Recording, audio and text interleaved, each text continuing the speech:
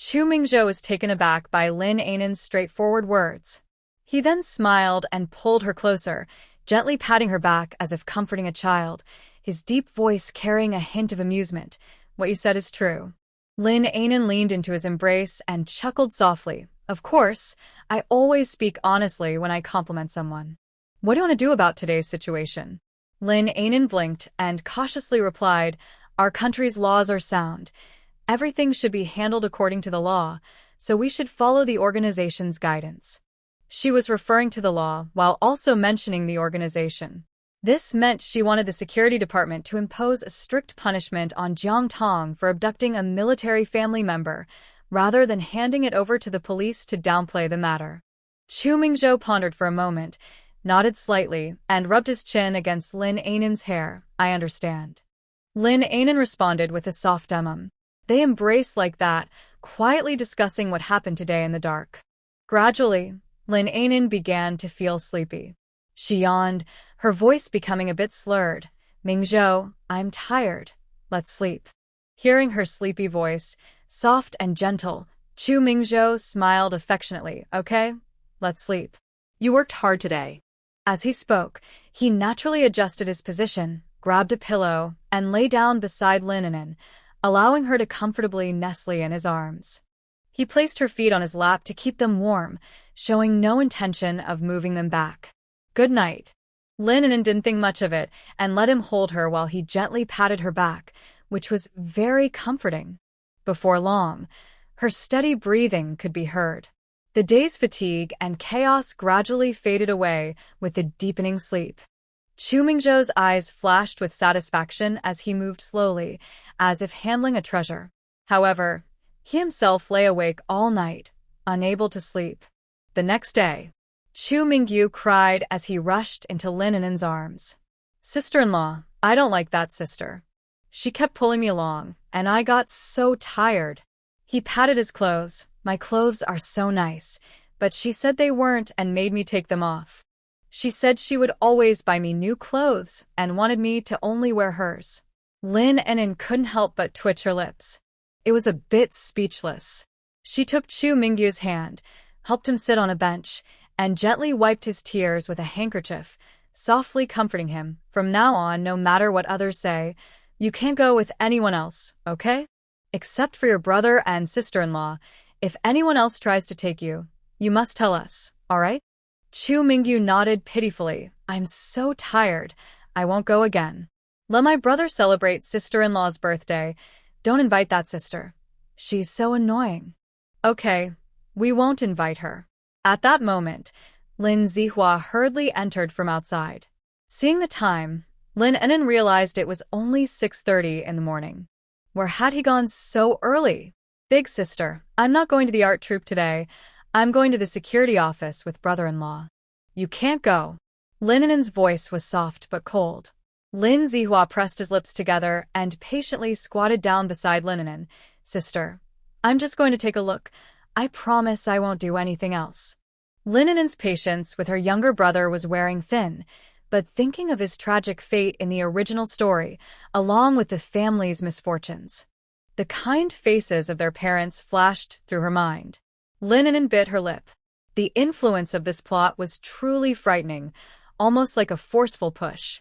Just then, Chu Mingzhou came in with a bowl of porridge. Seeing Lin Zihua's stubborn expression, he frowned in displeasure. You can go with him. Lin An'an looked at Chu Mingzhou. He simply nodded at her, indicating he would handle it. Lin An'an finally agreed, sighed, and advised, Zihua, you can't act on your own ideas like yesterday. We need to respect the facts. Let's wait for the security office to investigate thoroughly, and we'll handle it as needed. We can't let our emotions guide us. Lin Zihua immediately nodded. Sister, I know. This time I'll stay calm and won't cause any trouble. I'm just worried about Tang Tong. His voice trailed off. Let's eat first. Lin Zihua obediently sat down at the table, but his worried expression was hard to hide. He picked up his chopsticks and stirred his porridge absent-mindedly. Lin An'an didn't pay him much attention and focused on peeling salted duck eggs for Chu Mingho. After the family finished eating, Chu Mingzhou took Lin Zihua out. Before leaving, Lin An'an reminded them, Be careful on the road. If anything happens, let me know. Make sure to cooperate with the organization. Chu Mingzhou nodded. Don't worry. Lin An'an didn't go with them. She had to go to the art troupe since there were only 6 days left until the year-end cultural performance. Who had time to delay things for Jiang Tong? After repeatedly reminding the 2 kids not to run around and to lock the doors at home, Lin An'an finally left. After such a big commotion yesterday, not only the military district but even people in the art troupe had heard about it. When Lin An'an arrived, there was still some time before rehearsal and many people gathered around, asking about the situation. Seeing the worry on their faces, Lin An'an patiently explained a few things. It's good if nothing happened, but it scared me. During the new year, if someone really tried to abduct someone, it would be terrible. I heard boys could be sold to the mountains to be someone's son, and girls might be sold as child brides. Hey, don't say that. Child brides are an outdated and illegal practice. An'an, is this person from your hometown close to you? Why did she prepare a birthday celebration for you? Her actions seem too forward unless she's really familiar with you. Most people wouldn't do that. After this, everyone turned to look at Lin An'an, clearly sharing the same opinion. Lin An'an frowned slightly, feeling a bit helpless about these questions, but she patiently explained, she's just an acquaintance from my hometown. We aren't very close, and we've become even more distant since I came to the Northwest. As for the birthday preparations, I'm not sure what she was thinking. Anyway, she took my child without permission, which is a problem. The security office is already investigating, so we'll just wait for the results. Everyone nodded in agreement. Someone added, exactly, no matter the reason, that's really scary. It concerns the safety of the children, and it can't just be overlooked. Right, luckily both kids are back safe. If something had happened, it would have been terrible. You really should be more careful in your actions. Just then, Violin came over and called everyone to get ready for rehearsal, and they all dispersed to their positions. Chu Mingzhou and Lin Zihua arrived at the security office. They were greeted by a tall investigator. Captain Chu, there's new progress regarding Jang Tong. Let's sit down and discuss it. Lin Zihua felt a sudden jolt of anxiety. The investigator politely led them into an office, showing great respect, but his eyes were darting around, clearly with other thoughts. After some investigation, we found that the evidence is somewhat lacking. Jiang Tong insists she simply forgot to inform Lin An'an and only wanted to take the kids out to play while preparing a birthday gift for Lin An'an. She claimed she would return them after dinner and had no intention of abducting them. Jiang Tong even provided witnesses, and their statements confirmed her story. Lin Zihua was momentarily stunned, then showed a hint of relief. Chu Mingzhou, however, frowned, his expression growing serious. Taking the children without permission and not notifying their families for a whole day is a serious issue in itself. The investigator nodded, but a missing person report requires more than 24 hours to be valid. Lin Zihua quickly responded, yes, brother-in-law, since there are witnesses confirming that Tang didn't mean any harm, it shows it was a misunderstanding. He looked at Chu Mingzhou, his eyes full of hope that he would agree. Chu Mingzhou slammed his hand on the table, his face darkening with anger. Some matters are urgent. There's no 24-hour rule in emergencies. Besides, this is the Northwest Army, and she took military dependence. The investigator's eyes flickered, but he remained silent. Lin Zihua was also startled by Chu Mingzhou's intensity. He swallowed hard and tried to argue, but brother-in-law, this is just family taking the kids out to play. It's not a serious matter. Besides, there are witnesses who can confirm that Tang just wanted to finish her meal before bringing Xiaolan and the others back. She simply forgot to inform us in advance. Shut up. Do you know she is committing a crime? The investigator saw that Chu Mingzhou was truly angry and quickly stood up to advise. Captain Chu, please calm down. I understand how you feel, but the current situation is as it is. There isn't enough evidence, and there are witnesses supporting her claim. So, according to regulations, she can only be detained for 3 days and receive a serious warning. Chu Mingzhou realized that this matter was not going to change, and with the investigator's attitude, It seemed like the decision was already made. But something was off. There had to be an issue here. Lin Zihua sighed in relief. Tang Tong was indeed innocent. Chu Mingzhou didn't say anything more, remembered the investigator's name, and got up to leave. Human trafficking was caught red-handed, and they were saying there wasn't enough evidence? Just a few days of detention to brush it off. Impossible. He was determined to make sure Jiang Tong faced consequences today. Lin An'an had made her dislike very clear. He also disliked the people she didn't like. Halfway down the road, Lin Zihua was sent back to the art troupe by Chu Mingzhou. Go check on your sister. She was worried all day yesterday and was coughing all night. Chu Mingzhou didn't tell him to go back to practice, but rather to take care of Lin An'an. As expected, it was helpful. Lin Zihua initially wanted to pick up Jang Tong, thinking she must be feeling very wronged and scared. But compared to Jang Tong's fear, Lin An'an's health was clearly more important. And at this moment, he didn't dare to provoke Chu Mingzhou again. Okay, brother-in-law, then I'll head to the art troupe first. Chu Mingzhou responded with a curt "hm" and walked away. Chu Mingzhou continued on without stopping and soon arrived outside Captain Su's office. He took a deep breath, organized his thoughts, and knocked on the door. Come in, Captain Su's voice came from inside. Chu Mingzhou pushed the door open and walked in. Captain Su was slightly surprised to see him, then smiled and greeted. Mingzhou, what brings you here at this time? Chu Mingzhou sat down in front of the chair, his expression serious as he said, the security office said there isn't enough evidence regarding Jiang Tong's case, and she can only be detained for 3 days and receive a warning. Captain Su frowned upon hearing this. How can they make such a hasty decision when it concerns a child's safety? The two exchanged glances and saw each other's thoughts.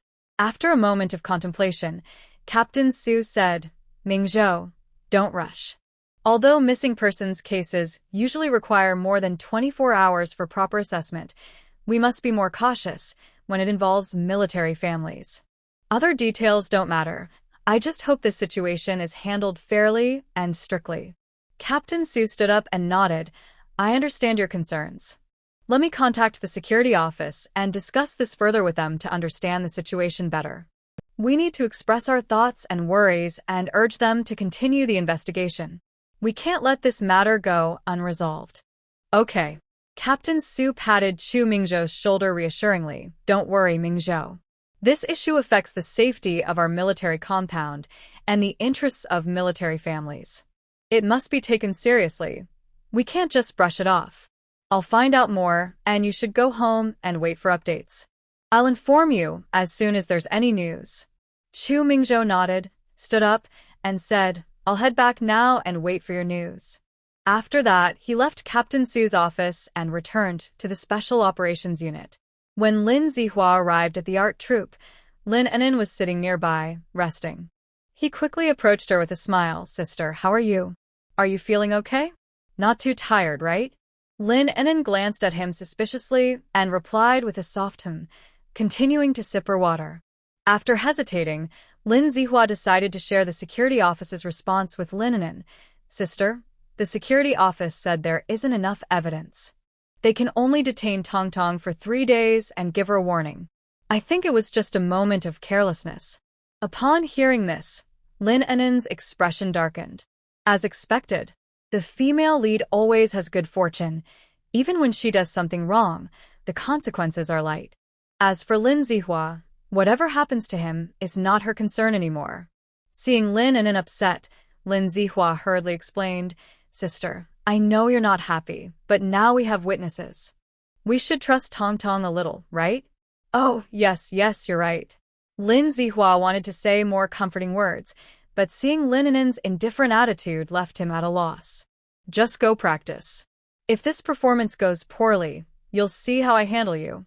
Lin An'an pretended to be fierce, showing her fist. Lin Zihua smiled and gave a salute gesture. Don't worry, sister. I promise to complete the task. Lin An'an let out a small sound and waved her hand, sending people up on stage. She felt uneasy and nervous inside. As she quietly watched a group of people begin their performance, her gaze landed on Lin Zihua's sincere smile, stirring complex feelings within her. These people, so innocent, both pure and foolish, without a hint of cunning.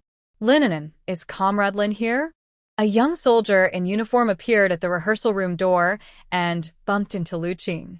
Lu Qing quietly asked and hurried inside to call Lin An'an out. You have a call, it's from Sioux City. Lin An'an's eyes lit up. It must be her mother arriving home. Okay, thank you. She quickly jogged to the communication room. Hello. As soon as Lin An'an spoke, her mother's excited voice came through the phone. Then? Oh my, how did you get into the art troupe? That's amazing. But are you feeling okay? Are you tired? Have you done your nebulization? Is it working? Lin An'an sat down on a chair, listening to her mother's voice, her eyes curving into a smile, feeling much more relaxed. She looked around and noticed some comrades working nearby who weren't paying attention to her. Mom, I'm just here to help with the art troupe. There's a performance at the end of the year, so I'm just lending a hand. It's not tiring at all. I did my nebulization and it worked well. When did you arrive? How's Dad? Is he doing okay? I arrived the night before last. Your dad is doing well. Just then, Lin An'an heard her father's voice urging her mother on the other end. Is my daughter looking for me? Let me talk to her. Wait, I haven't finished yet. Lin An'an couldn't help but chuckle at their low argument on the phone. By the way, An'an, is Zihua with you? He called the village early this morning, but I happened to be on the mountain with your dad and missed it. Your sixth aunt couldn't relay the message properly. Lin An'an's smile froze. No wonder Lin Zihua came back early. He must have been looking for help. Her mood instantly soured, and she sighed softly. Mom, Zihua isn't with me. As for him contacting you, he probably wants you to plead for him. But let me make this clear. If anyone pleads for him, I will cut ties with them. If you all recognize Jiang Tong, then don't recognize me. There was a moment of silence on the other end of the line. An'an, what is going on? Her mother asked anxiously, holding the phone tightly, while her father leaned in to listen. Lin An'an organized her thoughts and said, I plan to cut ties with Jiang Tong. You may think I'm heartless, but I really can't deal with her behavior. A few days ago, she silently asked Chu Mingzhou to be a guarantor for her employee housing application, which was way out of line, right? I didn't expect her to go even further by taking Xiaolan and Xiaoyu away, making us search for them all day. In the end, we had to mobilize the army to find them. This is basically kidnapping a military family member. Lin's parents were stunned. Lin's father grabbed the phone. His calm voice came through and are you okay? Are the kids hurt? Is Chu Mingzhou blaming you? Jiang Tong's foolish actions shouldn't affect you. We don't want to ruin your marriage. Lin's father spoke quickly, and the first thing he said was to check on Lin An'an. Lin An'an glanced at the phone and suddenly felt that her father was quite reasonable. He didn't take sides and only wanted to protect his daughter, regardless of who was right or wrong. Speak up. Zihua called us today just about this matter? Lin An'an huffed a bit. Of course. He's more anxious than anyone else, acting like a madman. With such a big issue, he insists it's a misunderstanding and even suggested that they should arrest Jiang Tong before him. What a reckless person. Lin's father shouted, and Lin's mother took the phone. You're the reckless one. Keep your voice down. There are people waiting behind you.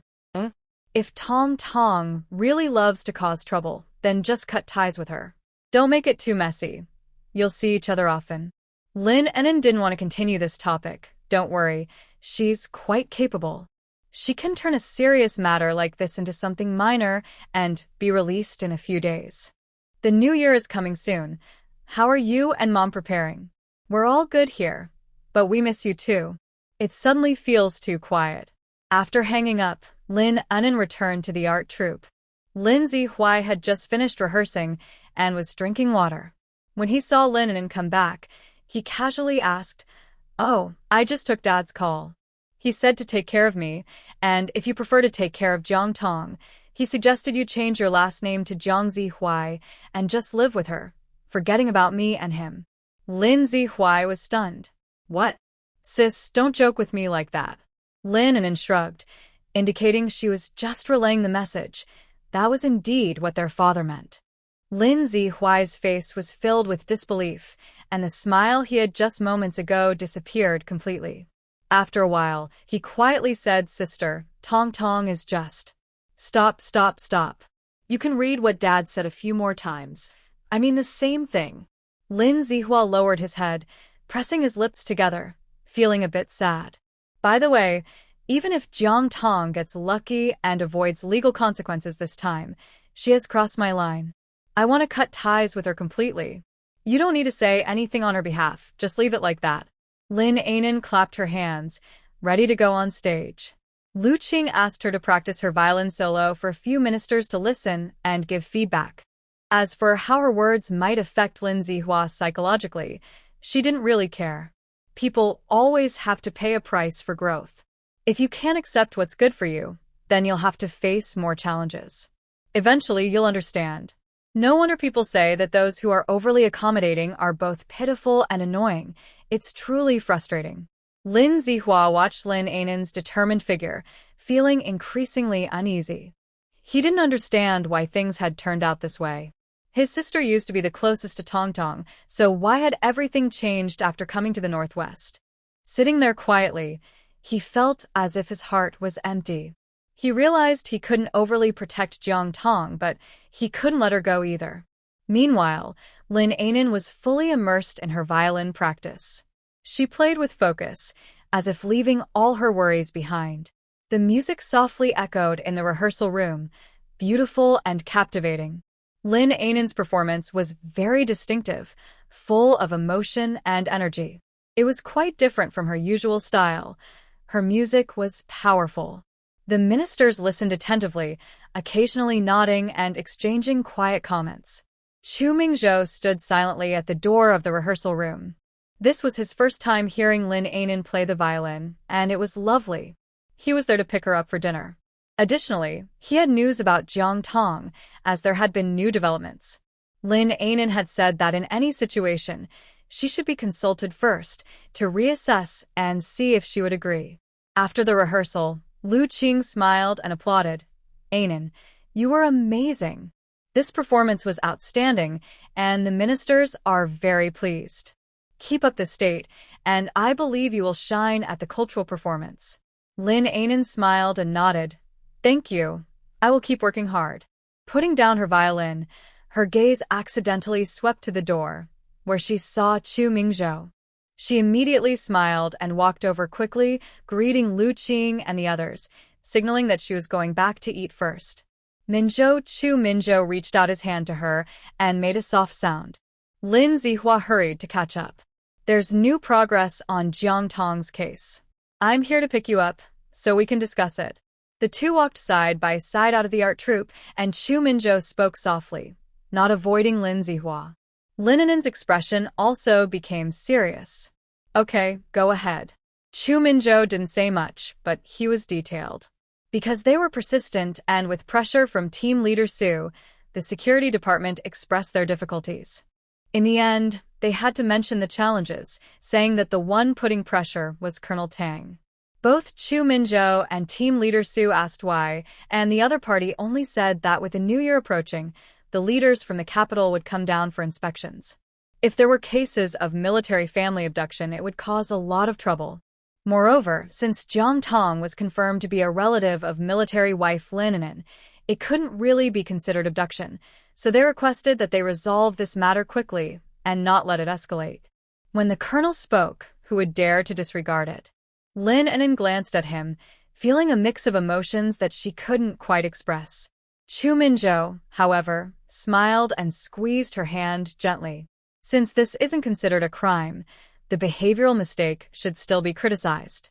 We need to sound the alarm for everyone to take heed. Therefore, the organization has decided to send Jang Tong to work in the Gobi Oasis Development Zone. Lin An'an was taken aback.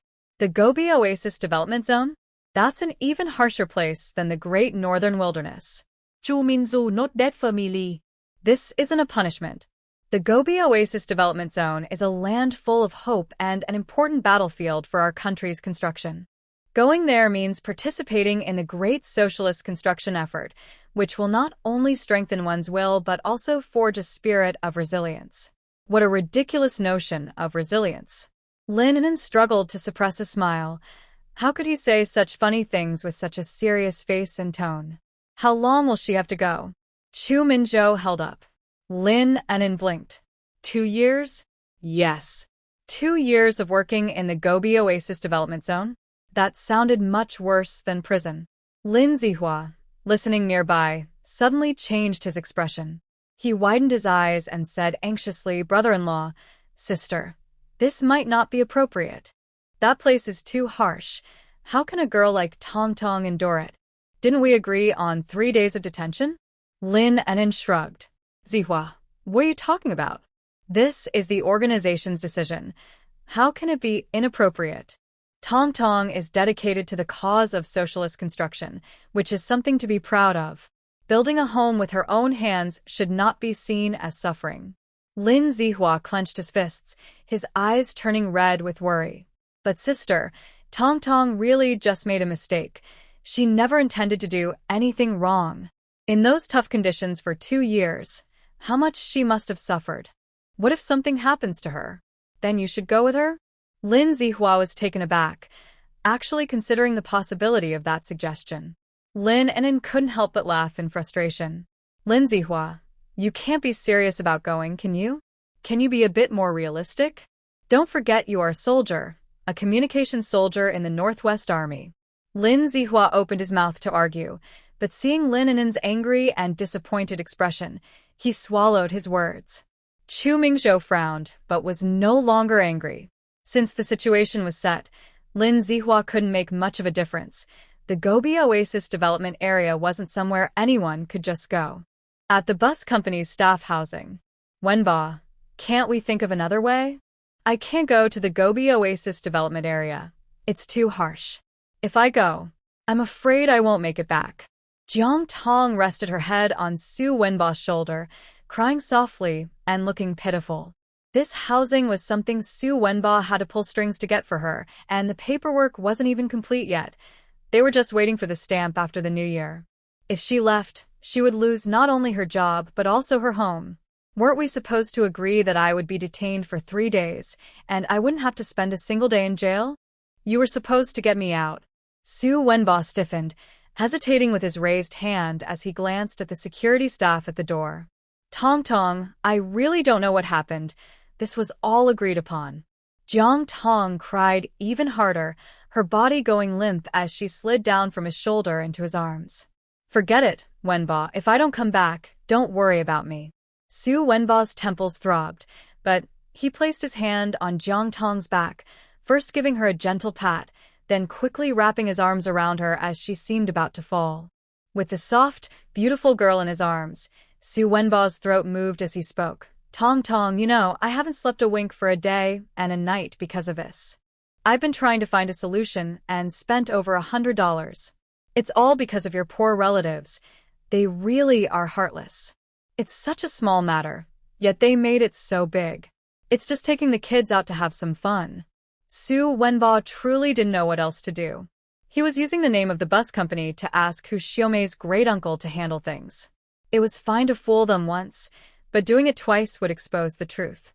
Hu Xiaomei would definitely cause a big scene then. Moreover, he hadn't even asked for a second time.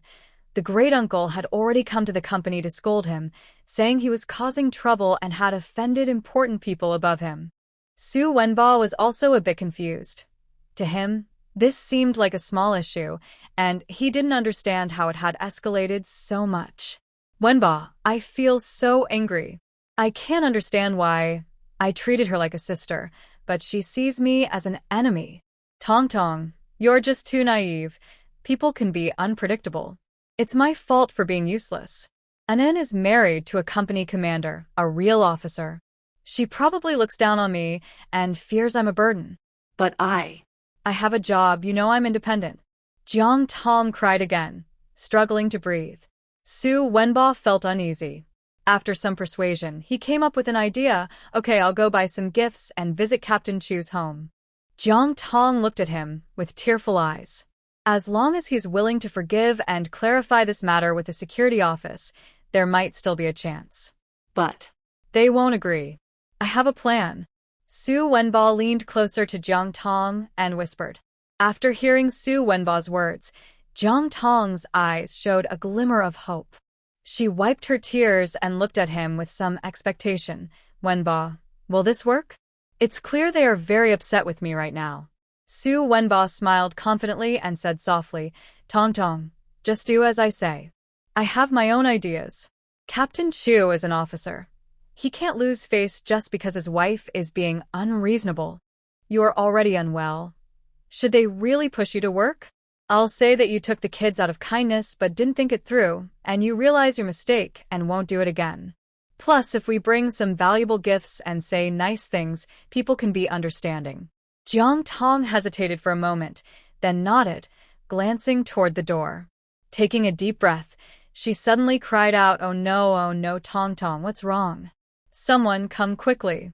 Jiang Tong's heart-wrenching cries, combined with Xu Wenbo's anxious expression, truly startled the security office staff. What's happening? There was no way around it.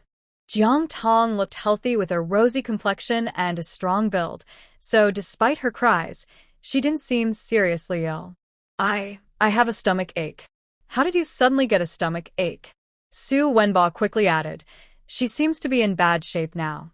We should take her to the hospital right away. We can't take any chances. This is really troublesome. Let's go. The security staff didn't want to get involved. If something happened, taking her to the hospital was the right choice. Following Xu Wenbo's advice, Jiang Tong managed to get admitted to the hospital. The doctor said her condition was quite serious, but they needed further tests to determine the cause. Once Jiang Tong was settled in the hospital, Xu Wenbo began making preparations to visit and plead for forgiveness that night. Although Xu Wenbo was considered a son-in-law, he had spent many years in the Northwest and had climbed to a high position through his own means. He spent the afternoon gathering information about Chu Mingzhou. While he couldn't get into the details, he was able to learn the general situation. To his surprise, he discovered that Chu Mingzhou was actually the grandson of Chu Shan, the commander of the 1st Division in the Northwest. Commander Chu was a true revolutionary, known for his contributions during the Long March alongside the chairman, leading the 1st Division in battles across the country. Xu Wenbo narrowed his eyes, deep in thought. Chu Mingzhou, a 25-year-old captain of a special operations unit, has received numerous awards. He initially thought that with some valuable gifts and Jiang Tong's illness as leverage, he could plead with Chu Mingzhou's family. After all, as a military officer, he should have some sense of honor, right? Jiang Tong had connections with them, so they couldn't push her into a corner. If that didn't work, he could use public pressure to get them to agree to a compromise, which might resolve the issue of Jiang Tong working in the desert oasis development. But now, learning about Chu Mingzhou's strong background, he had other ideas. He needed to clear up this huge misunderstanding. Jiang Tong not only couldn't go to the desert oasis for work, but she also needed to reconcile with his family. He understood what Chu Mingzhou's background meant. It was not someone to offend lightly. His original plan to plead for leniency would need to be revised to be more clever and thorough. Money, women, power. What man isn't tempted by these? Chu Mingzhou had power, so he must appreciate money too, right? If the money was right, wouldn't it be easier to talk? Although his wife looks good, she is quite sick and probably can't handle much. If a beautiful woman were to come to him. When the time came, Xu Wenbo happily brought gifts to the military compound. Chu Mingzhou was out, so only Lin An'an and a few others were at home. Lin An'an was helping Chu Minglan with groceries she bought from the supply store when she suddenly heard someone knock on the door. She peeked out but didn't immediately recognize who it was. Comrade Lin, this Comrade Xu says he is a friend of your family, here to visit the child. Xu Wenbo adjusted his scarf and waved to Lin An'an, saying, It's me, Comrade Lin. Comrade Jiang Tong asked me to bring a few words. She is at the hospital and not in a good situation. Lin Zihua paused while washing vegetables, quickly wiped his hands on a cloth, and went to open the door, while Lin An'an couldn't stop him. The guards saw the Chu family had opened the door and, seeing everything was fine, saluted and left. Lin An'an frowned, shot Lin Zihua a glare, and looked at Xu Wenbo with displeasure. Xu Wenbo was well-dressed, behaved properly, and spoke politely, even bending slightly while talking. Is there something you need? Xu Wenbo hurriedly handed over the gifts with a smile, saying, Comrade Lin, I apologize for intruding. Tang Tong is in the hospital and very ill. She can't even get out of bed. I'm here to apologize on her behalf. Lin An'an sneered internally. If she hadn't seen him mistreat his wife and knew his background, she might have believed his words. Lin An'an's expression was cold, showing no intention of accepting the gifts. Comrade Su, hasn't the situation with Jiang Tong been made very clear? The organization has already made a decision. Now that she is sick, does she want to change the outcome? While Lin An'an refused the gifts, Lin Zihua politely accepted them. Thank you, Comrade Su. May I ask which hospital Tang Tong is in? Is she very ill? Can you take me to see her? Xu Wenbo was taken aback by Lin Zihua's response. You are? I am Lin Zihua, a childhood friend of Tang Tong's. I am like family to her in the Northwest. Lin An'an. Xu Wenbo's smile faltered for a moment, but he quickly adjusted his expression and shook Lin Zihua's hand. Hello, Comrade Lin. I often hear Comrade Jiang Tong mention you. She says you two are childhood sweethearts and very close. Lin Zihua quickly returned the handshake. Yes, that's right. He turned to Lin An'an's sister. You go help Xiaolan with the cooking. I'll go with Su Go to see Tang Tong. Lin An'an rubbed her temples, feeling frustrated and upset. She quickly patted Lin Zihua. You should go to the hospital and get your head checked. Go to the kitchen and make dinner. Lin Zihua's smile froze, and he awkwardly glanced at Xu Wenbo. Sis. He felt his sister was giving him no respect, especially in front of Tang Tong. Go. If you act up again, I'll have Chu Mingzhou deal with you. Cough, cough, cough. Lin An'an suddenly couldn't catch her breath. Her throat felt itchy, and she coughed hard, staggering back and sitting down in a chair. Sis. Are you okay? Lin Zihua turned pale with fear, letting go of Xu Wenbo's hand and rushing to Lin An'an. Chu Mingho finished putting the last spoonful of food on the plate and quickly got off the stool, running into the main hall. Sister-in-law. Seeing her sister-in-law having another episode, she knew it was due to anger. Chu Mingho cautiously glanced at Xu Wenbo, squeezing past him. Zihua, go get some water. Oh, okay. Before Xu Wenbo could finish speaking, Lin An'an had another episode. The entire Chu family was in chaos, which looked quite alarming. He stepped back several paces, unsure whether to sit or stand. At that moment, Chu Mingzhou returned. He entered through the heavy snow, his expression colder than frost. Xu Wenbo felt a jolt in his heart from just one glance. Chu Mingzhou quickly approached Lin An'an, supporting her while rubbing her back. How are you? Lin An'an nodded, took a small sip of water, and after a while, her breathing steadied. Everyone here is either begging or acting foolish, and none of them are helpful. Lin An'an's words were too blunt, causing Xu Wenbo's expression to change slightly, but he didn't want to show his displeasure and held it in. Lin Zihua stood by, head down, feeling guilty yet somewhat defiant as he replied, Brother-in-law, I didn't mean to. I was just worried about Tang Tong's condition. Chu Mingzhou's expression darkened. You should go to the kitchen and make dinner. But Chu Mingzhou didn't look at him again. Chu Minglan immediately pulled Lin Zihua, signaling him not to be foolish and to hurry up and leave. Once they were gone and confirmed Lin An'an was fine, Chu Mingzhou finally looked at Xu Wenbo, his eyes revealing some coldness as he asked in a harsh tone, What are you here for? Who let you in? Xu Wenbo is now a high-ranking leader, and he can't remember the last time someone treated him this way. Captain Chu, you misunderstood. I'm just worried about Tang Tong being seriously ill in the hospital. She keeps saying she feels bad for you and Comrade Lin, so she asked me to apologize on her behalf. Apologize? Yes, apologize. Xu Wenbo looked around, picked up a small bag next to him, and waved it toward Chu Mingzhou. Money? Chu Mingzhou's expression darkened. She should apologize to my family. You can leave now. No, that's not it. Is there anything else? It's a principle not to turn away someone who comes with a smile. But Xu Wenbo didn't see any good character in Chu Mingzhou. Captain Chu, I really want to ask you for a favor. Please be lenient. Jiang Tong's health is very poor, and if she goes to the Gobi Desert Development Area, she might not survive. Chu Mingzhou sẽ not gôn ly. Since the organization has made a decision, it is based on evidence. We can't change the outcome just because she is sick now. Xu Wenbo wiped the cold sweat from his forehead and continued to persuade him. Captain Chu, I know you are a reasonable person. Tang did make a mistake this time, but she had good intentions.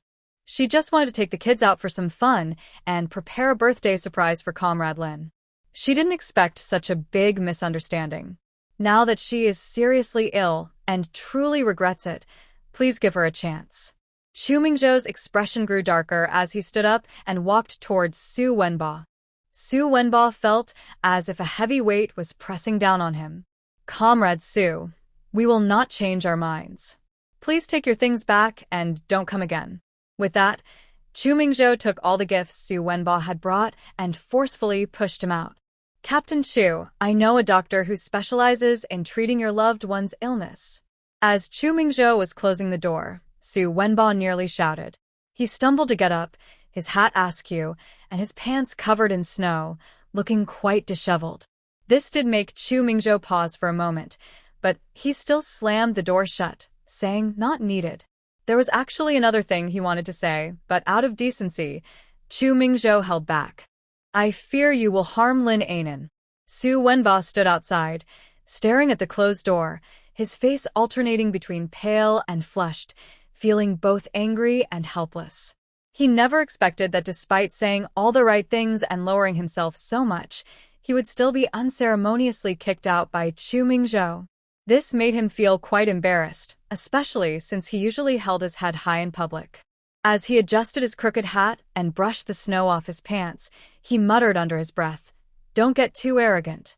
Do you really think I have no way to deal with this? Is there no decency left? Is this how you treat guests? But Xu Wenbo knew deep down that Chu Mingzhou's tough attitude was unyielding, and there was really no way around it. At this rate, forget about dating. It would be good if he didn't get into a fight. What a tough nut too. However, Xu Wenbo was still unwilling to give up so easily. He believed his judgment was correct. Chu Mingzhou and Lin An'an had a good relationship, unlike what Jang Tong had said. Since he cared, perhaps he could think of another way to approach this. Xu Wenbo walked in with his head held high, but left with a sigh. Several neighbors noticed his demeanor, whispering and pointing, unsure if they were talking about him or the Chu family. Chu Mingzhou returned to Lin An'an's side, seeing her still looking a bit weak, and felt a pang of concern. Don't be angry about these things anymore. I'm here for you. Lin An'an nodded and noticed he was still wearing his snow-covered coat, wanting to help him take it off.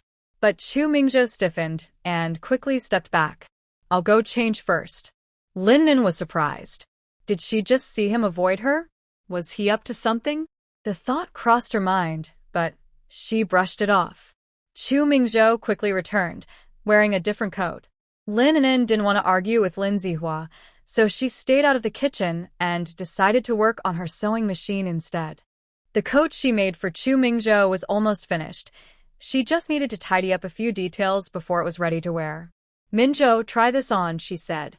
Chu Mingzhou changed into it quickly. As the fabric of the coat draped over his broad shoulders and fell down his straight figure, he seemed to transform instantly. Chu Mingzhou truly had an impressive physique. His strong shoulders and tall frame perfectly showcased the coat's design. The collar fit snugly around his neck, highlighting his long and elegant neck, exuding an innate sense of nobility. The tailoring at the shoulders followed his natural lines without any excess, making him look even more striking, like a stern officer stepping out of a painting, yet with a touch of warmth from everyday life. Chu Mingzhou's deep eyes, set against a dark brown backdrop, resembled the brightest star in the night sky, profound and bright. The determination and warmth in his gaze intertwined, giving him an irresistible charm. Lin An'an circled around him, nodding with a smile. My man really is a model. Hearing this, Chu Mingzhou's lips curled up slightly as he looked at her with affection. You look even more handsome when you smile. Lin An'an's compliment made Chu Mingzhou smile even more, like the warm sun breaking through the clouds in spring. So beautiful. Your teeth are really nice. Huh. Chu Mingzhou had a perfect set of white teeth, and when he smiled, it added to his appeal. Lin An'an stepped forward to adjust his collar and patted his chest, saying, "Looks good. Just wear it. Tomorrow is Saturday, and you have a day off." "Yeah, I'll go pick up my aunt early tomorrow." "Okay, this is the room." Each room's earthen bed was large enough. They could definitely fit if they squeezed a bit. But since Chu's aunt was an elder, they had to be more respectful. Chu Mingzhou reached out to ruffle her hair. "There's another room beside the main hall. I'll go tidy it up with lawn later." Huh. Lin An'an had always thought that room was just for storage and not livable. So it can be used? This guy was just saying there weren't enough rooms. Realizing this, Lin An'an couldn't help but smile. He wanted her to stay in his room. Seeing Lin An'an's cheeks turn red, Chu Mingzhou understood her thoughts. He pulled her closer, and they were now very close, filling his senses with a faint sweet scent. "I really like this outfit. Do you like it? Then I'll make more for you in the future." "No need. I don't wear them often. Just relax." At that moment, sounds of pots and pans clanging came from the kitchen, along with Lin Zihua and Chu Minglin's quiet conversation. Lin An'an frowned slightly, feeling annoyed at the thought of Lin Zihua. "Zihua is still young. You don't need to be upset with him. Just train him a bit more later." Lin An'an burst into laughter. "Train? Like training a dog?" Chu Mingzhou was taken aback, but couldn't help but laugh along.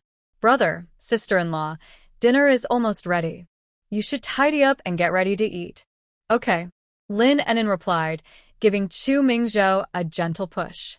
When the food was served and everyone sat down, Lin Zihua still had his head down, clearly not in a good mood.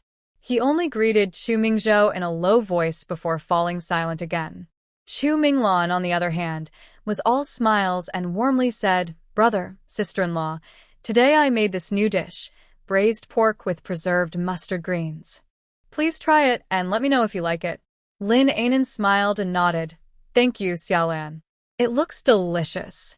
Everyone picked up their chopsticks and began to eat. The atmosphere at the table was heavy, as Lin Zihua's troubled expression weighed on everyone's hearts. After dinner, Lin Zihua paced around the house, making Lin An'an's head ache. Chu Mingzhou called Lin Zihua away, and Lin An'an lost interest in what they were discussing. "I'll go back to my room," she said, deciding to organize her notes, thinking it was better not to see or hear anything that would bother her. With so much going on lately, sitting quietly at her desk felt incredibly comforting. Each word flowed from her pen, and she was filled with new ideas. "Come and soak your feet," Chu Mingzhou interrupted her thoughts as he brought in a foot bath. Looking at the time, it was already 9 o'clock. He reached out and moved the chair, then squatted down to help her take off her shoes and soak her feet. This startled Lin An'an. "Hey, no need. I can do it myself. Just sit," he replied. Lin An'an never imagined a man would wash her feet. This felt too intimate. It was as if they had skipped the dating phase and jumped straight into a married couple's routine. Chu Mingzhou gently removed her shoes and socks. When her delicate feet were revealed, he paused for a moment, taken aback by how fair and lovely they were. Even the toenails were a cute pink. Casually testing the water temperature, he placed her feet in the basin.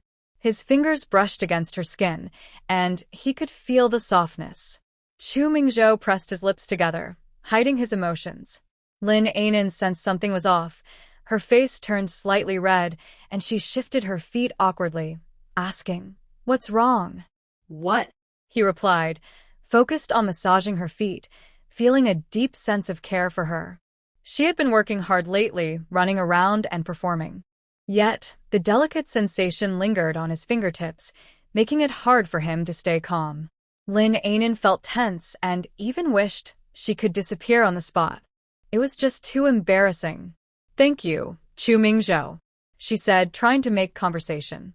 Chu Mingzhou looked up at her, his eyes softening. "We're married, so there's no need to thank me. You've been working hard lately." Lin An'an blushed, puffed her cheeks, and didn't know what to say. She decided to close her eyes, lift her head, and not worry about it. Good friends deserve to enjoy life. When the water temperature was just right, Chu Mingzhou took Lin An'an's feet out of the water, carefully dried them with a towel, and then carried her to the bed. After doing all this, he went out with the water. "All right, you rest for now." Lin An'an nodded like a little chick pecking at rice. As soon as he left, she quickly took off her clothes, complaining softly, and hurriedly tucked herself under the blanket. So shy. While lying there, she pulled up the blanket to take a look. Wow, this little body. It's too thin and flat. I can't even do anything mischievous. I feel so restricted. I want to cry. I need to take care of myself first and get healthier. When Chu Mingzhou came back to the bed, Lin An'an casually brought up a light topic, chatted for a bit, and then fell asleep. Chu Mingzhou felt a bit speechless. He thought they could cuddle while sleeping, but instead, his little wife was hiding from him like a quail. The result was that he couldn't sleep well all night. The next morning, maybe it was because she soaked her feet last night, but Lin An'an felt really energetic. She stretched and turned her head, meeting Chu Mingzhou's gaze filled with longing. "Lin An'an? Hey, weren't you supposed to pick up Auntie? Why are you still here?" Chu Mingzhou pressed his lips together, glanced at her, and quickly moved closer. "I need to talk to you." Before Lin An'an could react, he suddenly pulled her in. He kissed her deeply, seeming a bit frustrated, making her dizzy. "I haven't brushed my teeth." He was considerate enough to kiss her, and then let go. Next, a small box appeared in his hand, presented to Lin An'an. "An'an, happy birthday." Lin An'an blinked, completely taken aback by his actions. "This is a birthday gift for me?" Yes. Lin An'an felt a bit teary, and everything in front of her became blurry. It felt so unreal. In 2 lifetimes, this was her first birthday gift, and she was a bit surprised. She reached out and pinched his chest. Seeing him stiffen, she finally laughed through her tears, grabbed the box, and opened it. A watch. Chu Mingzhou smiled slightly and said, "I asked a comrade to help me bring this. It was meant for you, and it just happened to be your birthday. I really like it." The watch is a luxury item from the 1970s, the most expensive in its category, and he was willing to spend on it. The Shanghai brand women's watch has a full steel dial and a ring of 19 diamonds. It's currently the most popular style, and it's hard to find. Lin An'an tried it on, and surprisingly, it fit perfectly. She is quite slim, and regular watches usually don't fit her. This one was clearly adjusted with care. "Now that you've given me a sewing machine and a watch, are you going to get me a bicycle and a recorder too? To complete the set?" Lin An'an teased, playfully nudging his nose. Chu Mingzhou pretended to think deeply and nodded. "All right, I'll get you everything." Lin An'an raised an eyebrow. "Wow, my man is really thoughtful. But just your intention is enough for me. As for the bicycle, I probably won't have the strength to ride one in this lifetime." She lifted her wrist to admire the brand new watch, feeling very happy. Chu Mingzhou gently held her hand. "Then we can buy one when you feel better. Don't get your hopes up. I can't fully recover from this illness, at least not for many years. So I might be a burden for life." Before Lin An'an could finish, Chu Mingzhou kissed her again, silencing her. This kiss was soft, just a gentle touch. "Don't say such things." Lin An'an was momentarily stunned. "I'm not joking, it's true. That's all right. I can handle things at home without you. Then I'll just be a decorative vase? That works." Lin An'an laughed, playfully tugging at his neck while looking at the watch on her wrist, her tone sweet. "Do you know what it means to give someone a watch?" Chu Mingzhou instinctively shook his head. Lin An'an smiled, her gaze shifting to his eyes. "Giving a watch often expresses love. A deep affection for you." Chu Mingzhou felt his heart skip a beat, and his eyes widened slightly, his hand around Lin An'an's waist tightening a bit. Lin An'an let out a soft sound as he held her closer, and she hugged him back. All this time, it was Chu Mingzhou who let out a soft groan. Lin An'an grinned, a mischievous glint in her eyes. "I don't care. Giving me a watch is like confessing your feelings. It shows that you cherish the time we spend together and hope to share every moment of the future with me." Chu Mingzhou, You must really love me. Chu Mingzhou's heart raced at Lin An'an's words. His cheeks turned red, and his eyes almost teared up. Uh-huh. What do you mean? Uh-huh? Seeing him awkwardly respond, Lin An'an laughed even more. She leaned against Chu Mingzhou, feeling his warmth and heartbeat. Her hands were restless, moving around until she cupped his face, forcing him to look at her. Chu Mingzhou, what do you mean? Is it hard to say you love me? You silly. Chu Mingzhou found it amusing and slightly frustrating. He moved his hands up to her sides, gently lifted her, and laid her back on the couch, using his legs to hold her down. After a rough night's sleep, he couldn't handle her teasing.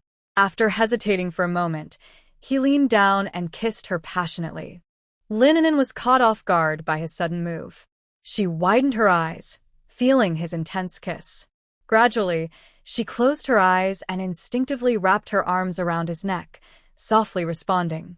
The kiss lasted for a while before Chu Mingzhou finally pulled away, his eyes filled with intense feelings. Lin An'an blushed and breathed heavily, playfully asking, "What are you doing?" Chu Mingzhou looked down at her, his eyes slightly red. "You wanted me to admit it, right?" "I admit it, I love you, I really do." Lin An'an was pulled back into his embrace, feeling her heart race. That's more like it." Chu Mingzhou chuckled, running his fingers through her hair gently. "All right, it's time to get up. I need to pick up my aunt and 2 brothers." Lin An'an reached out, clearly wanting a hug before getting up. Chu Mingzhou stared at her, suddenly smiled, and picked her up, helping her get dressed. He placed a kiss on her forehead. "Wait here." "Okay." Lin An'an stretched, put on her shoes, and waited for the water to wash her face. She couldn't hide her smile at all. After breakfast, Chu Mingzhou set off for Baitian County. Lin An'an took Lin Zihua to the art troupe, as there were only a few days left to practice. This year's cultural performance was a big event, with many programs and performers. The art troupe's halls were almost completely filled, with hardly anyone having free time. After several days, Lin An'an saw Su Yao again at the art troupe, still accompanied by Pan Guohe and a few others. They didn't go on stage but sat in a corner, whispering to each other. Lin An'an walked straight over, not lingering on them. After all, every place has its own social dynamics and conflicts, which is normal. The other members of the troupe were quite nice, and she couldn't let a few bad apples affect her mood. Before she reached her rehearsal room, she bumped into someone at the corner. Tang Jingqiao. The woman who was said to have a close relationship with Chu Mingzhou, according to Aunt Wang. Lin An'an didn't know how close, but she was sure Mingzhou was not involved with her in a romantic way. "Comrade Lin." "Hello," Lin An'an replied, taking a small step back, polite yet distant. Tang Jingqiao didn't seem to mind Lin An'an's attitude, still smiling. "Comrade Lin, how has rehearsal been lately?" Lin An'an nodded slightly and politely responded, "It's going well. Thank you for asking. I heard that since you joined the art troupe, you have not only raised the performance standards, but also contributed many ideas. You're really impressive. You know, I'm from the Northwest Propaganda Department, and the Northwest Army's Vanguard Art Troupe is one of our key focuses. I'm happy to see the troupe improving." Lin An'an didn't understand the purpose of Tang Jingqiao's words and remained silent, waiting for her to continue. She didn't believe this person approached her just for small talk. Tang Jingqiao walked closer, trying to take her arm warmly. "Rehearsals can be quite tough, right? I heard your health isn't great. Can you manage? By the way, Lu Qing seems interested in having you join the art troupe." Lin An'an skillfully dodged, adjusting her sleeve, making her refusal clear. "I don't plan to join the art troupe for now. My health isn't suitable." While the troupe was appealing to others, for Lin An'an, it felt like hard labor with low pay, and she truly had no interest. Tang Jingqiao seemed to relax a bit and smiled again. "I see. Comrade Lin, there's something else I might need your help with." Lin An'an frowned slightly, sensing something was off. Please tell me what it is." "I'm not sure I can help, and you need to be quick. My rehearsal schedule is tight." Tang Jingqiao's smile faltered, and a hint of displeasure flickered in her lowered gaze. "Isn't your aunt coming over with Chinga? I haven't seen them in a long time. By the way, could you please add a pair of chopsticks for dinner tonight?" I'd like to join you for a meal at your home. Does Tang Jingqiao know Aunt Chu and Chinga? Aunt Chu is one of the few relatives of Chu Mingzhou. She lives far away in Baitian County, but rarely visits the military compound. You should talk to Mingzhou about this. I'm not feeling well and can't handle things at home. Lin An'an politely declined. Tang Jingqiao didn't really expect her to agree. She just wanted to pass on the message. All right, I'll tell Mingzhou later. She didn't notice anything unusual on Lin An'an's face, but she still felt uncertain. Lin An'an nodded and glanced back at Lin Zihua. Let's go. Hey, I'm here, sis. Lin Zihua frowned, pausing briefly to look at Tang Jingqiao before quickly following Lin An'an. Once they were far away, Tang Jingqiao turned and entered the rehearsal room where Su Yao and others were.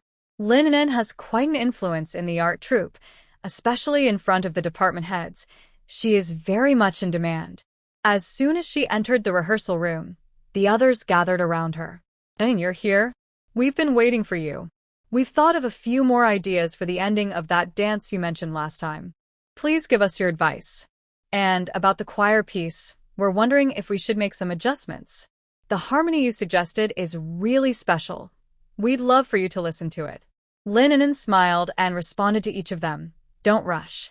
Let me first hear your ideas, and then we can discuss how to arrange everything better. As she spoke, the others took their places on stage, ready to begin. Lin An'an was seated in a leadership position, with instructor Lu Qing on her left and Bai Ling, the rehearsal department head, on her right. Let's start. They first reviewed the different ideas for the dance ending. Each proposal has its strengths. I suggest we increase the rotation movement from the first proposal and combine it with the formation changes from the third proposal. This might make the ending more impactful and elevate the joyful atmosphere. What do you all think? Everyone's eyes lit up as they nodded in agreement and began to try it out. Next, they moved on to the choir piece.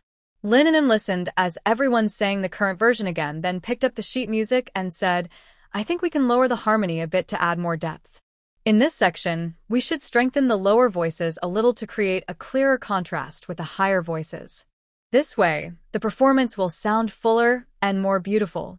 Everyone tried her suggestion, and indeed, the choir's sound changed instantly, becoming more pleasant and harmonious, filled with emotion. He Min, sitting 2 seats away, gave Lin An'an a thumbs up, saying, An'an, your artistic sensitivity is truly rare. It would be a shame if you didn't join our art troupe. Lin An'an quickly waved her hand, saying, No, I just watch a lot of performances. Minister He, you flatter me. Her smile faded slightly, and a hint of pain flickered in her lowered gaze. Some memories still brought her sadness. Lin An'an's journey in music was different from others. While other children pursued it as a hobby, she did it to secure social aid for the orphanage. Every time she had to present her best self, she aimed to show the government and the public that the children in the orphanage were also exceptional, not only beautiful but also talented, blossoming in all aspects of development. Such wonderful children should not be overlooked. They needed more support and resources from kind-hearted people. The orphanage deserved public recognition and support to grow stronger and help more orphans. But in reality, they only assigned tasks to Lin An'an. She had no guidance from great teachers and lacked good learning conditions. If she wanted to master an instrument, she had to work much harder than others. If she didn't succeed, the consequences were hunger, confinement, punishment, or slaps. No one cared whether she liked it or if she was tired. Just because she was beautiful and musically gifted. I'll go get a cup of hot water, Lin An'an said, walking quickly, afraid others would notice her distress. She loved music more than anyone else. In countless moments of sadness, music and learning were her only companions. She understood that she loved free music and didn't want to be controlled or restricted. Okay, take your time, and Hemin said, watching Lin An'an's back with a smile. She leaned closer to Lu Qing and whispered, Instructor, I've tried to find out about Lin's feelings several times.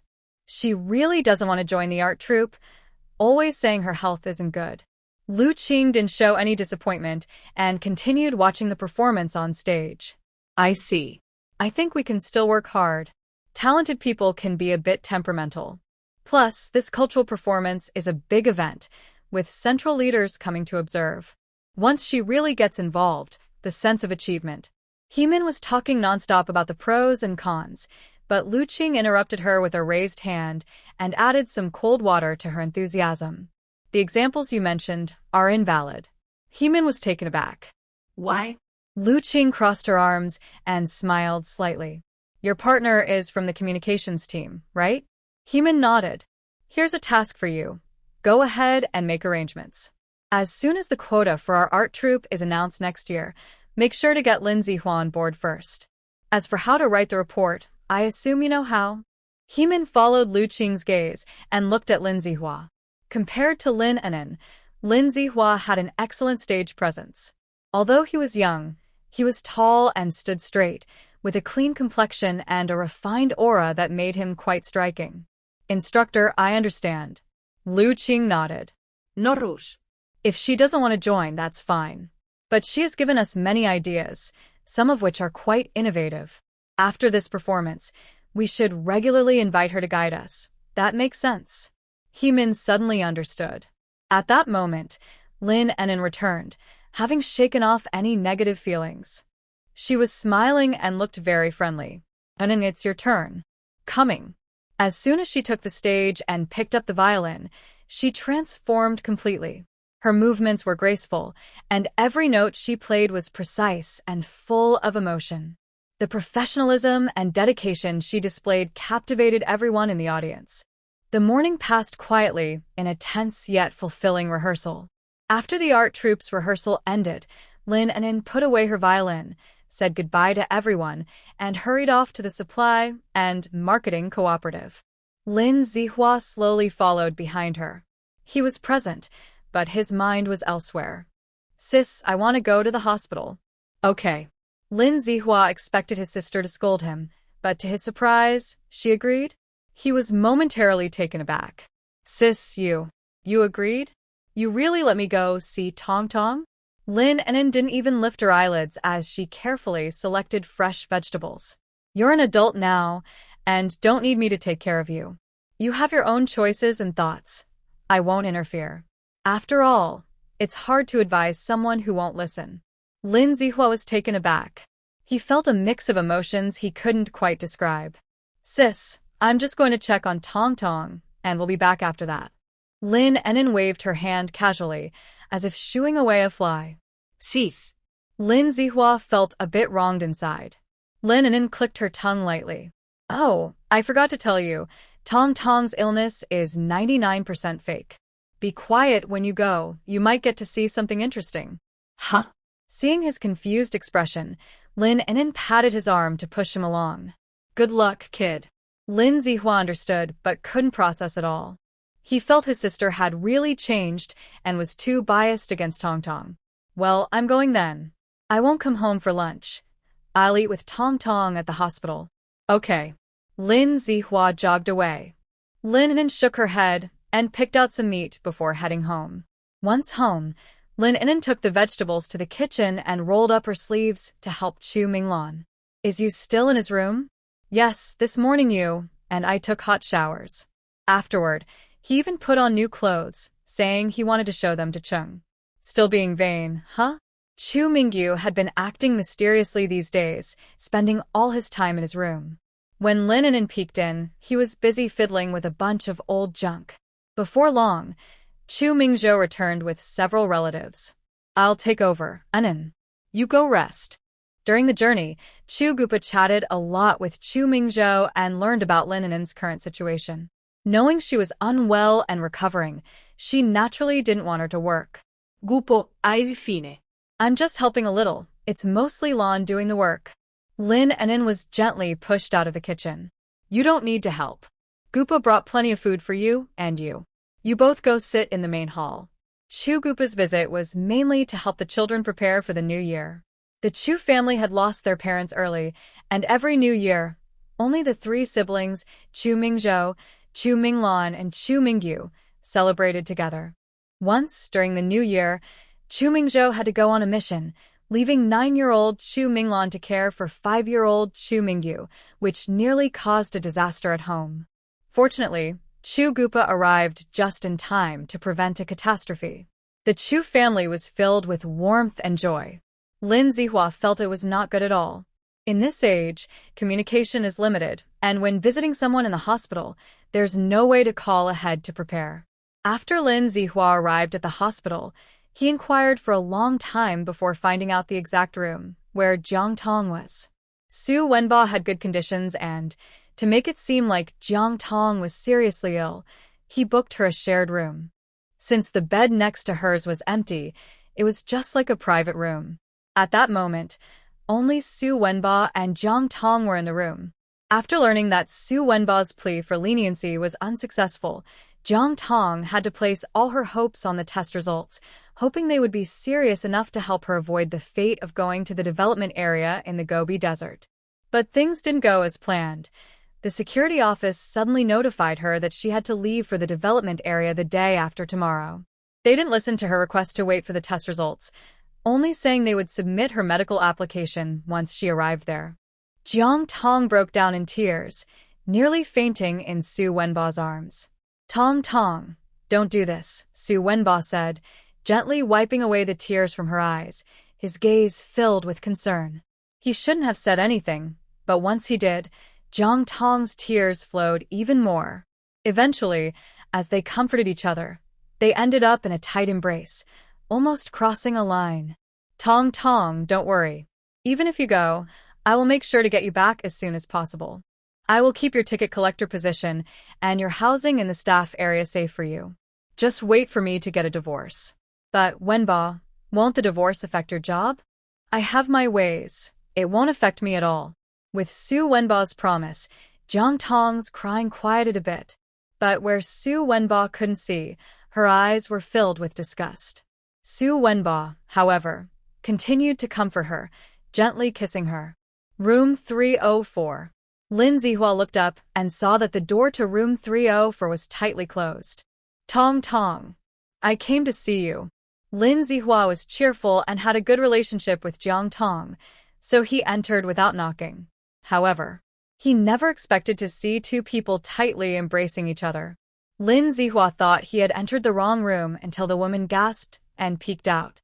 It couldn't be anyone but Jiang Tong. And the man who turned around was Xu Wenbo. Lin Zihua's eyes were filled with disbelief and a hint of heartbreak he didn't even realize he felt. Zihua. What are you doing here? Jiang Tong hurriedly adjusted her clothes, raised her hand to wipe her lips, her gaze full of avoidance. You too. Lin Zihua opened his mouth but felt like something was stuck in his throat, unable to speak for a long time. He never expected that after coming to see her, she would be in the hospital room with Xu Wenbo doing such things. Xu Wenbo quickly regained his composure, cleared his throat, and forced a smile. Zihua, you're here. Tong isn't feeling well, so I came to comfort her.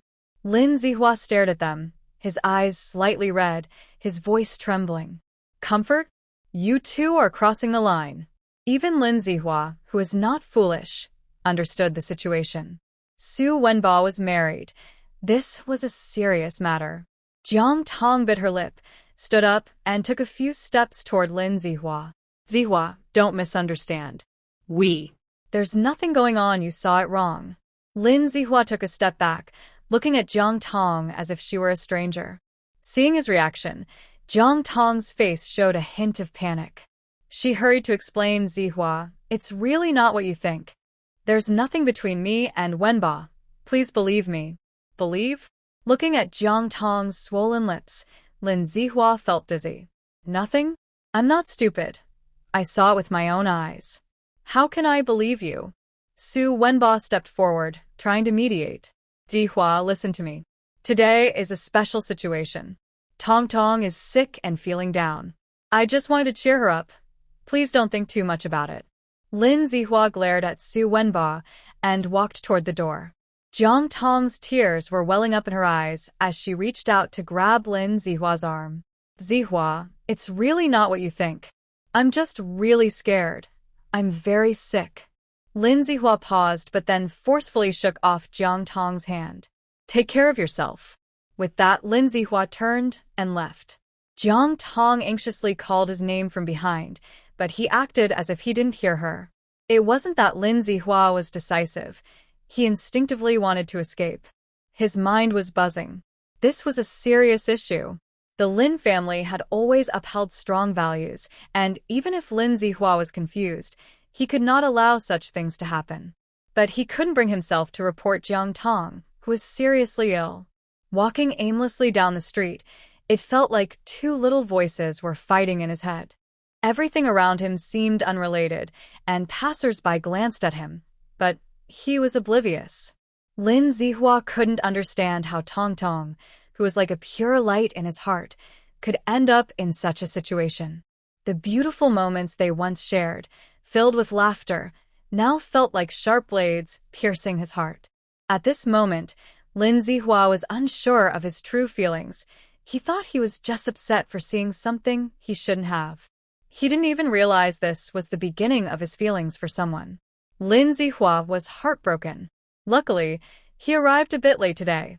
If he had come earlier and heard the conversation between Jiang Tong and Xu Wenbo, it might have shattered his worldview. Meanwhile, in the hospital, Jiang Tong sat on the floor, covering her face and crying softly. Xu Wenbo frowned nearby, feeling frustrated. He never expected to be caught by Lin Zihua. This could lead to trouble. If Lin Zihua spread the news, they would be in serious trouble. Tong Tong, stop crying. It won't help now. We need to think of a solution, Xu Wenbo said anxiously. Jiang Tong looked up, her eyes red from crying, and said resentfully, "It's all your fault. If it weren't for you, Zihua wouldn't have seen anything. Now my reputation is ruined." Xu Wenbo sighed helplessly, wanting to comfort her, but hesitating. "I didn't want this to happen. Who knew he would suddenly walk in? We need to find a way to keep him quiet. We can't let him tell anyone." Jiang Tong wiped her tears and spoke softly but confidently, "Zihua won't say anything." Xu Wenbo was unsure of how trustworthy her words were and fell silent. He had ways to handle a divorce and could shift the blame to Hu Xiaomei, ensuring his own safety. But that depended on nothing going wrong. If Lin Zihua reported him at this critical moment, he didn't even want to think about it. A glint of determination crossed Jiang Tong's eyes as she glanced at Xu Wenbo and made a decision in her heart. "Brother Wenbo, I can talk to Zihua before I leave and make sure he doesn't say anything for now." "For now?" Xu Wenbo's eyes narrowed with caution. Jiang Tong bit her lip. "I know Zihua. He cares about me like a brother. If you really plan to help me and marry me, then you'll be his brother-in-law. He wouldn't expose his own brother-in-law." She didn't need to say more. Xu Wenbo understood. "Tong Tong, I get it. Don't worry, I'll handle it quickly." Though they seemed to have reached an agreement, each had their own thoughts. Jiang Tong had no choice. The only person she could rely on was the man in front of her. Although he was a bit older, he was the leader of the bus company, and his future looked bright. At the very least, he could help her return from the development area. Moreover, her job and housing depended on him. "Wenbo, you're all I have left. Please don't let me down." Jiang Tong had her own ways of dealing with men, but she felt helpless now. She didn't understand why Lin An'an was acting so strangely. Not only was she ignoring her, but she seemed to want to hurt her. Currently, there was also a misunderstanding with Lin Zihua, and Lin's parents were far away in Sioux City, unable to help. The Lin family couldn't be relied on for a while. Xu Wenbo repeatedly assured her, "Tong Tong, don't worry. Once I deal with that woman, I will proudly marry you and make sure you have a good life." "Okay." Xu Wenbo spoke sweetly, but he felt uneasy. It wasn't that he didn't want to marry Jiang Tong.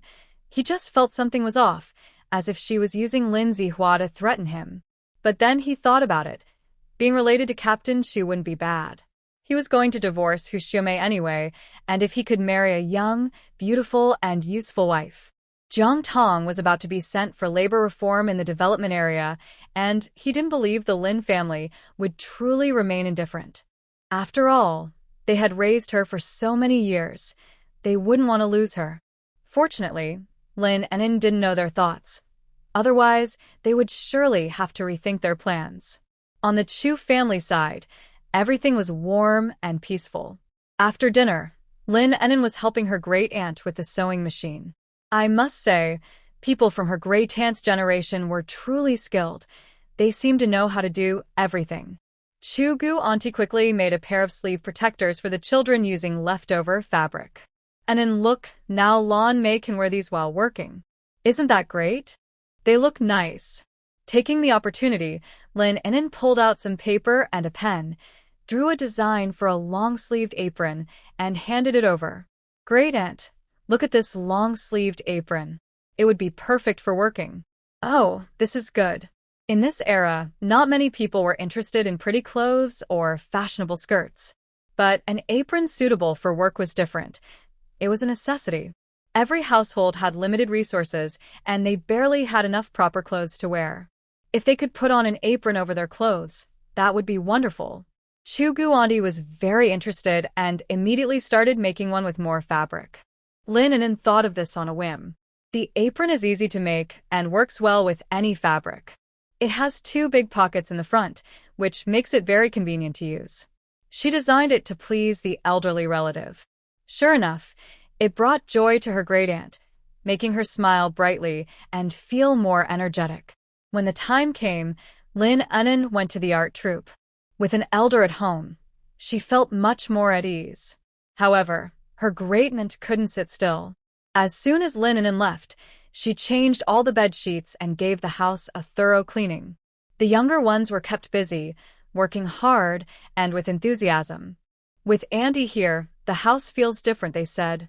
Her great-aunt casually asked about the relationship between Chu Mingzhou and Lin An'an. When she learned that they were getting along well, she smiled widely. That's great, really great. When Lin An'an arrived at the art troupe, she was surprised to see Lin Zihua. Have you eaten? She asked. Lin Zihua, seeing his sister, pouted a bit. No. Lin An'an chuckled. What? Didn't your friend Tang Tong take you out for a meal? Lin Zihua remained silent. You didn't really hear anything, did you? Lin Zihua hesitated for a long time, but eventually shook his head. Lin An'an raised an eyebrow, already suspecting something. Knowing Lin Zihua's nature, if everything were fine, he wouldn't have come back so early from being with Jiang Tong. Plus, he wouldn't let himself go hungry if it meant Jiang Tong would be hungry too. Something must have happened. Lin An'an didn't press further and patted his shoulder. Whatever it is, put it aside for now. Stay focused. We have 2 more days of rehearsals, and we can't have any issues. Okay. Lin An'an could see the clear signs of heartbreak on his face. The best way to deal with a breakup is to keep busy and channel that energy into work. Perfect. At that moment, Lin Zihua's mind was blank. He did whatever Lin An'an asked, surprisingly obedient and moving around like a little top. This strategy worked well. By the time he returned home, he was just exhausted. Remember to be polite when you see Auntie. Don't have a long face, Lin An'an reminded him quietly as they entered. She had been so busy with her brother that she completely forgot about Tang Jingqiao. When Lin An'an entered, Tang Jingqiao was already at the Chu family home, chatting and laughing with Grandma Chu, looking very friendly. Seeing Lin An'an and her brother come in, Tang Jingqiao quickly nudged Grandma Chu and said with a smile, "Grandma, look, Comrade Lin has arrived." She used the word arrived instead of returned. Though it seems like a small difference, it carries significant meaning. Lin An'an became more certain that something was off with the person in front of her. "Hey sister, look, Comrade Tang is here." Lin Zihua's voice was not loud, but they were close enough for Tang Jingqiao to hear. Her smile faltered, and a hint of displeasure flashed in her eyes. Lin Zihua caught that displeasure right away. "Hello, Grandma, I am Lin Zihua." Lin Zihua nudged Tang Jingqiao and turned to Grandma Chu, warmly greeting the elderly lady. Although he wasn't in a great mood, he still maintained his manners. Grandma Chu, seeing such a nice young man who was handsome and well-behaved, was delighted. "So, you are Zihua? Come sit down. You know, you look quite a bit like your sister. You both are very good-looking." Lin Zihua obediently sat beside Grandma Chu and tilted his head to look at Tang Jingqiao. "Grandma, who is she?" Of course, he knew who Tang Jingqiao was. She had watched him perform several times from the audience. Now he was just pretending not to know, stirring up trouble. This is Tang Jingqiao, another kid from the neighborhood. You all are around the same age, so I'm sure you can chat. Xiao, this is Zihua, Anan's brother, and also Mingzhou's brother. Grandma Chu politely introduced them. Listening to Grandma Chu, Lin Zihua thought for a moment and realized that Tang Jingqiao was just a neighbor of the Chu family. Hello, Comrade Tang. Are you here for dinner? Tang Jingqiao paused for a moment. I just came to see Grandma. Oh, will you stay for dinner? I definitely want to stay. I want to taste Grandma's cooking. You might not know, but Grandma's cooking is one of a kind and really delicious. I think about it every year. Grandma Chu laughed, haha, as long as Xiao likes it. I should go start cooking now. You all chat for a bit. Lin Zihua was taken aback. Was he being used as a stepping stone? He sneered inwardly, stood up, and quickly helped Grandma Chu sit back down, then glanced at Tang Jingqiao with a tone of mild reproach and a hint of complaint. Comrade Tang, I really didn't like what you just said. Grandma has worked hard and is tired.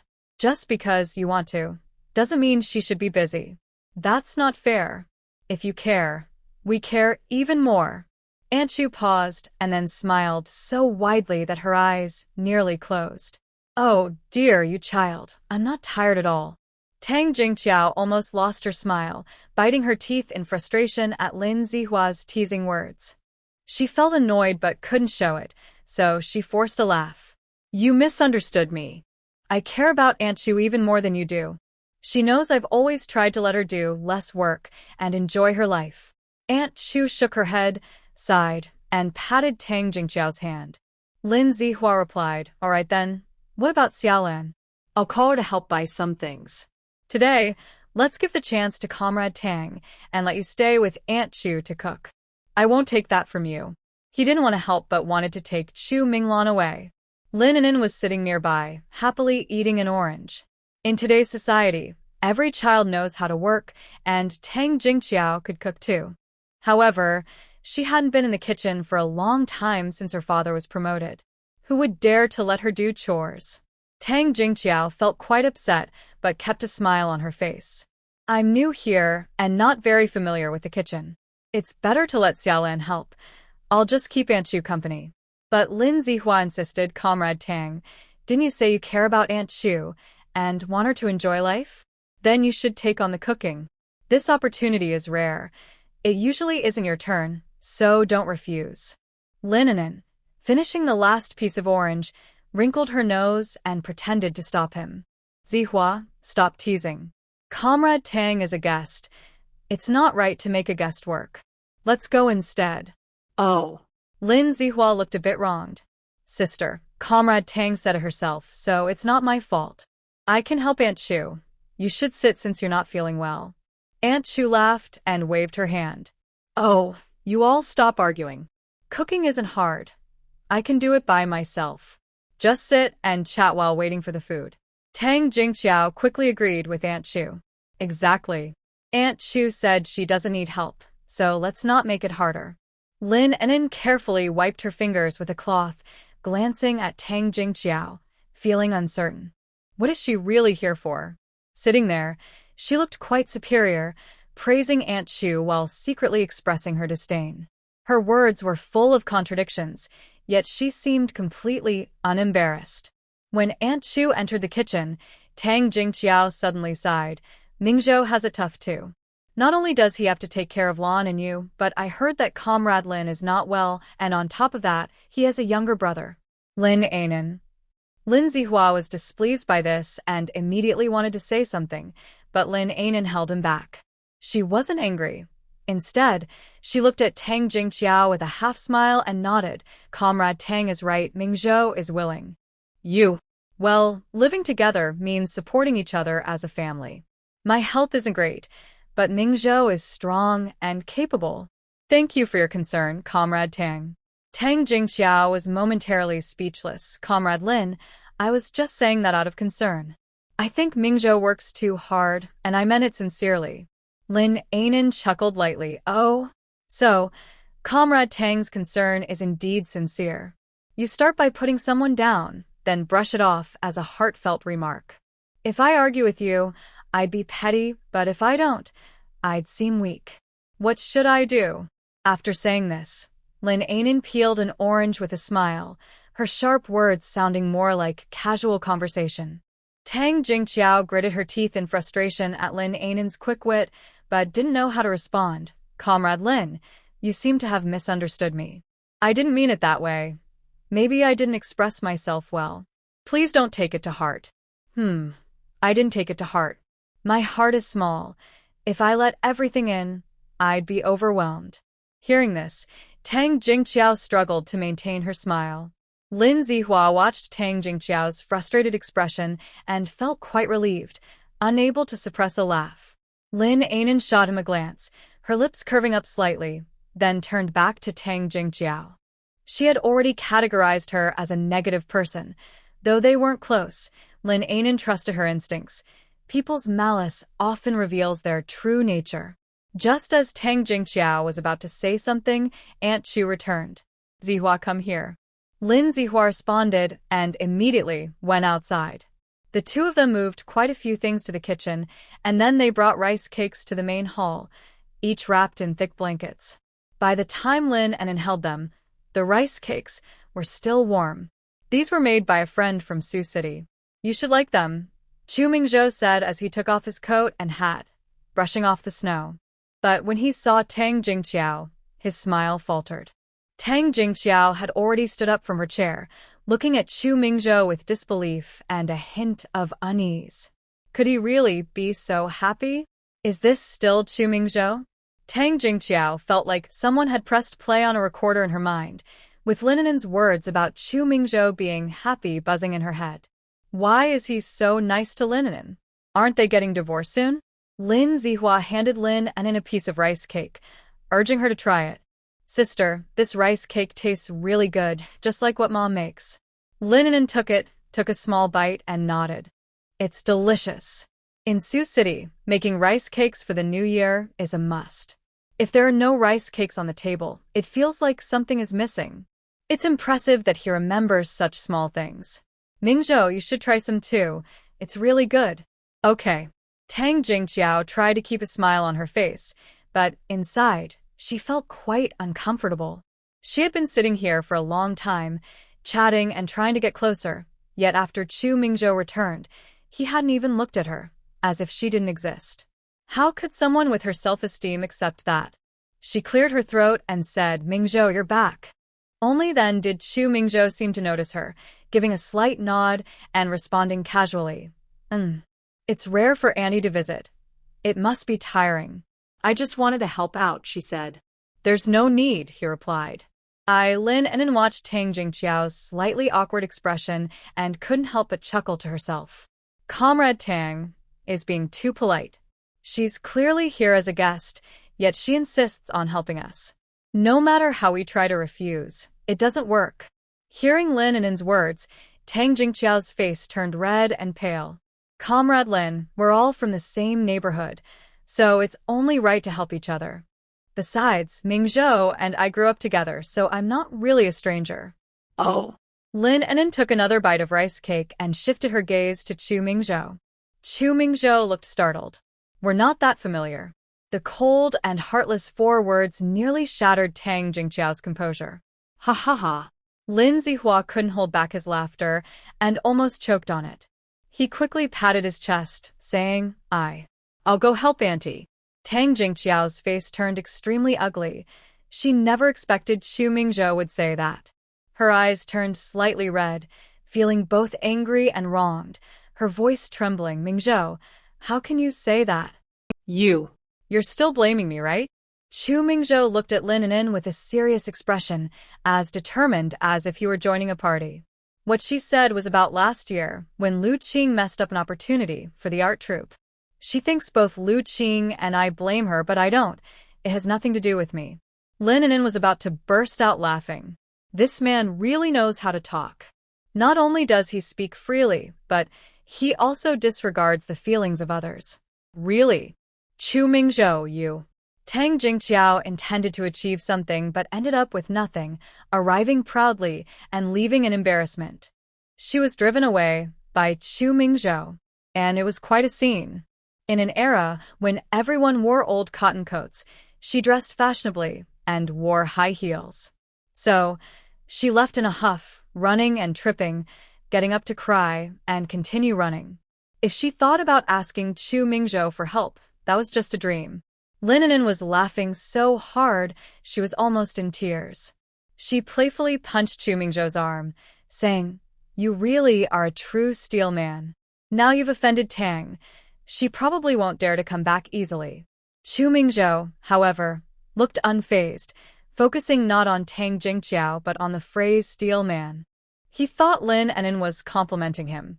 So, she likes his strength. Yes, yes, yes. A man like you, as strong as steel, is handsome. After sitting with Lin An'an for a while, Chu Mingzhou got up to go to the kitchen, leaving only Lin Zihua to help Auntie.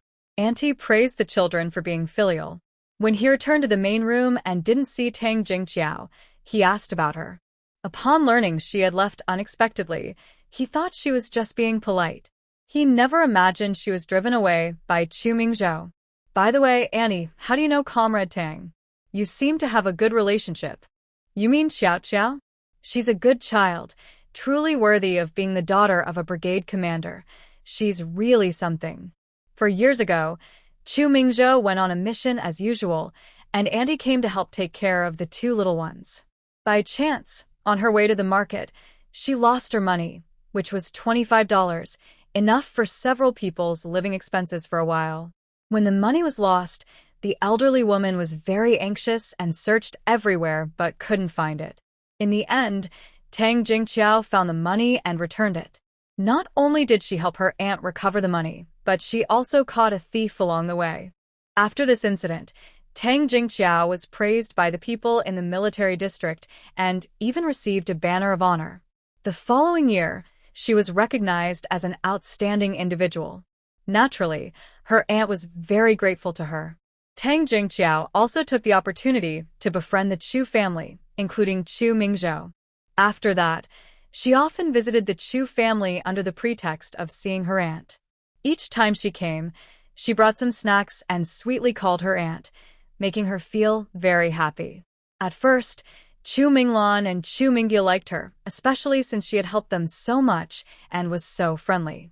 However, one time, Chu Minglan saw Tang Jingqiao enter Chu Mingzhou's room and peek at his letter. Chu Minglan immediately told her older brother.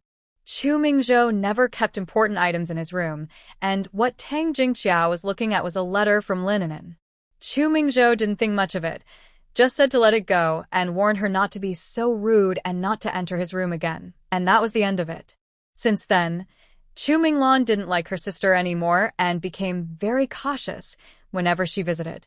However, she only knew to be on guard and had no idea about Tang Jingqiao's later actions, such as damaging Lin An'an's reputation in the district. The term white-eyed wolf daughter-in-law for the captain's family came from this. Chu Mingzhou always kept a certain distance from Tang Jingqiao. Although he appreciated her help to his aunt, he didn't have a good impression of her. Whenever Tang Jingqiao enthusiastically talked to him, Chu Mingzhou would only respond politely, maintaining a lukewarm attitude. His aunt, being experienced, could see the young girl's intentions, but since she was from a different generation, she wouldn't easily interfere in the children's matters. They all had their own ideas. Days passed like this. As long as the aunt was around, Tang Jingqiao would definitely come, and whenever Chu Mingzhou was home, she would stay after dinner. Of course, today was an exception. As they chatted, Lin An'an was aware of everything. She wouldn't let outside matters affect her relationship with her family. Time to eat. With Auntie and the two brothers, there were a total of 8 people in a house, and the table was completely full, making it hard not to feel lively. Is this braised lamb chops?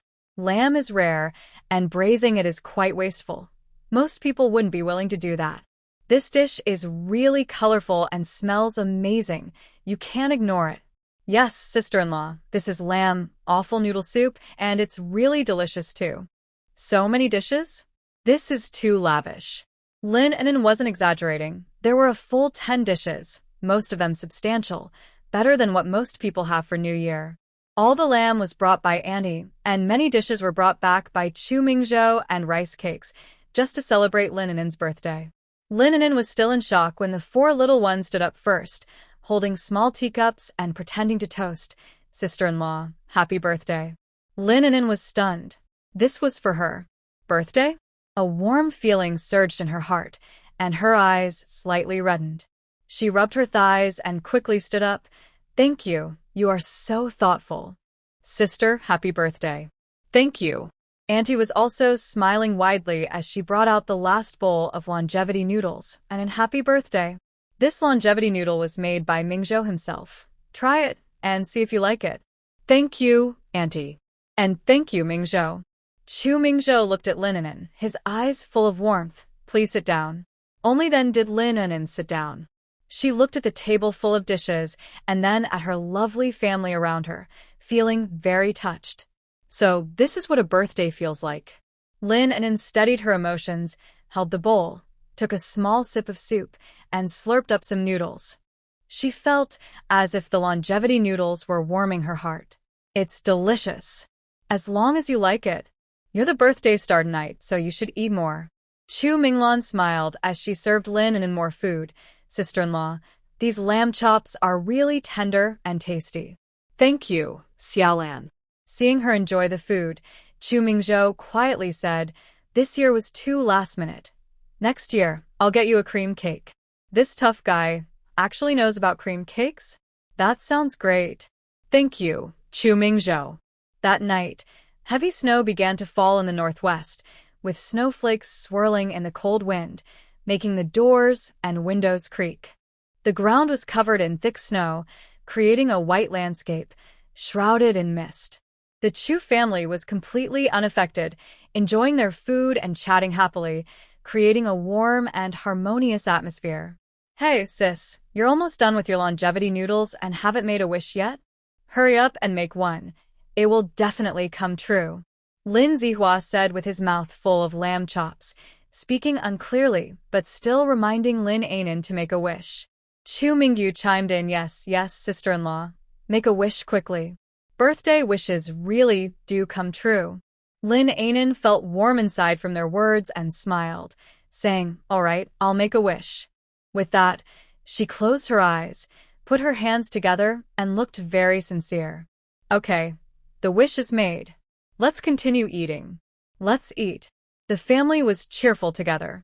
Once Lin An'an finished eating and put down her chopsticks, Chu Mingzhou gently took her hand onto the table, their fingers intertwined, feeling quite affectionate. Lin An'an felt a bit shy and lightly kicked him with her foot. There were so many people. Chu Mingzhou understood immediately. She preferred fewer people around. When everyone had put down their chopsticks, Chu Mingzhou was the most eager, quickly helping to clean up and wash the dishes, moving faster than usual. Before Lin An'an had even digested her food, he hurriedly pulled her back to their room. "An'an writes every night. I need to keep an eye on her, so she doesn't stay up too late." He explained this to Aunt Chu as they left. Lin An'an. Once inside the room, Lin An'an was picked up and placed on the edge of the bed. "Wait." Her lips were met with a warm, passionate kiss that carried a hint of alcohol. Lin An'an was caught off guard by this sudden affection, pushing gently against his chest with her hands. But Chu Mingzhou held the back of her head, gently pulling her closer and deepening the kiss. As the kiss intensified, she almost struggled to breathe. Had he drunk too much? It was just 2 cups of rice wine. After a while, Chu Mingzhou finally eased up a bit, one hand caressing her face, his voice hoarse. "An'an, happy birthday." Lin An'an was still dazed from the kiss, staring at him blankly. "From now on, I'll celebrate your birthday with you every year, okay?" "Okay." With a slight buzz from the alcohol, Chu Mingzhou knelt on the bed. Lin An'an felt everything go dark and instinctively leaned back. And was caught again. He gently pushed her down, worried he might hurt her, and quickly placed his hands on either side to hold her close. And in Lin An'an's heart raced from Chu Mingzhou's actions, and her legs felt weak. "What are you doing? Get up." Chu Mingzhou remained still, his gaze filled with warmth. "An'an, you look really beautiful." His voice was deep and charming, making it sound even more captivating in the quiet room. Lin An'an's face turned even redder. I already know I'm beautiful. Yes, I really like it. Before she could respond, he leaned down and gently kissed her forehead. His nose brushed against hers, creating an intimate moment. The atmosphere became charged, and their feelings grew stronger. An'an. She held her breath, and in the next moment, her lips were softly kissed, tenderly nibbling. His calloused fingers gently caressed her waist. Lin An'an stiffened, suppressing a sound that almost escaped her lips. Her breathing became uneven. An'an. And he repeatedly called her name, his deep voice sending shivers down her spine. Suddenly feeling cold, Lin An'an opened her eyes wide. No. An'an? His husky voice made her breath catch. Chu Mingzhou leaned over her again, his hands on either side of her head, looking down at her with desire in his eyes. Lin An'an opened her mouth to say something, but he didn't give her a chance and kissed her again, the faint scent of wine lingering between them. She weakly pushed against his chest. I just want to kiss you, is that okay? He released her swollen lips and kissed her long neck and delicate collarbone, gently and tenderly. Mingzhou, don't. Lin An'an's mind went blank, her hands instinctively tightening, tears forming in her eyes, unsure if it was from nervousness or fear. Cough, cough, cough. The sudden coughing broke the silence of the night, scattering all the tension. Lin An'an's eyes were closed tightly, tears rolling down with her cough, her lips turning pale. Chu Mingzhou paused, instantly regaining clarity. An'an, what's wrong? Lin An'an swallowed hard, finally crying out, Mingzhou, I feel unwell. Okay. Chu Mingzhou quickly got up, pulled the blanket over her, and put on his clothes again. Wait here, I'll get you some water. Lin An'an let out a soft sound and took a moment to calm herself, worried that she might start coughing at such a time, which would be quite embarrassing. After lying down for a while, she finally felt her breathing ease a bit. She pulled the blanket over her head tightly, feeling a bit speechless at herself. By the time Chu Mingzhou returned, Lin An'an had already put on her inner clothes and was sitting there, surrounded by a quiet, withdrawn atmosphere. Come drink some water, he said. Lin An'an quietly watched him, noticing that he had no special expression on his face and his attitude remained gentle, which made her feel a little more at ease. Chu Mingzhou watched her drink water, his eyes filled with concern. Are you okay? Do you feel better? Chu Mingzhou sat beside her, wrapped his arms around her gently, and softly reassured her. Don't think too much. It's my fault for being too impulsive. Lin An'an couldn't help but laugh. She snuggled closer to him, feeling his warmth, and hugged him tightly. It's just that my body isn't cooperating. Chu Mingzhou, you're really great. Chu Mingzhou paused for a moment. A smile appeared on his lips as he gently stroked her hair. Don't say that. Your health will get better.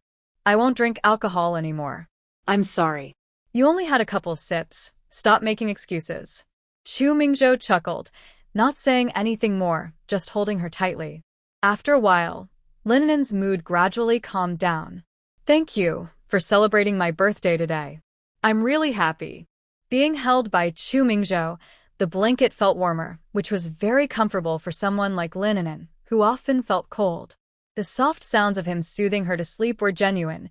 He had no reluctance or bad feelings, which made Lin An'an feel especially secure.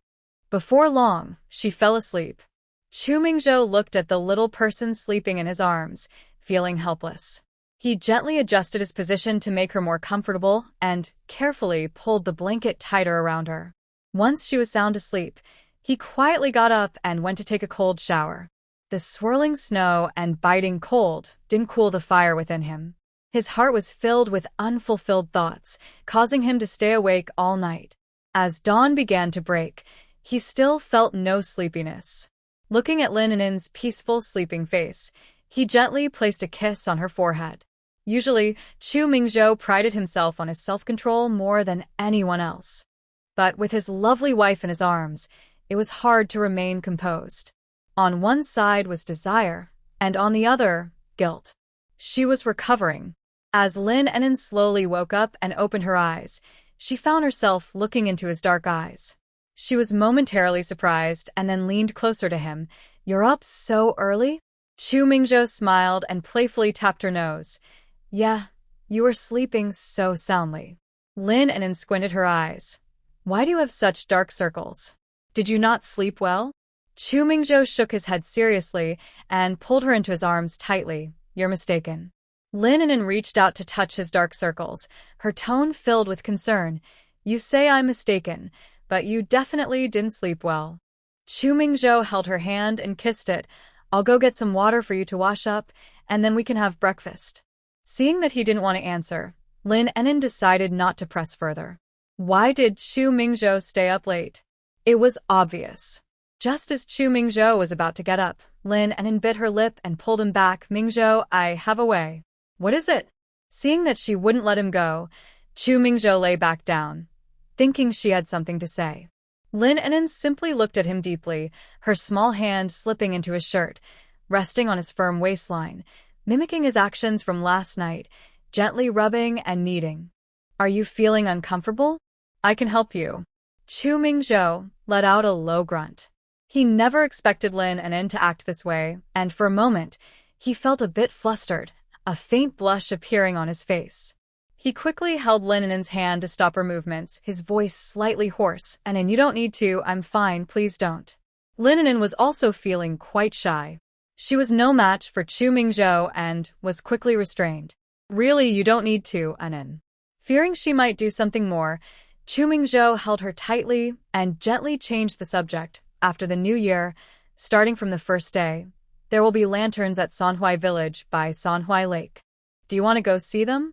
Lin An'an leaned against him and looked up. They have lanterns in the northwest too? We should go see.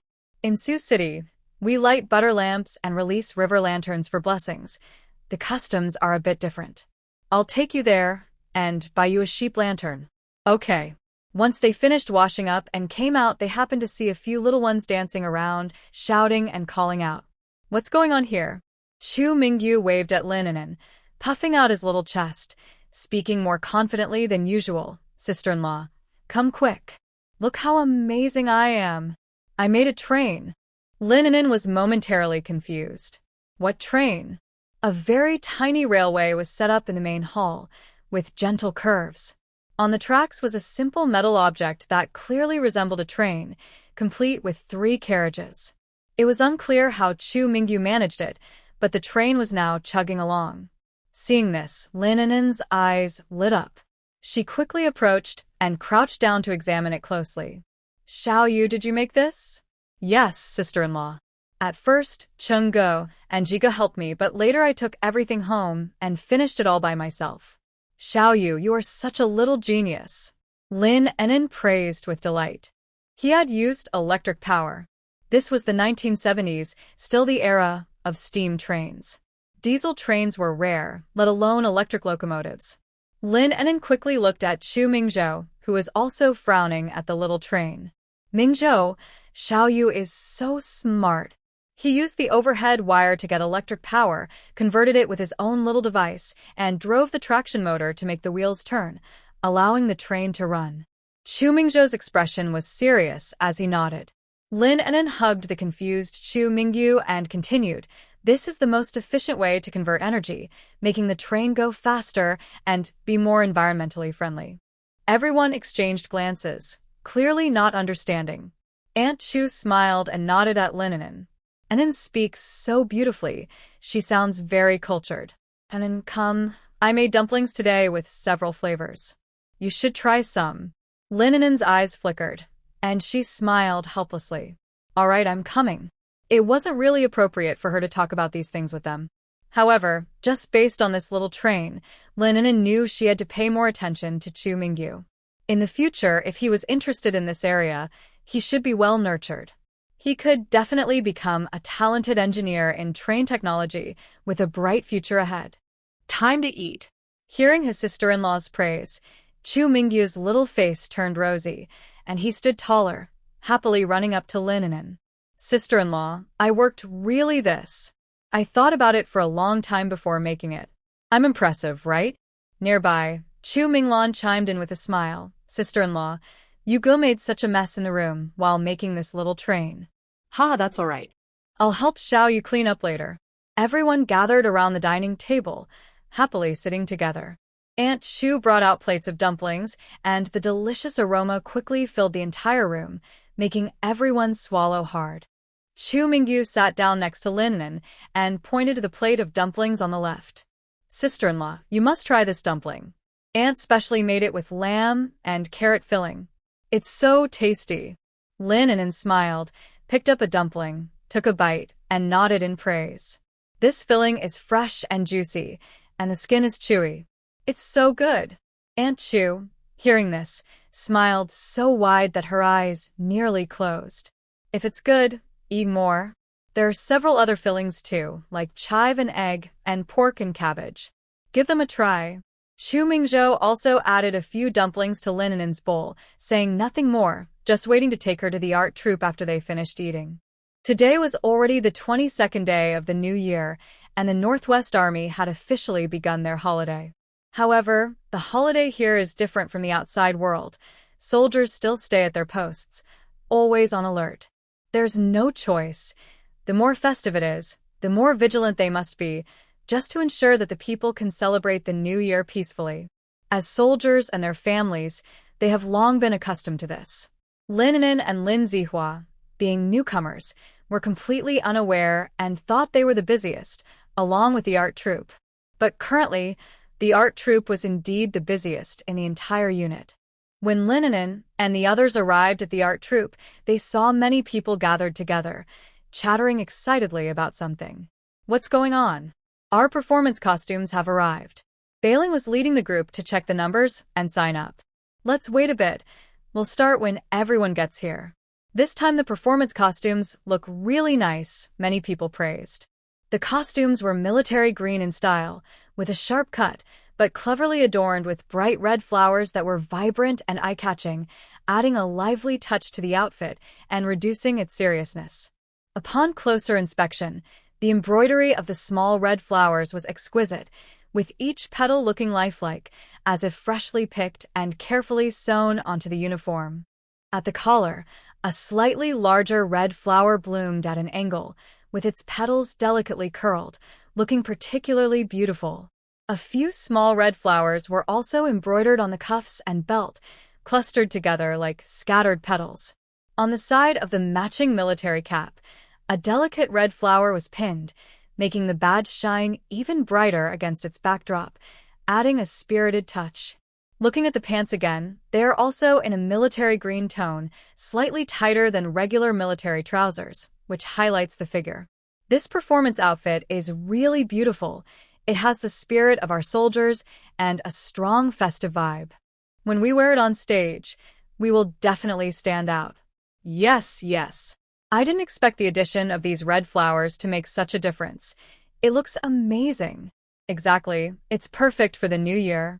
Everyone praised it enthusiastically and really liked it.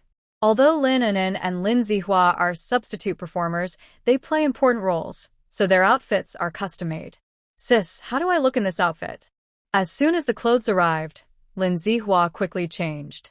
Lin An'an was examining her performance outfit when she heard Lin Zihua's voice nearby and turned to see him, her eyes lighting up. Before she could compliment him, a soldier came to call out, "Is Comrade Lin Zihua here? Someone is looking for you." Lin Zihua looked surprised. Looking for me? He was in unfamiliar territory in the northwest. Besides his sister and brother-in-law, who could be looking for him? Yes, the person is named Jiang, from the security department. They said they want to see you before leaving.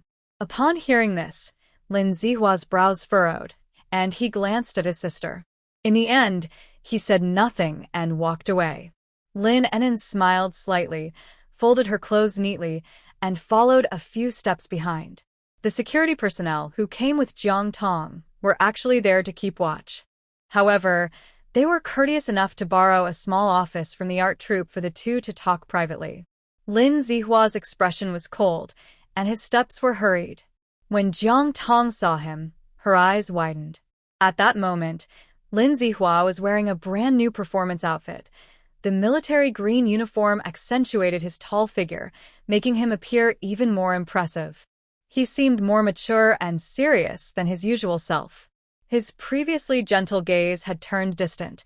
Although he wore a cold expression, it made his already handsome features even more striking. In that moment, Jiang Tong suddenly felt that the young man in front of her had grown up. Zihua? Lin Zihua ignored her, didn't close the door, as if afraid of being misunderstood, and sat down at the farthest spot from her. Just say what you need to say. Seeing Lin Zihua's indifferent demeanor, Jiang Tong paused, a hint of disappointment in her eyes. She opened her mouth, seemingly wanting to say something, but didn't know where to start. After a long silence, Jiang Tong slowly spoke. Zihua, I'm leaving. I came here to say goodbye. Lin Zihua remained expressionless and slightly lifted his eyelids. Okay, I understand. Is there anything else?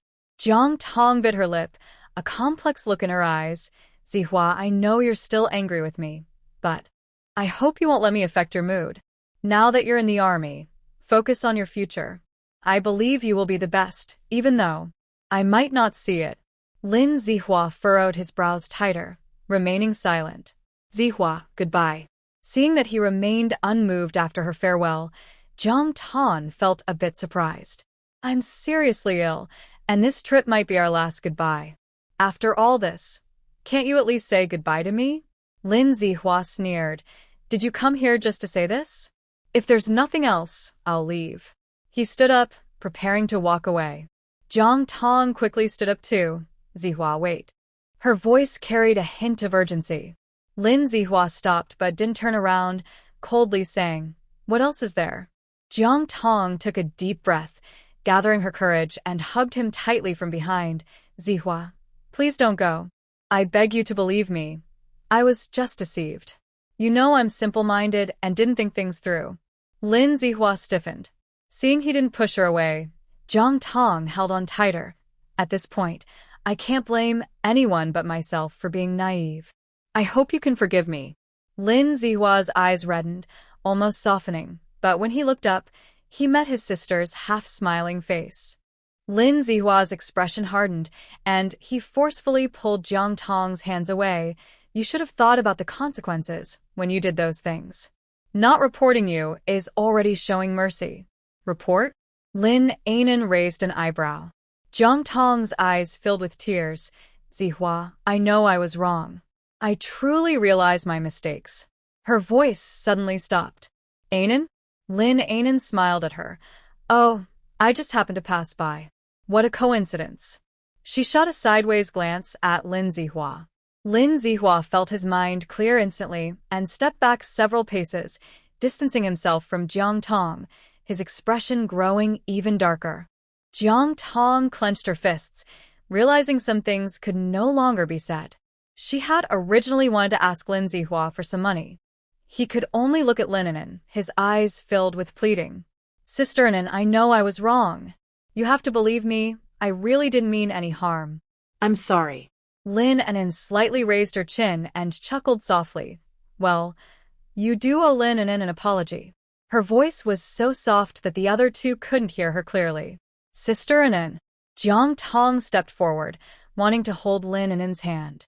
Lin An'an didn't move, coldly saying, If you come any closer, I'll send you to jail.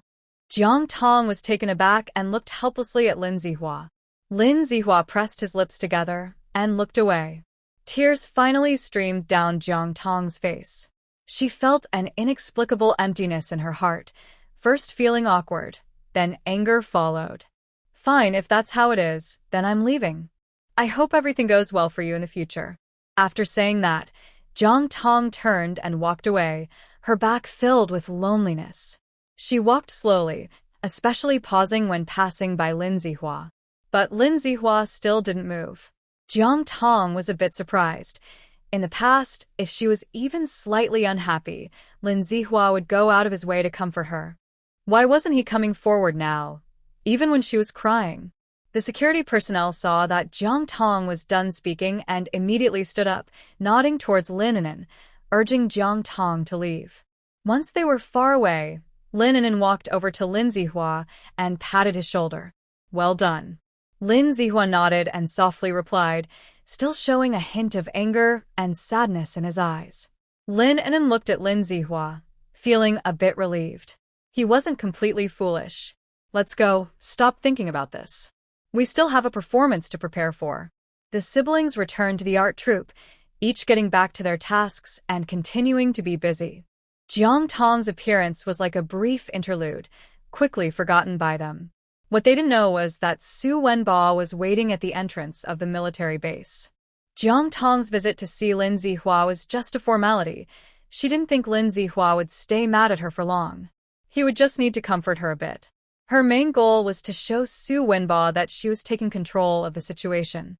As long as he could bring her back quickly, everything would be negotiable. Otherwise, it would be a lose-lose situation for everyone. She had calculated all of this, and when Xu Wenbo saw her coming out of the military base, his smile widened. Once he confirmed that Lin Zihua wouldn't report her or say anything reckless, he finally felt relieved. Xu Wenbo handed a thick envelope to Jang Tong, saying, "Inside is 500 yuan.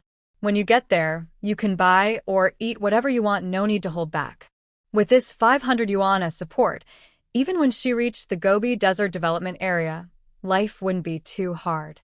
"I promise you, but you have to wait for me. This 500 yuan is like a betrothal gift." Xu Wenbo changed the subject, making Jiang Tong grit her teeth in silence. "Brother Wenbo, I will listen to you." Jiang Tong was sent away. The Lin siblings didn't go to see her off, and didn't even ask for news. Lin Zihua was still very sad. After more than 10 years of feelings, it wasn't easy to let go. Lin An'an understood this too, so the best way was to keep a distance as far away as possible, ideally never to meet again. However, Lin Zihua didn't have much time to be sad. The cultural performance was coming. On February 5th, 1975, the year of the 25th. The year-end cultural performance was about to begin. A number of red flag cars drove into the northwest military region, attracting many onlookers. Lin An'an and her companion arrived early at the performance venue to make final preparations. Bailing said, "An'an, your skin is so fair and tender. You don't need any powder. Just a bit of lipstick will make you beautiful." Someone nearby chimed in, "Yes, I think Comrade Lin has the most authentic Jiangnan appearance. Almond-shaped eyes, a delicate nose, and a slim waist. She's truly beautiful, like an ancient noble lady." Lin An'an laughed at this, carefully sharpening her eyebrow pencil and starting to shape her eyebrows. Her looks weren't the mainstream style of the time. She was beautiful, but only from a distance. No one would want their daughter to look like this. The slim waist comment was really just about being too thin.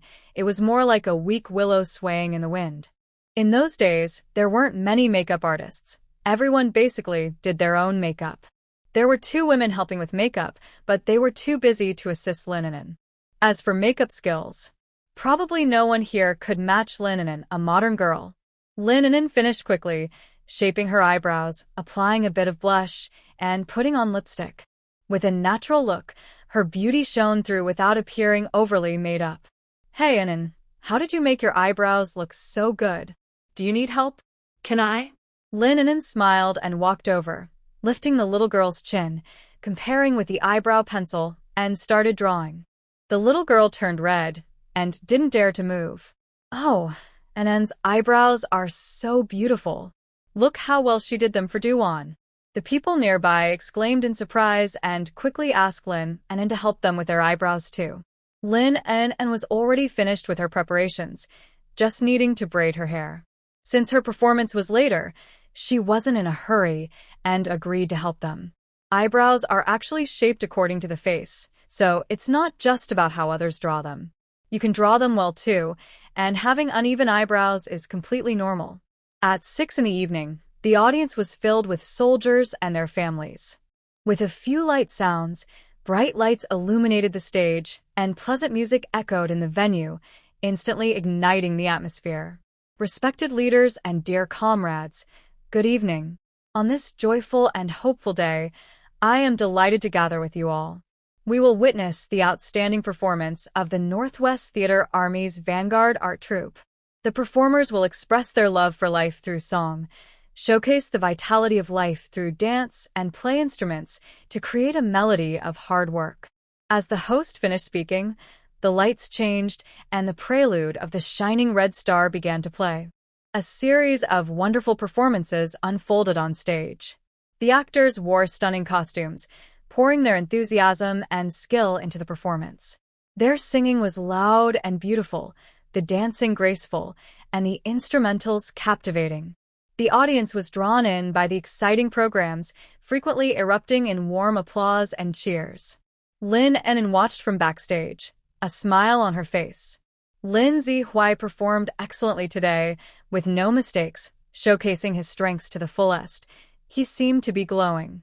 If Lin's mother could see him now, she would surely be very proud, right? Time flew by.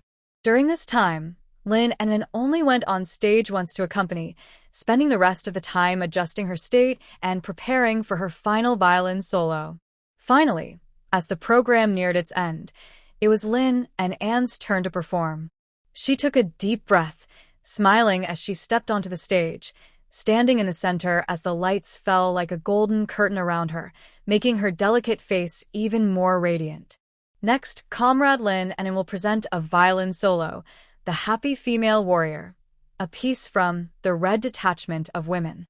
As the host finished speaking, the audience erupted into enthusiastic applause. This is a time when women's topics are gaining attention, and even the chairman has said that women can hold up half the sky. This choice of song is certainly well received. Lin An'an nodded slightly, elegantly lifted her violin, resting it on her shoulder, while the bow gently touched the strings. After a moment of silence, Lin An'an closed her eyes slightly.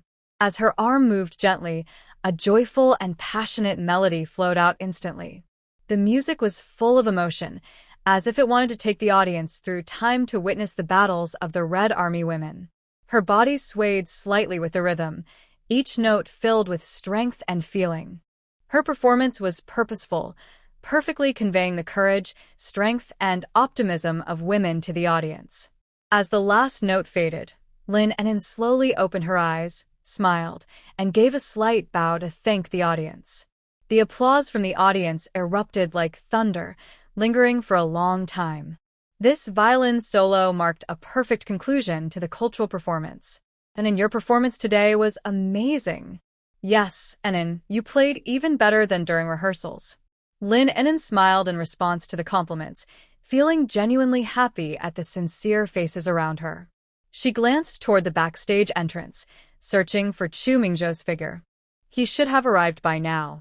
After looking around without finding him, she noticed Lin Zihua surrounded by people outside the door. I don't like what you're saying. So, what if we play similar instruments? Mu Yue is the star of our art troupe, and who is this Lin comrade? Why compare her to Yue? As Lin An'an approached, she overheard this remark. The person speaking clearly did not belong to the Northwest Military Region. What's going on? Sister. An'an. Seeing Lin An'an arrive, Lin Zihua and a few others hurried over. Lin Zihua quickly reported, Sister, they are from the Air Force Art Troupe of the Northern Theater, here to watch the performance with their leader. They should be respectful, but they are being rude. Li Huan only said that my skills are similar to Mu Yue's, and they won't let it go. The arrogant young man across from them brightened up when he saw Lin An'an. You are the comrade who just played the violin. Lin An'an frowned slightly and glanced at him. Hello, Comrade Lin. I am Xiao Su from the Northern Military Region. Lin An'an nodded slightly, her tone calm. Hello, Comrade Xiao. Your recent comments seem inappropriate. Just because some instruments are similar doesn't mean we can easily compare them. Everyone has their own unique qualities and strengths. We are all comrades in this cause, so please avoid stirring up conflict. Xiao Su stared at her, then immediately softened his stance, saying, Yes, Comrade Lin is right. The others exchanged glances. The people from the Northern Military District were surprised by Xiao Su's attitude. One person couldn't help but speak up. Major Qiao, they are looking down on us and slandering our cultural troupe. Xiao Su frowned slightly and interrupted. All right, since Comrade Lin has said that, let's stop arguing. We are here to learn and exchange ideas, not to create trouble. Lin An'an glanced at Xiao Su, feeling cautious about his change in attitude, but she didn't say more. She turned to Lin Zihua and the others. Since they are here to learn, we should show them our hospitality. Let's overlook these minor issues. Lin Zihua and the others nodded, preparing to leave. But someone from the other side stepped forward, a tall young man looking defiant. Excuse me, do you know how to speak? What do you mean by minor issues? Our strength is evident. Wanting to compare with us is not a small matter. Lin An'an narrowed her eyes, her tone turning cold. Comrade, I have already made it clear that everyone has their own unique qualities and strengths, and we shouldn't make comparisons. We welcome everyone to learn, but if you maintain this attitude, it will be hard for us to be friendly.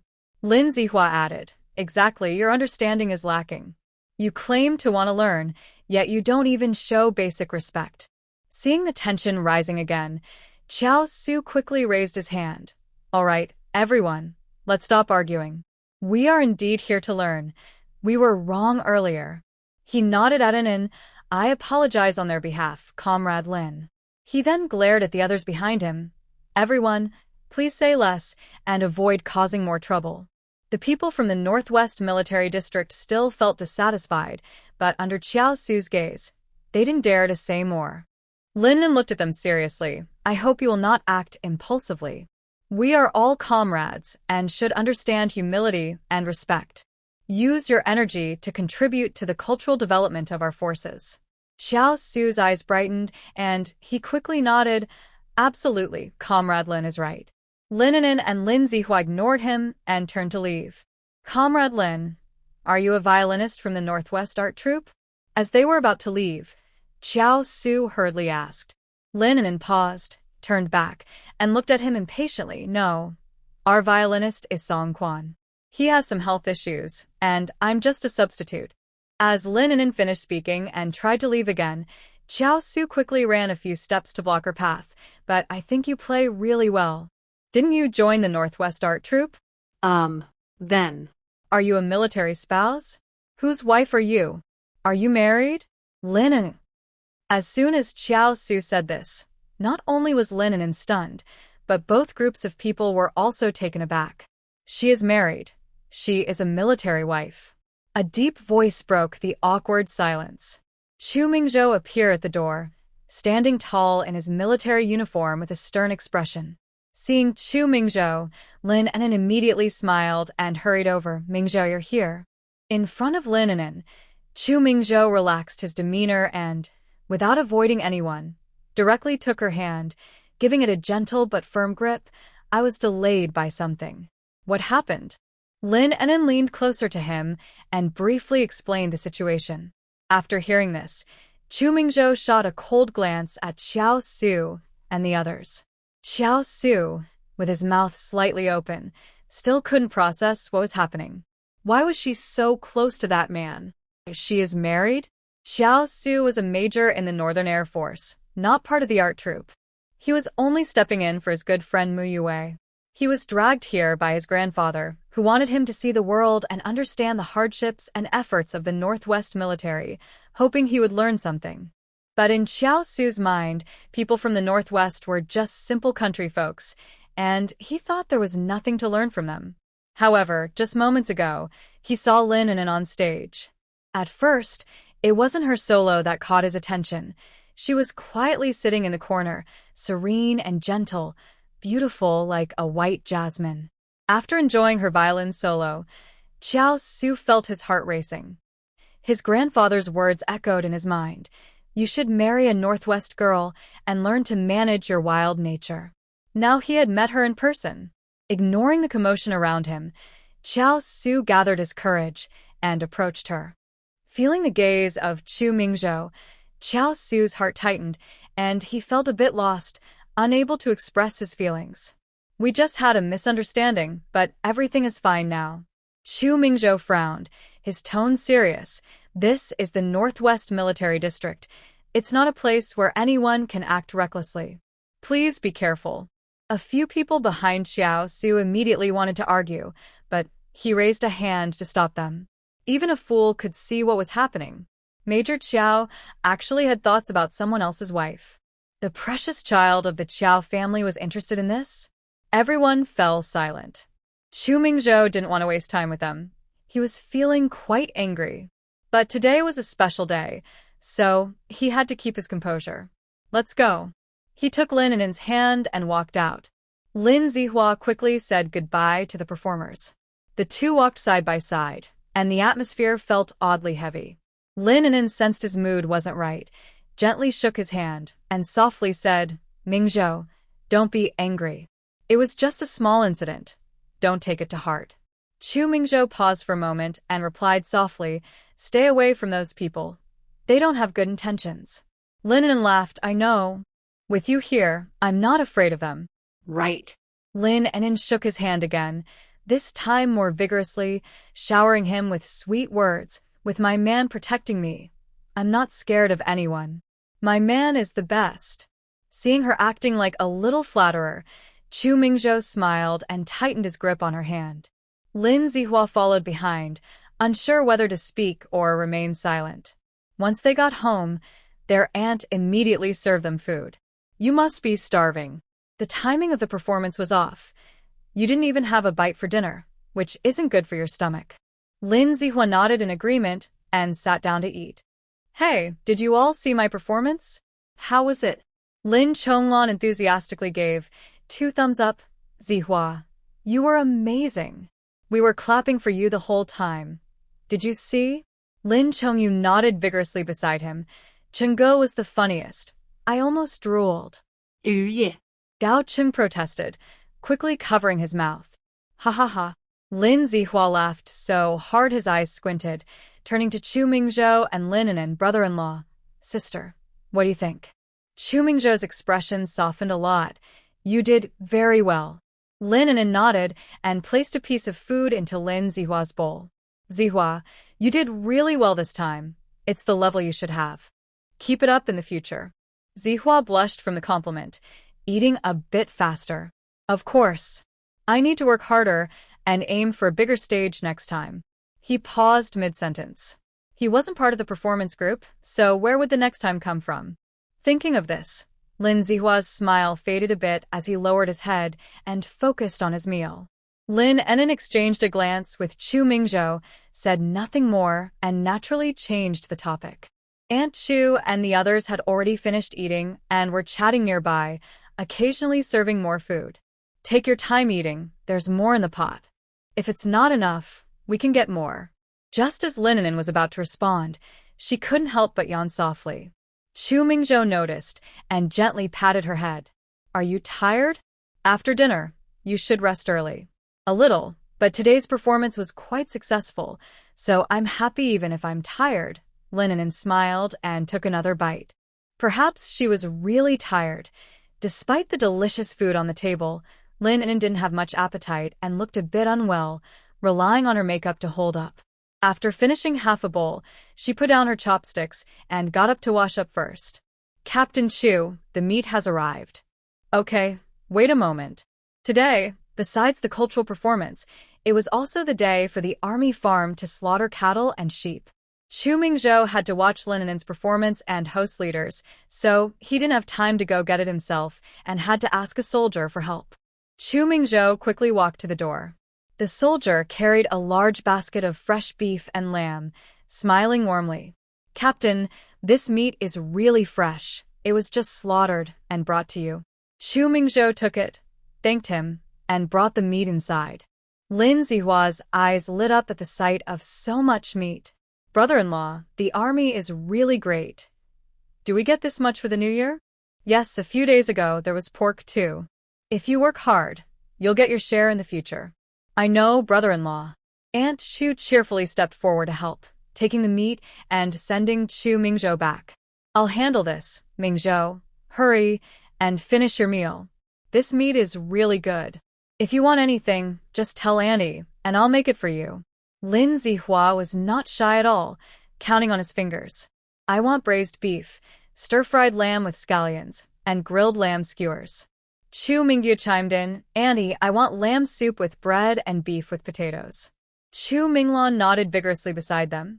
Yes, yes, I want to eat lamb soup and also want to have hand-pulled lamb. Everyone chimed in, making the conversation lively.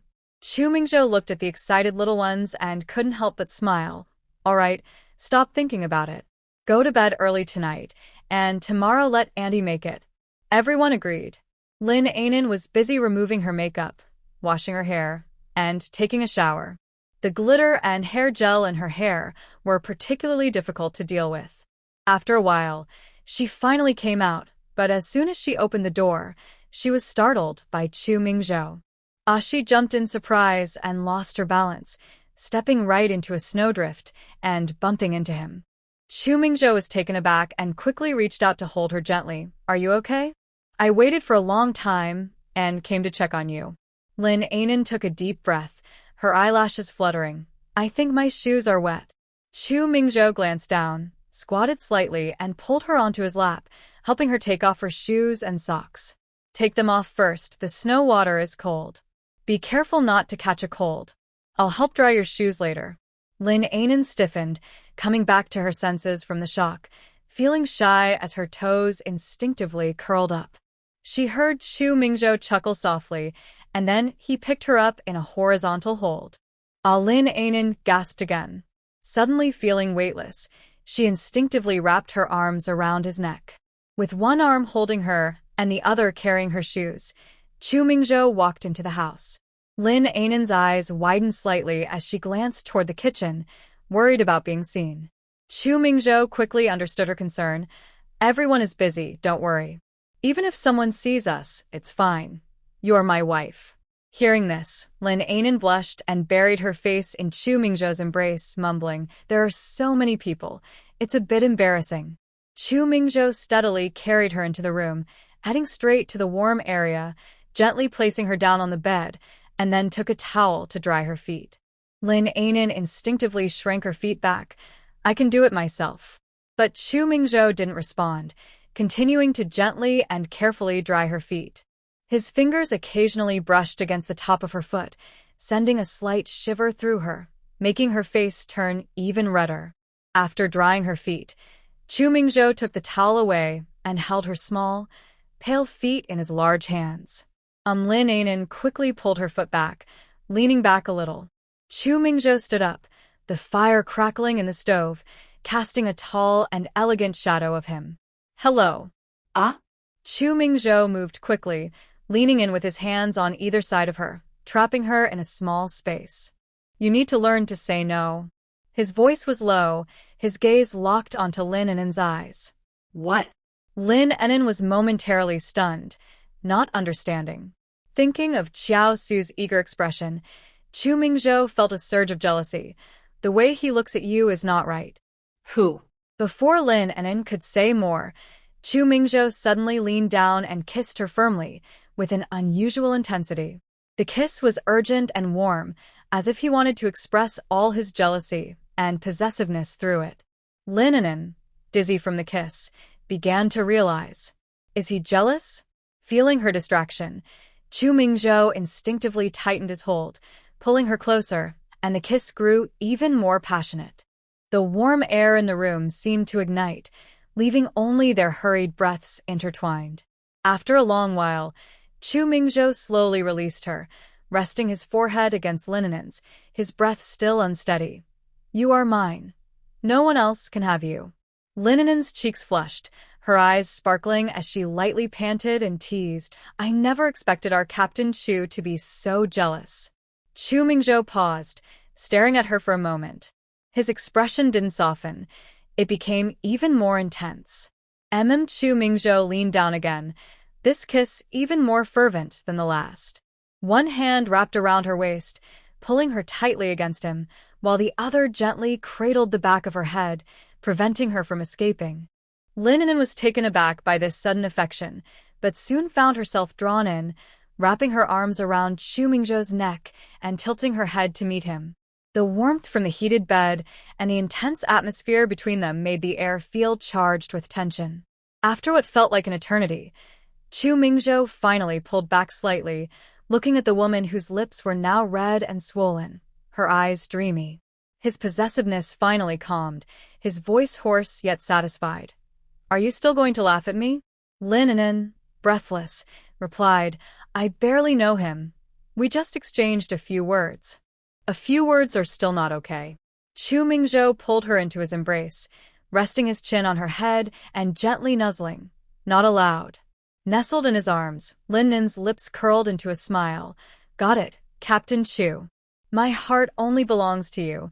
I won't pay attention to anyone else. Chu Mingzhou was satisfied.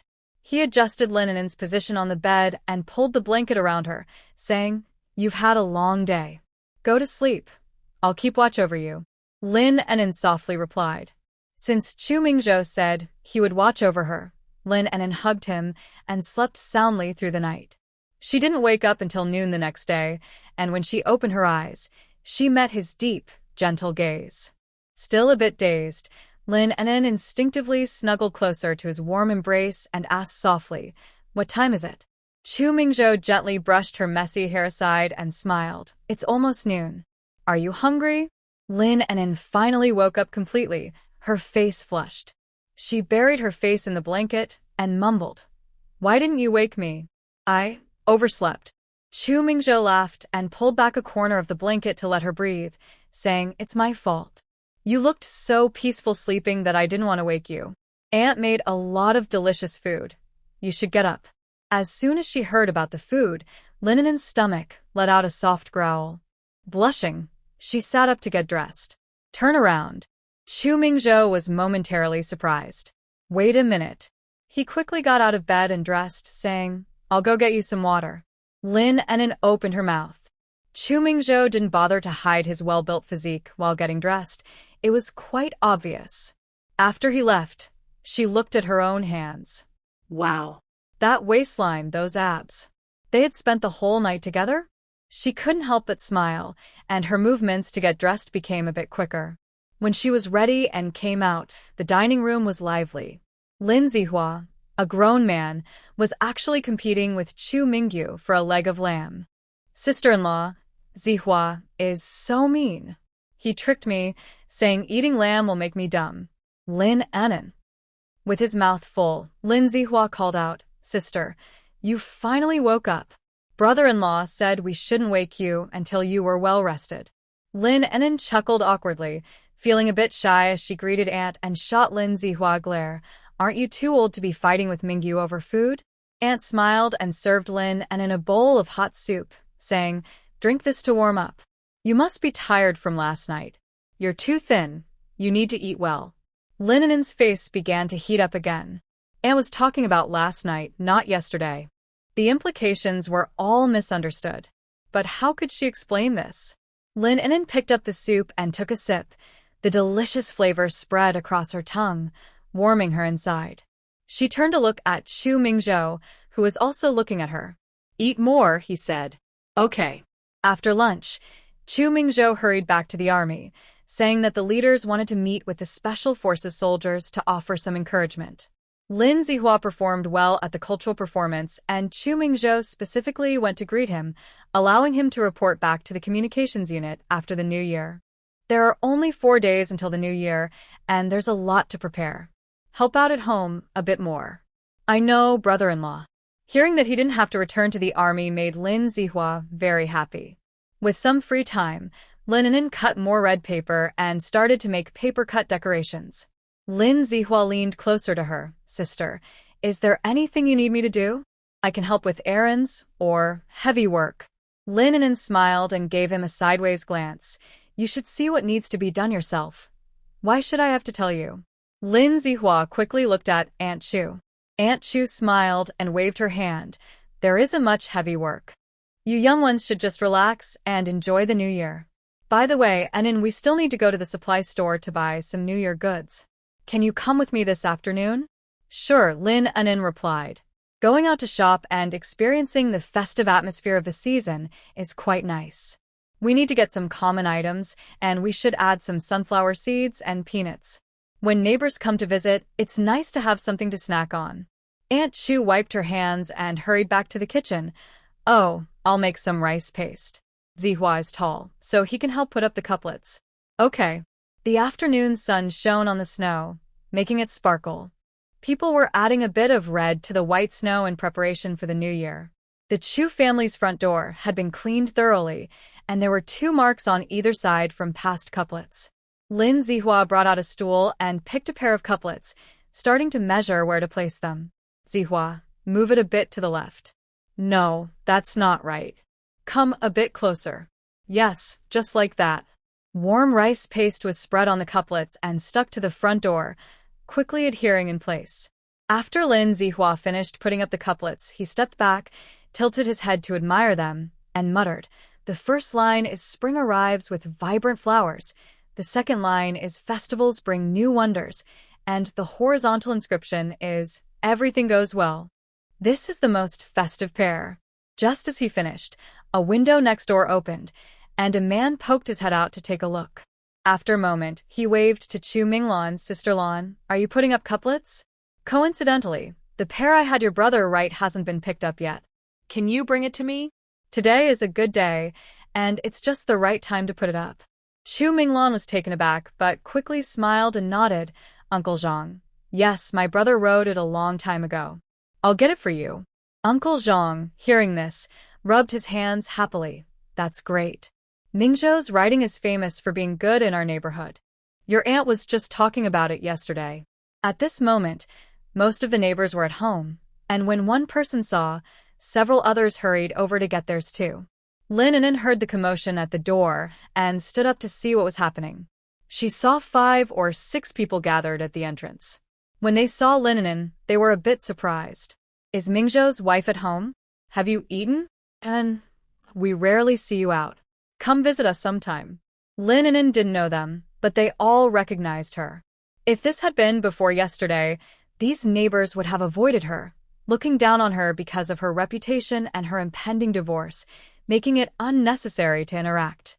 However, after yesterday's cultural performance, most people's opinions had changed. This girl is actually quite nice. She shines when she's on stage. Not only is she beautiful, but she's also talented, a perfect match for Captain Chu. The sudden friendliness from the neighbors surprised Lin An'an. She politely responded to each of them and learned they were there to get the couplets. She went inside and brought out some freshly cut paper decorations. "Here's some decorations. Everyone can take one to put on the windows for good luck. I made them myself, so they aren't worth much." Everyone's eyes lit up when they saw the decorations Lin An'an handed over. Uncle Zhang was the first to reach out and took one, admiring it as he said, "Wow, Mingzhou's wife is quite the skill. Look at these decorations, they are so delicate, much better than what the supply store sells." The other aunts gathered around, praising her one after another. "Exactly, and those from the supply store are expensive. These designs look so festive, your skills are amazing. And I never expected you had this talent." Lin An'an felt a bit shy from the compliments, her face turning red. "You're all too kind. I just cut them for fun in my spare time. I'm glad you like them." Aunt Chu also came out from the house, looking at the lively scene with a big smile. "All right, everyone, don't just stand out in the cold chatting. Make sure to visit each other more often. And then, we still need to go to the supply store or we'll miss it." "Okay, I'll be right there." Lin An'an came back to her senses and said goodbye to her neighbors, uncle, and aunt. "We will head to the supply and marketing cooperative now. We'll chat later." Only then did everyone disperse, reminding Lin An'an to visit their homes when she had time. As Lin An'an and the others left, they could still hear the neighbors whispering, "Chu family's daughter-in-law is really becoming more and more charming." That's true. We misunderstood her before, but now it seems she is a rare good girl. Let my daughter-in-law come over more often. This young lady moved far away and has no friends. Hearing the neighbors' comments made Lin An'an feel good. After tidying up, they headed to the supply and marketing cooperative. Since there were many children, Aunt Chu didn't let them come along, just instructing Chu Minglan to lock the door and watch over the younger brothers. On the way, Lin An'an was held by Aunt Chu, listening to stories about Chu Mingzhou's childhood. Mingzhou wasn't like this when he was young. He was lively and mischievous, always climbing mountains and swimming in rivers, hardly ever seen. "Really? I thought he was always calm." "Ha ha ha, he was much more rambunctious than Yugo when he was little. He would bully others and cry first to complain instead of waiting for them to come to him. The The Chu family wasn't far from the cooperative. The road became busier as they walked. As they got closer, the place was bustling with people, and the festive atmosphere of the upcoming New Year filled the air. Sister-in-law. Just a short while after entering the cooperative, Lin An'an heard Lu Qing's voice. When she turned around, Lu Qing was already behind her. Sister-in-law, what a coincidence. Lin An'an smiled and replied, yes, what a coincidence.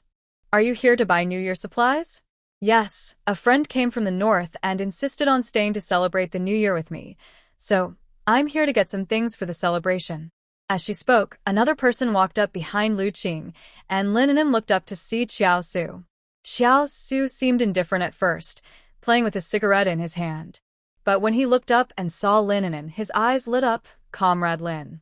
Lu Qing looked a bit surprised. Do you know each other? Lin An'an slightly furrowed her brow, her expression a bit cold. Not really.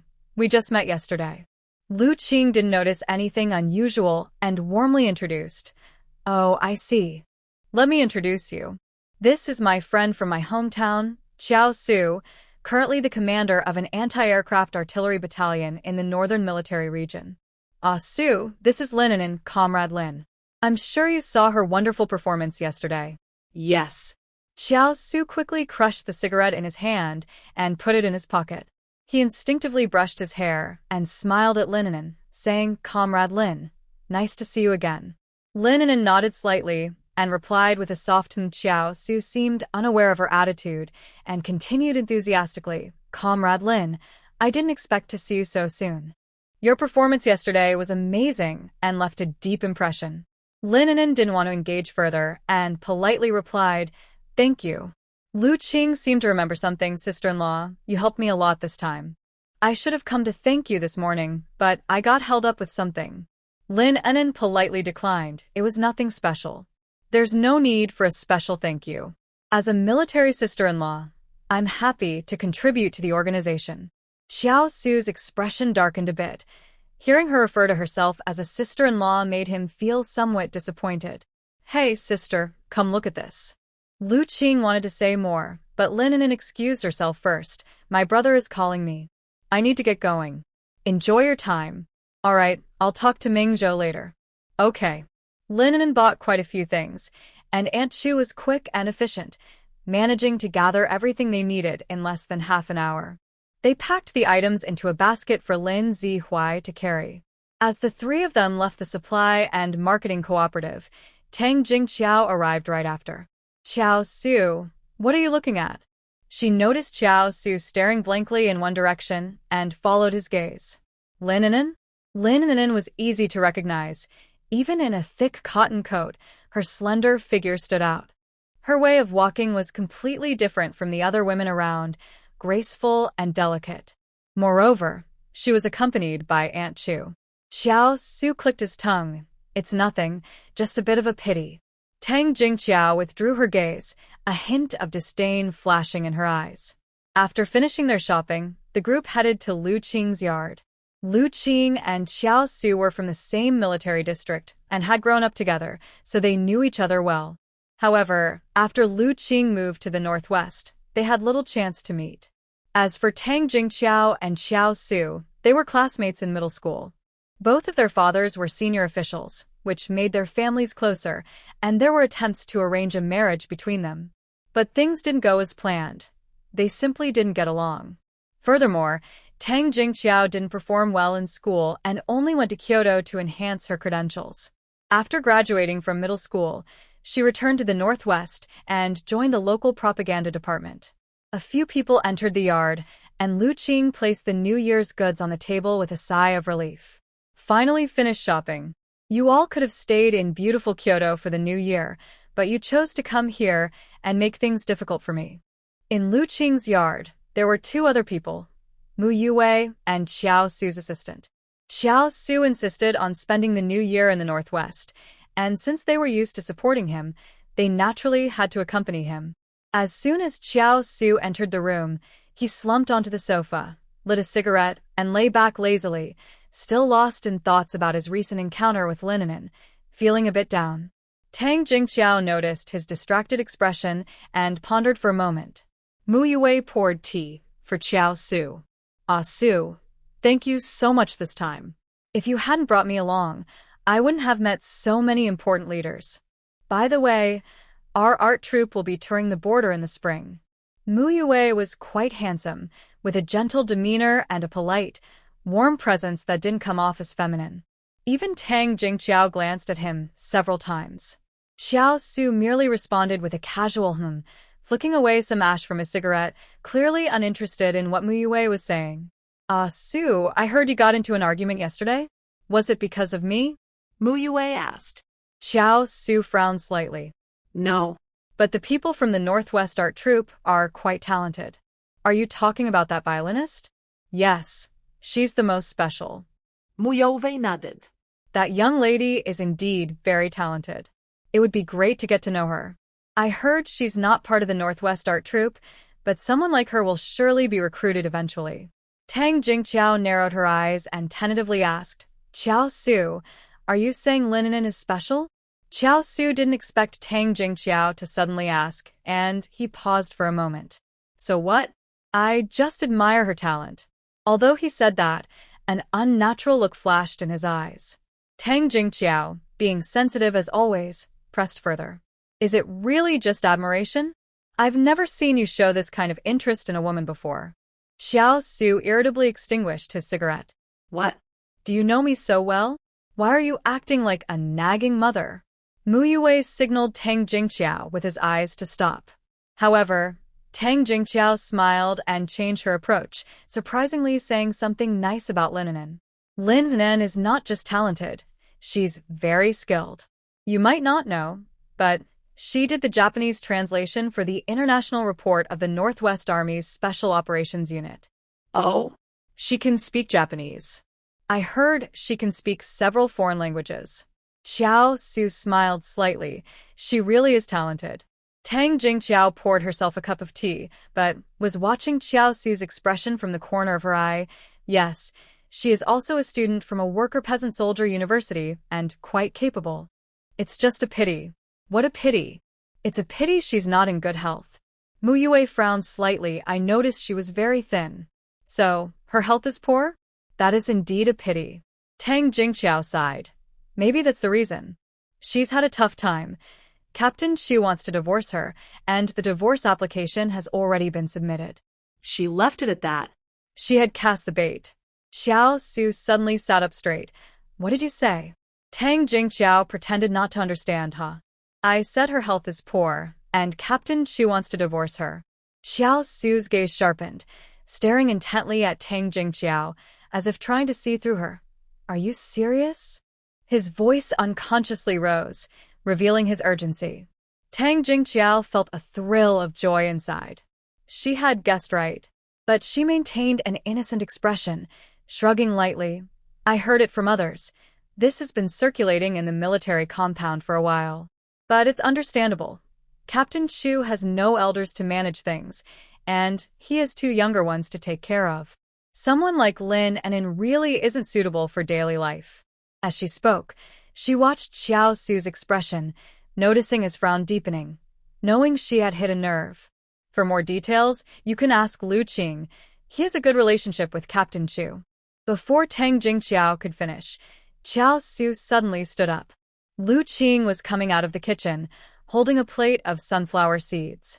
Seeing the strange atmosphere in the room, he asked, What are you all talking about? Why does everyone look so serious? Tang Jingqiao smiled lightly and grabbed some sunflower seeds to munch on. Oh, nothing much, just happened to mention Lin An'an. Want some sunflower seeds? Lu Qing offered the plate to Xiao Su. Xiao Su shook his head, sat back down, resting his hands on his knees, his thumb unconsciously turning, frowning at Lu Qing. Is Lin An'an getting a divorce from Chu Mingzhou? Lu Qing nodded, then shook his head. That was the divorce application submitted before Lin An'an arrived. It hasn't been approved yet. Xiao Su caught the key point in his words. The divorce was a done deal. The application had been submitted, so there was no way they wouldn't get divorced. He clenched his fist, not dwelling too much on the matter, and didn't ask further. Xiao Su's little follower sat down beside him, grabbed some sunflower seeds, and said while cracking them, That day, I saw the captain really cherishing his wife. I thought their relationship was great, but it turns out it was all for show. Lu Qing paused. I'm not sure about that. When Lin An'an first arrived, their relationship was indeed tense, but it seems to have eased quite a bit recently. Mu Yue agreed. When it comes to feelings, it's hard for outsiders to say. But Lin is so delicate and not in good health. If she really gets divorced, living alone would be tough for her. He was just expressing concern, not noticing the change in Xiao Su's expression. Isn't it tough? In this day and age, divorce is a huge deal. A divorced woman is treated like someone abandoned in ancient times. She would be criticized everywhere she goes. Tang Jingqiao seized the moment and added, that's why it's hard for women. Lin An'an is a military wife now, which is acceptable, but if she gets divorced, she definitely won't be able to stay in the Northwest. Returning to Sioux City, she might be gossiped about. She's not from the Northwest? No, she's from Sioux City. No wonder. Mu Yue stroked his chin and interjected, our commander really values talent. If I vouch for her, I could try to introduce Lin to our cultural troupe. Lu Qing was unhappy. Hey, wait a minute. I'm still here. Are you trying to poach her right in front of me? Our cultural troupe has invited her so many times, and she never agreed. Why would she go to yours? Mu Yue laughed. Instructor Lu, you don't understand. Once she's divorced, the Northwest will be a painful place for Lin. She will definitely leave. Stop talking nonsense. Listening to Mu Yue's analysis, Xiao Su's eyes brightened, and he felt a spark of hope inside. The more he thought about it, the more he felt this idea was brilliant. If they could get Lin An'an to the Northern Military District, there would be more chances to interact in the future. Yue, what you said makes a lot of sense. Lin has so much talent. If she goes to the Northern Military District, she might really shine. Seeing Xiao Su agree with him, Mu Yue's thoughts expanded further. Our commander is eager for talent. If I sincerely make the connection, it won't be difficult. Tang Jingqiao lowered her gaze slightly, and hearing their conversation, her mind began to race with possibilities. She fell in love with Chu Mingzhou at first sight, from a childhood crush to her current helplessness. Before, when Chu Mingzhou ignored her, she thought he treated everyone that way. She only hated how slowly time passed, stuck with the divorce application.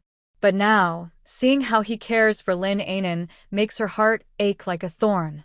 If Lin An'an leaves, wouldn't Chu Mingzhou have no one to worry about? She didn't mind his second marriage. They seemed well-matched.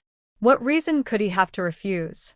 Thinking this, Tang Jingqiao put down her sunflower seeds, clapped her hands, and said, great idea. Lin An'an's talent is undeniable. If Comrade Mu really takes her to the Northern Military District, it would help her a lot. She would definitely be grateful to you.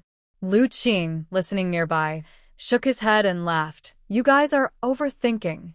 They are a happy couple. Besides, it's their family matter, so stop speculating. Tang Jingqiao rolled her eyes at Lu Qing. We're trying to help her. What's good about staying here?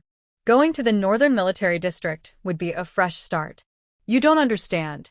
Right, I don't understand, only you do. Knowing she wants a divorce, you still call her sister-in-law. You know everything. You. When Chu Mingzhou got home, his family was gathered around the fireplace chatting. Lin An'an held a notebook, telling stories to everyone, occasionally writing something down. Sister-in-law, what happened next? Lin An'an paused her voice and lowered it intentionally. In the middle of the night, the year beast broke into the village. It came back to the old lady's house, but this time the door was covered in red paper, and the room was brightly lit with candles. The year beast shook and glared at the old lady's house for a moment, then rushed over with a loud roar. Just as it reached the door, it heard a loud from a yard, scaring the year beast so much that it trembled and fled in panic. Chu Mingho and Chunga squeezed together, their eyes wide. So, sister-in-law, will the year beast come to our place? Lin An'an smiled. We have pasted spring festival couplets on our door and window decorations. When the new year comes, we'll set off firecrackers and the year beast won't dare to come. So that's what the year beast is. Lin An'an's embellished story about the year beast left the whole family in a daze. When Chu Mingzhou stepped inside, a wave of cool air followed, and everyone's attention turned to him. Seeing him, Lin An'an's eyes brightened. "You're back." Chu Mingzhou nodded, took off his coat and hat, and sat by the fire to warm up and chase away the cold. He looked at Lin An'an with a smile in his eyes. "What are you talking about?" "It sounds lively." Chu Minglan quickly answered, "Brother, sister-in-law is telling the story of the year beast. It's so interesting." She was just saying how the year beast was scared away by firecrackers. Chu Mingzhou raised an eyebrow at Lin An'an. "Really? I want to hear it too." He moved a bit closer to her, casually resting his arm on the back of her chair and leaning in slightly, ready to listen attentively. Lin An'an felt a bit shy from his actions and cleared her throat. After the year beast was scared away, the villagers were very happy and started to imitate it.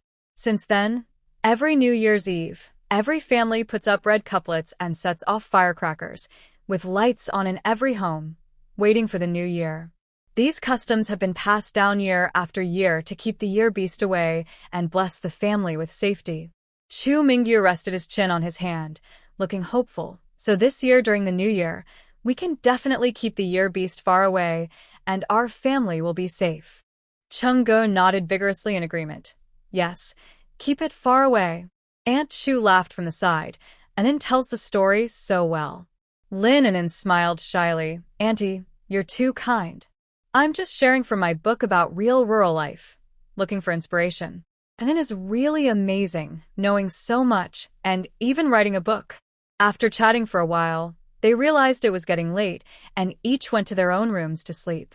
Chu Mingzhou had to send off his boss the next day, so he needed to leave early and stay overnight in the neighboring city, returning the day after. During the new year, Lin An'an felt a bit unhappy but didn't say much, only feeling sorry for his hard work. Chu Mingzhou ruffled her hair. "I'll be staying at the Northwest Fishing Platform with my boss." Lin An'an didn't quite understand. "Is that a hotel?" "Yes, it's a garden-style hotel with a great environment, usually only for important leaders." Lin An'an nodded and simply replied with a soft "hmm." She wasn't very interested in these things, but it was good that Chu Mingzhou would have a nice place to stay. "I'll check how their bathrooms are set up in the rooms, the ones you call restrooms." Lin An'an suddenly froze. Seeing her reaction, Chu Mingzhou couldn't help but chuckle and pulled her a little closer. "You remember that?" Yes. Lin An'an recalled the awkwardness of rushing to the public restroom every morning, trying not to drink too much water at night. "Every time I take a shower, standing next to the cold bathroom makes me feel miserable. I really need a proper bathroom." I only mentioned it once, and he actually remembered? Chu Mingzhou seemed to sense it, held her hand, and gently squeezed it, saying, "I'll build it for you after the new year." Lin An'an quickly nodded. Okay, you're the best." Just thinking about not having to run to a public restroom in the cold mornings and having a comfortable place to shower made Lin An'an smile widely. Seeing her happy, Chu Mingzhou smiled too. "If you need anything in the future, just tell me directly. Don't be shy." "Okay." After agreeing, Lin An'an hurriedly sat up, cupped his face in her hands, and gave him several quick kisses. "I love you.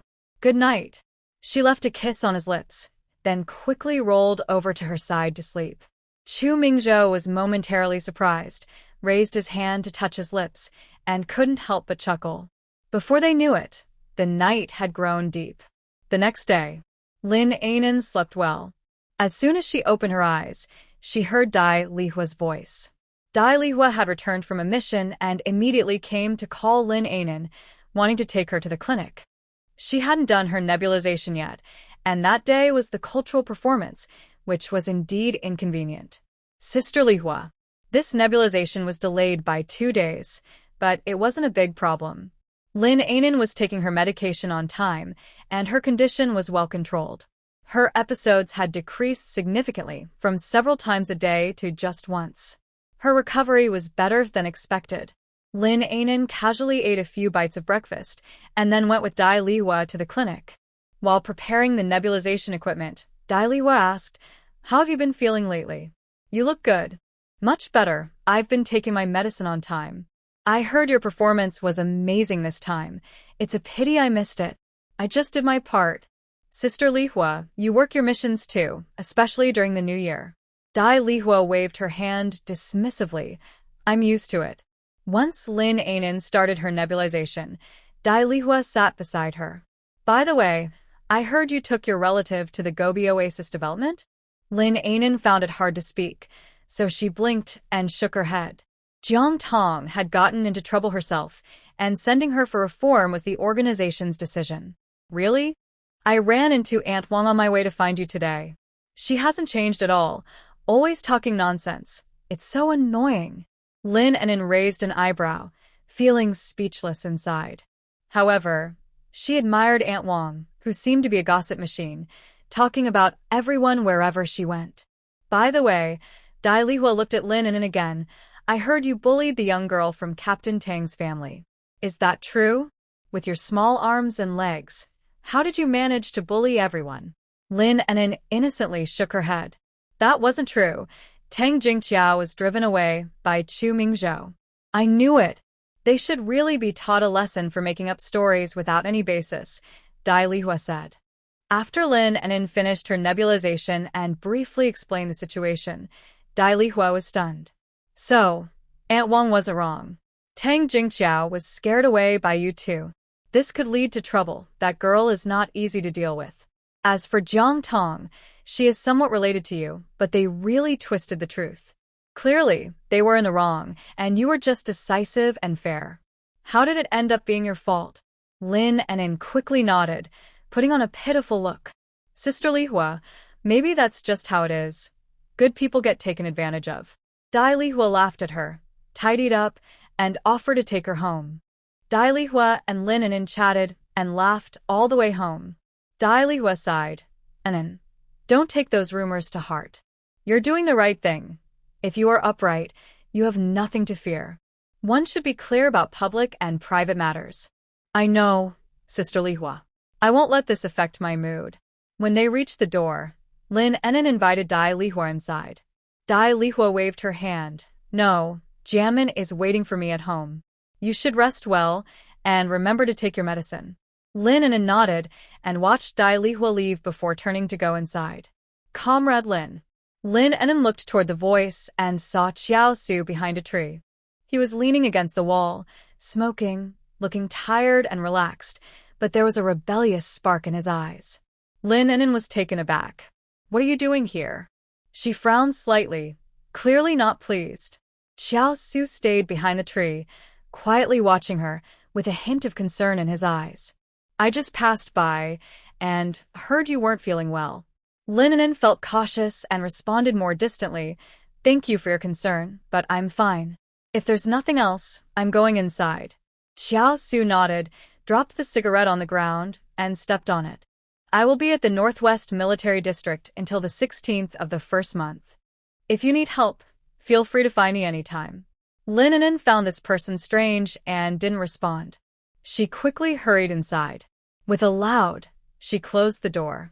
Xiao Su took out a cigarette, lightly tapped it against his hand, brought it close to his lips, and bit down on another one without lighting it. At that moment, he felt a deep ache for the young girl. She had looked so beautiful when she shone on stage. Xiao Su learned more about Lin An'an, mostly from Tang Jingqiao. When he found out that Chu Mingzhou was using Lin An'an for his career by marrying her, he felt like punching him. Such behavior was too despicable. Lin An'an was only entering this marriage to fulfill a promise made by her elders. She was so talented and longed for freedom, yet she lowered her head and came to this completely unfamiliar city. But the outcome wouldn't change. Chu Mingzhou would still heartlessly abandon her, disregarding her reputation. Xiao Su stood quietly by the wall for a long time. What he didn't know was that all his actions were being observed by Aunt Wang, a neighbor of the Chu family. Not only did she hear every word of their conversation, but she also noticed the sadness in Xiao Su's eyes, which she remembered deeply. Aunt Wang had seen many things. She could easily understand the young man's feelings. Even Lin An'an's avoidance seemed suspicious to her. Aunt Wang clicked her tongue and muttered softly, Lin An'an really has some skills. As soon as her man leaves, she's out here with another man. What kind of behavior is that? As she thought about it, she walked outside with quick steps, eager to share the news. Aunt Xu had already started preparing food for the new year with a few younger ones. Lin Zihua had changed a lot in the past few days, perhaps feeling the responsibility of being an older brother, making him efficient and diligent. He couldn't help but boast. Whenever the little ones said, "Brother Zihua is amazing," he would grit his teeth and make sure to do a good job. This marinated fish fillet is a bit tricky to make, but it turns out really well. Seeing Lin An'an in return, Aunt Xu had just finished cooking the last dish. Lin Zihua mentioned that his sister loved fish, especially the marinated fish fillet from Sioux City. Aunt Xu listened carefully and kept it in mind. This morning, she specially bought a fish. The recipe for the fish dish was taught to her by an aunt from Sioux City. "Sister, wash your hands, it's time to eat." "Okay." The family gathered around the table, ready to eat. Lin An'an furrowed her brows slightly, still thinking about Xiao Su, feeling that he was quite strange. Moreover, her first impression of him was not good, which made her more cautious. Aunt Xu served Lin An'an a piece of fish. "Did something happen, An'an? Don't just sit there, eat first." "Oh, nothing's wrong." Lin An'an took a bite of the fish dish, and the familiar taste spread on her tongue, making her pause in surprise. "This fish is so delicious." Aunt Xu smiled, her eyes narrowing with joy. Lin Zihua also took a piece and nodded. "It's good, Annie is really amazing." He then looked at Lin An'an's sister. "I told Annie yesterday that you love to eat, so she made it specially today." Lin An'an suddenly felt a bit emotional, a strange feeling rising in her heart. In this different world, she experienced many emotions she had never felt before. She looked at Aunt Xu and Lin Zihua, her eyes slightly red. "Thank you, Auntie, for thinking of me so much, and thank you, Zihua, for your thoughtfulness." She quickly took another piece of fish. "This fish tastes really good, especially good." Aunt Xu paused her smile and quickly looked for a tissue. "Why are you crying?" Hearing that Lin An'an was crying, the little ones looked up eagerly. Lin An'an hurriedly wiped her eyes. "No, I'm not crying. My eyes are a bit sore from the heat. I'm enjoying the food. How could I cry?" Everyone finally relaxed. "Silly child, as long as you enjoy it. You're not feeling well, so don't hold back when eating. You need good nutrition to stay strong." "Okay, I'll listen to Auntie." After the family finished their lively meal, Lin An'an played with the little ones for a while before returning to her room. She sat at her desk, took out her draft, and began to organize it. While organizing, she also wrote out the English version. Time quietly passed with the sound of her pen on the paper, and soon it was evening. She thought everything was normal until she finished washing up and lay down in bed. Usually, at this time, she would have Chu Mingzhou's company. With him lying beside her, she always slept soundly. However, at this moment, Chu Mingzhou was not home, and the large earthen bed felt especially empty. Lin An'an turned over and couldn't fall asleep, feeling a sense of emptiness in her heart. "There's no other success, but I've quickly developed this habit." Lin An'an decided to sit up, return to her desk, and write a letter to Chu Mingzhou. She remembered a saying. In the past, travel was slow, letters took time, and one could only love one person in a lifetime. Now, she found herself in a time where travel was still slow, and she felt a sense of nostalgia. Writing a letter could be the ultimate romance. She paused for a moment, as if organizing her thoughts, and then began to write slowly. "Mingzhou, I hope this letter finds you well. At this moment, in the quiet of the night, I sit alone under the dim light, pen in hand, wanting to send you the tender feelings from my heart through this piece of paper. Since meeting you, my world seems to have been lit up, like a barren land suddenly warmed by the spring sun, blooming with flowers in an instant. Once, I drifted through this bustling world, lost and without a home, until you came into my life, bringing warmth and love like a gentle breeze. Every moment spent with you has become my most cherished time.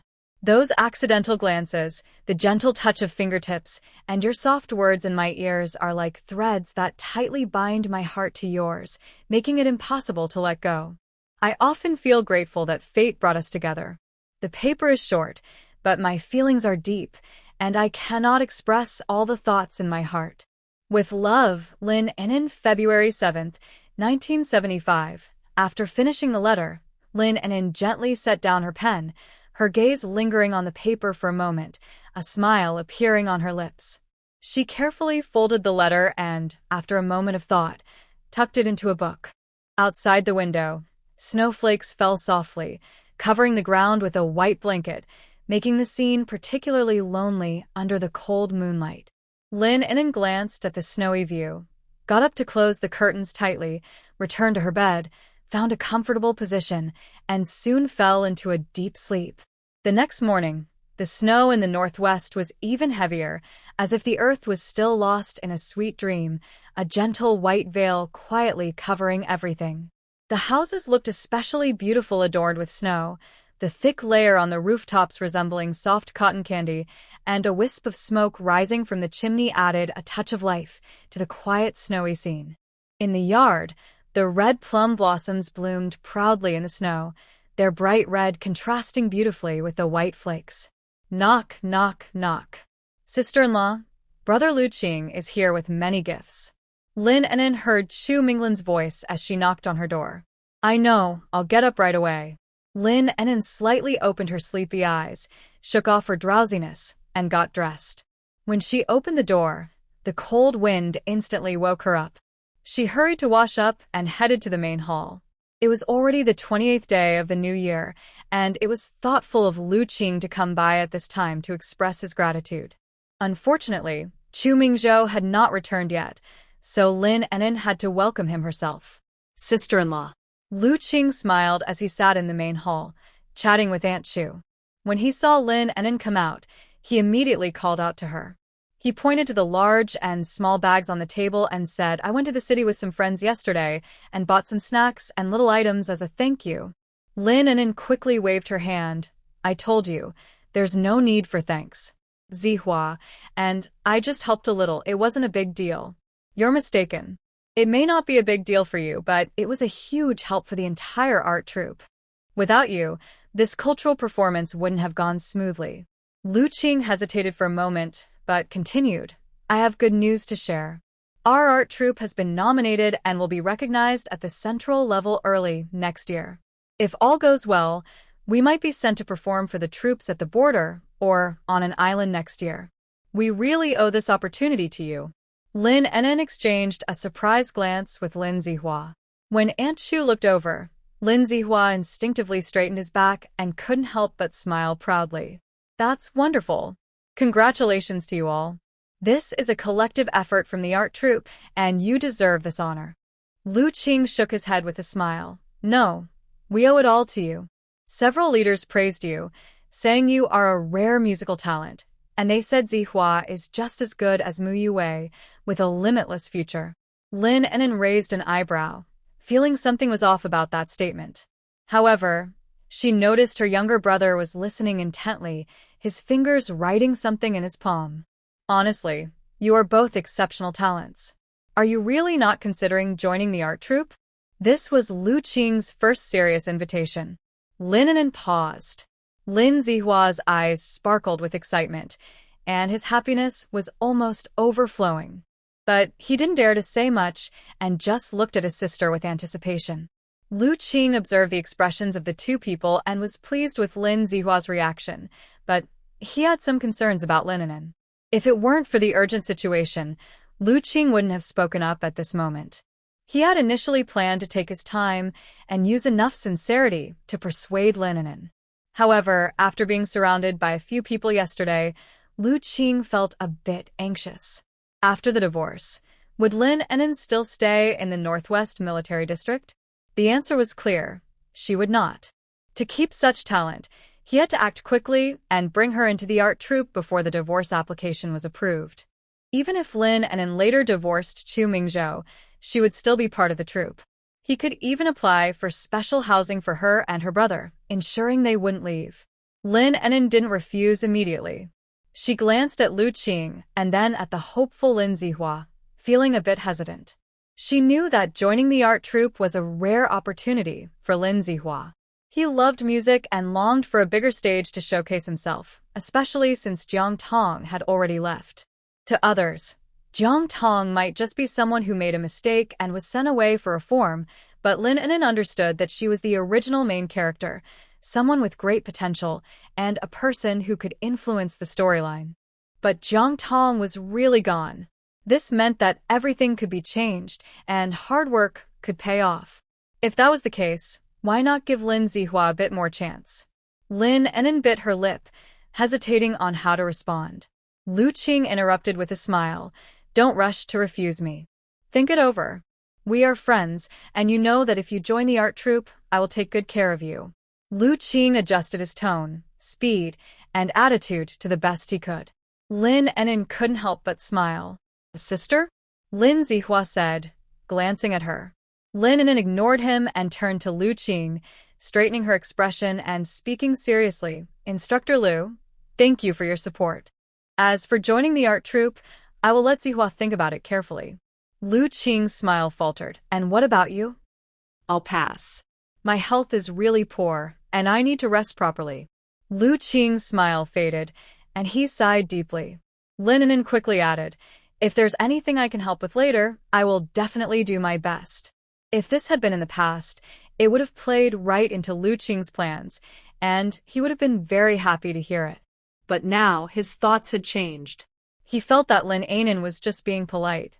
When she gets divorced and leaves, how can she still claim to be responsible?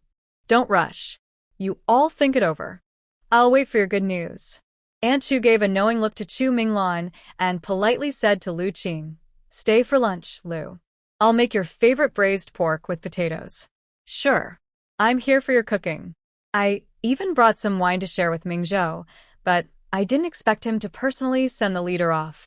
Aunt Chu and Chu Mingho went to the kitchen to prepare lunch, leaving a few people chatting in the living room.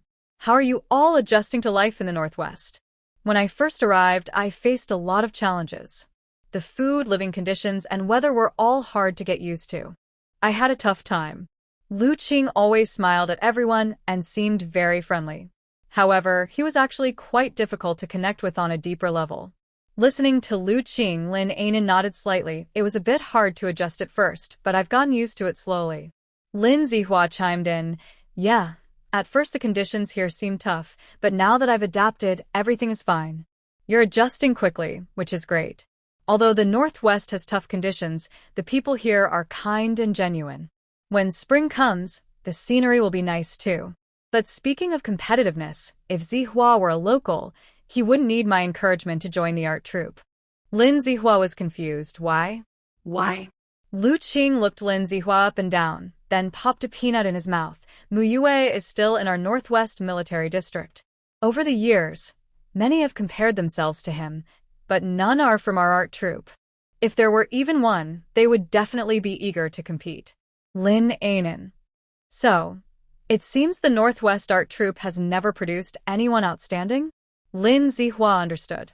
Instructor Lu was suggesting he compare himself to Mu Yue to bring glory to the art troupe. Lin Zihua wanted to say, fine, I'll join right away and compete. I'm not afraid.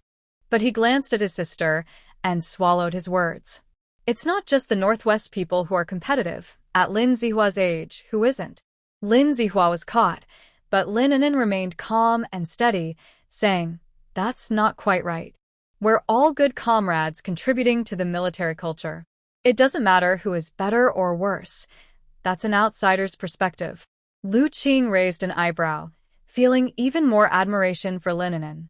She was not only talented and innovative in her thinking, but also had a high level of awareness, making her suitable for the art troupe and leadership roles. With a few years of experience. That's true, but Mu Yue is at my house now. He mentioned wanting to meet you all, so when the opportunity arises, I'll introduce you. Absolutely not. Lin Zihua rejected immediately. Huh. They're very rude, and we definitely won't get along. Lin Zihua exaggeratedly recounted what happened after the cultural performance that day, implying his disdain for them. Is that so? Lu Qing said she wanted to teach them a lesson, sounding very convincing, but it was just talk. However, these were not major issues. As they chatted, Aunt Chu and Chu Mingho were busy in the kitchen. Soon, delicious aromas wafted from the kitchen. Lu Qing smiled and said, Andy's cooking is getting better and better. I left a bunch of guests waiting just to enjoy this meal, huh? Lin An'an couldn't help but laugh as well.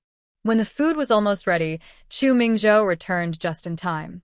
Chu Mingho rushed into the room. Zihua, my brother is back and needs your help moving things. Moving things again. Lin An'an almost thought her man was a hamster, always buying and bringing home a bunch of stuff. Coming. Lin Zihua quickly got up and followed Chu Mingho outside. Lin An'an smiled softly, her eyes gentle. She stood up, straightened her clothes, and followed them out. Lu Qing noticed Lin An'an's demeanor and was secretly surprised. This didn't seem like an act, her gaze. Lin An'an had feelings for Chu Mingzhou. Lu Qing tightened her grip on the peanuts, cracking the shell in her hand. This was going to be tricky. Once this woman developed real feelings, she wouldn't stay in the Northwest Military District after a divorce. Frowning, Lu Qing also got up and walked outside. Mingzhou, I'm coming to help you too. What are you doing here? Chu Mingzhou frowned upon seeing Lu Qing, who was already 28 and still coming to his house. Lu Qing didn't mind his attitude at all and lifted the last box from the trunk. I'm just here to thank An'an and Zihua. I happened to catch Andy making lunch, so I shamelessly stayed for a meal. Chu Mingzhou glanced at him, but said nothing. He turned to Lin An'an, raised his chin toward the room, and signaled her to follow. Lin An'an blinked and quickly took small steps to catch up, saying, Zihua, you guys move the things to the main hall first. Thank you for your hard work. Lu Qing paused when he saw Lin An'an follow Chu Mingzhou into the room and almost blurted out, Does your sister live in the same room as Mingzhou? Lin Zihua looked at him strangely. Of course my sister lives with my brother-in-law. Lu Qing was left speechless, feeling confused inside. For the first time, he thought Chu Mingzhou was not a good person. They were supposed to be separating, so how could he still treat her poorly? Lin Zihua put the things down and noticed Lu Qing's expression.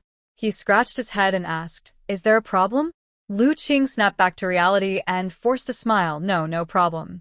He then hurriedly placed the box down, though his gaze kept drifting toward the direction where Chu Mingzhou and Lin An'an had entered.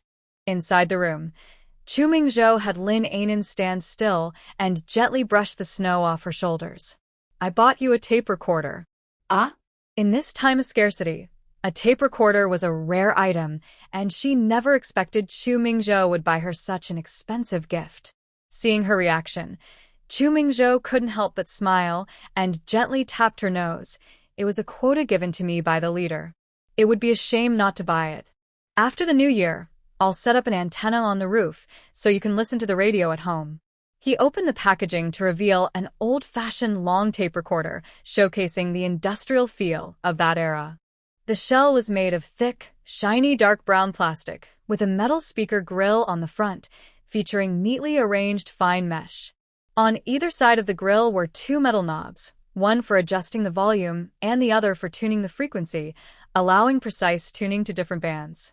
The transparent plastic tape compartment door was clean and bright, resembling a delicate little display case, with a silver metal frame around the edge that reflected a cool light, contrasting with the dark shell. Here are 2 tapes with songs. I don't know if you like them. Chu Mingzhou pulled out 2 tapes featuring the faces of hardworking people from his coat pocket. Lin An'an bit her lip and reached out to take them. It would be a lie to say she wasn't touched. This man. He put in the tape and pressed play. First, there was a slight mechanical sound, followed by a beautiful melody pouring out of the speaker. The sound quality had a bit of a crackle, but it was this simplicity that conveyed the genuine emotions of the past. Lin An'an suddenly jumped into Chu Mingzhou's arms and hugged him tightly, saying, Mingzhou. Hearing her call his name with a hint of a nasal tone made Chu Mingzhou feel a bit anxious. What's wrong? Don't you like it? Lin An'an buried her face in his chest and playfully hit him, saying, I really like it. You're so nice, Mingzhou. Chu Mingzhou finally relaxed. I'm glad you like it. It's just that this tape is hard to find. I'll buy you another one next time I go to the big city. While they were lost in their sweet moment, Lin Zihua's loud voice suddenly came from outside the door. Sister, brother-in-law, it's time to eat. Wait, what's that noise coming from your room? Lin An'an blushed and pulled away from Chu Mingzhou, fixing her slightly messy hair as she replied, "Coming. Your brother-in-law bought me a tape recorder. Do you want to see it?" As soon as Lin Zihua heard tape recorder, he felt like he had been burned and quickly ran away, saying, "No, no. You two hurry up and come eat." He remembered how he had ruined the tape recorder their dad bought for his sister because of Jiang Tong, and he still felt guilty about it, so he dared not linger. "Let's go." Chu Mingzhou stopped the tape recorder, took Lin An'an's hand, and they walked to the dining room together. Lu Qing, seeing their affectionate display, suddenly lost his smile and shot a cold glare at Chu Mingzhou, feeling disapproving. In his eyes, Chu Mingzhou's behavior was very inappropriate. He was determined to divorce Lin An'an, yet he was acting like he was deeply in love. Wasn't it just trying to deceive the young girl? It also messed up his plan to recruit Lin An'an into the art troupe. Once seated, the little ones, hearing that their older brother bought a tape recorder for their sister-in-law, erupted with excitement. Lin An'an smiled and reassured them, "You all eat nicely, and later I'll bring out the tape recorder. But right now, it can only play tapes, not record." Yay! The little ones cheered, eating even more energetically. Lu Qing swallowed his dissatisfaction and put on a fake smile, pretending to be surprised as he joked, "Mingzhou, you really spoil your wife. Getting a tape recorder out here in the Northwest isn't easy." Chu Mingzhou replied with a calm smile, "It was just a coincidence. I found it and bought it." Lin Zihua was focused on eating, but his mind was on the recorder. He occasionally glanced at his sister Lin An'an, hoping she would take out the recorder, so he could play with it too. Anyone studying music loves new gadgets. At that moment, he was a bit foolish, thinking it was such a great item that he could just trade it away. Lu Qing noticed his eagerness and seized the opportunity to steer the conversation toward the art troupe. "Zihua, if you join the art troupe, you'll get to try out all sorts of music equipment, which is much more interesting than this recorder. Plus, you can learn from professional teachers." Lin An'an gave Lu Qing a helpless glance, about to speak, but Chu Mingzhou interrupted. "Join the art troupe? No way. Zihua is too impulsive. He needs to toughen up in the army." Lu Qing, undeterred by the rejection, still smiled. "What do you know? I'm just looking out for talent. I want to give the art troupe a boost. You know Mu Yue, right? He's a star in the military art troupe and very famous nationwide. He's here with Xiao Su right now. They're at my house." Mu Yue, Xiao Su. Exactly. But it's not fair. They have great natural talent and resources. Compared to them, Lin Zihua can join the art troupe. Huh. Lu Qing was taken aback. He was still trying to persuade them when Chu Mingzhou agreed so readily. "Mingzhou, are you serious?" Lin Zihua, who had just taken a big bite of food, was also stunned, forgetting to chew as he stared at Chu Mingzhou. Chu Mingzhou remained calm, looking at Lin Zihua and then at Lu Qing, and said slowly, "Zihua needs more experience, but he's still young and tends to act impulsively. Are you sure you can handle him?" Lin Zihua swallowed his food, his eyes lighting up, and he quickly nodded. "Brother-in-law, if Instructor Lu can handle it, I will work hard too." Lin An'an. Lu Qing quickly caught on and nodded, adding, "Yes, I can handle it. I'll make sure to train him well." "Okay." Lu Qing seized the moment. "How about after the New Year? Once the holiday is over, I'll submit a report to secure a spot for Lin Zihua." Lin Zihua looked eagerly at his sister. Lin An'an glanced at Chu Mingzhou again, unsure of his intentions, but eventually nodded. "Then I'll trouble Instructor Lu." Ha ha ha. "No trouble at all. We're all on the same team." Lu Qing smiled happily. His gaze occasionally fell on Lin An'an, and his heart, which had been lifeless, began to stir again. Throughout the meal, Lu Qing observed closely. He felt that Chu Mingzhou's gaze towards Lin An'an was not innocent. His previous guess about Chu Mingzhou's feelings might actually be true. As they were leaving, Lu Qing deliberately slowed down and leaned closer to Chu Mingzhou, reminding him, "The divorce application you submitted should be with Director Tang by now. Remember to pick it up soon or else. Once the year is over and the stamp is on it, it will really be finalized." Chu Mingzhou paused and replied with a slight "I'll be on my way now, but remember, a good wife like that is hard to find if she runs away." Chu Mingzhou frowned slightly, feeling confused by his words. Lu Qing waved goodbye and left. However, his thoughts began to race again. Not getting a divorce would be great. As long as they didn't divorce, Lin An'an would be part of the Northwest Military District. Nowadays, women are encouraged to be independent and seek better opportunities. Given Lin An'an's talents, the best fit for her would be the art troupe, and her final choice would likely be the art troupe. Lu Qing's emotions fluctuated greatly, from sunny to cloudy, then to light rain, and back to sunny again.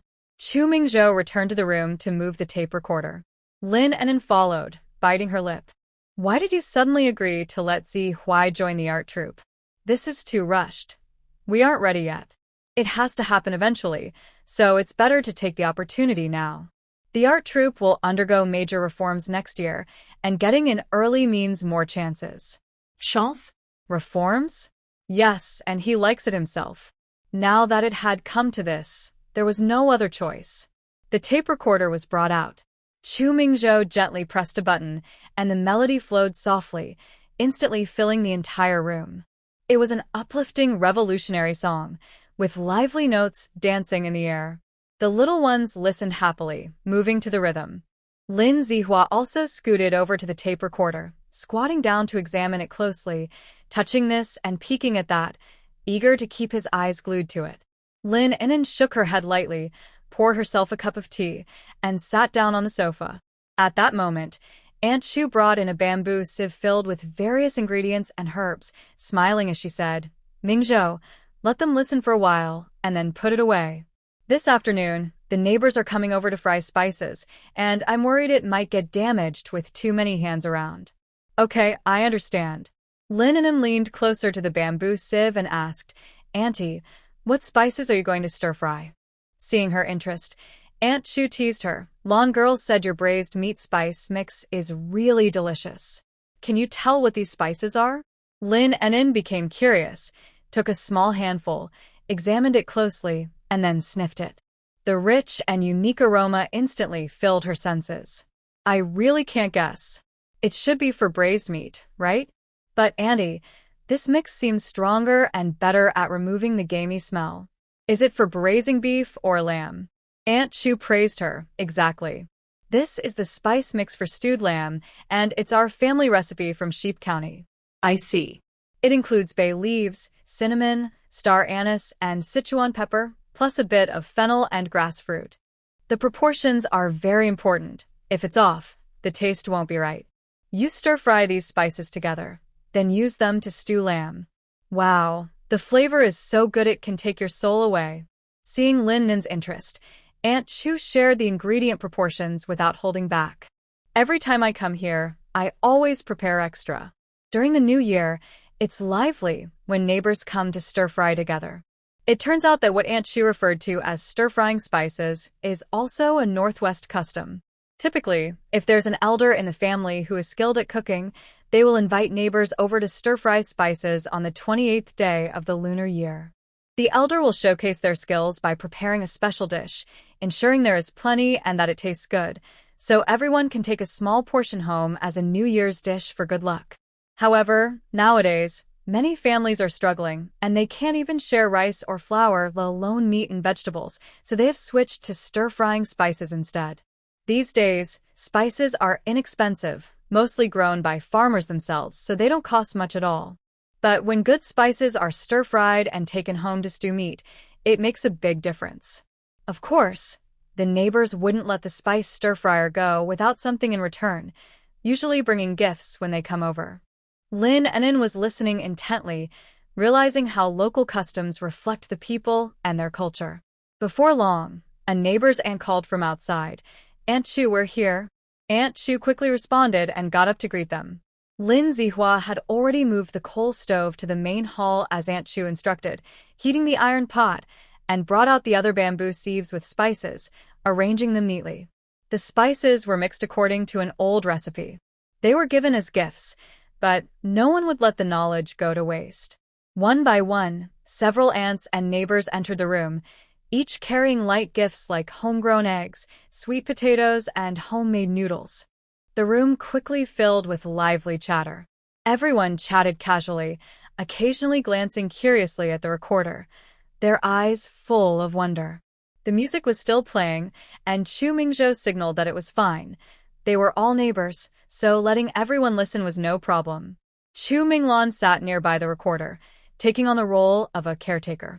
One aunt joked, "Chu Captain really cares for his wife, even buying her such a fancy gadget." Lin An'an smiled and nodded. "Mingzhou just got it for me. It's really nice." Hearing this, everyone praised Captain Chu for being so caring. He simply smiled softly, his gaze often drifting to Lin An'an. Aunt Chu clapped her hands to gather everyone's attention. "All right, let's not just chat. It's time to start cooking the spices. I'll begin, so pay close attention." With that, she took a brush dipped in vegetable oil and coated the inside of the iron pot a few times. Once the pot was hot and smoking, she tossed in a handful of mixed spices. In an instant, a soft sizzling sound filled the air, and a rich aroma burst forth, filling the room. The ants moved in closer, their eyes wide as they watched the pot. Aunt Chu, holding a spatula, stirred slowly while explaining, "At the beginning, keep the heat high to bring out the flavor." One aunt pulled her daughter closer and whispered, "Quickly watch this. If you learn this skill, the men and kids at home will praise you endlessly." The spices in the pot gradually became fragrant and crispy, darkening in color. Aunt Chu lowered the heat and stirred a few more times before transferring the mixture to a large bowl. "Come, everyone, take a whiff. How does it smell?" They all leaned in to sniff, offering compliments. Soon, the other aunts took turns trying their hand at cooking, filling the room with laughter and the delightful scent of spices. Since Aunt Chu was older, cooking such a large batch was tiring for her. She took a break, sipping water and chatting with the others. Everything was going well until Lin An'an mentioned needing to use the restroom, and Chu Mingzhou accompanied her. During this back and forth, Aunt Chu got into an argument with someone. She was being held back by a few people, her face red with anger as she shouted at the two people across from her, "How dare you spread such rumors about a young lady? Aren't you afraid of retribution?" Aunt Chu, who usually had a good temper and was kind to everyone, was surprisingly upset. Lin An'an was startled and quickly ran over. Facing Aunt Chu was a mother-in-law and daughter-in-law pair from the Li family, who lived nearby. Their men were also in the army, so they didn't interact much, but they were somewhat familiar. Aunt Li said, "Aunt Chu, we didn't say it. We heard it from someone else, but it's true. Many people saw it. We're not lying to you." Pa. "I know Manhwa very well. Who saw it? Come forward and explain. You can't just spread rumors with your mouths. Be careful, or I'll report this to the authorities and demand an explanation."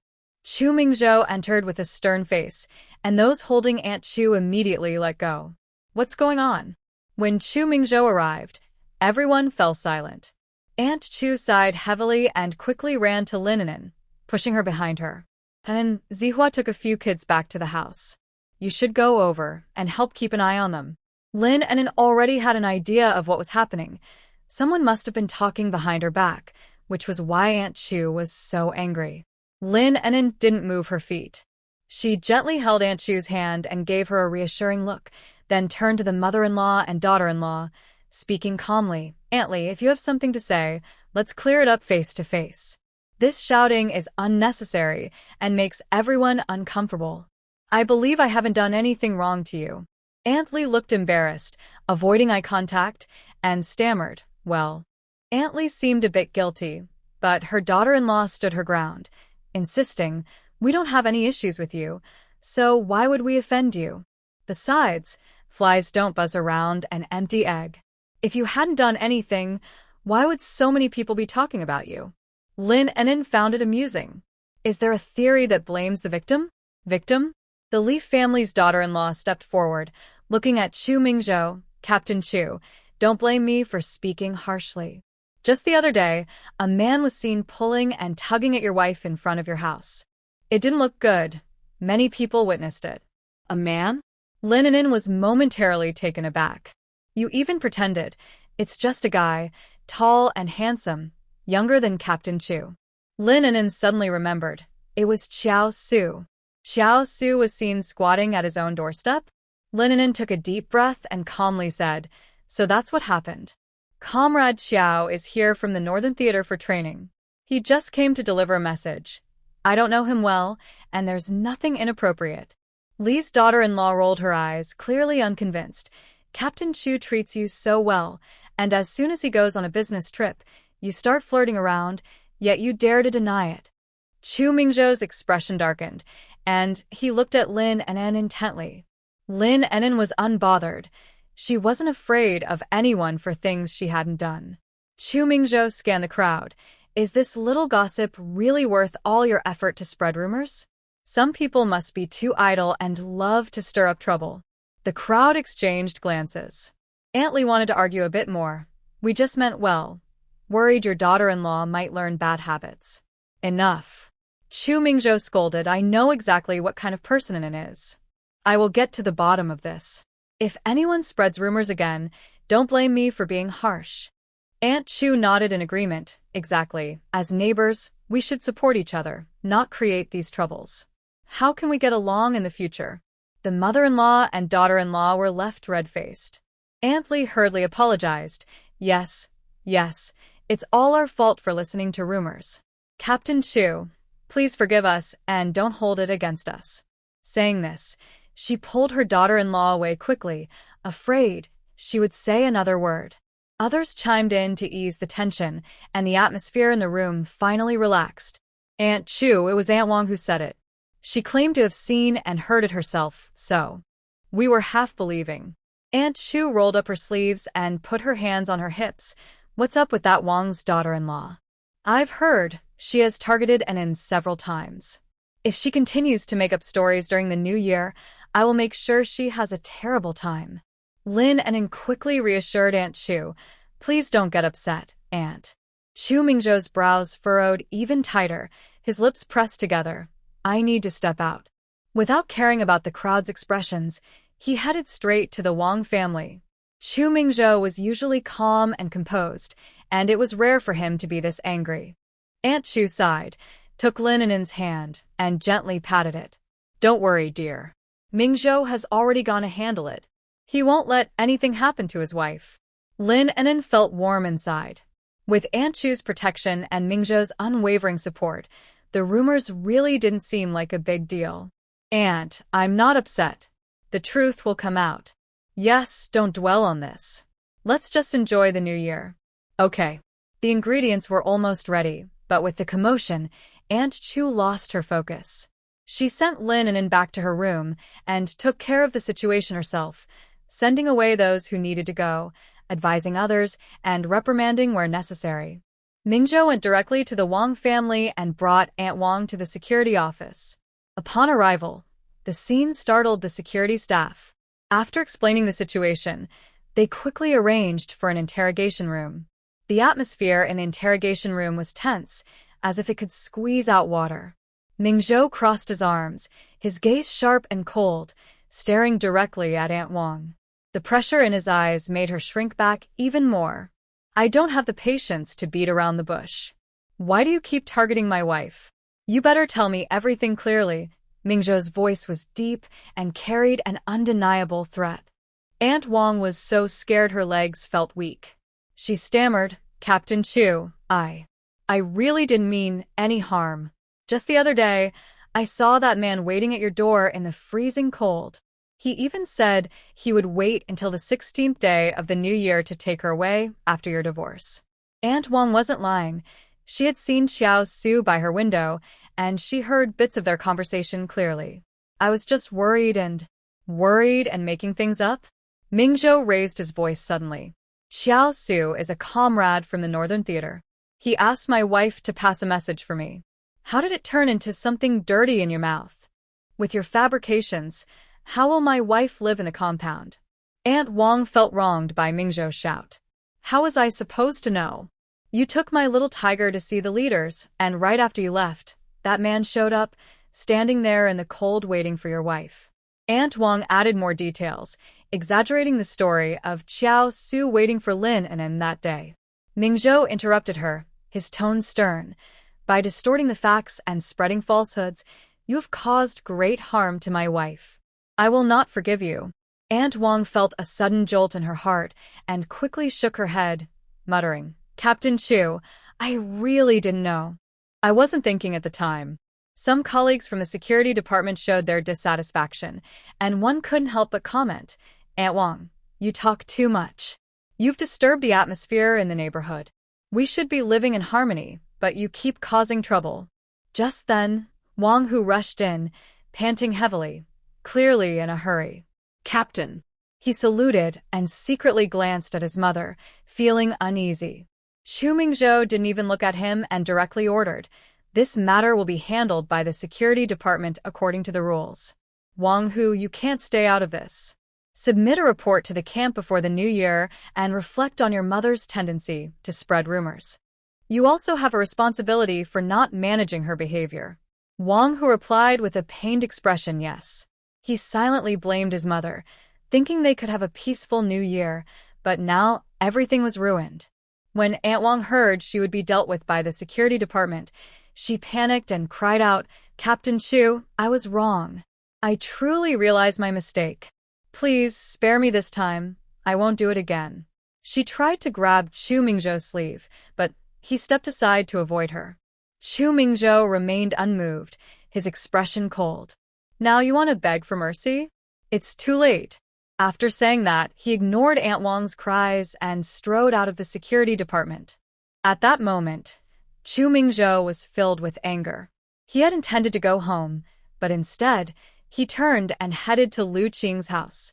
Chu Mingzhou was fuming, walking quickly and urgently. He knew that to completely resolve this issue, he needed to deal with the source, and Xiao Su, the trigger, had to be handled properly. When he arrived at Lu Qing's house, he didn't knock and simply pushed the door open. The plum blossoms in Lu Qing's yard were blooming, and he was currently trimming them with scissors, enjoying the moment. Startled by the sudden noise, Lu Qing frowned when he saw it was Chu Mingzhou. Why are you in such a rush? What's wrong? Chu Mingzhou looked up, his gaze cold and sharp. Where's Xiao Su? I need to talk to him. Lu Qing was taken aback, then quickly came over to stop him. Hey, with that attitude, who are you trying to scare? Xiao Su and the others are in the living room. Did something happen? What happened? He made my wife the subject of gossip in the neighborhood. What do you think happened? Chu Mingzhou's eyes blazed with anger as he headed toward the living room. Ah!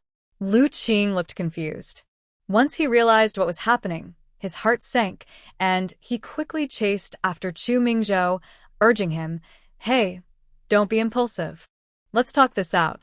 It's New Year's, don't make a scene. Chu Mingzhou didn't listen and strode into the living room. Inside, Xiao Su was lazily lounging on the sofa, while Tang Jingqiao and Mu Yue sat across from him, chatting casually. They turned to see Chu Mingzhou's angry expression and were taken aback. Xiao Su was the first to recover, sitting up straight with a frown. Captain Chu, what do you mean by this? Chu Mingzhou walked straight up to Xiao Su, looking down at him with anger in his eyes. He coldly asked, What did you do in front of my house the other day? Xiao Su paused, then clicked his tongue. What? Captain Chu, are you trying to interrogate me here? In a flash, Chu Mingzhou grabbed Xiao Su's collar and lifted him slightly. I don't know what you want, but I warn you to stay away from my wife, or I won't hold back. Mu Yue and the others were startled by his actions and quickly stepped in to intervene. Mu Yue said, Captain Chu, you must be misunderstanding something. Let's talk this out. Lu Qing added, Mingzhou, what are you doing? Stop it. Tang Jingqiao said, Mingzhou, let go. Some things. It takes two to tango. You can't blame everything on Xiao Su. Chu Mingzhou remained unfazed and lifted Xiao Su a bit more. The whole courtyard is buzzing about this. You better explain yourself. Normally, Xiao Su would have fought back. No one dared to grab his collar. But this time he didn't move. Instead, he smirked and raised an eyebrow, saying, What? You don't trust her just because of a few words from others? You think she embarrassed you? Chu Mingzhou hesitated for a second before throwing a punch that landed squarely on Xiao Su's right cheek. As a soldier, you should know the basic rules.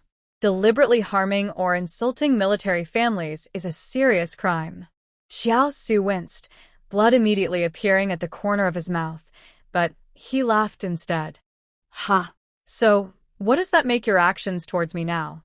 Mu Yue and Lu Qing rushed forward to separate them, fearing Chu Mingzhou would strike again. Tang Jingqiao looked shocked, wondering what Chu Mingzhou was doing. If he thought Lin An'an was embarrassing, why not confront her directly instead of hitting Xiao Su? Knowing who Xiao Su is, why provoke him? Xiao Su's laughter echoed in the living room, making the atmosphere even more tense. Chu Mingzhou glared at Xiao Su, his chest heaving with anger. Xiao Su, don't think I won't do anything to you. You are deliberately ruining my family and spreading rumors. I will not let you get away with this. Xiao Su wiped the blood from the corner of his mouth, a hint of mockery in his eyes. Commander Chu, don't jump to conclusions. I only asked Comrade Lin for a favor. I didn't spread any rumors. Lu Qing, seeing the tension between them, quickly tried to mediate. Everyone calm down. It's the new year. Can't we talk this out? Mu Yue also chimed in. Yes, there must be a misunderstanding.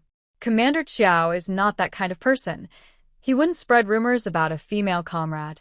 Xiao Su shrugged off Mu Yue's hand, leaned back lazily, and said, I did go to find Comrade Lin that day to invite her to the military flag art troupe, but she wasn't home, so I waited at the door. I don't know anything else. I didn't say anything inappropriate. Inviting an end to the military flag art troupe? Chu Mingzhou's icy gaze turned to Mu Yue. Mu Yue stiffened and nodded instinctively, yes, yes. We've seen Comrade Lin's performances and learned she didn't join the Northwest Military Region's art troupe, so the military flag art troupe is thousands of miles away. Are you telling me you want to bring in an over? Do you even know she came with the army? Chu Mingzhou thought the people from the Northern Military Region were crazy. If his wife really wanted to join an art troupe, why would she go thousands of miles away instead of the one right at her doorstep? It was clear they were just looking for trouble. What were they really planning? Did they think he couldn't see through it? It made him even angrier because he understood everything so clearly. Little did he know, Xiao Su had deeper intentions and was even more cunning. He was waiting for the two to divorce, hoping to completely take Lin An'an away after their divorce.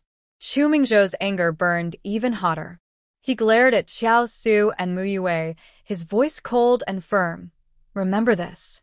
An'an is my wife. She will not go to the Northern Military Region, nor will she join the military flag art troupe. Xiao Su's lips curled slightly, a hint of defiance in his expression. Commander Chu, don't be so absolute. Comrade Lin is very talented. She deserves better opportunities instead of being confined to a small place. If you can't provide her with better results, don't hold her back. Chu Mingzhou took a step forward, his gaze sharp as a knife. What do you mean by that? Lu Qing and Mu Yue exchanged a glance and quickly stepped forward to separate the two, putting themselves between them. Lu Qing said, Mingzhou, please calm down. There must be a misunderstanding. Let's all take a moment and speak less. Chu Mingzhou scoffed. I don't want to hear any more rumors about An'an. Tomorrow, I expect a clarification and an apology, or I won't let this go. With that, Chu Mingzhou turned and left, leaving Xiao Su and others in the living room, the atmosphere awkward and tense. Mu Yue sighed helplessly and said to Xiao Su, when did you arrive? If you want to ask about the art troupe recruitment, we should wait until after their divorce. I'll ask myself. Xiao Su wiped the blood from the corner of his mouth and spat out a bit of blood, saying, I just think Comrade Lin deserves better. She shouldn't be overlooked in this remote area. Besides, I don't think I did anything wrong. Tang Jingqiao rolled her eyes and agreed. I think Xiao Su did nothing wrong. He should have given Lin An'an a heads up, so she could be prepared. But we definitely need to stop these rumors. We can't let them damage Mingzhou's reputation.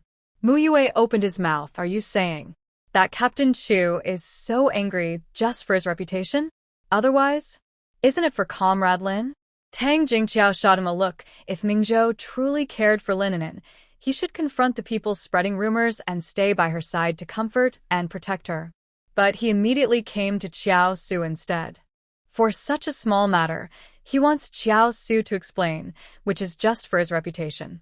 Xiao Su frowned, deep in thought, feeling the fire inside him growing stronger. After hearing Tang Jingqiao's analysis, Mu Yue felt something was off. I don't think Captain Chu is the type to only care about his reputation. His defense of Comrade Lin doesn't seem fake. The way he acted today clearly shows he was angry and worried about Lin. Tang Jingqiao scoffed. What do you know? For men, sometimes face and reputation are more important than anything else. If he's making such a fuss, it must be because the rumors are serious. After all, Lin An'an is still his wife. How can he maintain his dignity? Xiao Su spoke up, his eyes cold, despicable. Lu Qing looked from one to the other. He felt that Chu Mingzhou's earlier behavior was clearly out of anger for his wife, and there was a hint of jealousy in that anger. Lu Qing then scrutinized Xiao Su closely, and as he pieced everything together, he understood it all. When planning to spend time alone, I need to remind Xiao Su that some jokes should not be made, as they can harm both others and oneself. However, for now, we must first resolve the important matter. Lin An'an's reputation cannot be ruined. I think Jingqiao is right. This needs to be clarified since it concerns the reputation of a woman, Lu Qing said, and everyone nodded in agreement. Tang Jingqiao added, yes, during the new year, if this little issue causes chaos in the whole place, it will leave everyone feeling unhappy. Xiao Su, please write a statement to explain everything clearly. I will help you give it to my dad for handling. Tang Jingqiao was not really concerned about Lin An'an. She was worried about Chu Mingzhou. Once the new year is over and the divorce is finalized, everything will be fine, but she cannot be burdened at a crucial time. Xiao Su stood up reluctantly, looking serious. Fine, I'll write it, but I want to make it clear that my intention was only to appreciate talent, not to cause harm. If Chu Mingzhou keeps bringing this up, he shouldn't blame me for being rude. Lu Qing quickly stopped him. Just focus on getting through this first. Xiao Su huffed and turned to go into the guest room. A few minutes later, he came out with a written statement. Lu Qing took it and handed it to Tang Jingqiao, urging her to take care of it quickly. I'll go with you to discuss the situation. Rumors are like weeds. They need to be pulled out as soon as they appear, Lu Qing said, putting on her coat and heading out. When Chu Mingzhou arrived home, the atmosphere was warm and cheerful, unaffected by the earlier incident. Chu Minglan and Lin Zihua were in the kitchen helping Chu Gupu. The three boys were playing games in the main hall, occasionally bursting into laughter. Lin An'an was resting in her room, holding a book, feeling a bit drowsy. She hadn't slept well last night and was feeling tired today. As soon as Chu Mingzhou entered the house, he saw Lin An'an lazily leaning against the bed, a book resting in her hands, her eyes half closed and looking sleepy. He pressed his lips together and walked over to the bed. Before Lin An'an could react, he suddenly leaned down, gripping her shoulders tightly, and kissed her directly. The kiss was urgent and assertive, completely lacking the usual gentle restraint. Lin An'an's eyes widened in surprise, and the book in her hands fell with a thud as she instinctively pushed against Chu Mingzhou's chest. After a moment, Chu Mingzhou slightly released her, resting his forehead against hers, breathing heavily, his eyes lit with intensity. An'an, promise me you'll always stay by my side and never leave. Lin An'an felt her cheeks flush from the sudden situation, and her eyes were a bit confused. Why? Why are you saying this all of a sudden? Chu Mingzhou remembered Xiao Su's determined expression, and a pang of jealousy hit him.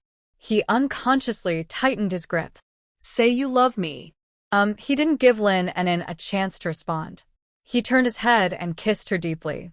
The kiss was overwhelming, stealing the air from her mouth. She felt tingly all over, her head spinning, and she couldn't even make a sound.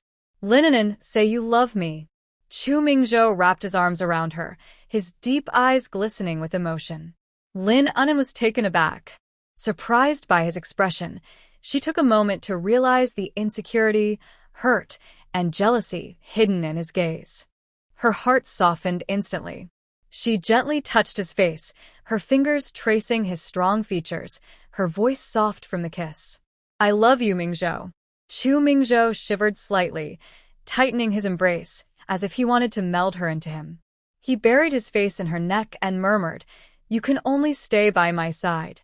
Lin An'an's eyes sparkled as she leaned closer to his ear and playfully nibbled on his earlobe. Of course, I want to be with you. I need to take care of myself to enjoy my delicacies. Her hand lightly traced over Chu Mingzhou's firm abs, teasing him with each touch, sending little shivers through him and making his breath quicken.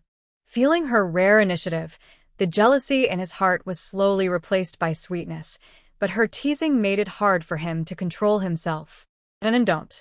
Chu Mingzhou's voice was low and husky. He freed one hand to catch her restless fingers, gently squeezing them as if to warn her, but his eyes showed no threat. They seemed to encourage her to continue.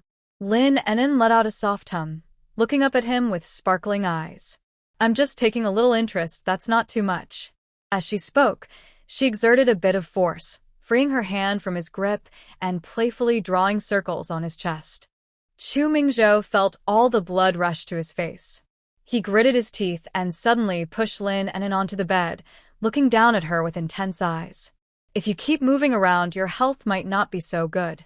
Lin An'an chuckled awkwardly and obediently pulled her hand back. Health is important, health is important. Chu Mingzhou. He took a deep breath, turned to the side, and pulled Lin An'an into his arms, calming his chaotic breathing. Lin An'an snuggled closer and waited for him to regain his composure before softly asking, What happened? Chu Mingzhou didn't hide anything and told her everything. Lin An'an listened quietly, her frown deepening as he spoke. When he finished, she couldn't help but lightly tap his chest. You actually hit someone. Why were you so impulsive? Chu Mingzhou grabbed her hand, a bit annoyed. Are you worried about him? What nonsense are you talking about? Lin An'an suppressed a laugh, holding his hand back and pretending to on it. Of course I'm worried about my man's hand. Chu Mingzhou chuckled, knowing she was teasing him, but he appreciated it. I admit I was a bit impulsive, but I had my reasons. Huh? You have a plan for hitting someone? Chu Mingzhou couldn't help but smile widely. I wanted to make a statement. I want everyone to know that no matter what happens, I will stand behind you, regardless of who they are or their status. Lin An'an understood. He was defending her. She gave him a quick peck on the cheek. My man is really great. This time, Chu Mingzhou didn't hold back and leaned down to kiss her lips. After the new year, I'll withdraw the divorce application. Lin An'an's eyes narrowed. She was excited to discuss this. Ouch, she pinched his waist hard, pulling away from his embrace. How did I forget about this? So, we're in the cooling-off period for the divorce? What period? Chu Mingzhou didn't understand, but quickly pulled her back into his arms, holding her tightly, his tone urgent. That was before, and it was your request. We can't withdraw it by the end of the year. My request? Don't kid around. We've been married for 4 years, and you've never contacted me. To me, you're just a stranger. I wrote to tell you that I long for freedom, and if we really aren't suitable, we could consider divorce. I was just weakly asking for your opinion. The more Lin An'an spoke, the angrier she got, huffing softly, her lips moving rapidly. I was so polite in discussing this with you. And what did you do? You submitted the divorce application without a word. That's too heartless. The more Chu Mingzhou listened, the more confused he became, his brows furrowing. You clearly threatened me, saying if I didn't agree to the divorce, you would do something drastic. How can you blame me for that? Huh? Lin An'an opened her mouth, feeling a bit confused. She knew very well that Chu Mingzhou could not be lying about this matter, but the original owner had never written such a letter. You said I forced you to divorce me? That I would die if we didn't? Seeing her expression, Chu Mingzhou also felt something was off. He said nothing, helped her sit down, and went to the wardrobe to take out a small box, handing it to her. Lin An'an quickly took it, opened the box, and found 6 letters and dozens of mailing receipts inside. 6 letters? Yes, a total of 6, all right here. Lin An'an picked up the receipts and looked at them. They were all items Chu Mingzhou had sent to her, every month. But The original owner had never received any of them. What was going on? Lin An'an opened each letter and quickly scanned them, feeling shocked. The handwriting in the later letters resembled the original owner's, as if they were copied, but the tone was extremely sharp, with rude language that was completely different from the original owner's style. how? How is this possible? Lin An'an murmured. Chu Mingzhou watched her reaction and realized something was strange. What's wrong? Is there a problem with the letters? Lin An'an handed the letters to Chu Mingzhou, pointing out a couple of phrases. Look at these two words. What's different? She was referring to nearly identical sentences in two letters. Chu Mingzhou, having a background as a special forces soldier, had much better observation skills than the average person. After comparing closely, he understood. This letter wasn't written by you? Yes. Only the first letter was written by me. The rest are forgeries. Chu Mingzhou. And I never received your packages. Chu Mingzhou took the letters and examined them closely, frowning. Who did this? Why would they do it? Lin An'an immediately thought of Jiang Tong and felt a chill down her spine. Is this the power of the plot? Unbeknownst to her, Jiang Tong had done so much. No need for evidence. It could only be her. Lin An'an got off the bed, put on her shoes, and called outside. Zihua, come here for a moment. Sis, wait a minute, I'm helping Aunt make dumplings. Just come here first. Oh, okay. Lin An'an glanced at Chu Mingzhou, her tone a bit heavy.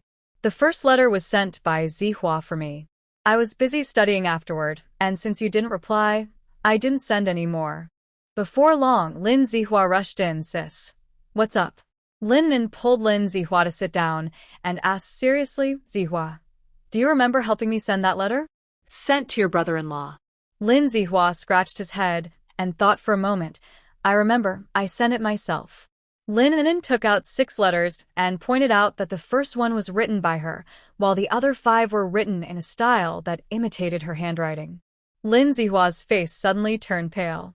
Lin An'an narrowed her eyes. Zihua, do you have something to say?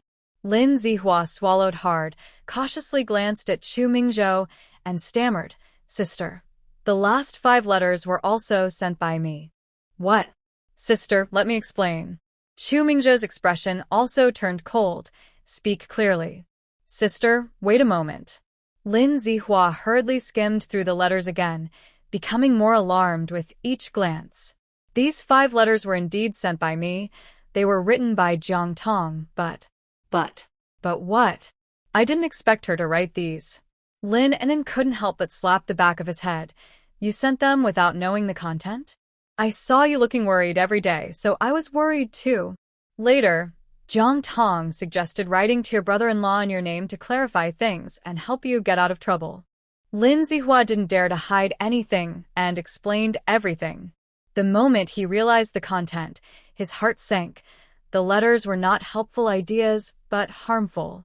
He didn't need to ask why she would do this. Jiang Tong clearly didn't see them as family. It felt like she was playing with them. Lin An'an was so angry she clutched her chest, her lips trembling. Chu Mingzhou quickly sat beside her, gently rubbing her back. Don't be upset. Zihua was also used. Jiang Tong grew up in your family and was seen as close, so he never doubted her. Lin An'an shot Lin Zihua a fierce glare, feeling like she could cry from his foolishness. Chu Mingzhou wasn't great at comforting people, softly mentioning the positives. Look on the bright side. Now that this has been discovered, Zihua won't be so naive anymore. It's a kind of growth. Lin Zihua hurriedly poured water for Lin An'an. Brother-in-law is right. I understand now. I won't trust her again. Lin An'an took the water, took a sip, and her emotions calmed down a bit. She pointed to the mailing receipts in the box. Do you know about those? Did Jiang Tong take them too? Lin Zihua's eyes showed confusion as he picked up the receipts one by one. Seeing his face change like a color palette, Lin An'an already had her answer in mind. Did your brother-in-law send all of this to you? Who else could it be? Lin Zihua looked guilty and said hesitantly, on the first day of every month, Jang Tong goes to the post office to pick up things. She says they are sent by her distant cousin. I felt sorry for her being so lonely. So she's been taking my things for years, and no one noticed? Lin Zihua bit her lip. She never let me go with her when she picked up the items, so. Lin An'an sighed helplessly. Forget it. Chu Mingzhou held Lin An'an's hand and comforted her. Don't be angry. This isn't worth it. Huh. She's already been sent away for labor. She has used everything up. What else can we do? Chu Mingzhou leaned closer and whispered a few words in her ear. Lin An'an's eyes lit up. Can that work? Yes. Lin Zihua looked at the two, curious but hesitant to ask more. Chu Mingzhou's method was straightforward.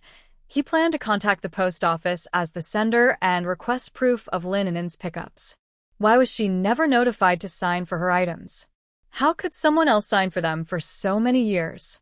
First, he would hold the post office staff accountable and then use the proof to pursue Jiang Tong for theft and misappropriation. She was just sent away to work, not dead, so she should be held responsible. Although her situation was unfortunate, Chu Mingzhou had no sympathy. He was focused solely on business and on making his wife happy. Lin An'an had been upset about being kept in the dark for so long, but hearing Chu Mingzhou's plan made her feel much better. She looked at Chu Mingzhou, her lips curling into a smile. You really have a way. This is how to deal with her. Chu Mingzhou ruffled her hair. Don't worry, I'll take care of this and make sure you get an explanation. What she did not only damaged our relationship, but also took your belongings. We can't let that slide. Seeing Lin Zihua still standing there, Chu Mingzhou told him to step out. Zihua, you can go now. Let your sister rest. Lin Zihua bit his lip and glanced at his sister. Okay, I'll go now. Don't be upset, sis. Lin An'an nodded and waved him off, signaling him to hurry. Seeing Lin Zihua's silly expression made her even more frustrated. Chu Mingzhou pulled her into his arms and gently reassured her. Actually, Zihua is not a bad person. He just has a simple mind. You can teach him. I understand, but I'm just frustrated that he doesn't try harder at his age. All right, these are just small matters. Yes. The two embraced quietly for a while. Lin An'an felt increasingly wronged and looked up to ask, what about the divorce application? Chu Mingzhou smiled, and seeing her like this, he rarely spoke sweet words. As soon as the third day of the new year passes, I will immediately withdraw it. My wife is so wonderful. How could I bear to leave her? You're smart to realize that. Chu Mingzhou held her hand, his gaze becoming even gentler. I owe you, and I didn't know how to be with you. I almost lost you. Lin An'an's eyes flickered, her thoughts complicated. He and the original owner were indeed fated to be strangers, so he didn't really owe her anything. But now he was her man, and they had feelings for each other. No one should try to come between them. Lin An'an reached out and hugged Chu Mingzhou, her voice soft. Chu Mingzhou, remember, no matter the situation, you must trust me. I won't leave you. I will stay by your side and take good care of our home. Hearing Lin An'an's sincere confession warmed Chu Mingzhou's heart. He tightened his embrace, holding her close, resting his chin on her head, and softly replied, I remember, An'an. From now on, there will be no more doubts between us. No matter what happens, I will trust you and always protect you. Lin An'an nuzzled against him like a playful kitten. Yes, let's put all the troubling things behind us and focus on living well together. Okay. The next day, as dawn broke, a thin mist hung over the military compound, creating a serene atmosphere.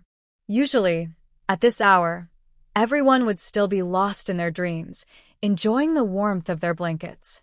But today, a sharp horn suddenly pierced the air, startling the birds in the trees to fly away. The horn came from the compound's broadcasting room, and the voice echoed into every home. Comrades and family members, there is an important announcement. Recently, some false rumors have emerged in the compound, negatively impacting the reputation of certain comrades. After investigation, Wang Hehua and others are the source of these rumors. They spread unfounded information based solely on their imaginations. The voice was serious and loud, resonating in the chilly morning, each word striking the ears of the listeners. Many people woke from their sleep, quickly putting on clothes and opening their windows to listen closely. We hereby clarify that this matter is entirely fictional, and we hope everyone will not listen to or believe in these rumors. The compound is our shared living environment, a warm home for military families, and it needs everyone's care. In the future, if anyone deliberately spreads rumors, they will be dealt with seriously once verified, and there will be no leniency. I hope everyone can take this as a warning and supervise each other, so our community can always maintain a positive, united, and friendly atmosphere. Lin An'an and Chu Mingzhou were also awakened by the loudspeaker. They exchanged glances, and Lin An'an snuggled under the covers, her lips curving into a smile. Now everyone in the community knows that Aunt Wang has been bullying me. Chu Mingzhou pulled her closer and said with a smile, "Let's sleep a little longer." The apology letter and specific explanation have been posted on the community bulletin board. I hope everyone can take this as a warning. This message was repeated 3 times, and when the last sentence ended, the loudspeaker turned off. Lin An'an stretched and said, "I'm not sleeping anymore. I need to get up and work. Didn't Auntie prepare a small barbecue grill last night? She said she would make me meat sandwiches for breakfast. Okay, I'll go get you some water." Them outside, the military district community was gradually becoming lively. Everyone was washing up and making breakfast while quietly discussing the broadcast. The Wang family was gloomy. Aunt Wang had been publicly criticized and was having a rough time. Not only did she have work tasks for the coming year, but she also had to serve 5 days of detention, making it impossible to celebrate the new year. February 10th, 1975. New Year's Eve. It was also Lin An'an's first New Year here. The military district community was decorated with lights, and every household had red lanterns hanging at their doors.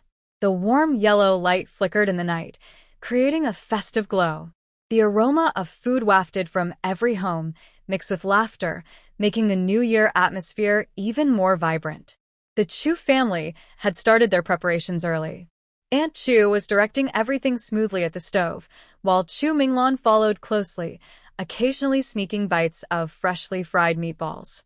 Lin Zihua was also busy, doing whatever was asked of him, and he received several compliments from Aunt Chu. "Sister-in-law, your new dress looks great, and you look especially beautiful."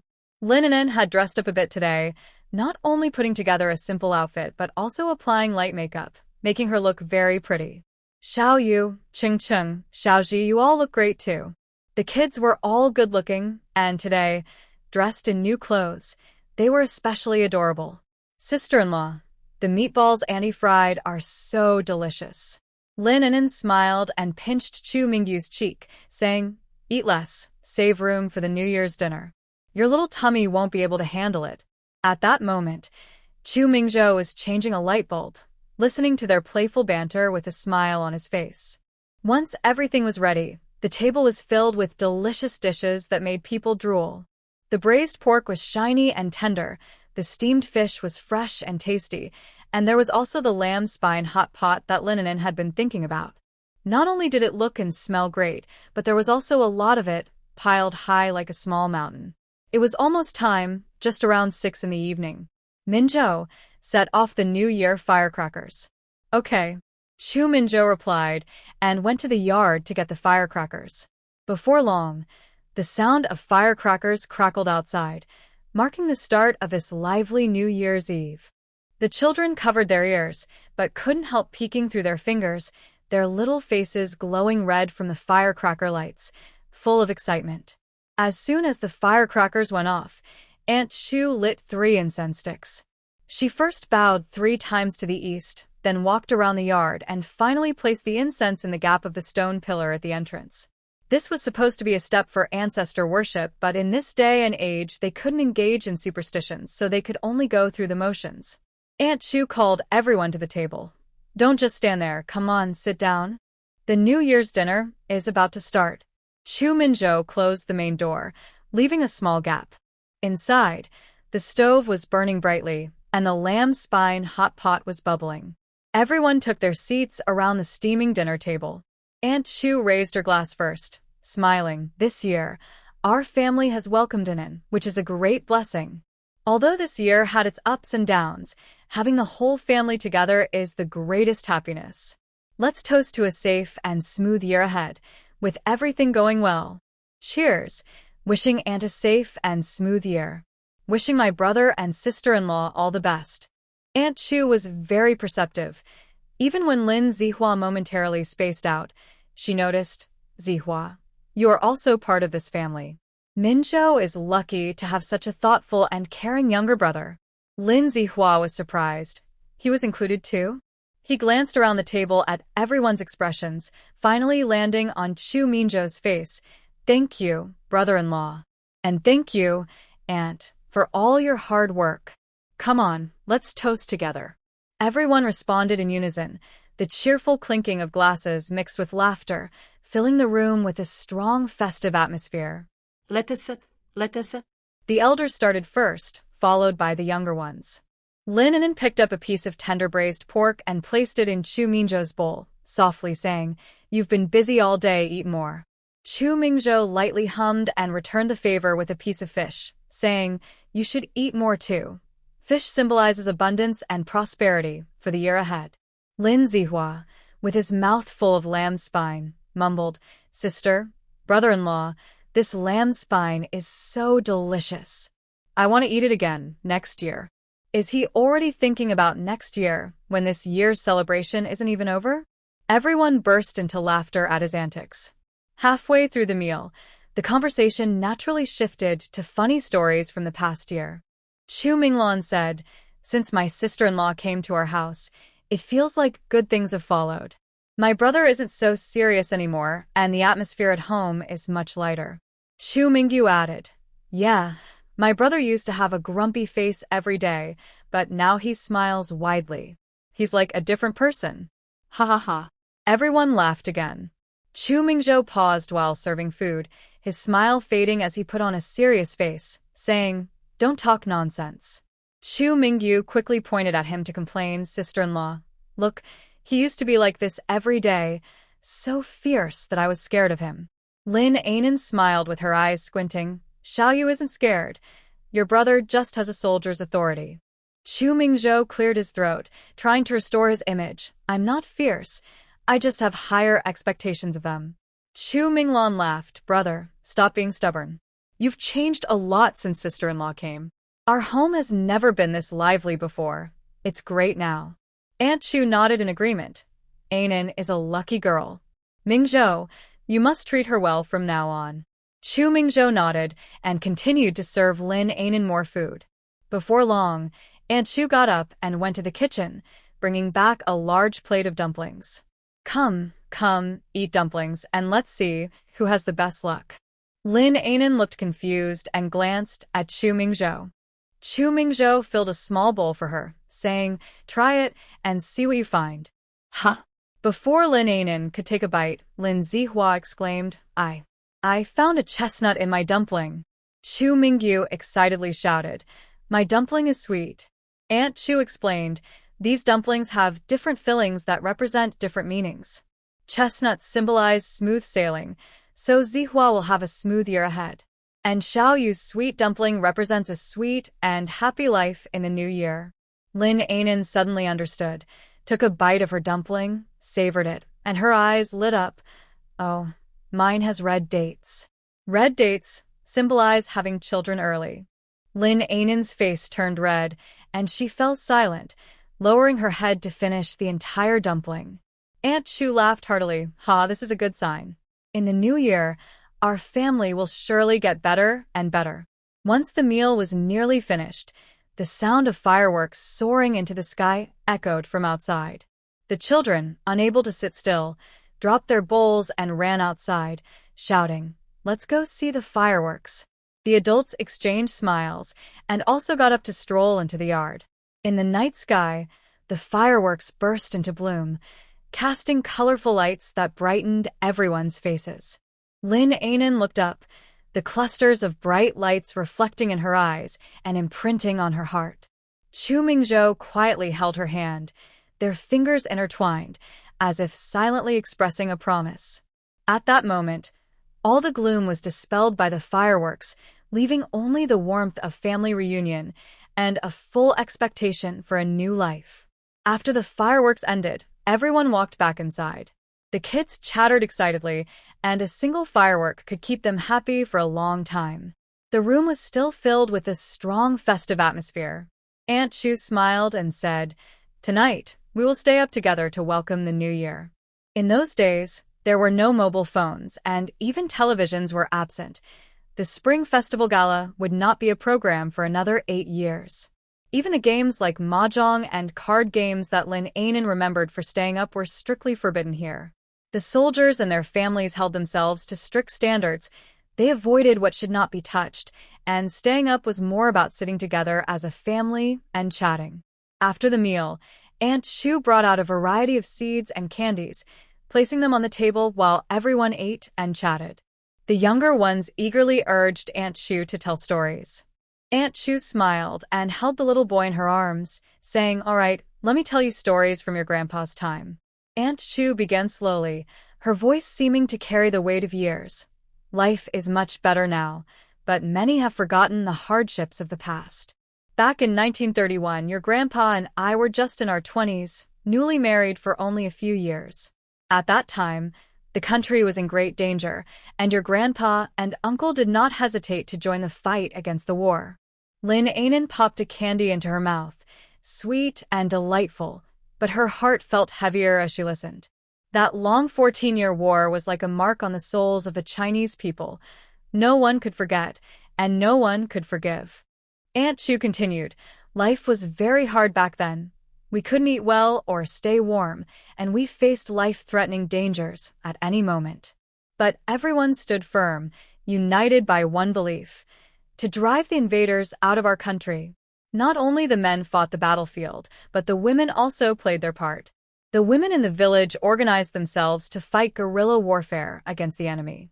We hid food, sent messages, and cared for the wounded, contributing our strength to the resistance." The children listened intently, as if transported to that war-torn era.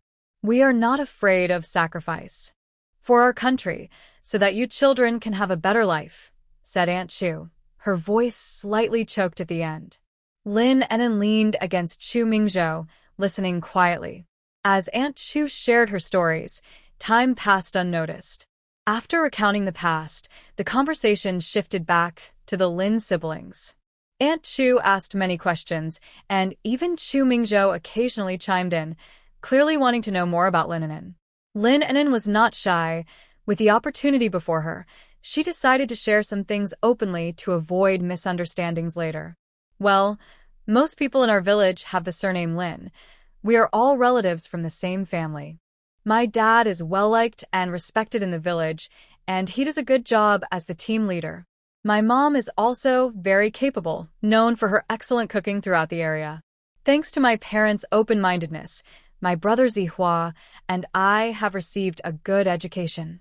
I have always excelled in my studies, graduating from university and learning 6 languages. However, my health has not been great since childhood, and without proper medical care, it has turned into a serious issue. But I am very lucky to have met Mingzhou and Professor Liang." Chu Minglin's eyes widened, and she held up 6 fingers. "Sister-in-law, you can speak 6 languages?" "Yes." "Sister-in-law, that's amazing. And you can play musical instruments too?" "Yes, because my health is poor and I can't do heavy work. I have more time to learn different things, so I picked up what I liked." Aunt Chu nodded in satisfaction. "That's fine, as long as you can get treatment. Once your health improves, you should consider having a child soon." Lin An'an felt her cheeks flush at Aunt Chu's words, unsure how to respond. It's too early for that. Given her current health, thinking about such things felt far away. Chu Mingzhou cleared his throat to change the subject. "An'an knows a lot. She's very impressive." Aunt Chu smiled and nodded. "That's right. With An'an in our family, the children can learn from her in the future." "Absolutely." Chu Mingzhou leaned closer to Lin An'an, asking her everything about her life, hobbies, habits, and dislikes. They chatted back and forth, and before they knew it, it was almost midnight. "Mingzhou, go set off the New Year fireworks," Lin An'an said. Chu Mingzhou stood up and walked to the side. "Okay. Zihua, come help." I'm coming, brother-in-law, Zihua replied. The two of them brought out 2 large rolls of firecrackers and headed outside. Just as the clock struck midnight, the sound of firecrackers erupted outside. The loud noise seemed to announce the arrival of the new year. A few little ones excitedly covered their ears, their faces filled with joy. Aunt Chu joined them and pulled out several red envelopes from her pocket. The new year has arrived. I wish our family peace and happiness. Here, this is your New Year's money. Yay! Lin An'an and Lin Zihua each received one. Thank you, Auntie. You're welcome. It's your New Year's gift. New Year's money? Lin An'an stared at the envelope in surprise. It was her first time receiving such a gift. She looked at Chu Mingzhou and his family, feeling a strong sense of warmth and belonging. And here, Chu Mingzhou said, Huh? She was still processing when he handed her a large red envelope, thicker than Auntie's. Lin An'an looked at him in astonishment. What is this for? I'm your wife, not your daughter. In both the Northwest and Sioux City, it was customary for elders to give money to younger ones, but husbands giving money to their wives was not a tradition. Chu Mingzhou smiled and said softly, just take it. Think of it as me treating you like a daughter. Lin An'an was speechless. Chu Mingzhou. He chuckled, just kidding. This is my savings, and from now on, it's all yours to manage. Lin An'an narrowed her eyes, not being polite. She folded the envelope and stuffed it into her pocket. I'll take it. Great. As the clock struck 12, the new year officially began. Chu Mingzhou leaned close to Lin An'an's ear and said in a low voice, An'an, Happy New Year. Lin An'an instinctively turned to look at him, meeting his dark eyes. His eyes were strikingly beautiful, a deep black and a clear white. When she saw herself reflected in his gaze, her heart softened. Chu Mingzhou, Happy New Year. On the first day of the new year, it was a great time for New Year visits. Everyone stayed up late last night, so naturally they got up a bit later today. Neighbors were considerate and came to visit at appropriate times. Happy New Year, Captain Chu. Around 8:30 in the morning, the soldiers under Chu Mingzhou began to come by for New Year greetings. Some came alone, while others brought their families. Last night, Lin An'an made many beautiful red envelopes and filled them with small change, preparing for this moment. For every family that brought children, she gave out a red envelope and some candy. Happy New Year. Aunt Chu also prepared a large pot of sweet rice wine for the adults to warm their stomachs while the children received red envelopes. The arrangements were thoughtful and received much praise. Lin An'an smiled as she stood beside Chu Mingzhou, mainly responsible for handing out the red envelopes. After she finished, Chu Minglan helped with the candy, creating a lively atmosphere. Several young wives chatted with Lin An'an, mentioning that they would visit more often. After the incident with Aunt Wang, the neighbors who came by were much friendlier, not mentioning that day at all, and everyone was quite polite. If one didn't know better, they might think Lin An'an had a deep friendship with them. Visitors came and went, filled with laughter and joy. By 4 p.m., the number of visitors began to decrease. Aunt Chu had prepared dinner early. An'an, come eat. Aren't you going to see the lanterns? The sooner you finish, the sooner you can go. Don't stay out too late. Okay, I'm coming. Since Chu Mingzhou mentioned the lanterns last time, Lin An'an had been thinking about them, feeling curious and a little playful. Although Lin An'an preferred quiet, there weren't many entertainment options in those times, so anyone would want to see something new. The lanterns at Sanhui Lake are beautiful, but there will be a lot of people, so be careful, Aunt Chu advised. Whatever Aunt Chu said to the kids made them obedient. They didn't insist on going and said they wanted to stay home and play. Well, it turned into a date for just the two of them. After dinner, Chu Mingzhou brought out a bicycle, planning to take Lin An'an to Sanhui village. Lin An'an was bundled up warmly, wearing not just a cotton coat and pants, but also a hat, scarf, and gloves. Sit tight. Got it. Lin An'an sat steadily on the back of the bicycle, gently wrapping her arms around Chu Mingzhou's waist. Chu Mingzhou got on the bike and pedaled gently, and they smoothly rode off. Mingzhou, is Sanhui village far? Lin An'an asked softly. It's not very far. Hold on tight to me. Okay. Lin An'an pressed her face against his back and looked up. The clouds at the horizon seemed to be painted by an artist, transitioning from soft pink to vibrant orange-red, and then to deep purple as the sun set, like a silent feast of colors. The snow in the fields sparkled gently, reflecting the warm hues of the sunset. The frozen river flowed quietly, like a silver ribbon, with the sunset's reflection dancing on its surface, creating a beautiful shimmering effect. Sanhui Lake is one of the top salt lakes in China and is considered the mother lake of the people in the northwest. It is located to the north of the Northwest Military District, shaped like a concave letter U, providing a natural barrier and serving as a reliable support for the people of the Northwest. Sanhui Village is rooted by the lake, a large village with a long history. Every New Year's Day, many people rush to Sanhui Village, famous for its lanterns made from salt, salt-soaked bones, and salt-dyed fabrics. The village is home to skilled artisans who have crafted lanterns for generations, creating exquisite pieces. It is said that the cultural heritage of Sanhui Village has been preserved thanks to the villagers who risked their lives during the war to provide a place for soldiers, make weapons, and light the way. Thus, Sanhui Village is also known as the Hero Village of the Northwest. And we've arrived. After 20 minutes, the two reached Sanhui Village, which was bustling with people and excitement. The lively atmosphere here was unique. Unlike anywhere else, it was a colorful village. Beautiful lanterns sparkled like stars, either displayed or hanging in various corners of the village. These lanterns were different from any Lin An'an had seen before, standing out in this simple era. They were luxurious, vibrant, and incredibly exquisite. Chu Mingzhou didn't let Lin An'an get out of the car.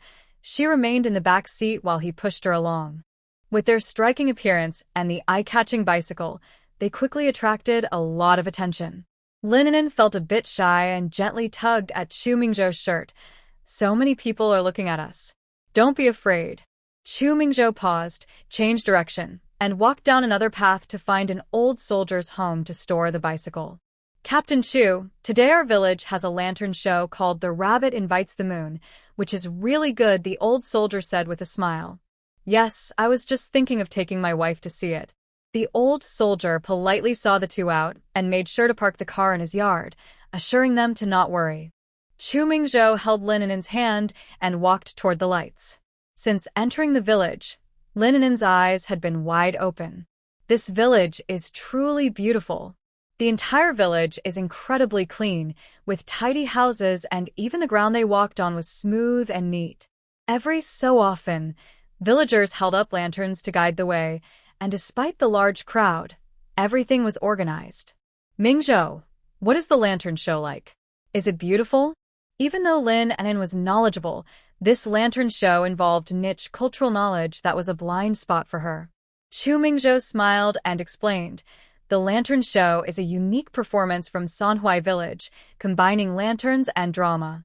It's very exciting. As he spoke, Lin An'an's eyes widened in surprise. Ahead of them was a large rabbit lantern, over 2 meters tall, colorful and lifelike, as if it could come to life at any moment. The lantern was made with exquisite materials, and the details were hand-painted, making it especially beautiful. Lin An'an exclaimed, "This is so beautiful." Seeing her happy expression, Chu Mingzhou quietly shared some history about Sanhui Village and the lanterns in her ear. The tradition of lantern making in Sanhui Village can be traced back over 1,000 years. Back then, resources were scarce, but the salt from the salt lake became their inspiration. Using salt to make fabric allowed the lanterns to be more sturdy and weather-resistant. The bamboo frames soaked in salt added flexibility, making the lanterns more intricately shaped. The colors made with salt were bright and durable, standing the test of time without fading. Lin An'an listened intently, and before they knew it, they had reached the edge of Sanhui Lake. On the way, Chu Mingzhou took a rabbit lantern from an elderly woman and handed it to Lin An'an. How beautiful! Up ahead is the place for the lantern show, and it should be starting soon. As their hands joined again, the closer they got to the lantern show, the louder the noise became. The cheerful laughter of the crowd mixed with the rhythm of drums, creating a lively atmosphere. The scene before Lin An'an was breathtaking. A bamboo stage was set up by the lake, and the water sparkled under the lights, resembling a giant mirror. On stage, various beautiful lanterns formed a colorful backdrop, and the performers, dressed in stunning costumes, were getting ready. They actually allow performers to wear costumes? It was the 1970s, and costumes were strictly prohibited. Chu Mingzhou gently squeezed her small hand and said, "I told you, this place is special." He leaned closer to Lin An'an's ear and spoke softly. During the war, Manhwa village used all their skills in making lanterns to protect the soldiers, and 2/3 of the villagers sacrificed themselves. At night, the lanterns were cleverly arranged to guide the troops safely, while the villagers dressed in costumes to distract the enemy, leading them away and buying time for important secrets. During the day, the villagers took apart the lanterns, hiding weapons to support the front lines. Thanks to their bravery, this legacy has been preserved until today. Lin An'an opened her mouth, feeling goosebumps all over her body. 2/3 sacrifice rate? No wonder it's called Hero Village. Soon, the sound of drums and gongs began and the lantern performance started. On stage, a huge rabbit lantern was pushed to the center, surrounded by various rabbit-shaped lanterns. As they opened, the lights and colors intertwined beautifully. Next, the performers appeared, all dressed in colorful costumes, full of energy. The rabbit dancers moved gracefully, hopping playfully, while the moon fairy danced lightly, her flowing sleeves creating a lovely silhouette. As the story progressed, the lights flickered, enhancing the atmosphere. During tense moments, the lights flashed rapidly, and during softer scenes, warm light filled the space. Lin An'an watched intently, sometimes nervously gripping Chu Mingzhou's hand. When the performance ended, thunderous applause erupted. Lin An'an clapped along, her cheeks flushed with excitement. The performance was amazing. "I'm so glad I came." Chu Mingzhou smiled and ruffled her hair. "I'm glad you liked it. The scenery at Manhwa Lake is also beautiful. Next time, I'll take you to explore during the day." Lin An'an smiled sweetly at him. "Okay, I'll follow your lead." After the lantern show, they strolled by the lake, admiring the lanterns. Whenever they saw a new design, Chu Mingzhou would stop to explain its meaning and the stories behind it. They walked back to the village along another main road, where the lanterns became more numerous and each one was unique. Lin An'an felt this was much more sophisticated than the exhibitions she had seen before. If she had her phone right now, she would definitely take a series of photos to post on social media. This Chinese woman's desire to share runs deep. Seeing her happy expression, Chu Mingzhou couldn't help but smile gently. "Mingzhou." The two were about to go to the veteran's house to pick up the car when they unexpectedly ran into Tang Jingqiao and others. Lin An'an's smile faded, and she frowned slightly. Upon seeing Xiao Su next to Tang Jingqiao, she instinctively took a step back. Chu Mingzhou gently pulled her back. "Mingzhou, what a coincidence." Tang Jingqiao smiled and stepped forward, her gaze fixed on Chu Mingzhou, completely ignoring Lin An'an. Chu Mingzhou coldly responded and took Lin An'an's hand to leave. However, Tang Jingqiao, seemingly oblivious, hurried a few steps to block them. "Mingzhou, since we ran into each other, I have something to say to you. I was planning to visit your house anyway." Chu Mingzhou frowned, his tone icy. "I have nothing to discuss with you. Please step aside." Tang Jingqiao remained stubborn, standing her ground and staring intently at Chu Mingzhou. She glanced at Lin An'an and said meaningfully, "Mingzhou, I think we need to clear some things up. After all, the Northwest Military District and the Northern Military District are revolutionary comrades. We should have strong bonds of friendship and not let misunderstandings arise over trivial matters." Tang Jingqiao brought up their revolutionary friendship, which would usually prompt a polite conversation from anyone else. But Chu Mingzhou was different. He was unyielding. In his eyes, everything was black and white, right was right, and wrong was wrong. He stepped to the left, firmly shielding his wife, and coldly stated, "This is a military matter, and it's not your place to speak. If you continue to act on behalf of the military without permission, I will have you investigated as a spy." Chu Mingzhou. Step aside. Tang Jingqiao's expression darkened. She didn't expect Chu Mingzhou to accuse her so harshly. She glanced at Xiao Su and the others, feeling embarrassed. Tang Jingqiao bit her lip and forced a smile. Mingzhou, don't joke around. How could I be a spy? My dad is a brigade commander. So please choose your words carefully and consider Brigade Commander Tang. I'm only looking out for you.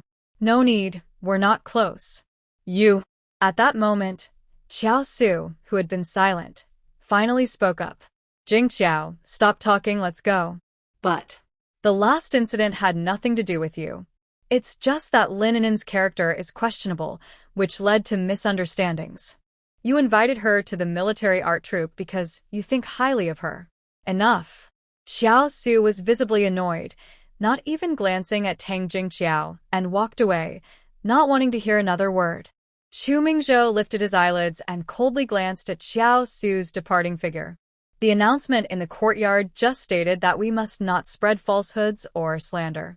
If discovered, there will be severe punishment. Comrade Tang, please be careful. Tang Jingqiao was intimidated by Chu Mingzhou's presence, tears welling in her eyes, but she stood her ground. Lin An'an gently tugged at Chu Mingzhou's sleeve. Feeling Lin An'an's small gesture, Chu Mingzhou's sharp demeanor softened. Honey, let's go. Don't let unimportant people affect your mood. okay. Tang Jingqiao felt very embarrassed, as everyone else had left, leaving her standing alone. She stomped her foot in frustration before turning to chase after Xiao Su. Chu Mingzhou and Lin An'an went to the veteran's house to pick up their bike. After playing for about 3 hours, Lin An'an was tired, and it was time to head back. Does Tang Jingqiao like you? That's why she always seems to dislike me, Lin An'an said bluntly. Chu Mingzhou was taken aback. Seeing his surprised expression, Lin An'an playfully shook his hand. I won't be unhappy because of her. She's just an unimportant person.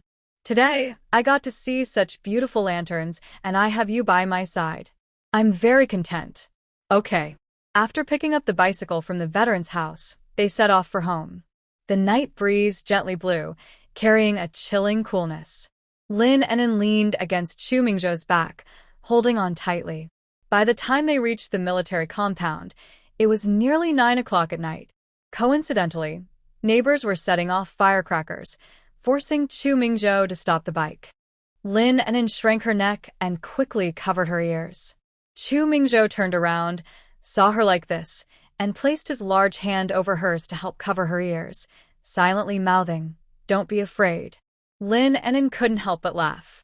Once the firecrackers stopped, she jumped off the bike, and they walked side by side. Why do you always tell me not to be afraid? Do you think I'm timid? Lin An'an asked suspiciously. Chu Mingzhou was clearly taken aback, looking down at her for a few seconds as if realizing something. So, when you say, "Honey, I'm scared, please protect me," are you just teasing me? Lin An'an's smile froze. Oh no. She let something slip. Her cute little wife persona was about to collapse. Lin An'an cleared her throat, quickly coming up with a plan. She coughed lightly, straightened her face, and glared at him. Of course, I was teasing you. I'm not scared at all. I'm very brave. After saying that, she quickly stepped on her right foot with her left, stumbling in place, acting as silly as possible. The goal was, of course, to fall straight onto Chu Mingzhou. Be careful. Chu Mingzhou caught her by the waist, holding her securely, his eyes showing concern. Lin An'an felt herself being turned around half a circle and got a little dizzy, almost losing her composure. She quickly wrapped her arms around him, letting out a small whimper, and patted her chest, cough, cough. You scared me. Luckily, you were here. The worry in Chu Mingzhou's eyes disappeared, and he tightened his hold around her waist. Lin An'an sighed. Hey, did you see through my act of being strong? Chu Mingzhou remained silent. I'm actually very timid. I'm also afraid of the dark. Let's go home. After saying that, she noticed Chu Mingzhou hadn't reacted, so she looked up at him and met his strange expression. Mingzhou. Chu Mingzhou's eyes flickered, and he replied softly. Why aren't you talking? Oh, it's nothing. I was afraid my words would scare you. Lin An'an. She had stepped too hard and got her shoes wet. Chu Mingzhou had already noticed, feeling both amused and exasperated. He let her go, squatted down, and picked her up with one arm. A rush of air came, and Lin An'an let out a small gasp, quickly wrapping her arms around his neck. Put me down. If Annie and the others see this, it would be so embarrassing. Chu Mingzhou ignored her. Out of her sight, he smiled slightly, finding it amusing and particularly cute. Holding her with one arm and pushing the bicycle with the other, he walked steadily home. Although Lin An'an said it was embarrassing, she felt delighted inside. What should she do if Captain Chu was a bit handsome? He was overflowing with boyfriend energy. The military compound was quiet at night, with only the sound of Chu Mingzhou's footsteps and the bicycle crunching over the snow. Lin An'an looked around and then lowered her gaze to the top of Chu Mingzhou's head. If I were much taller than you, I would have to live looking at the top of your head every day. That would be so lonely. Not really. What do you mean, not really? Chu Mingzhou chuckled lightly, not responding to her comment, as they had already reached the front door. He gently opened the door, and the kitchen had a light left on for them, casting a warm glow in the yard. Auntie and the others were already asleep, and the two of them quietly returned to the room. After closing the door, Lin An'an let out a sigh of relief. Take off your shoes and socks, sit on the bed, and I'll go get you some water. All right, Lin An'an quickly took off her clothes and changed into her pajamas, hurrying to the warm fire pit. The fire pit was cozy and warm, and just letting her feet dangle over the edge felt great, instantly warming her up. Before long, Chu Mingzhou came in carrying a wooden bucket, specially for Lin An'an to soak her feet. Put your feet in. It will feel better, Chu Mingzhou said softly. Lin An'an obediently placed her feet in the warm water, which was just right, making her let out a comfortable sigh. Washing his wife's feet was something he was getting better at with practice. Chu Mingzhou sat down on a small stool, still serious, showing no emotion, but his movements were natural and skilled. Lin An'an hesitated for 3 seconds, saying no. Finally, she lay back to enjoy it, feeling the fatigue from her day wash away. In the end, Chu Mingzhou washed her face and hands too. As soon as she lay under the covers, Lin An'an felt sleepy and drowsy. When Chu Mingzhou finished washing up and got into bed, he found her looking adorably dazed. After a moment's thought, he climbed into her blanket, pulled her close, and said, "An'an, come closer so I can hold you while you sleep. Otherwise, you might feel scared." "I'm not scared of anything, Chu Mingzhou." He almost laughed at Lin An'an's words, looking at the sleepy yet stubborn woman in his arms. "Okay, if you're not scared, then come a bit closer. It will be warmer," he gently coaxed. Lin An'an mumbled a few more words, but eventually snuggled into Chu Mingzhou's embrace, finding a comfortable position and falling asleep. Chu Mingzhou watched her peaceful sleeping face, feeling his heart soften. He gently kissed her forehead and then closed his eyes. In the quiet room, only their even breathing could be heard. On the second day of the new year, it was a wonderful day to visit her family. This generation was capable and strong.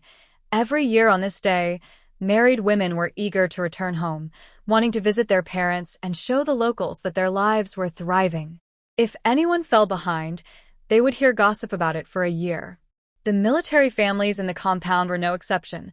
The whole place was bustling early in the morning, with some young wives from far away possibly leaving as early as 3 or 4 in the morning. Of course, the Chu family was different. Lin An'an slept in until late morning, feeling completely relaxed. Her family lives 1,000 miles away, and she can't go back. Plus, the Chu family doesn't have any daughters who marry out, so life is tough. In the morning, Chu Mingzhou went out, and when he returned, he saw Lin An'an lounging in a chair, looking lazy and occasionally snacking on some treats. "At 2 o'clock this afternoon, I will help you make a phone call." Lin An'an didn't quite understand. "What?" Chu Mingzhou brought over a small stool and sat next to her. "I've already contacted Sioux City. At 2 o'clock, you can talk to your in-laws." As soon as Lin An'an heard this, her eyes lit up with excitement. "Really? She sat up straight, and her rocking chair shook a little. Chu Mingzhou quickly raised his hand to steady it, smiling at her excitement. Yes, really. That's great. Lin An'an nodded repeatedly, unsure how to thank him. She looked around to make sure no one was watching and quickly pecked his lips, saying, Love you. Love you. Chu Mingzhou's gaze deepened, and he pulled her back, saying, That's not enough. With that, he turned his head and kissed her deeply. After a moment, Chu Mingzhou gradually released her. Lin An'an's cheeks were flushed as she shot him a playful glare. But Chu Mingzhou's gentle demeanor was gone, replaced by a slightly intense gaze filled with desire. Chu Mingzhou. There was some noise coming from the kitchen, indicating that the meal was ready. Chu Mingzhou, aware of the situation, nodded and took her hand, kissing the back of it. Since you love me so much, you should make it up to me, right? His lips were warm, almost electric. An'an, dinner's ready. Aunt is amazing. She made beggar's chicken in that little oven. It's from a 3-year-old hen. Lin An'an quickly pulled her hand away. Don't be silly, Zihua is here. Chu Mingzhou smiled lightly, released her hand, and got up to help in the kitchen. Lin An'an took a deep breath, trying to calm her racing heart. This man is so bold. Before long, the dishes were on the table. Since it was still the spring festival, the food was better than usual. Aunt Chu would be leaving in a few days, so she was making all sorts of delicious meals, especially for Lin An'an, wanting to fatten her up. As soon as the lotus leaves covering the beggar's chicken were opened, an enticing aroma filled the air, almost intoxicating. An'an, come and try the beggar's chicken Aunt made. Aunt Chu directly handed Lin An'an a big chicken leg. Lin An'an looked around, feeling unsure of how to start. This chicken leg was too big. Chu Mingzhou pulled her bowl closer and took out a small knife from somewhere. In just a few quick moves, he removed all the meat from the chicken leg and placed the bones in his own bowl before pushing her bowl back to her. Sis, you're really picky. Look at me, I just eat with my hands, it's so delicious. Aunt Chu gave Lin Zihua a big chicken wing, and he was happily munching on it, making a mess. Everyone laughed at him. Chu Minglan said, Zihua, she's not like us. She's not feeling well, so she should eat carefully. It's not being picky, it's being polite. After she spoke, Chu Mingzhou gave his little sister an appreciative look. Chu Minglan was surprised but then smiled even more happily. Lin An'an picked up a piece of chicken and put it in her mouth. The meat was tender and juicy, with a rich flavor. It was indeed delicious. The atmosphere at the table was lively and warm, with sunlight pouring into the yard, creating a cozy feeling. Looking at the people around her, Lin An'an felt a sweetness in her heart. She didn't really have a concept of returning home. With this lovely group around her, the new year felt fulfilling. After finishing lunch and resting for a while, it was 1:30. Chu Mingzhou mentioned making a phone call, and it turned out he meant calling the army. Lin An'an was taken into a large office filled with several phones. Chu Mingzhou pointed to the one at the back, saying, This one is mine. You can talk as long as you want. Okay. Chu Mingzhou was worried she might have a lot to say to her parents, and it wouldn't be convenient to talk outside. Such a small matter was worth his personal interest. At exactly 2 o'clock, Lin An'an made the call right on time. She dialed a string of unfamiliar numbers. Hello. Lin An'an only said one word, and on the other end, her mother's loud voice rang out. Old Lin, hurry, our daughter is calling. Connect it. Hello, An'an? Mom, it's me. Happy New Year? Good. We're all fine here. How about you? Did you have a good New Year? Are you eating well? Are you getting used to it there? Her mother bombarded her with questions, one after another. Lin's father leaned in, frowning, occasionally interrupting to ask her mother to add more questions. Lin An'an patiently answered each one, not minding the details. She wore a smile and looked very happy. Chu Mingzhou sat nearby, quietly watching her. Lin An'an chatted warmly with her parents, sharing all the fun stories about celebrating the New Year here. Mom, celebrating the New Year here is so interesting. On the first day, we went to see the lantern show. The lanterns were beautifully made, and the performance was great.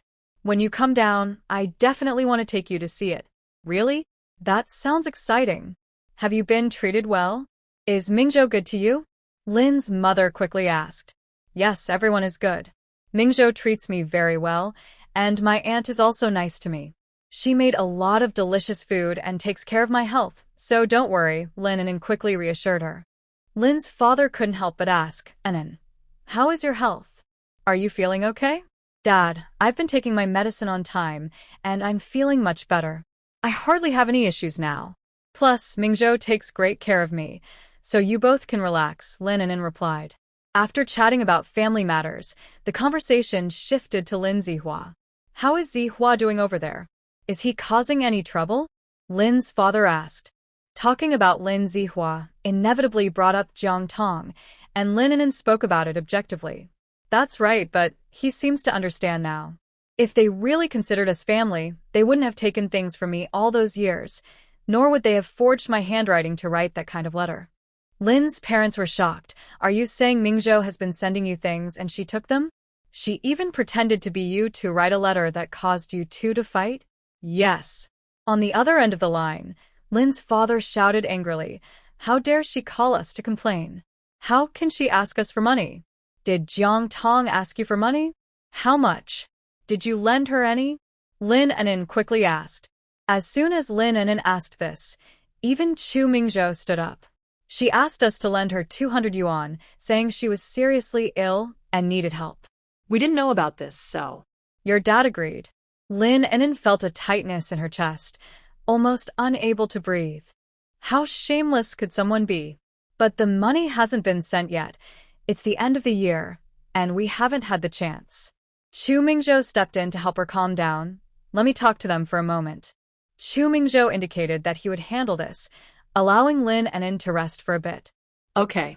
Lin An'an patted her chest, stood up, and said, Dad, Mom, Mingzhou will talk to you about this. An'an, are you okay? Let Mingzhou take the call. Yes. Chu Mingzhou answered the phone calmly, saying, Dad, Mom, please don't be upset. It's not worth it to get angry. I know what I'm doing. Since Jiang Tong has done this, we can't let her off easily. Chu Mingzhou briefly explained the situation. On the other end, Mr. Lin was still angry. Mingzhou, you did well. It's true that we should be careful with those who betray us. How did our family raise such an ungrateful person? Dad, don't worry. I remember everything from before. Now that she still tries to take advantage of you, we definitely can't let her get away with it, Chu Mingzhou said firmly. Mrs. Lin added, Mingzhou, hearing you say that makes us feel much better. We are soft-hearted, so you must take charge. Mom, I understand. After their conversation, Mr. and Mrs. Lin felt calmer. All right, Mingzhou, we trust you with this. You and An'an should focus on your life together and not let this trouble affect your relationship, Mr. Lin said. Don't worry, I won't let her suffer any more, Chu Mingzhou replied patiently. Once Lin An'an felt a bit better, he handed the phone back to her. The call lasted quite a while, and it was only when Mr. and Mrs. Lin became concerned about the phone bill that they finally hung up. After the call, Lin An'an still felt a bit dazed, her mind filled with the troubling matters caused by Jiang Tong. She felt overwhelmed and couldn't shake off the frustration. Seeing this, Chu Mingzhou gently put his arm around her shoulders and softly said, Don't think about it anymore. It's all in the past. I've arranged for someone to keep an eye on her.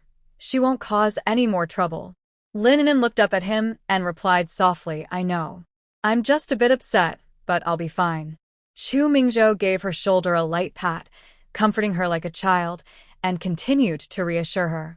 The two walked out of the office side by side, and the warm afternoon sun provided a rare comfort. On their way back to the courtyard, Chu Mingzhou opened up and shared some funny stories from the army.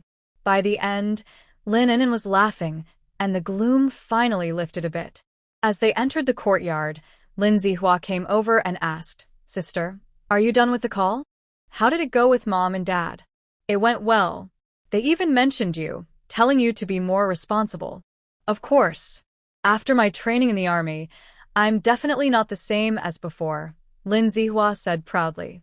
Lin An'an was about to go back inside when she suddenly stopped and said softly, "By the way, Jiang Tong asked Mom and Dad to borrow money, and she asked for 200 right away."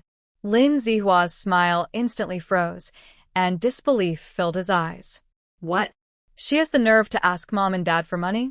Lin An'an shrugged helplessly. Isn't that the case? One thing after another. Lin Zihua's naive feelings were completely extinguished. His face turned red with anger. What right does she have to ask Mom and Dad for money? Doesn't she worry about them finding out about what she's done? Lin An'an sneered, not hiding her sarcasm. What? You don't think she's cute anymore? Lin Zihua. Chu Mingzhou took Lin An'an's hand again. You should go rest now. I'm sure Zihua won't be confused anymore. Even if he wanted to, he wouldn't have the chance. Lin Zihua was left speechless. At this moment, he finally let go of the last bit of his feelings for Jiang Tong. On the third day of the Lunar New Year. In previous years, the third day was a big day for honoring ancestors. But this year, strict checks and prohibitions had made the custom nearly obsolete. On this day, everyone mostly stayed home and rarely went out. Only Chu Mingzhou was waiting for the third day because Colonel Tang would return to the army to handle business, and he needed to retrieve the divorce application for peace of mind. As soon as it was dawn, Chu Mingzhou got up and carefully prepared several decent gifts before rushing out the door. When he arrived at Colonel Tang's office, he politely knocked on the door and entered after receiving permission. Why is Mingzhou here? You're quite diligent. Isn't it your turn to be on duty today? Chu Mingzhou respectfully saluted and reported, Colonel, I'm here to retrieve the divorce application. I heard it's with you. Huh? Colonel Tang looked him over several times and asked, Are you saying you want to take back the divorce application? Not asking me to approve it quickly? Chu Mingzhou quickly explained, Yes, I want to take it back. My partner and I have cleared up our misunderstandings and don't plan to divorce anymore. Colonel Tang's expression was somewhat complicated, and after a moment, he slowly replied, Mingzhou, you'll have to wait a bit longer. Chu Mingzhou was taken aback and quickly asked, Colonel, is there some paperwork missing? Just let me know, and I'll handle it right away. Colonel Tang lightly coughed, seeming a bit troubled. It's not a paperwork issue. It's just that the new year has just passed, and everything is still in disarray. You know how it is with military matters. We can't be careless. Let's wait until after the Lantern Festival to discuss it. Chu Mingzhou felt a sudden jolt in his heart, sensing something was off. He pressed his lips together and looked directly into Colonel Tang's eyes. Colonel. Enough, Colonel Tang said, avoiding his gaze and returning to his paperwork, appearing very busy. Mingzhou, you're a promising individual, and I value you. However, you need to know how to handle things appropriately, especially regarding time and place. Chu Mingzhou's expression turned cold, and he replied firmly, Colonel, the divorce application is a standard procedure. Please don't make it difficult for me. Colonel Tang frowned, seemingly displeased. I'm not trying to make it hard for you. I'm just handling official matters. If you really want to cancel, come back after the Lantern Festival. With that, he returned to his documents, clearly indicating he didn't want to discuss it further. All right, Chu Mingzhou said, clenching his fists and then slowly relaxing them. He realized that arguing further was pointless, so he suppressed his frustration and turned to leave. As he walked, worry filled his mind. This sudden change felt like a heavy stone pressing on his heart. He changed direction and headed straight to Commander Su's house. Even if he had to wait until the Lantern Festival, he needed to prepare. At the very least, he had to ensure that the divorce application could be retrieved afterward and not quietly processed without his knowledge. Chu Mingzhou was perceptive and could guess the situation. His intuition was usually spot on. He feared that the divorce application might not only be unrecoverable, but could also be sent for approval, stamped with the official seal. If that happened, he would truly be divorced from Lin An'an. As a soldier, divorce was difficult, and remarrying was even harder. It would also ruin Lin An'an's reputation. Chu Mingzhou felt anxious and hurried toward Commander Su's home. The cold wind howled past him, but he was oblivious, consumed by worries about this tricky situation. At this moment, He had no choice but to approach Commander Su and persuade him to help find other leaders to speak with Colonel Tang on his behalf. That way, Colonel Tang would have to agree. Though it could be seen as pressuring him, it was one of the few ways to break the deadlock. The image of Tang Jingqiao flashed in Chu Mingzhou's mind, deepening his irritation. Arriving at Commander Su's door, Chu Mingzhou took a deep breath to calm his racing thoughts before knocking. Before long, the door opened and Commander Su, surprised to see him, said, "Mingzhou, what brings you here on the third day of the new year?" Come in. Chu Mingzhou entered the house and got straight to the point. "Uncle Su, I'm facing a difficult situation. The situation is serious." Captain Su frowned instantly and asked with concern what happened. "Is there something wrong at home?" "Yes, Uncle Su, do you remember? I submitted a divorce application before the new year." Captain Su was clearly taken aback. "Divorce application? I remember. What's going on?" "I have cleared up misunderstandings with An'an and just want to live a good life, so I need to withdraw the divorce application." "Is that all?" "Yes. Just withdraw it. It hasn't been approved yet, so it's as if you never submitted it." Chu Mingzhou frowned tightly and pressed his lips together. "But Colonel Tang is holding on to my divorce application and insists on waiting until after the Lantern Festival to discuss it. I'm worried that delays could cause problems, so I need your help." Captain Su immediately understood his meaning. "Don't worry, take your time. It's just a divorce application. If you both want to live well, everyone will be happy for you." "Why is Colonel Tang dragging his feet?" Chu Mingzhou explained everything in detail, leaving out any speculation about Colonel Tang possibly considering his daughter, and only emphasizing the unexpected delays in the process. After listening, Captain Su's expression became serious. "Normally, if both parties agree, you can simply withdraw the application and follow the usual process. It is indeed strange that it is being delayed. Uncle Su, I'm just afraid something might go wrong in the middle. If the application is mishandled, An'an and I will be in a tough spot. Please help me." Chu Mingzhou spoke earnestly, his eyes anxious. Captain Su patted his shoulder. "Don't worry. Since you came to me, I won't stand by. I will talk to Colonel Tang." With Captain Su's assurance, Chu Mingzhou felt a bit more at ease.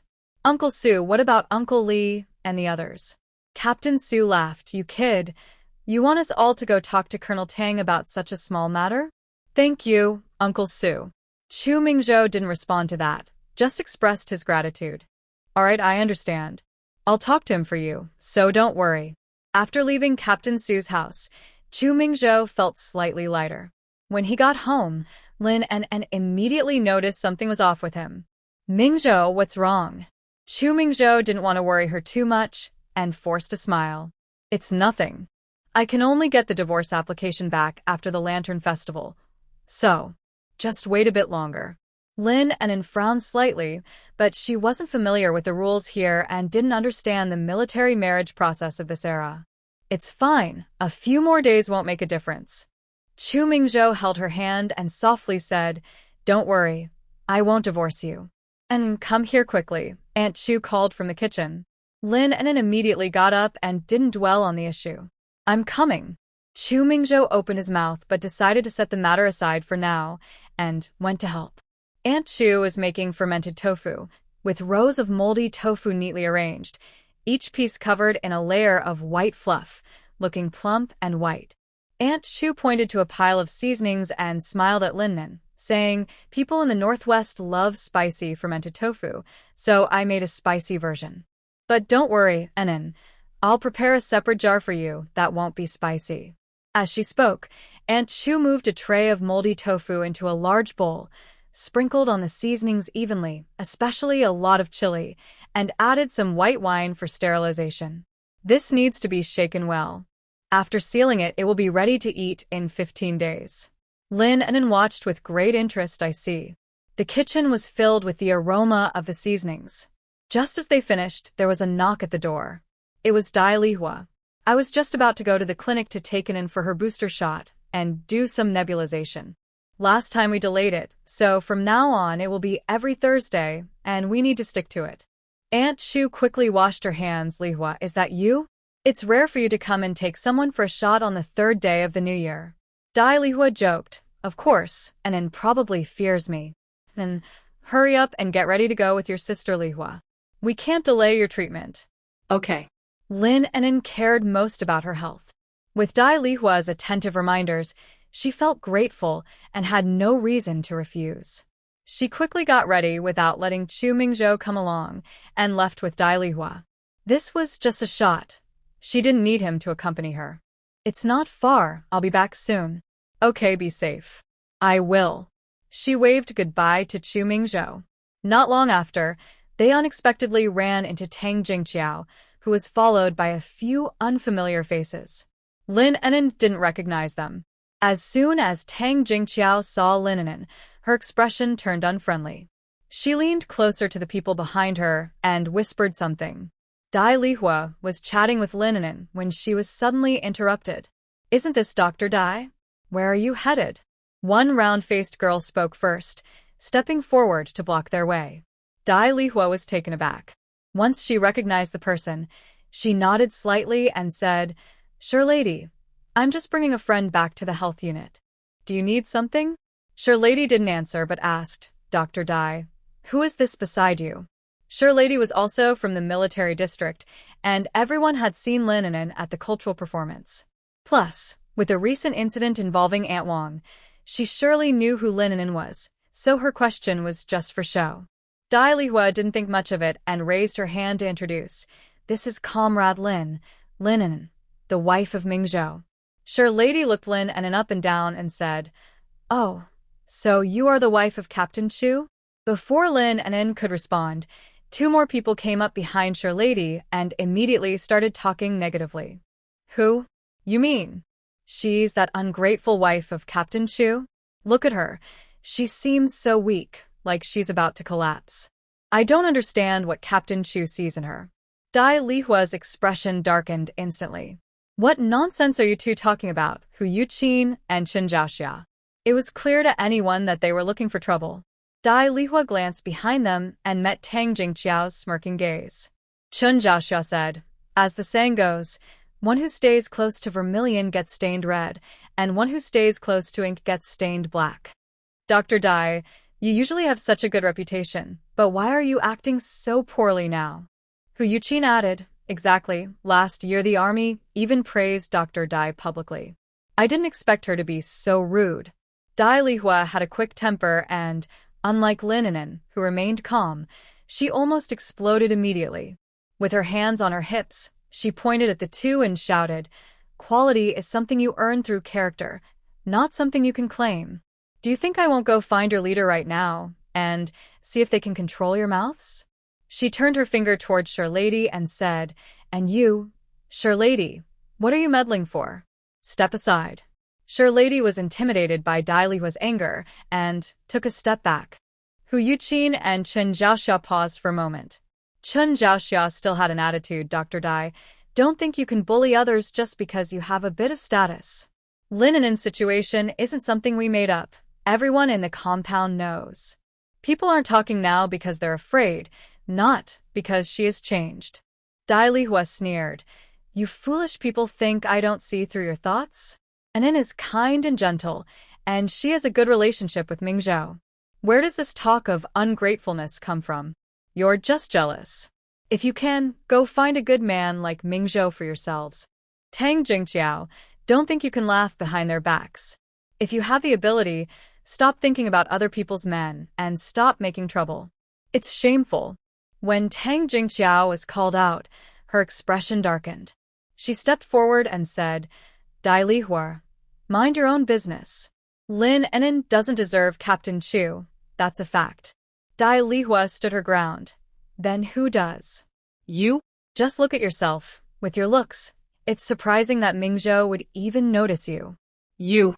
Seeing Tang Jingqiao's defeated expression, Lin An'an couldn't help but smile a little. She gently raised her hand to stop Dai Lihua, saying, Sister Lihua, let's go. I'm not feeling well, and if a dog bites me, I really can't bite back. As soon as Lin An'an said this, Dai Lihua burst out laughing.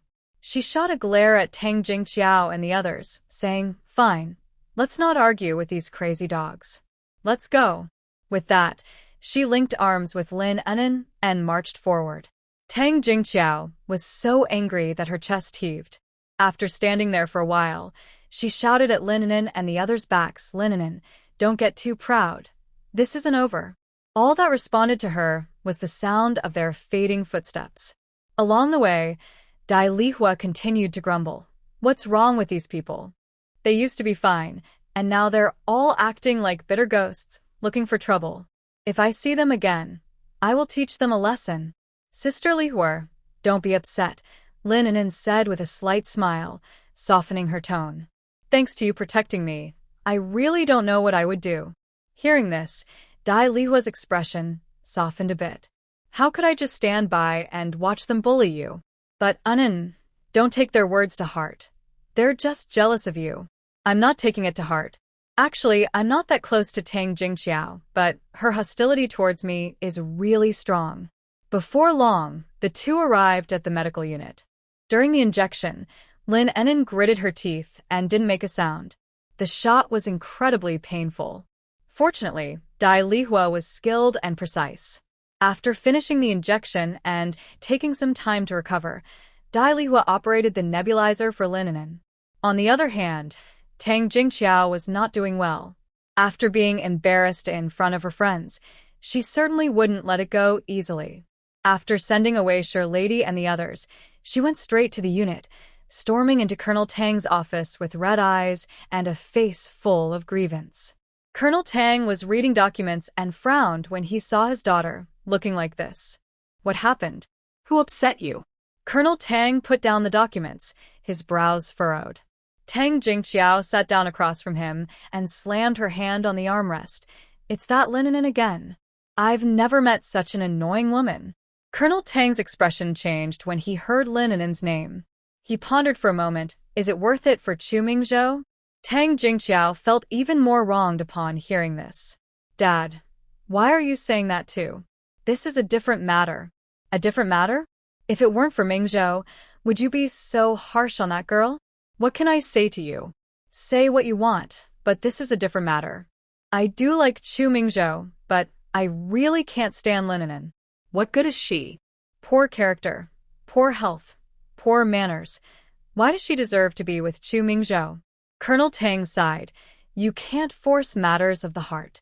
Since Chu Mingzhou is already married to Lin An'an, you should just. I won't. Tang Jingqiao said stubbornly. I'm not forcing him. You said it yourself, Mingzhou and I are a perfect match. I don't even mind that he's been married before. What else do you want? Dad, you have to help me. Colonel Tang looked at his daughter, helplessly. How can I help you? Chu Mingzhou is focused on withdrawing his divorce application and living well with Lin An'an. I can't just break them apart, can I? Tang Jingqiao was taken aback. You mean, Chu Mingzhou wants to withdraw the divorce application? Yes. How can that be?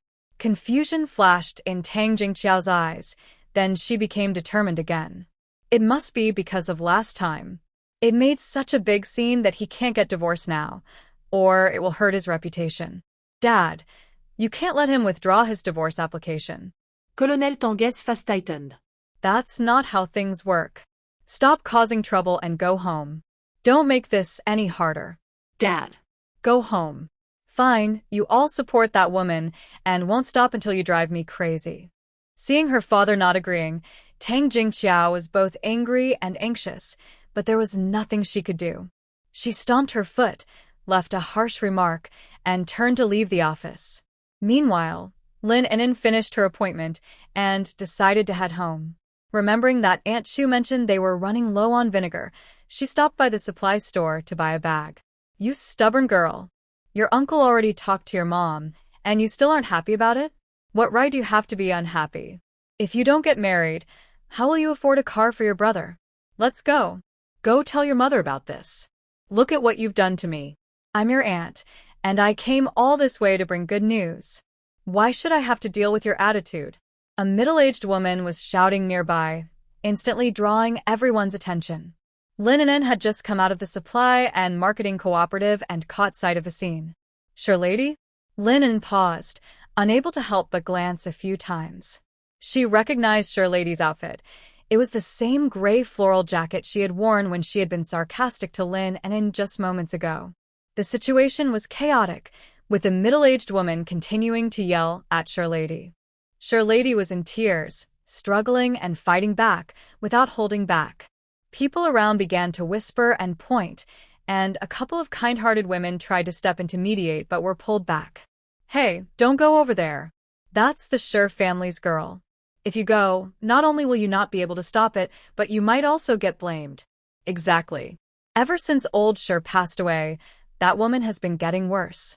She sold off all her daughters, Zhaodi, Pundi, Tiandi, and Niandi, and now she won't even spare Lady. You can't blame anyone else. The Shi family's daughter-in-law comes from a troublesome family. In just a few sentences, not only did the women understand, but Lin An'an also grasped the situation. It turned out that Lady was born into a family that valued boys over girls. It seemed she had a tough life. Normally, Lin An'an might have hesitated to get involved, but at that moment, she decided to walk away. Just then, when Lady looked up, her eyes met Lin An'an's directly.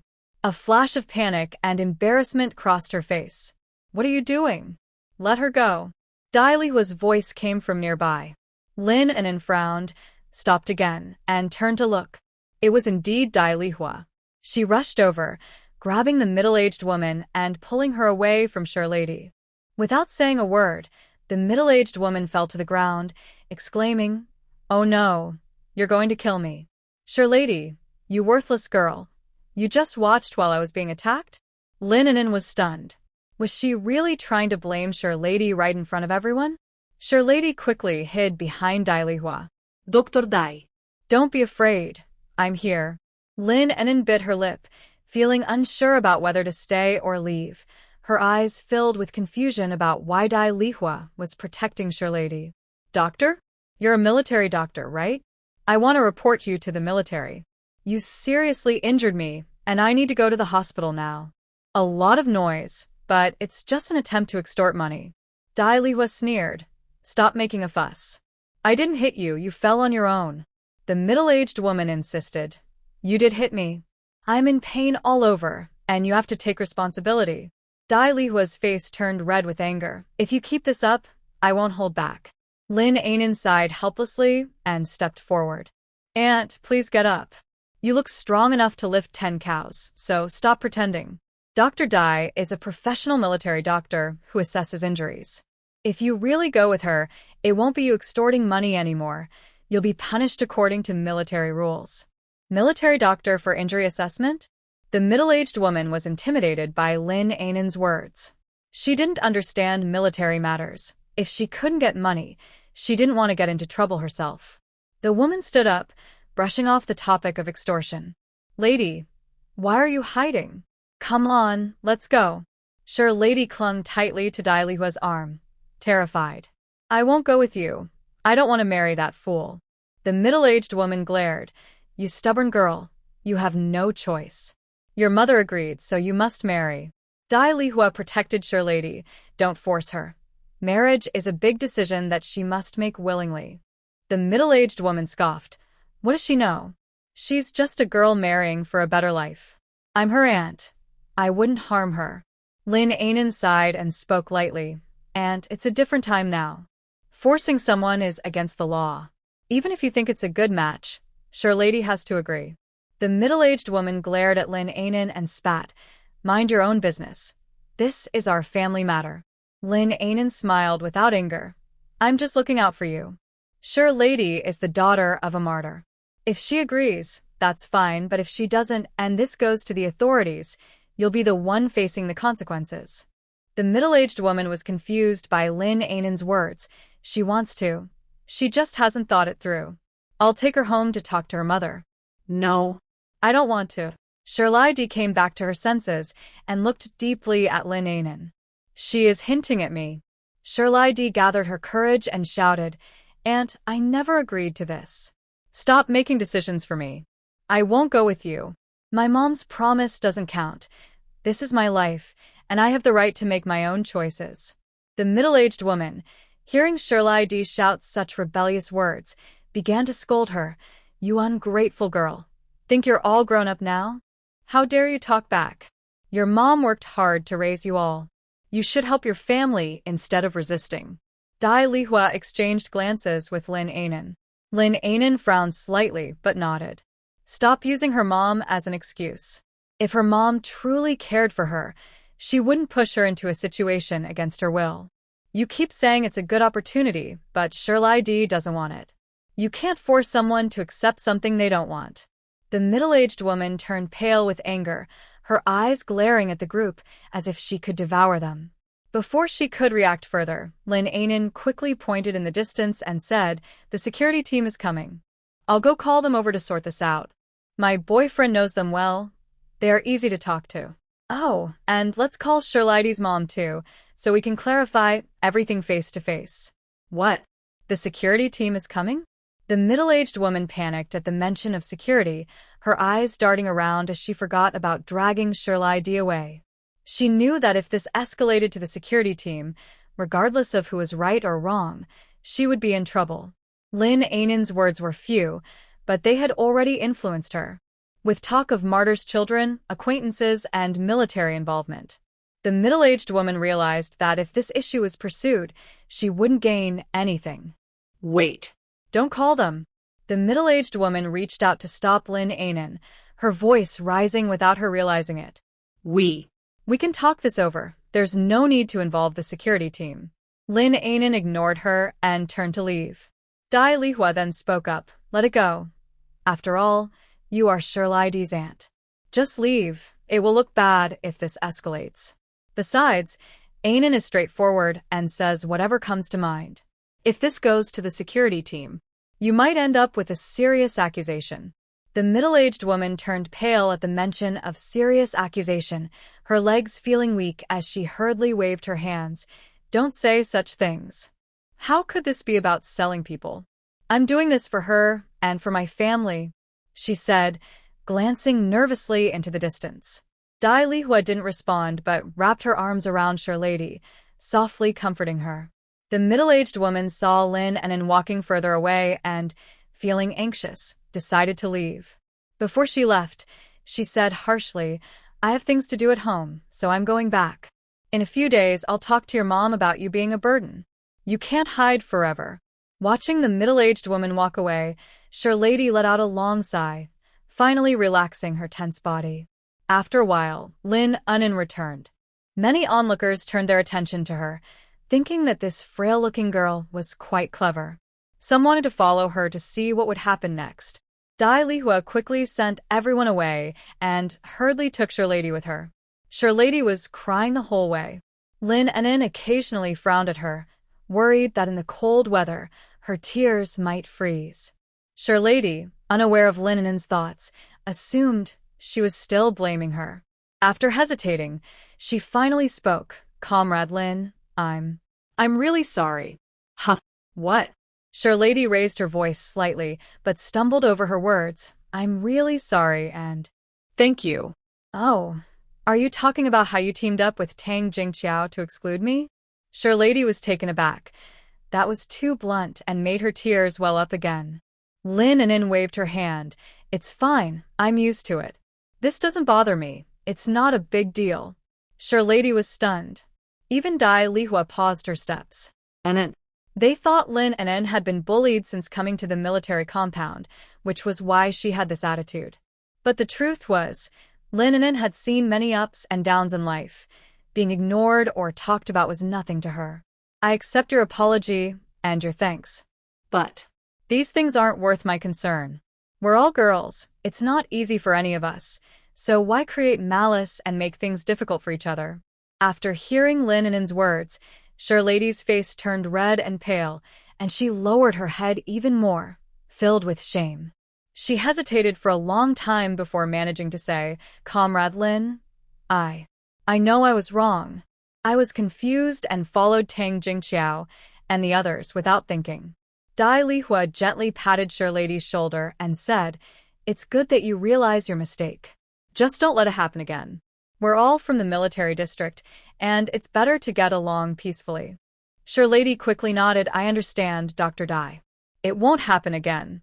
Fortunately, I need to go home to get something, and thanks to An'an's cleverness. Or else what would you have done? Lady bit her lip and looked up at Lin An'an with sincerity in her eyes. Comrade Lin, if you ever need my help, just ask. I won't hesitate. Lin An'an casually replied, okay. As they walked back, Lin An'an learned about the history between the two women from Dai Lihua's words. Dai Lihua was close friends with Lady's older sister, Zhaodi. Since she married far away, she often sent letters asking Dai Lihua to take care of her younger sister.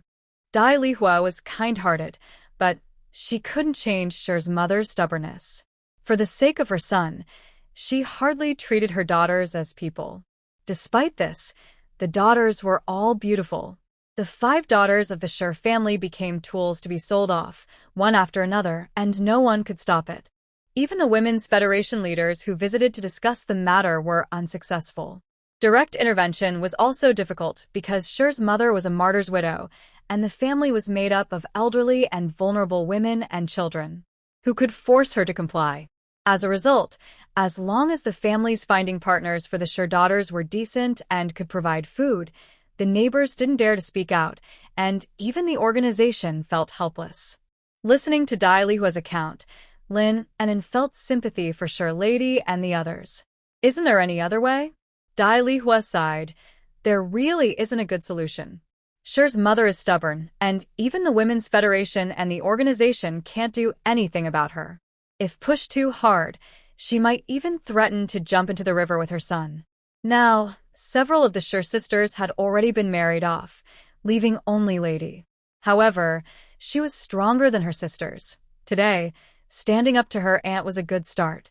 Lin An'an frowned, feeling increasingly uneasy. All right, don't dwell on it. The Shi family situation is special, just listen. Lady sniffed. In everyone's eyes, this is a matter of parental arrangement, and I have no say. Yes, this is the new China, and while they say to look forward, most people still cling to old ideas. There's nothing we can do. The 3 continued talking as they reached a fork in the road. Lin An'an said goodbye to the 2. I'll head back now. Okay, An'an, be careful on your way home. When Lady saw Lin An'an walk away, she casually found an excuse to leave. Dai Lihua didn't think much of it, just gave a few more instructions, and headed home. Lady had no intention of going home. She wanted to find Tang Jingqiao. She had 2 reasons for seeking her out.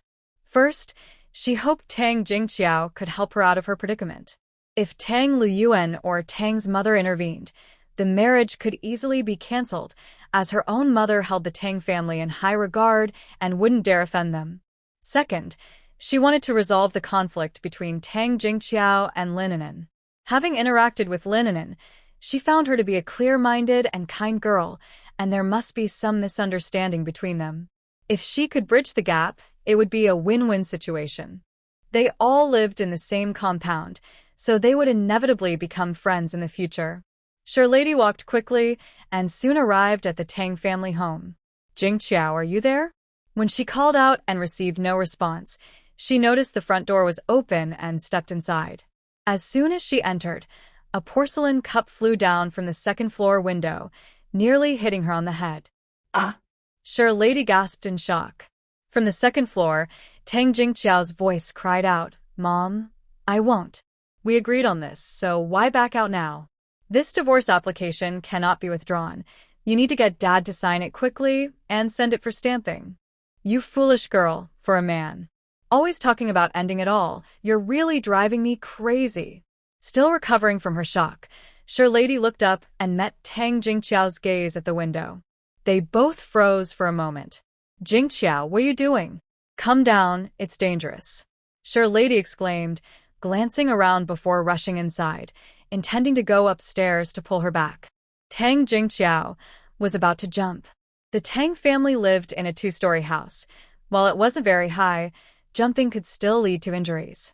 At that moment, what Tang Jingqiao said was even more shocking to Lady than her actions. Had Jingqiao made prior arrangements with Captain Chu?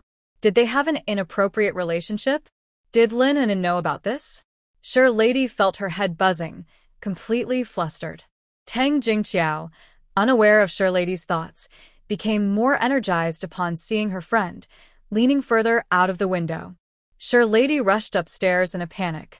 Tang's mother was trying to pull Tang Jingqiao back, and when she saw Sure Lady arriving, a hint of embarrassment crossed her face, quickly replaced by a stern expression.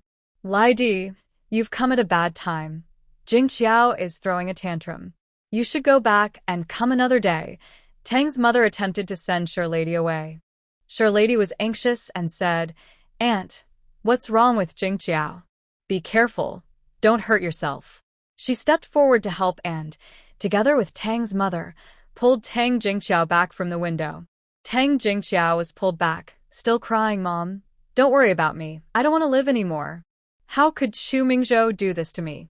He clearly submitted the divorce application, so why is he withdrawing it now? Sure Lady's heart sank. It seemed the two were indeed not innocent. She looked at Tang's mother and cautiously asked, Aunt, does Captain Chu still have an agreement with Jingqiao? Tang's mother shot a glare at Tang Jingqiao, annoyed. This silly girl. Always thinking nonsense. There's no agreement.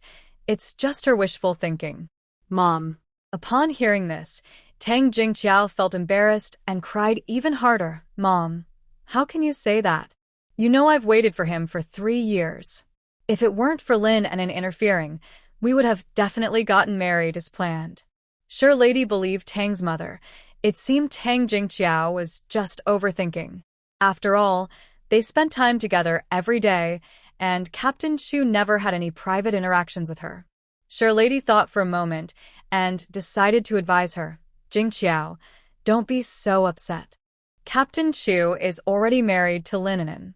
You can't force feelings. Hurting yourself like this isn't worth it. Tang Jingqiao glared at Sure Lady. What do you know? You're not me. You don't understand how precious true love is. I'm just following my heart and pursuing my happiness. This.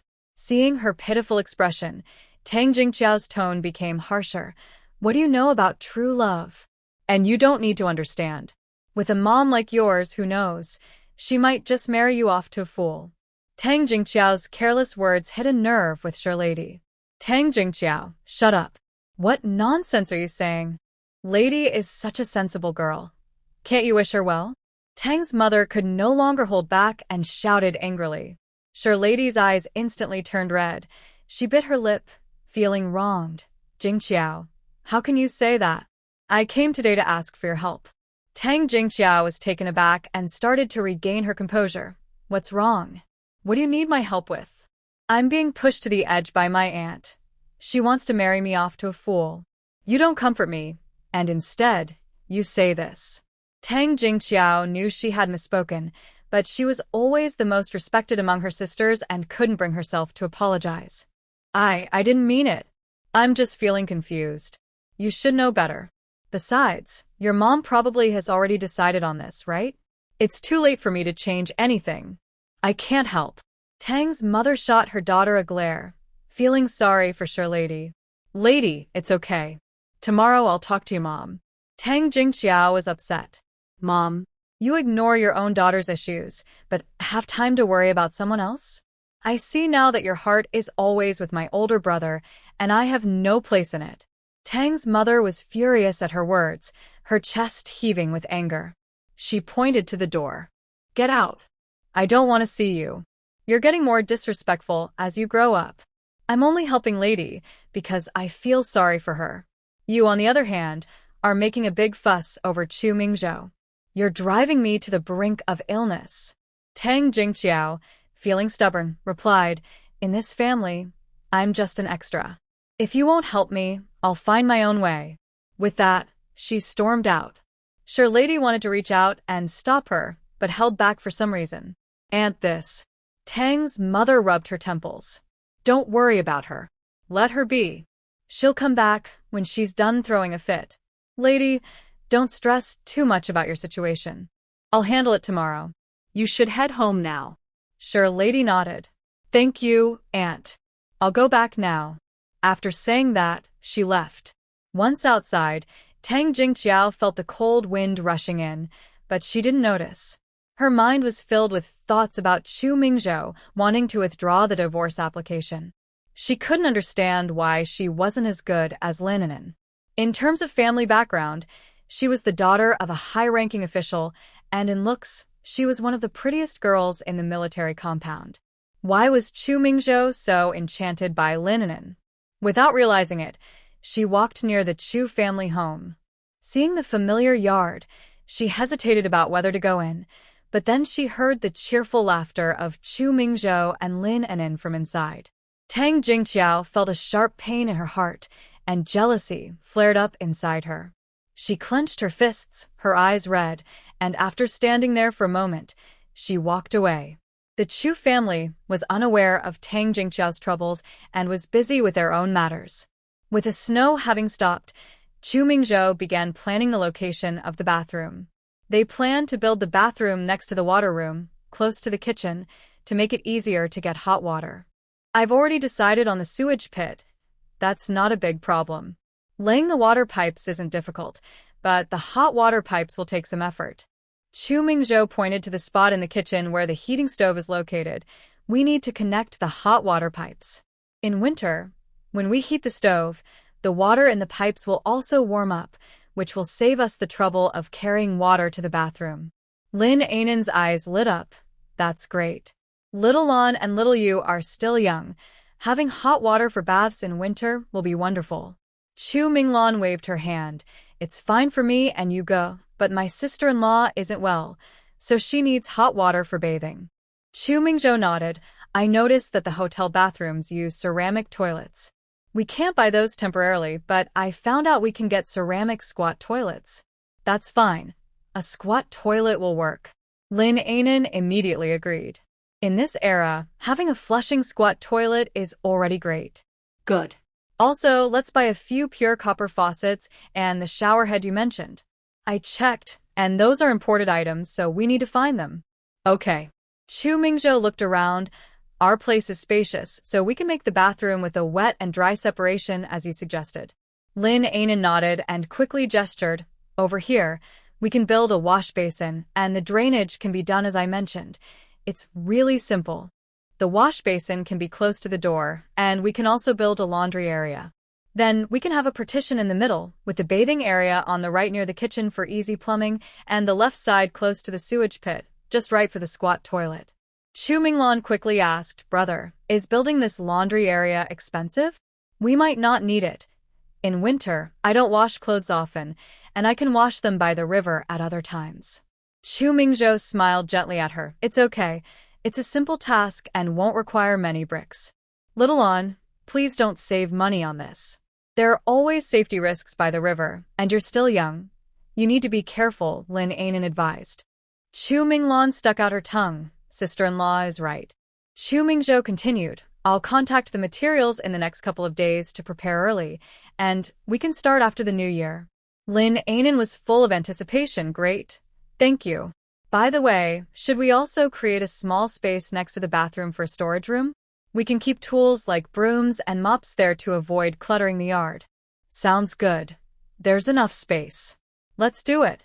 As a lively discussion was taking place, Aunt Chu came out of the house with some sewing in her hands. Are you all so caught up in your talk that you forgot to eat? Hurry back inside, or the food will get cold. Only then did everyone realize, and they laughed as they walked back into the house. At the dining table, Aunt Chu nodded as she listened to them talk about building a toilet. This house needs some work, and we should add some new things. Once it's tidy, it will feel more like home. Lin An'an smiled and said, Yes, Aunt, you should give us more advice.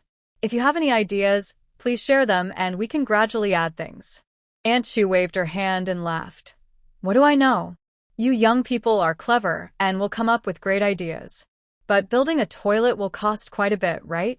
While serving Lin An'an some food, Chu Mingzhou replied, Not much. I've already applied for bricks and cement from the military. And the labor? Lin An'an asked. We won't need any. I'll just bring a few soldiers to finish it. Lin An'an. Is it really that simple? Aunt Chu laughed heartily. Don't worry, An'an. The guys from the military are much more capable than those outside. They know how to get things done. Okay. Aunt Chu added, Mingzhou, as long as you have a plan, that's what matters. Our family is doing better now, so we should get what we need and not let Nin feel uncomfortable. The meal was lively and cheerful. After finishing the meal and tidying up, it grew dark outside. Lin An'an lazily read for a while, and only when Chu Mingzhou got on the bed did she finally lie down. The next time Lin An'an saw Aunt Wang was on the 6th day of the new year, the day of her nephew's wedding. Aunt Wang looked much more haggard than before the new year. Even though she was dressed festively, her fatigue was still evident. The groom was a soldier from the Northwest Military District and was a comrade of Chu Mingzhou. Today, nearly everyone in the courtyard was invited, including the Chu family. Is Mingzhou's wife up? I need your help with something, Aunt Wang said as she peeked into the Chu household. Her eyes met Lin An'an's. Despite their previous awkward encounter, she seemed unfazed and greeted her with a smile. Lin An'an admired her thick skin. It truly was a skill. Aunt Chu pulled Lin An'an behind her and called out to Mingzhou before turning back to Aunt Wang with an annoyed tone. Wang's wife, what are you up to this time? Don't blame me for not warning you. Before Chu Gupa could finish her sentence, a person walked out from behind Aunt Wang, waving warmly. Aunt Chu, it's me, Suehua. Zheng Suehua? Yes, it's been a long time. Zheng Suehua is Aunt Wang's elder sister-in-law, which makes her the groom's mother. I wanted to ask if An'an is free. I would like her to sprinkle some blessings in our new house. After Zheng Suehua spoke, Aunt Wang nodded eagerly. Lin An'an looked at Chu Gupa, feeling a bit confused. As a person from the south, she didn't quite understand the custom of sprinkling blessings from the northwest. Chu Gupa patted Lin An'an's hand.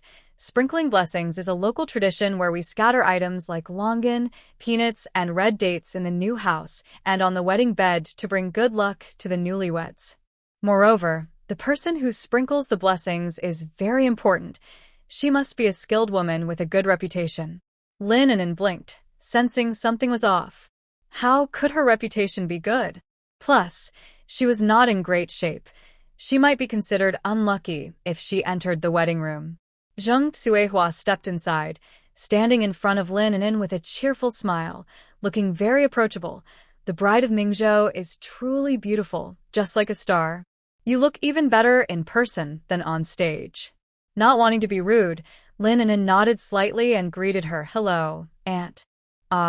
Good. You're An'an, right? Aunt wants to invite you to sprinkle peanuts. What do you think? At that moment, Chu Mingzhou also came out, having finished helping the little ones get ready, as he was about to leave. The groom, Wang Dali, had a good relationship with Chu Mingzhou, so he was going over early to lend a hand. Zheng Suehua quickly greeted Chu Mingzhou. Mingzhou, wow, it's been a while since I've seen you. You and your wife really make a lovely couple. She mentioned the blessing sprinkling again. Finding someone on short notice is not easy, and it turns out Lin An'an is indeed the most knowledgeable person in the military compound, making her suitable for sprinkling peanuts. Chu Mingzhou looked at Lin An'an. Sprinkling blessings isn't tiring. If you want to go see, you can have Lin Zihua accompany you for a bit. If you feel tired, we won't go. With the groom's mother asking for help, it would be a huge favor to lend a hand now. Lin An'an had just arrived and needed to socialize a bit. Also, being invited to sprinkle blessings is a way to showcase her abilities and gain recognition. But Chu Mingzhou wouldn't force her. If she didn't want to go, she didn't have to, and that was her confidence. Okay, then I'll go with Aunt. Zheng Suehua saw that everything was going well and quickly approached Lin An'an, smiling so wide that her eyes curved. Thank you so much. You have really helped me a lot. Meanwhile, the Chu family hurried out, following Zheng Suehua to the Wang family. The wedding banquet was held at the groom's house. They set up a tent, arranged tables and chairs, and placed them in the yard to start the celebration. On the way, Zheng Suehua chatted with Lin An'an, discussing everything from daily life to interesting stories from the military compound, showing her friendly nature. Lin An'an responded with a smile, and their atmosphere was quite harmonious. Upon arriving at the Wang family, they were greeted by a lively scene. Red lanterns hung high, and red decorations were everywhere. Guests were laughing and chatting as they moved about. Zheng Suehua led Lin An'an straight to the new house, reminding her along the way, And then when you scatter the peanuts, start from the door and sprinkle them all the way to the bed, while saying some good wishes like, may you have children soon and may you have a happy marriage for good luck. Lin An'an nodded seriously. Auntie, I will remember. Entering the new house, it was decorated festively, and 3 women of different ages were already there. And this is Aunt Ma. She is an experienced member of our Women's Federation and is very kind-hearted. She is in charge of scattering longan for us. This is Aunt Luo. Everyone in our courtyard calls her Big Hand Luo. Her cooking skills are praised by everyone who has tasted her food. This time, she is responsible for scattering red dates. And this is Sister Zhao, the director of our military clothing factory. She has excellent weaving skills and is a master of double-sided embroidery. She will be in charge of tying the red thread for the bride and groom. Jiang Tong then introduced Lin An'an. This is Lin An'an from the Mingzhou family, a genuine student from a worker-peasant-soldier university. She can speak several languages and plays the piano. She is very talented and knowledgeable, and she will be responsible for scattering peanuts. Lin An'an felt a bit shy but maintained her manners, smiling and nodding to each of them. Hello, aunties. Upon hearing about Lin An'an's background, the women's eyes lit up. Aunt Ma was the first to speak, her voice cheerful. Oh, so you are a university student. No wonder you seem so clever, and you know foreign languages and play an instrument. That's really impressive. Aunt Luo chimed in. Exactly. It's been a long time since we've had such a capable young woman in our courtyard. Zihua, you really know how to find talent. Sister Zhao smiled as she looked at Lin An'an. Seeing you in person is even better than hearing about you. Mingzhou's wife is not only beautiful, but also so talented. That's wonderful. Lin An'an felt a bit shy from the compliments and forced herself to join a few people for some light-hearted conversation. All right, let's not just chat. It's almost time, and we need to finish this joyful task quickly. The newcomers will be here soon, Jiang Tong said, pulling Lin An'an into position. Everyone agreed and stood in place. Aunt Ma stood at the front and started by loudly reciting auspicious phrases while steadily scattering longan, which rolled all over the ground and finally landed on the quilt. Next was Aunt Luo, who threw out red dates, which looked very beautiful. When it was Lin An'an's turn, she took a deep breath and, following what she had learned, walked lightly from the door while scattering peanuts and softly reciting, holding peanuts, we sprinkle joy, a perfect couple soaring together. May they have joy and happiness and grow old together in warmth. Her voice was soft and sweet, and the festive lines flowed easily from her lips as the peanuts fell evenly. Aunt Luo said, Wow, you can really tell she's educated. Her words sound so nice. Sister Zhao added, That's poetry. She can recite it so easily. Mingzhou's wife is impressive. Aunt Ma leaned closer to Jiang Tong and whispered, I'm just saying, you really should thank Mingzhou's family. That girl from the Tang family is so unreliable. She even tried to back out of such an important task. She shouldn't have been chosen in the first place. Jiang Tong's expression darkened. What you say is true. I was trying to give Tang Lukang some face, but who would have thought? Finally, Sister Zhao took the red silk ribbon and smiled as she walked with everyone to the main hall, waiting for the newcomers to arrive so she could tie it on them. Lin An'an stood beside Chu Mingho, looking around with curiosity about the wedding customs of this era. Just after they settled in, the sound of firecrackers suddenly erupted outside. It was deafening. Amid the cheers and playful teasing, the groom carried the bride into the main hall and set her down. Sister Zhao seized the moment, stepping forward to hand the red silk ribbon to the newlyweds, one on each end. Gently pulling it together symbolized their future connection. The surrounding guests applauded and cheered, filling the small courtyard with laughter and joy. The newlyweds are here. Let's serve tea to honor our parents. With this loud call, the newlyweds, surrounded by everyone, respectfully walked towards Jiang Tong and her husband, holding teacups. They bowed deeply, and then the bride steadily offered the teacup, saying, Dad, please have some tea. Wang Dali's father took the tea, smiling widely, and pulled out a red envelope from his pocket, handing it to his daughter-in-law while repeatedly saying good things. When it was the mother-in-law's turn, the bride also followed the proper etiquette, saying, "Mom, please have some tea." Jiang Tong accepted the tea, took a small sip, and looked at her obedient daughter-in-law with joy. She also gave her a big red envelope and reminded her, "Dear, once you enter our family, you are one of us. If you ever feel wronged, just tell me." The bride nodded slightly and responded softly. After the tea ceremony, the banquet began. A group of musicians with suona and drums surrounded the banquet and started playing lively music. Another group of aunts began serving dishes. Before long, the round tables were filled with food, including fish, meat, and sweets. The Wang family spent a lot on this wedding, making it quite grand. When the music stopped, everyone took their seats and started toasting. Lin An'an also received a red envelope from Jiang Tong and was seated at the neighboring table with the Chu family. Aunt Chu pointed to the main table and said, "Mingzhou was invited to the main table, and Zihua went with him. And do you want to go?" "I'll stay here with you, Aunt." "Ha ha ha, okay, let's eat. The food is really good, so eat plenty." During the meal, neighbors occasionally came over to greet and toast. When they learned that Lin An'an helped the newlyweds spread joy, they all congratulated her. Lin An'an smiled and responded graciously. Chu Mingho, sitting nearby, was enjoying her food, her cheeks full, occasionally leaning over to share which dish she liked best, making Lin An'an laugh at the little girl's lively spirit. Just as they were enjoying the meal, a commotion arose nearby. A few young men were teasing the groom to share his story with the bride. Wang Dali turned red from embarrassment but couldn't refuse, so he cleared his throat and began to speak. "Actually, we've known each other since we were kids. She lived next door to my grandmother's house. When we were young, she was small and often bullied, and I always protected her.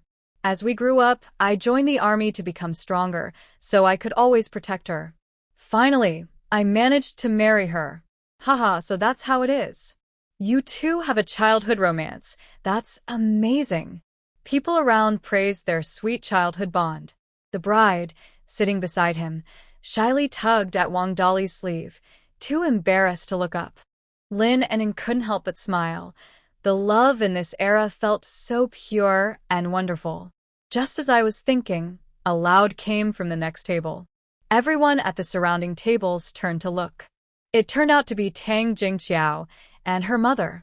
Lin An'an frowned slightly and continued to eat, not wanting to engage. Tang Jingqiao had not planned to come and cause a scene, and everyone present knew that.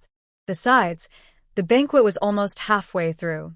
She arrived now, making a fuss and showing a sour face, which was truly disrespectful to the Wang family. Tang's mother noticed the gazes of the crowd and felt a bit embarrassed. She tugged at Tang Jingqiao's arm, saying, "What are you doing, you silly girl?" But Tang Jingqiao seemed not to hear, staring fixedly at Lin An'an, her eyes filled with resentment. Her gaze was too obvious, leading everyone to misunderstand. They thought she was upset that Lin An'an took on this role, making her unhappy. They looked down on her even more. If she didn't come, why shouldn't others? That didn't make sense. What's there to be proud of? Don't think that just because you're here, it's impressive. The luck from this event isn't something a sickly person can handle. Don't end up causing trouble for the couple. Though Tang Jingqiao didn't name anyone, everyone knew who she was talking about. The crowd was filled with surprise. Another loud sounded, even louder than the first. A woman around 27 or 28 stood up and said directly, "You get out. You're not welcome here. Today is my sister's big day, and we won't tolerate your nonsense." Everyone looked closely and realized it was the bride's sister. This girl was known for her fiery temper, and now she was fuming, striding toward Tang Jingqiao. Seeing this, Tang's mother quickly pulled Tang Jingqiao behind her, smiling nervously. "I'm sorry. It's just that Jingqiao is a bit clueless. She drank some and got confused. Please don't take it to heart. Just because she drank, she can say whatever she wants. This event is supposed to bring good luck, and her words have turned it into bad luck. On my sister's big day, how can she cause such a stir?" The guests around also chimed in, Exactly. Saying such things on a big day is very unlucky. The Tang girl has no sense at all. In no time, voices of criticism filled the air. Tang Jingqiao wanted to argue, but her mother pinched her hard, making her eyes well up with tears, and she had to swallow her words. Mother Tang was embarrassed and nearly fainted from anger. They had clearly agreed on something, but Tang Jingqiao acted on her own whims, saying she wouldn't come. Later, when she heard Lin An'an was there, she showed up with a forced smile. "I'm really sorry. We'll leave now and apologize to everyone." Saying this, Mother Tang hurriedly pulled Tang Jingqiao out.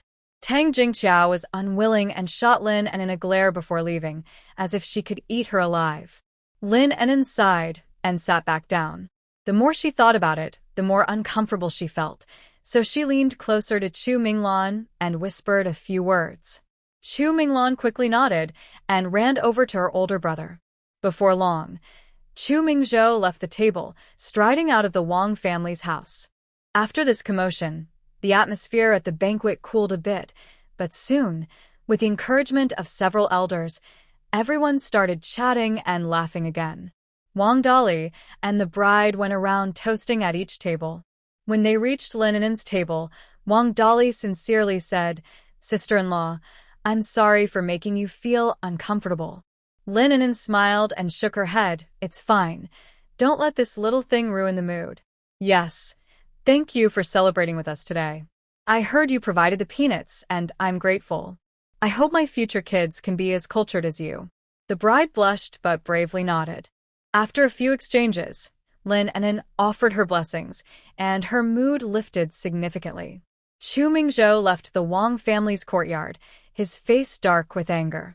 He headed straight to the military district security office, his military boots leaving deep marks in the snow, each step fueled by rage.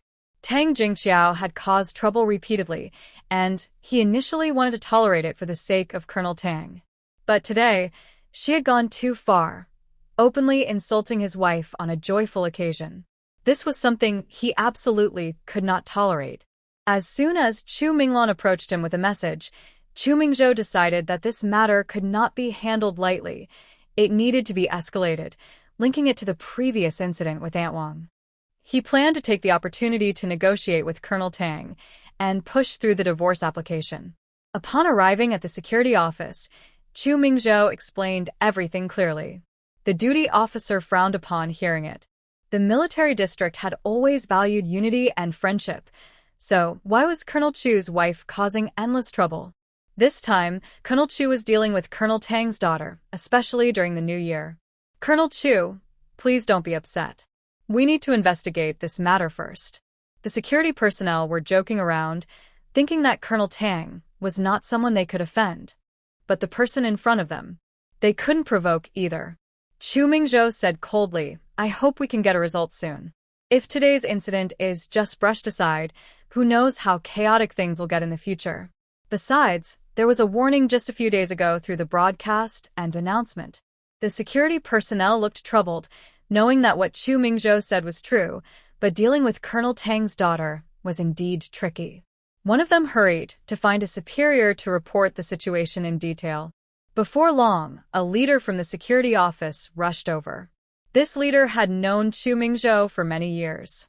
Seeing his angry expression, he patted his shoulder and said, "Mingzhou, calm down. I will definitely give you a fair resolution. However, we must handle the Tang family's situation carefully. You know how Colonel Tang dotes on his daughter. Doting doesn't mean there are no rules. If punishment is due, it should be given. This time, she acted out openly at a comrade's wedding, and we cannot be lenient.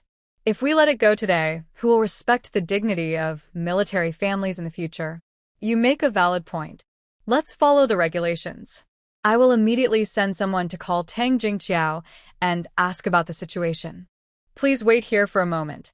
He then instructed his subordinate to summon Tang Jingqiao. Tang Jingqiao had just sat down at home, still feeling humiliated from being kicked out of the wedding, when security personnel knocked on her door. She looked confused. When she learned that Chu Mingzhou had reported her to the security office to stand up for Lin An'an, she exploded with anger. She shouted at the visitors, are you out of your minds? It's a festive season, and you come here to ruin my day without any reason. Get out of here. Hearing the commotion, Tang's mother came out, her face pale with anger.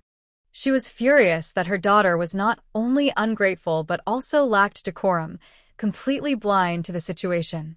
Chu Mingzhou had gone to such lengths, and she was still blaming the security personnel. It was truly foolish. She grabbed her daughter and nodded at the security personnel, saying, "We'll get ready and go with you. My daughter is a bit impulsive and speaks without thinking. I apologize for her behavior." The security personnel frowned but didn't dare to say much, so they waited at the door.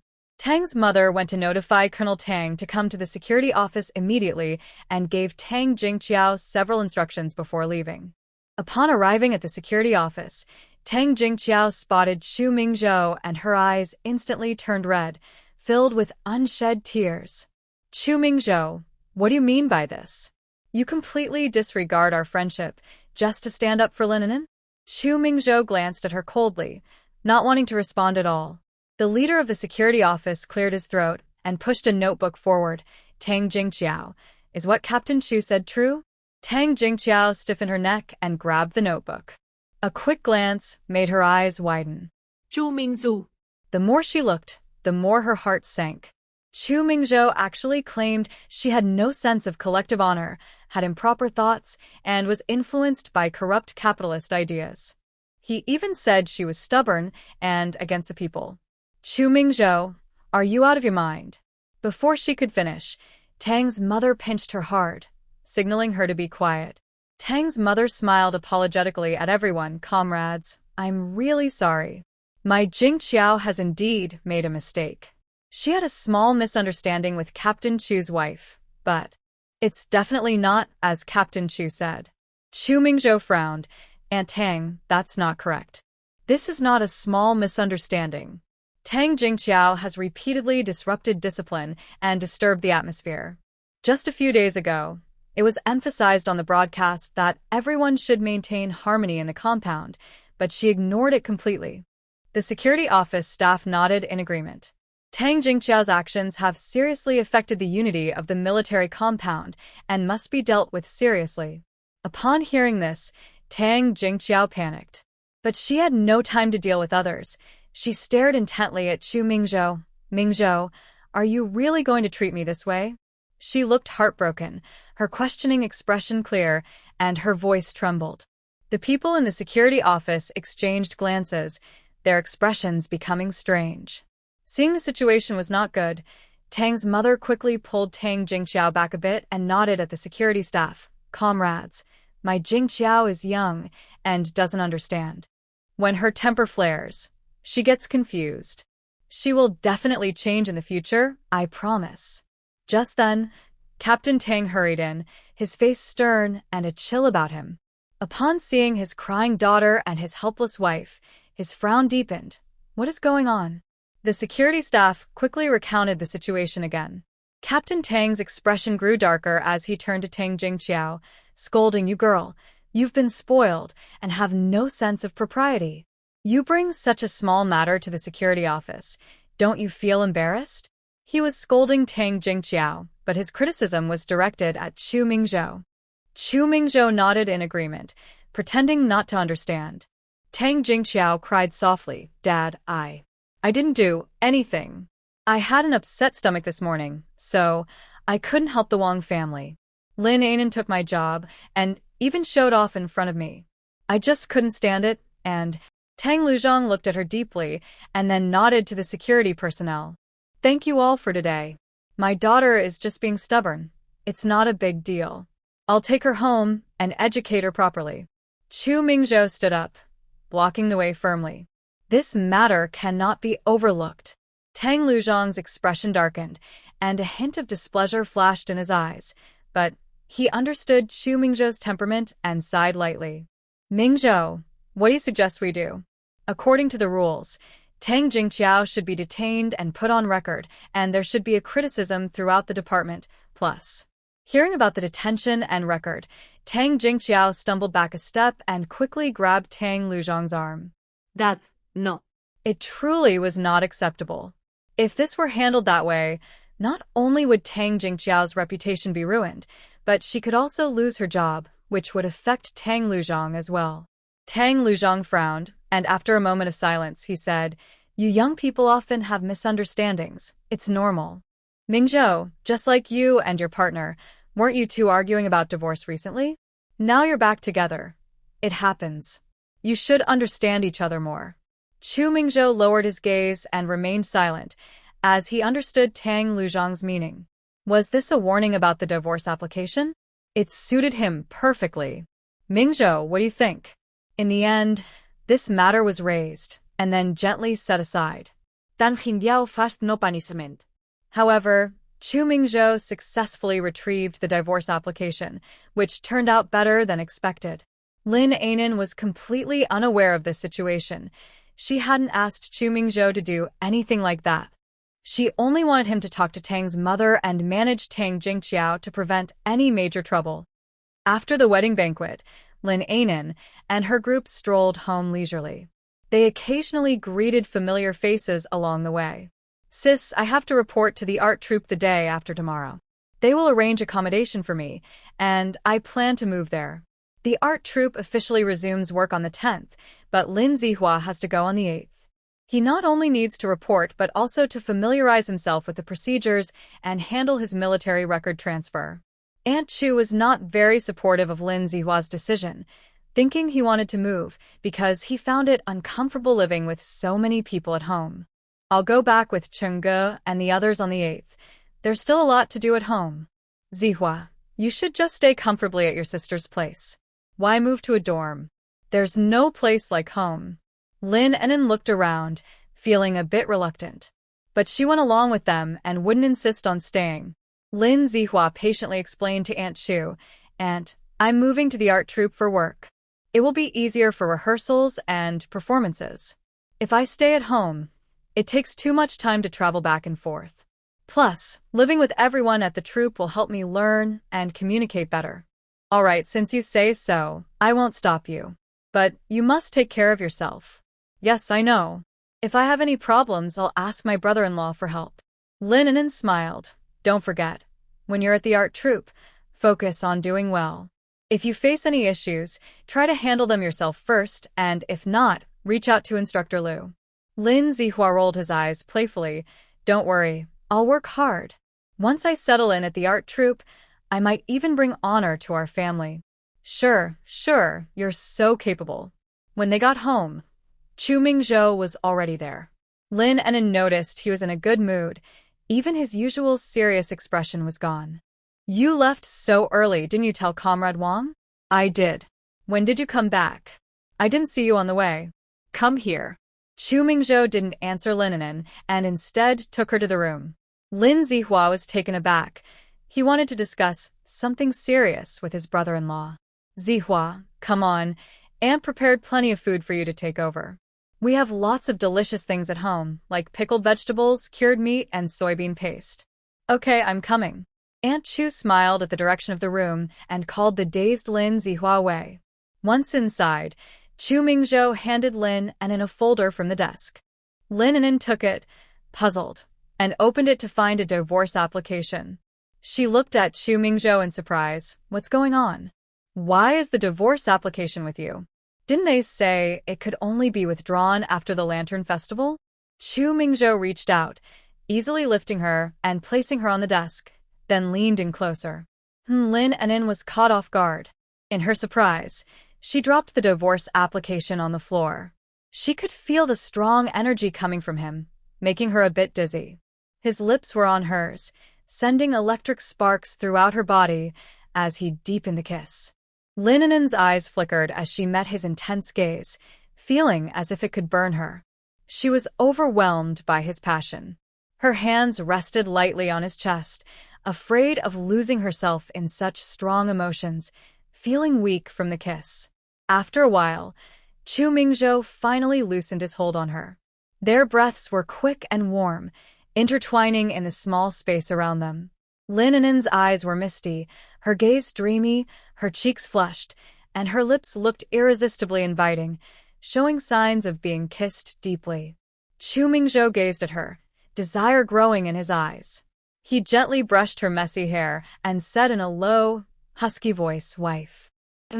Darling. What is it? An'an. Lin An'an was momentarily stunned, her chest still rising and falling slightly. After a while, she regained her composure and playfully asked, "What's up?" She felt enchanted by the handsome face in front of her, calling her over and over. "No one can use this against us anymore." He was referring to the divorce application. "Will it affect you?" Lin An'an wasn't naive. She knew that last time, Chu Mingzhou was refused when he tried to retrieve it. Why had he suddenly gotten it back? He must have done something, and it likely involved Tang Jingqiao. Chu Mingzhou smiled slightly, his thumb gently stroking her cheek. "I know what I'm doing. What did you do to Tang Jingqiao? She kept provoking me, and I've put up with her for too long. But I didn't do anything drastic. I just got the divorce application back as a bargaining chip, once and for all." He leaned closer, his gaze fixed on her soft lips. Wait. Lin An'an quickly placed her hand on his chest. "What are you doing? It's broad daylight." Chu Mingzhou chuckled lightly, a hint of wildness in his eyes. "What are you afraid of? No one is coming in." But he stopped his advance, straightening up and placing his hands on the desk, trapping Lin An'an between him and the desk. Lin An'an blushed and glared at him. "Be serious." Chu Mingzhou raised an eyebrow. "What's not serious about kissing my wife?" Lin An'an didn't know how to respond. She wasn't afraid of him. She was afraid of herself. She turned her head away, not wanting to look at him. Chu Mingzhou gently turned her face back, his tone becoming serious. "An'an, I want to." Lin An'an instinctively looked up, then swallowed hard. It was very loud. So embarrassing. Chu Mingzhou looked at her adorable reaction, and his smile grew wider.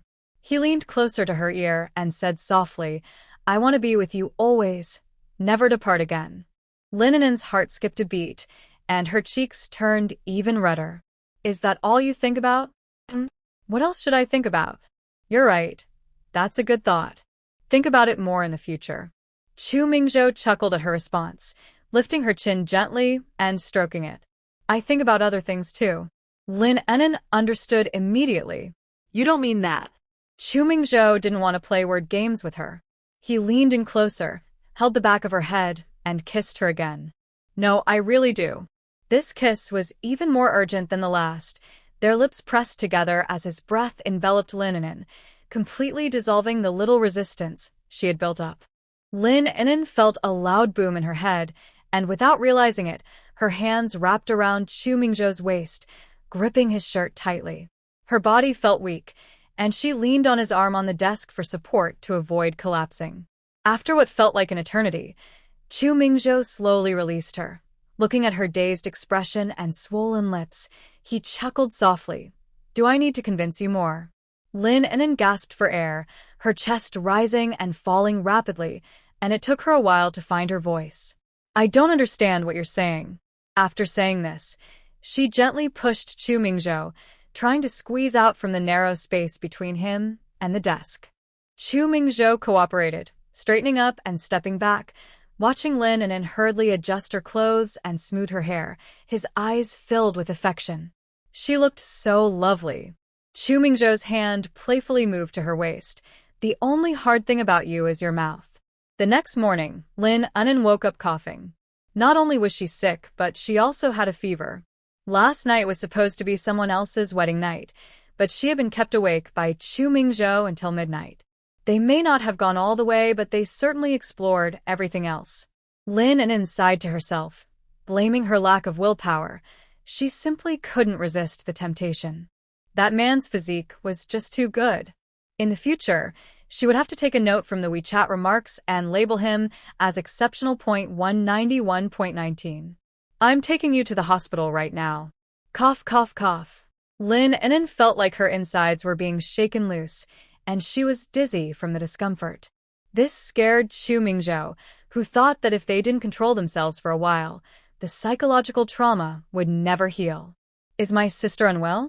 I'll go with you." Hearing the noise, Lin Zihua quickly got ready and followed the two out.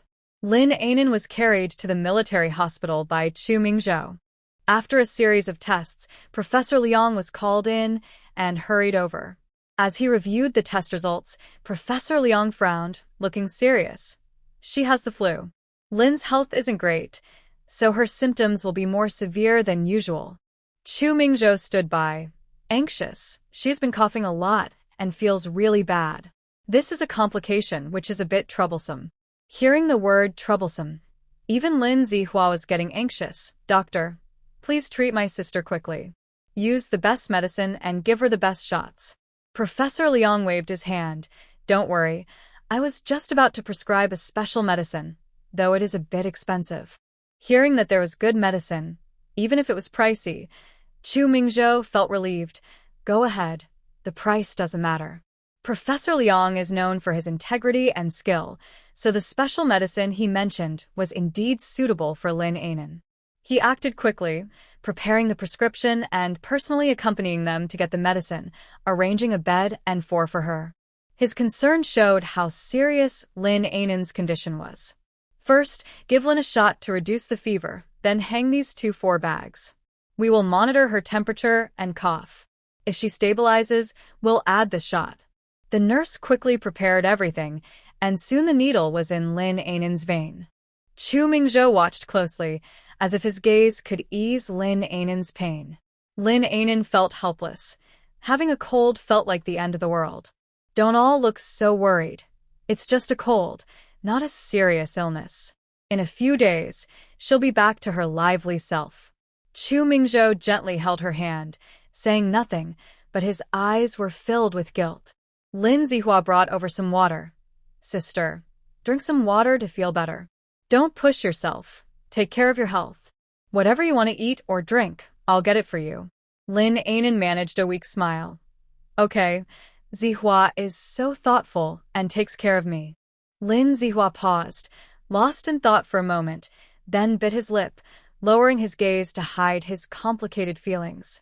As the 4 dripped slowly, Lin An'an felt extremely cold and, in her daze, fell asleep. Her body was really in bad shape. Only those who have experienced illness can understand what it means to feel weak and suffer. Lin An'an was sleeping heavily, her brows furrowed, clearly not resting well. Chu Mingzhou stayed by her bedside, not daring to relax for a moment. He occasionally reached out to check her forehead. Her temperature was dropping slowly, and his heart was heavy with worry. Lin Zihua, seeing his sister so weak, felt uneasy and paced back and forth in the hospital room. Why isn't the fever going down? If it doesn't, we can't use the special medicine. Chu Mingzhou gently scolded him. Stop pacing. It's making me anxious. He wasn't truly angry. He just had a lot of anxiety with no outlet. Professor Liang came by twice during the day. After taking her temperature one last time, he finally relaxed his brow slightly. The fever has temporarily gone down, but she needs to stay for observation. Her condition is special, and we worry about it recurring. If she doesn't have another fever tonight, we can consider it stable. Chu Mingzhou nodded eagerly. After seeing Professor Liang off, he planned to go home to gather some necessities since staying in the hospital was inconvenient. Zihua, you stay here. I'll go home to get some things. Okay, I understand, brother-in-law. Chu Mingzhou quickly returned home, gathering all the items Lin An'an would need, and hurried back to the hospital. As he reached the door of the ward, he saw Lin Zihua standing there, looking anxious. What happened?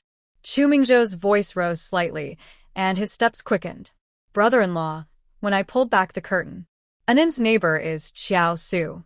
Lin An'an was in a shared room, and with the busy season, it was fortunate to have a bed at all, so they couldn't be picky. But no one expected that the person in the next bed would be Xiao Su. Chu Mingzhou entered the room, his gaze sharpening instantly. Lin An'an had woken up and looked a bit better, but she was still weak. She was turned toward Xiao Su, her eyes filled with shock. Xiao Su flashed a playful smile. Lin, what a coincidence to meet you here. Chu Mingzhou set down the items and first checked on Lin An'an, confirming she was feeling better before turning to scrutinize Xiao Su. What happened to you, Captain Xiao? Xiao Su coughed lightly, looking equally weak. Oh, It's just that I had to help with your Northwest Military Region's task and ended up sick after spending 2 days in the snow. Hearing about the military task made Chu Mingzhou tone down his sharpness, simply responding with a soft and not engaging further. He gently helped Lin An'an sit up. Your aunt made some millet porridge for you. Do you want to eat? Lin An'an shook her head, indicating she didn't want to eat. As she moved slightly, she broke into a fit of coughs, her small face turning red from the effort.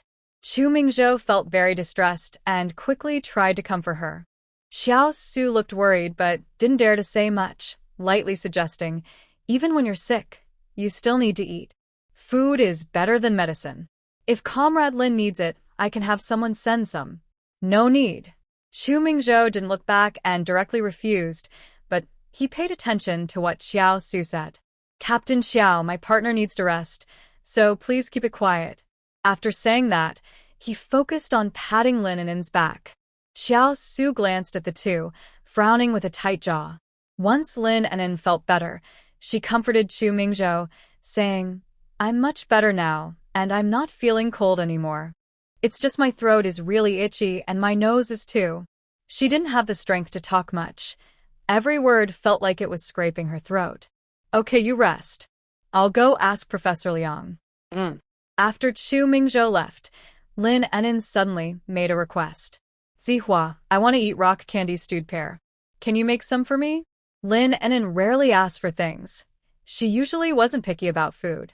But at that moment, she really wanted to have rock candy stewed pear and warm pear soup. Sis, I'll buy some pears and cook them for you at home. Okay.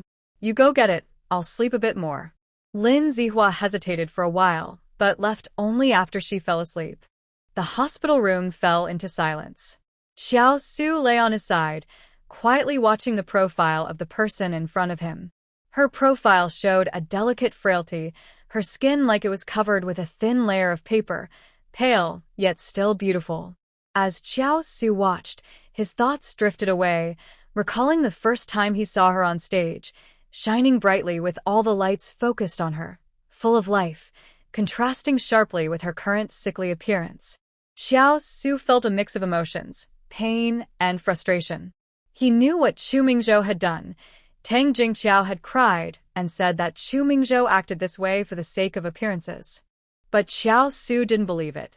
Chu Mingzhou's eyes sparkled when he looked at Lin An'an. It was clearly love, not indifference.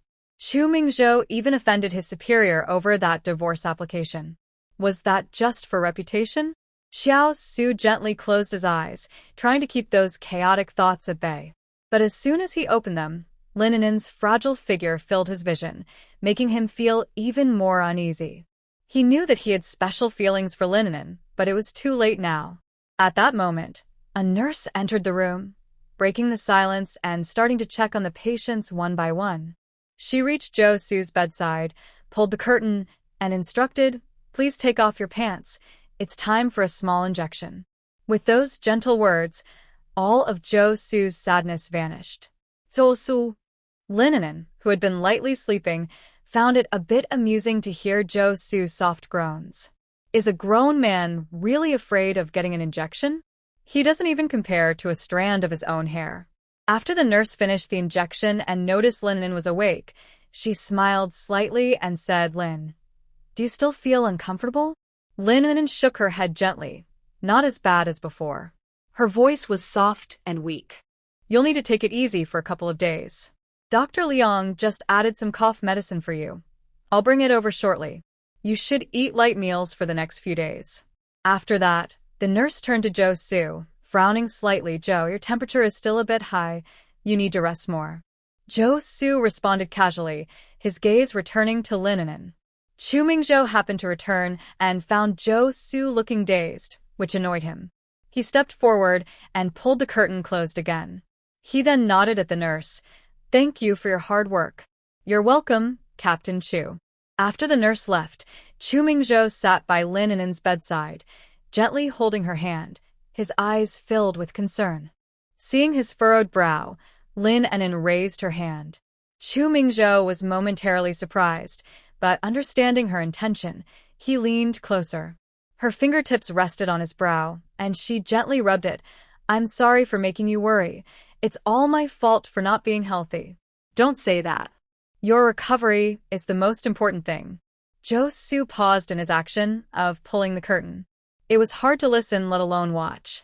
He felt as if something was blocking his heart, making him uncomfortable. Silently, he turned away, making no sound. Aunt Chu had come with Lin Zihua. "An'an, how are you? Feeling better? You said you wanted to eat rock candy stewed pear, so I brought it for you. It's perfect for you now. The pear helps with coughing." Aunt Chu chattered on, sending Chu Mingzhou to have lunch while she sat and fed Lin An'an. The pear soup was slightly sweet and at a comfortable temperature, making Lin An'an feel completely relaxed. Aunt Chu watched her with a loving expression. "Drink slowly. Don't choke. Once you're better, I'll make you other delicious dishes." "Okay, thank you, Aunt Chu." Two people entered the hospital room. "Xiao Su, look what I brought you to eat." It was Tang Jingqiao and Mu Yue. Lin An'an's expression immediately darkened. Aunt Chu followed her gaze and felt a bit uncomfortable, but eventually nodded at Tang Jingqiao. The previous familiarity was completely gone, replaced by a shallow politeness. Aunt Chu knew how to choose between Lin An'an and Tang Jingqiao. However, since Tang Jingqiao had helped her, she couldn't just turn her back on her. Tang Jingqiao was surprised to see Lin An'an here. She paused for a moment, a hint of dislike flashing across her face, but this time she didn't speak to Lin An'an and walked straight to Xiao Su. Mu Yue nodded at Lin An'an. "Comrade Lin, what a coincidence." He waved the lunchbox in his hand. "We came to bring Xiao Su lunch." Lin An'an wasn't interested in their matters. After finishing her pear soup, she continued to rest. Tang Jingqiao reached Xiao Su's bedside and began to unpack the lunchbox, laying out hot soup and stir-fried dishes that looked quite plentiful. As she arranged the food, she said, "I told you to get a private room, but you insisted it wasn't necessary. Look at this now. Stop talking nonsense." "I'm not talking nonsense. Are you really happy about this?" Xiao Su frowned in annoyance, as if his secrets had been exposed. "If you can't speak properly, just be quiet." Tang Jingqiao rolled her eyes, sat down by the bed, and didn't bother to argue, glaring at Lin An'an. Aunt Chu's warning was still fresh in her mind, so Tang Jingqiao didn't dare to act too rashly. She wanted to ignore Lin An'an and control her temper, but the attitudes of the men around her were infuriating. Her dislike for Lin An'an was bubbling up, hard to contain. Mu Yue noticed the tense atmosphere and quickly tried to lighten the mood, occasionally chatting with Aunt Chu about trivial matters. "Xiaomu, you and our Zihua seem to be about the same age and are both in the art troupe. What a coincidence." Aunt Chu's casual remark piqued Mu Yue's interest. "Yes, I'm a bit older than Comrade Lin, but he's very talented, and I admire him." Tang Jingqiao laughed. "You're too modest, Yue. Lin Zihua is just a rookie who happens to play an instrument. Aunt Chu doesn't have much contact with the art troupe, so don't mislead her." Chu Mingzhou and Lin Zihua returned from lunch, and as soon as they entered the room, they heard Tang Jingqiao's sharp and sarcastic remarks. Lin Zihua's gaze lingered on Mu Yue for a moment, feeling both angry and embarrassed. Chu Gupa was slightly taken aback but quickly reacted, narrowing her eyes and pulling Lin Zihua closer. "Yes, I may not have much experience, but I know my Zihua well. Not only is he good-looking, but he is also hardworking, understanding, and talented. He is just as capable as anyone else." Lin Zihua felt warm inside and gratefully glanced at Chu Gupa. "Auntie is right." Chu Mingzhou then stepped forward, bent down to touch Lin An'an's forehead, and didn't spare a glance for Tang Jingqiao. "Let's change the hospital room." Tang Jingqiao was left speechless, her face turning red and pale. Mu Yue looked around quickly and smiled. Comrade Tang is straightforward and speaks without thinking. "Comrade Lin, please don't take it to heart." Chu Mingzhou ignored Mu Yue's attempt to ease the situation and began packing Lin An'an's things. Since Xiao Su had just returned from a mission, it was definitely not suitable to rush him, so they had to change rooms. Lin Zihua quickly joined in to help.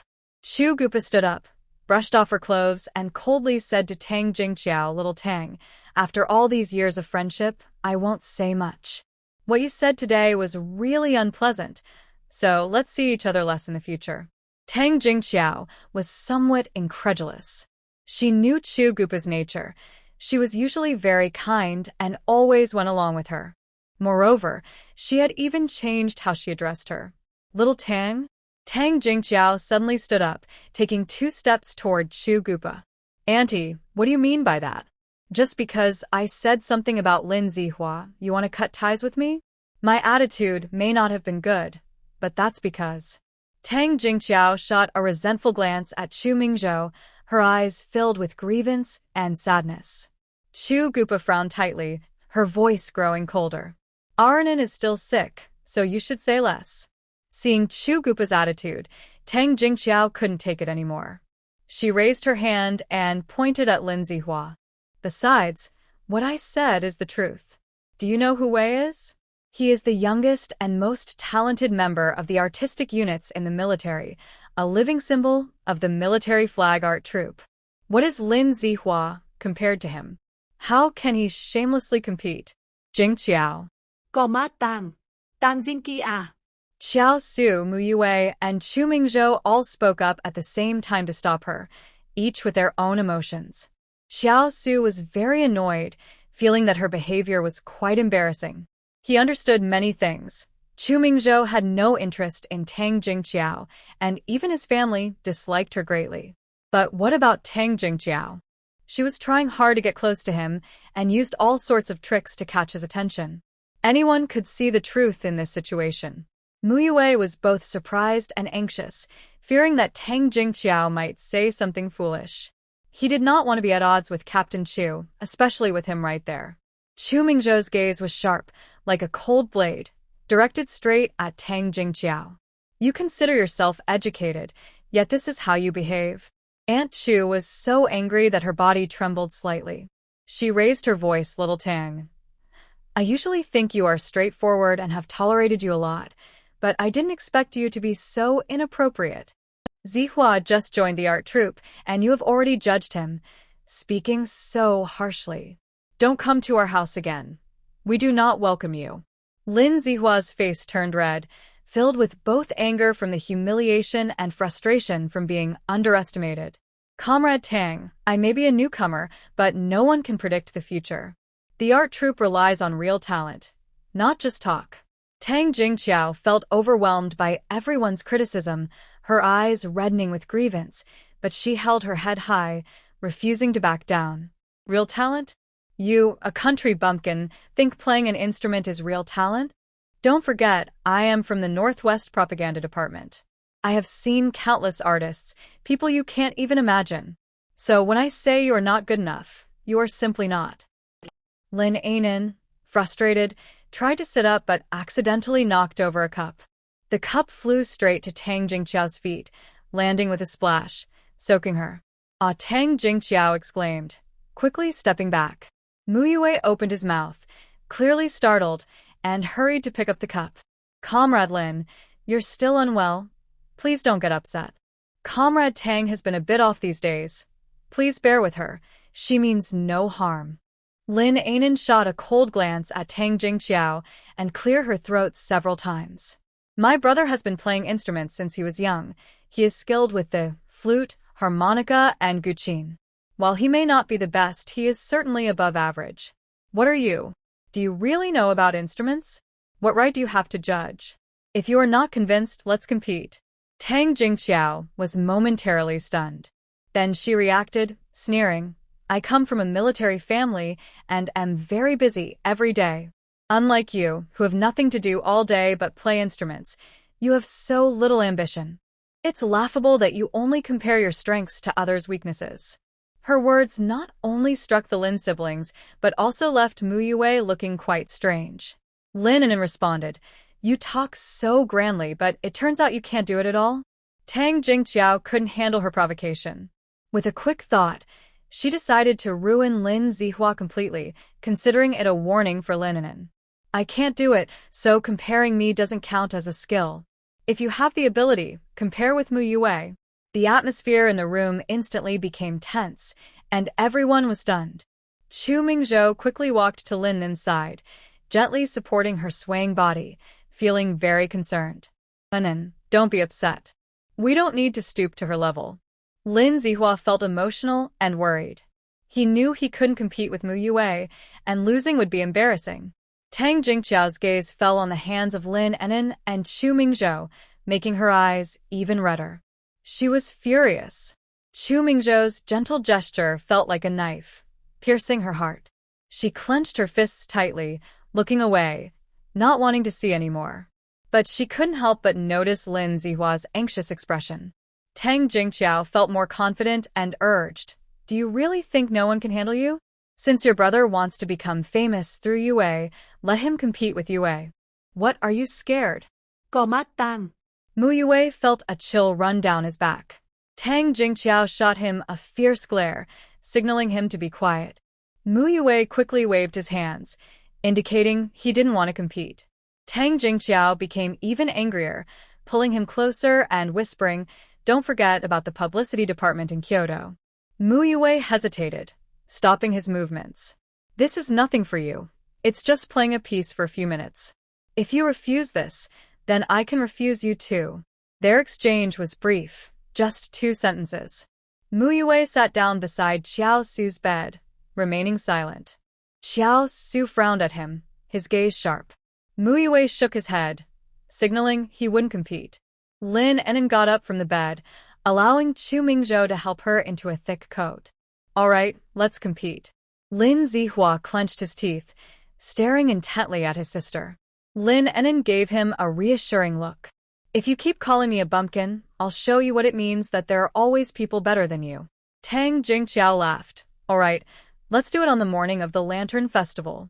Your art troupe has a performance that night, so we can take advantage of the crowd to showcase your amazing skills." Okay. Chu Mingzhou frowned slightly, but ultimately did not stop her decision. Lin Zihua knew he had no chance, but he didn't dare to say much. "Let's go." Emma. Actually, Lin An'an felt dizzy. After a few words, it was as if she had used up all her energy. "I'll carry you." Chu Mingzhou picked her up, and before leaving, he gave Tang Jingqiao a deep look. For the first time, Tang Jingqiao felt a sharp hostility from him, like a blade. Carrying Lin An'an steadily out, Lin Zihua and Xu Gubor followed closely behind. Professor Liang learned she was changing rooms and hurried to arrange another one for her. Once they settled in the new room, they finally sat down to catch their breath. Lin Zihua had been holding back. That Tang person is really annoying. Chu Gubor tucked Lin An'an's blanket and sighed. She wasn't like this before. She used to be very obedient and understanding. Lin An'an leaned against the headboard and coughed lightly. People can pretend for a while, but not forever. To see a person's true character, you must look at their flaws. This was a lesson Lin An'an learned from her past hardships. "Sis, about that competition you mentioned. Even if it's not a formal match, but..." Lin Zihua hung his head. Seeing him like this, Lin An'an couldn't help but smile. "What are you afraid of? If people are pointing fingers at you for seeking attention, then make sure to do it well." Seeking attention? Lin Zihua didn't quite understand the term at first. Chu Mingzhou immediately grasped Lin An'an's intention, sat by the bed, held her hand, and gently squeezed it. "I knew you wouldn't act impulsively. This competition, win or lose, is good for Zihua." Using indirect methods. Lin Zihua still didn't understand. Chu Mingzhou shook his head with a smile. If Zihua can win against Mu Yue, he will rise, and the avant-garde art troupe will benefit greatly. Even if he loses, it's not embarrassing to lose to Mu Yue. In the future, people will still refer to him as Mu Yue's opponent. Lin An'an raised an eyebrow, not arguing. Lin Zihua's mouth fell open in surprise. After a while, he finally understood the situation. "I get it. It's like fighting with your back against the wall. No matter the outcome, it will make some noise. But won't that be bad? Comrade Mu is a senior and a nice person." Lin An'an squinted her eyes and said, "It's just a friendly competition, nothing to worry about." Remember, once he agrees, he won't hold back. Aunt Chu nodded in agreement. "Zihua, just go for it. Don't hesitate. We aren't afraid of losing." Lin Zihua nodded firmly, standing tall. "And brother-in-law, sister, you're right. Mu Yue is impressive, but I'm not bad either. Lin An'an found his attitude amusing. What are you afraid of? If I let you compete, I'll make sure you win. Yes, yes, yes, sister. Please take care of your health. You look worse after all this. Lin Zihua thought his sister was just encouraging him and didn't take it to heart. Lin An'an stayed in the hospital for 3 days. Maybe it was the effectiveness of the special medicine or the attentive care, but she was finally able to be discharged. On the day of her discharge, the sun was shining brightly, bringing a warm feeling. Standing at the hospital entrance, Lin An'an took a deep breath of fresh air and felt refreshed. Although she still felt a bit weak, she was relieved to escape the smell of disinfectant in the hospital room. Chu Mingzhou carried a basket on his back filled with supplies he had brought over the past few days. He held a bag of medicine in one hand and gently held Lin An'an's hand with the other, as if she were a fragile porcelain doll. Walk slowly, don't rush, he softly reminded her. I'm fine. It's just a few steps. It's not that dramatic. The two of them strolled back to the military compound. It was the 10th day of the month, and the military compound was still lively. When Lin An'an and Chu Mingzhou returned, they received many curious glances. Several people approached to greet them, but all the questions were about Lin Zihua's competition with Mu Yue. Lin Zihua had reported to the art troupe the day before. It seemed he had shared something with the troupe, as now the entire military compound knew that the captain's brother-in-law was going to compete with the comrades from the Northern Art Troupe. The interest in this event surpassed even the performances during the Lantern Festival. Mingzhou's wife, I heard that guy from the north is quite famous and really skilled. Can your brother handle it? Your brother just joined the art troupe a couple of days ago, right? What did your brother perform at the art show before the new year? I didn't pay attention. Comrade Lin, I heard you were in the hospital. Are you feeling better? Most of the people who greeted and inquired were those who had interacted with Wang Dali during his wedding banquet. They had a good impression of each other, so there was no need for any roundabout conversation. Lin An'an wore a gentle smile as she responded to her neighbor's questions. Thank you for your concern. I'm almost fully recovered. You'll see Zihua's skills soon. I have confidence in him. Chu Mingzhou quietly watched from the side, occasionally nodding to those who approached, as he escorted Lin An'an home. As soon as they entered the house, Aunt Chu came over, smiling as she took the items from Chu Mingzhou's hands. You're finally back. You must be tired from the journey. The pork rib soup is just ready. Lin An'an sat down to rest for a while and drank some soup, which eased her fatigue. Aunt, many people asked me about Zihua just now. Has anything happened these past few days? Aunt Chu snorted. The news about the competition came from Tang Jingqiao, but this time she miscalculated. Our neighbors in the courtyard aren't buying her story. That said, our art troupe has been struggling for years, always at the bottom. It's rare to have a competition like this, and everyone is hoping for Zihua to win. Yes, Lin An'an nodded gently, a faint smile appearing on her lips. Everything was going as she had imagined. People from Huagua are naturally united and never give up. Is Captain Chu home? Before long, someone knocked on the Chu family's door. It was the person delivering materials. For the past few days, Chu Mingzhou had been focused on Lin An'an, even leaving the training in the hands of his instructor, neglecting the materials for the restroom. Come on in. Sure. The materials Chu Mingzhou purchased were quite comprehensive, piled up beside the washroom like a small mountain. After resting for a while, Lin An'an felt better and insisted that Chu Mingzhou take her to the department store, where she bought 12 yards of black suit fabric, 10 yards of dark purple cotton, and 30 yards of red plaid cashmere fabric. I want to prepare a battle outfit for Zihua. We can't lose in spirit. Lin An'an assured him multiple times that she was fine, just a little sniffly, and would be back to her energetic self in a couple of days. Since I have nothing else to do, Chu Mingzhou couldn't argue with her and had no choice but to accompany her. The next day at noon, Lu Qing brought Lin Zihua to the Chu family. One reason was to visit Lin An'an. The other was for the upcoming competition between Lin Zihua and Mu Yue. Lu Qing was not overreacting. He was more nervous than anyone else. As soon as Lu Qing entered, his eyes went straight to Lin An'an. Seeing that she looked well, he sighed in relief. Sister-in-law, you're finally out of the hospital. If you stayed any longer, Captain Chu would have been worried sick. He set down a bag of fruit he was carrying. Lin Zihua quickly stepped forward and asked, "Sister, how are you feeling? I've been busy with the cultural troupe and haven't checked on you." Lin An'an smiled and shook her head. "I'm fine, don't worry about me." Please sit down. That's good to hear. Everyone gathered around, and Lin An'an took out some Longjing tea that her mother had brought and brewed a pot. The aroma of the tea quickly filled the room. Lu Qing was aware of the situation between Lin An'an and Tang Jingqiao. While he was closer to Chu Mingzhou, he also had a good relationship with Tang Jingqiao, as they both worked in the publicity department and the cultural troupe, respectively. Lu Qing was smart. He wouldn't speak on matters that didn't concern him, but he felt it necessary to offer some advice due to their connections. "What do you think about this competition?" Lu Qing asked Lin An'an. She poured him a cup of tea. "It's just a friendly match between two young people. What's there to think about?"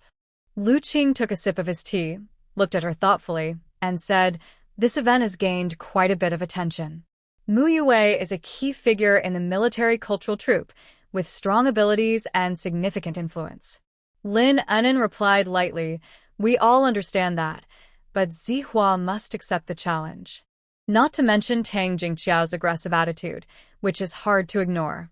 If Zihua doesn't step up, how will others in the troupe view him? Will they see him as timid and easily pushed around? Besides, the outcome is uncertain, and I have faith in my brother. Lin Zihua listened quietly, his head slightly bowed, nervously rubbing his hands on his thighs, feeling more pressure than he expected. Meanwhile, Lin An'an remained calm. She reached for 2 pieces of paper nearby and handed them to Lu Qing. "Instructor Lu, take a look at this." Huh? "What is this?" Lu Qing took the paper and, after just a glance, was taken aback. "This." Lin An'an smiled softly, not surprised by his reaction. What she had shown him was her original composition titled The Moon Over the Gobi, inspired by a song she loved called By Lake Baikal. She had also written lyrics that beautifully described the wonders of the Northwest, full of imagery. It was quite fitting. Although this is just a personal talent competition, it is also a small contest between 2 art troupes. This time, they are competing with instruments, so singing is not necessary. However, as Lin An'an wrote, she felt inspired, and the lyrics came to her. Lu Qing quickly skimmed through it and was increasingly amazed. After a moment, he looked up, his eyes filled with admiration. "Sister-in-law, this piece is stunning. The melody is beautiful and unique, and the lyrics are exceptional, showcasing the charm of the Northwest perfectly. If Zihua uses this song against Mu Yue, the outcome is really hard to say." Lin Zihua also curiously leaned in to look at the score, his eyes widening. "Sister, did you write this?" Yeah. "This is incredible. I thought that since everyone has heard the usual songs, it would be nice to try something fresh. It might just give us an edge. Zihua, you should practice this over the next few days and really master it. If there are any issues, we can adjust at any time." Lin Zihua felt his head spinning. "Sister, you actually wrote a song for me all by yourself? And one that sounds great with most instruments. Don't you like it?" "No, I love it. It's just so different from what I usually practice, very fresh. I need to practice it well." With Lin Zihua's talent, 5 days would be enough. Seeing the two getting more excited, Lu Qing's worries faded away. "Sister-in-law, I really didn't expect you to compose songs. I have many skills." Lu Qing shifted his thoughts, deciding not to dwell on worries. He continued with compliments. "Having such a great song makes me really happy for Zihua. But to me, this is just an added bonus. I have high hopes for Zihua. As long as he tries his best, winning or losing isn't that important." Lin Zihua was touched, his eyes turning red. "Instructor, I won't let you down." Lu Qing patted his shoulder, offering encouragement several times before returning to the topic. "It's my fault for not being capable enough, which puts the pressure on you.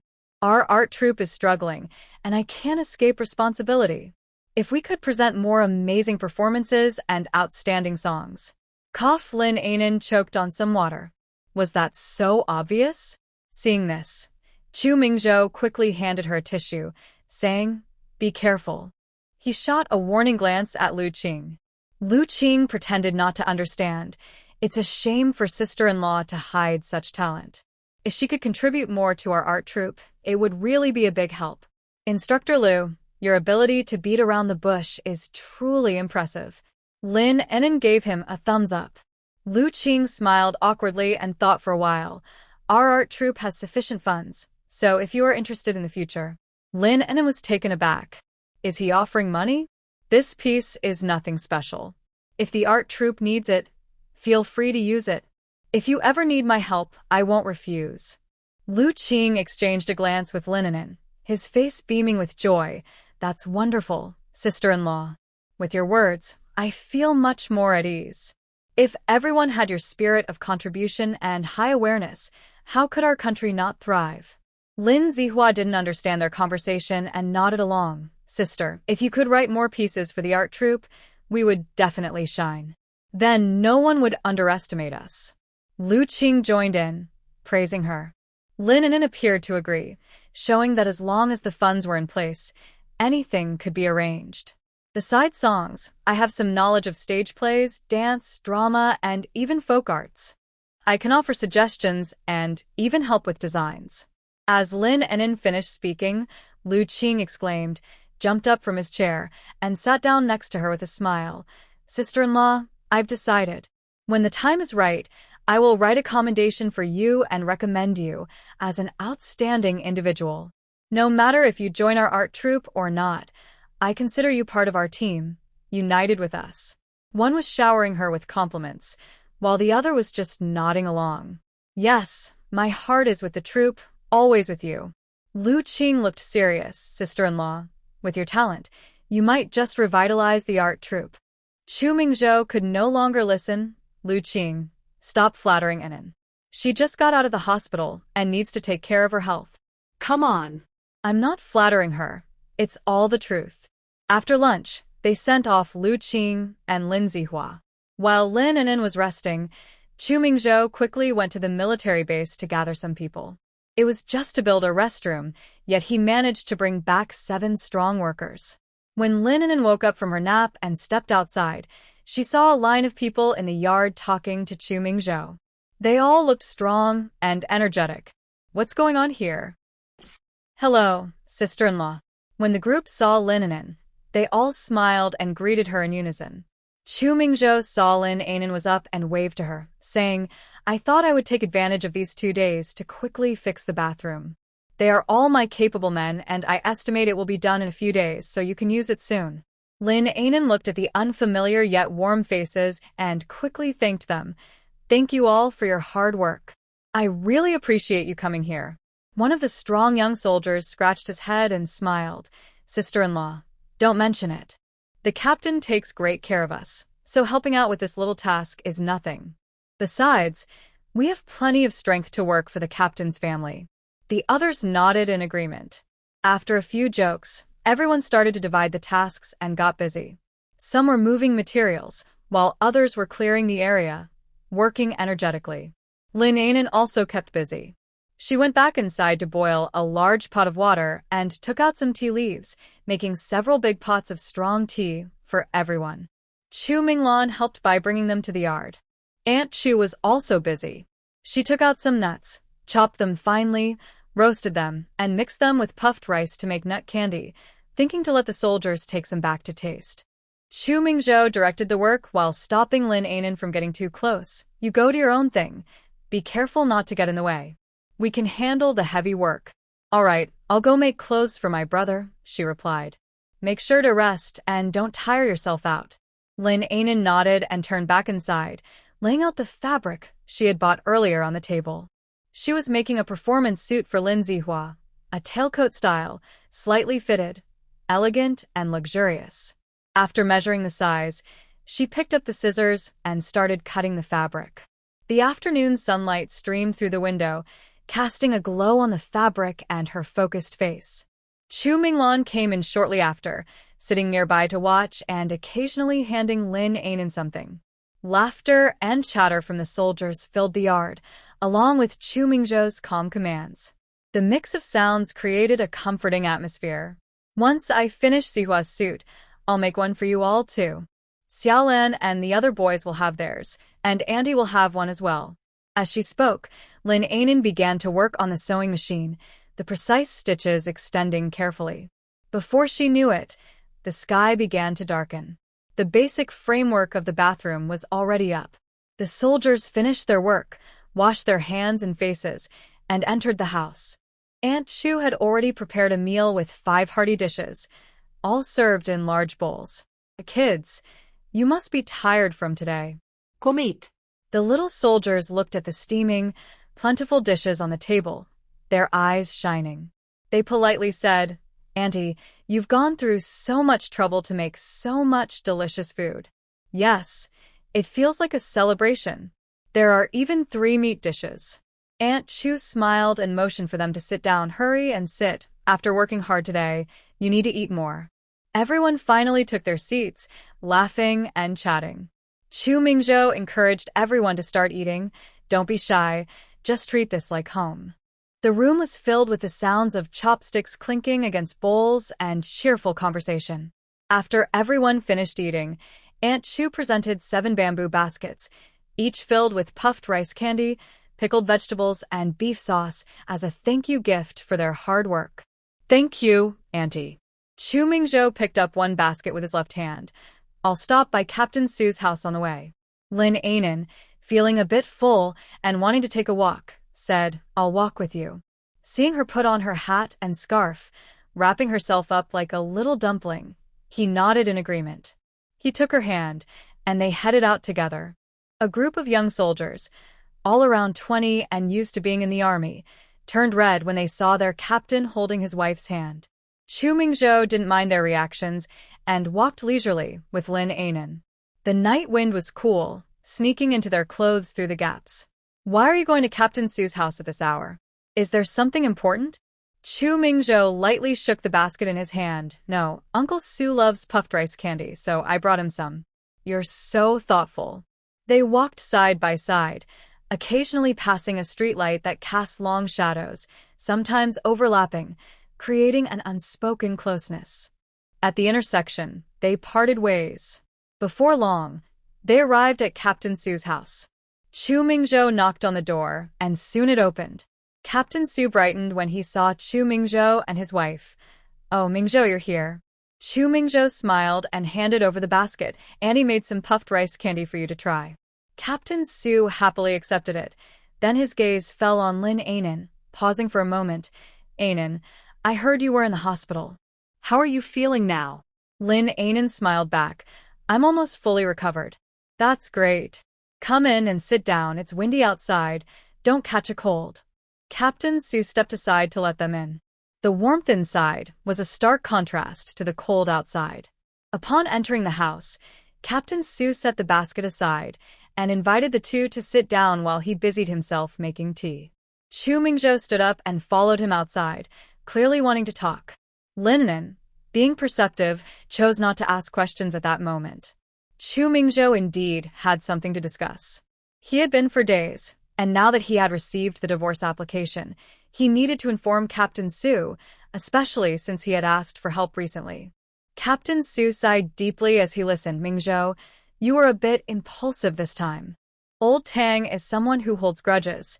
This could be troublesome. Chu Mingzhou lowered his gaze, remaining silent for a moment before speaking. Uncle Su, this isn't impulsive. An'an came all this way to support me. It's not easy. As her husband, if I can't even provide her with basic peace of mind, how can we talk about living together? Captain Su paused in his tea-making, turned to look at Chu Mingzhou, and suddenly realized that this young man had truly grown up. He swallowed his words and nodded. You two should focus on living well together. That's more important than anything. Chu Mingzhou replied softly, I can't sacrifice An'an's happiness for my future. We have a long road ahead, and as long as I dedicate myself to the organization and the people. Chu Mingzhou's thoughts were simple.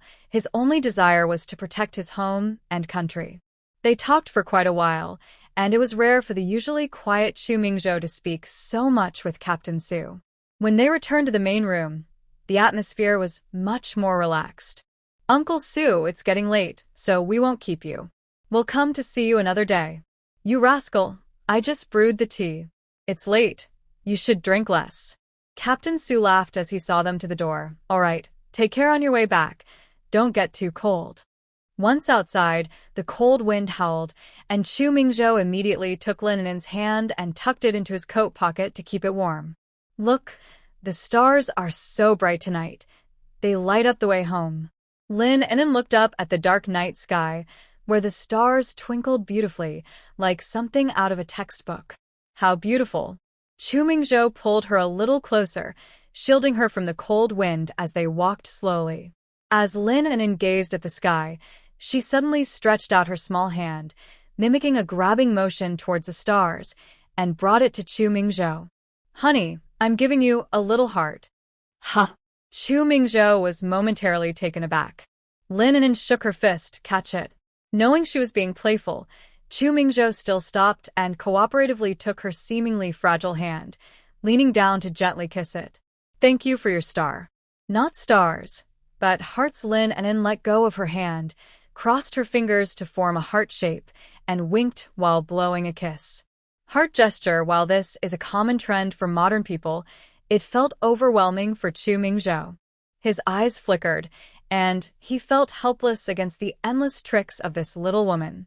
Chu Mingzhou swallowed hard, and in the next moment, he suddenly pulled Lin An'an into his arms, holding her tightly as if he wanted to merge her into his very being. Lin An'an let out a soft sound but quickly wrapped her arms around his waist, feeling his strong heartbeat and smiling happily. Once you give me your heart, you can't take it back. Chu Mingzhou's voice was a bit husky as he whispered in her ear, his warm breath brushing against her neck, making her shiver slightly. Lin An'an nodded at him, but noticed his cheeks were flushed. With the atmosphere like this, shouldn't she be a bit bolder? Lin An'an pointed to the sky again. Looking at the countless stars, I realize the only brilliance in the world is you. Chu Mingzhou. Chu Mingzhou's heart trembled, and he looked down into her sparkling eyes, which seemed to hold an entire galaxy, dazzling enough to make him unable to look away. He was at a loss for words, not knowing how to respond. He gently brushed the wind-tousled hair from her forehead, his thumb caressing her cheek as he softly called her name, Lin An'an. Their eyes met, and time seemed to freeze in this moment of deep affection. Lin An'an gazed at Chu Mingzhou's face so close to hers. His features were strong and charming. At that moment, his eyes were filled with an unbreakable tenderness and affection, reflecting only her image. Chu Mingzhou leaned in slightly, resting his forehead against Lin An'an's, their breaths mingling warmly, dispelling the chill of the winter night. Let's go home. Lin An'an's eyes curved with joy as she slightly lifted her chin, closing the remaining distance to peck his lips. All right, let's go home. Holding my man, she jogged a few steps, and he caught up with just 2 strides. The snow is deep. I'll carry you back. Okay. Lin An'an nestled on his broad back, wrapping her arms around his neck, resting her head affectionately to the side. Along the way, she occasionally breathed out warm air towards Chu Mingzhou's ear, making him feel a delightful tickle, yet filling his heart with sweetness. The dim yellow light of the street lamps illuminated his strong features, making him look even more handsome. The snow crunched softly underfoot. Lin An'an felt a bubbling happiness inside her and hummed a song, the sweet melody drifting through the quiet night. Before long, they arrived home. Chu Mingzhou carefully set Lin An'an down and brushed off some snow from her. As they entered the house, a warm breeze welcomed them, instantly chasing away the chill. Soaking her feet and reading a book, Captain Chu warmed the Kong. Life couldn't be more comfortable. In the blink of an eye, the Lantern Festival was approaching, and the new year was coming to an end. The festive atmosphere faded, and the families in the military compound began to get busy. Recently, not only had Captain Chu's brother-in-law become a hot topic in the military compound, but even the toilet at Captain Chu's house was drawing a lot of attention. Wow. You should see it. Captain Chu's house has a toilet that not only has a squat toilet but also a shower. Hot water comes out right away. It's fancier than my living room, and they even tiled the walls. What? They put tiles on the walls? What a nice home. Yes, little square tiles in light blue. Captain Chu's wife said they're called tiles and that they're for waterproofing. Right? That squat toilet is great. After you use it, just flush, and it's all clean and fresh. In short, some stories became more exaggerated as they spread, sparking curiosity among many relatives about the Chu family's toilet. Lin An'an unexpectedly became popular in the compound, with several visitors coming to check on her daily. Although she was already well, she couldn't turn down their kindness and welcomed them all. The aunts were truly enthusiastic. As soon as they arrived, they wanted to see her bathroom. Captain Chu and his team worked quickly, finishing the bathroom in just 3 days. It was now tidy and ready for use. The much-anticipated squat toilet was operational, with excellent drainage and waste systems, making it very convenient. The shower was also connected to hot water. Just turn on the switch, and hot water was available for bathing, as long as there was water in the storage tank. But for people in the Northwest, this was no problem. It was just part of their daily routine while cooking and heating the Kong. The shower head was an old-style model that Captain Chu had sourced, made of high-quality pure copper. He remembered everything Lin An'an had mentioned. Now that the bathroom was built, he wanted to make sure it was the best for his wife. I mainly have health issues, so Mingzhou was considerate and built me a bathroom, making it easier for me to use the toilet and take hot showers at home. The expenses are actually not high. This tile came to us by chance. It was leftover stock from a comrade of Mingzhou. There isn't much, just enough for a bathroom, so they gave it to us at a discount. If you really want to build, you can take a look at my design. It's very simple and convenient. Lin An'an answered similar questions several times a day. Interestingly, she didn't find it annoying. She was happy to respond to others' inquiries, especially when she saw the joyful faces of Chu Minglan, Chu Mingho, and Aunt Chu. Her heart felt warm. After sending off a wave of relatives seeking advice, Lin An'an sat down again to work on clothes. Chu Minglan bounced over, sat next to her, and said with a smile, "Sister-in-law, you're amazing. Everyone in the courtyard has been praising you these days, saying you're capable and warm-hearted." Lin An'an playfully poked Chu Minglan's nose and said, "You all start school on the 18th. Are you ready? I'm almost done with this outfit. It's a set, and it will look great on you, Xiaolan." Lin Zihua's suit was already finished. He tried it on, and it fit perfectly. The suit is still with Lin An'an. She plans to style him personally on the day of the competition to make him stand out. Boys need to look good too. The other clothes were also ready. Aunt Chu planned to leave right after the Lantern Festival, and the two boys had school and many other things to attend to at home. So Lin An'an prioritized finishing their outfits. The elderly lady is not tall, so she received a mid-length cotton jacket in deep purple with stylish buttons, both fashionable and warm. The younger ones got stylish and comfortable sets made from red checkered cashmere fabric. Chu Minglan hugged Lin An'an's arm and said sweetly, "Sister-in-law, I don't want you to work so hard. I have clothes already. Those clothes will eventually be replaced by me." Being frugal is a virtue, but we also need to enjoy the present. Girls should be raised with some comfort and not be deprived. Lin An'an understood what it meant to be well-raised. In this era, most families have limited assets, and just having enough to eat is considered good. Military salaries are fixed, so it's impossible to shower children with endless wealth. Wealth includes both material and spiritual richness. While being frugal is important, we must not deprive children or instill a mindset of inferiority in them. Girls who have never seen the world may face greater challenges in the future. Thank you, sister-in-law. Lin An'an patted her head and said, "After the spring festival, sister-in-law will work hard to earn money, and we will live better."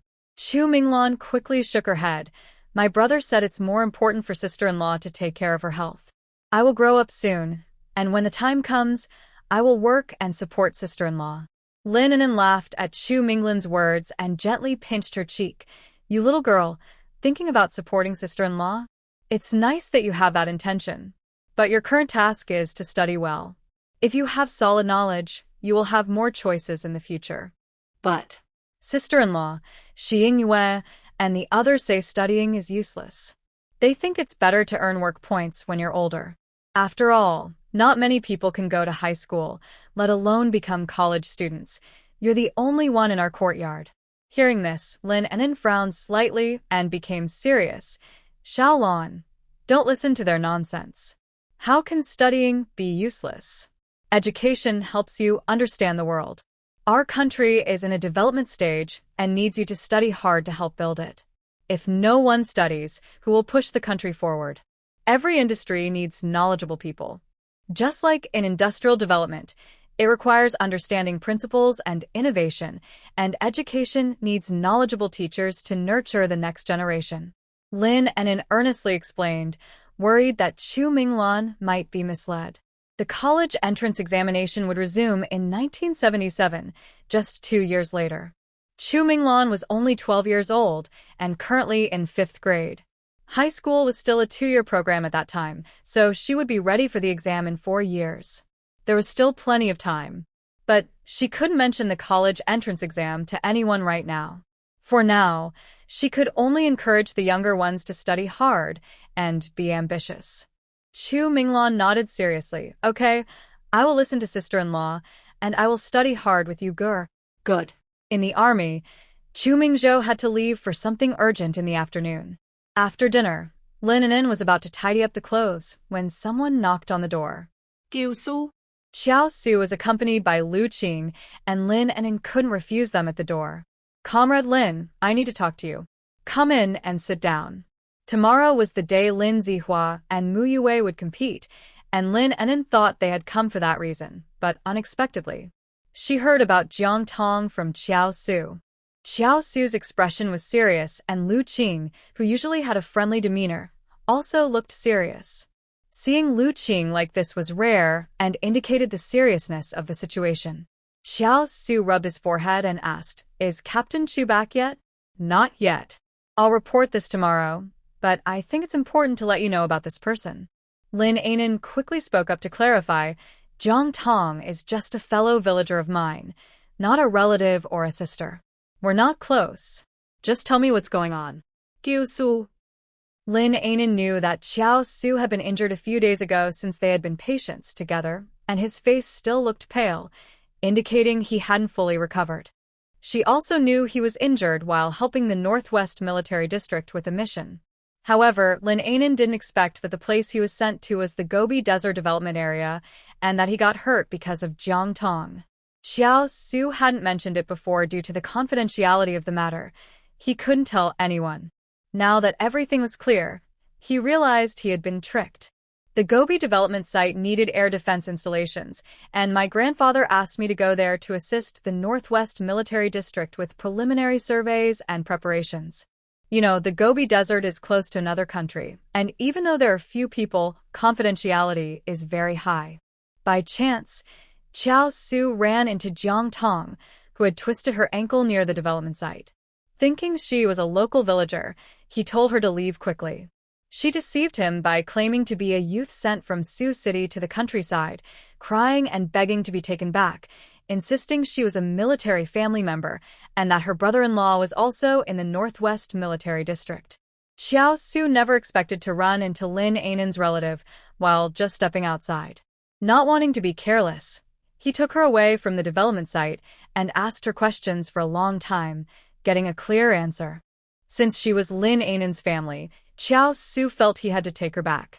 Jiang Tong's place was indeed an old youth station, and when Xiao Su returned her, he was surrounded because he was driving a military jeep reserved for district leaders.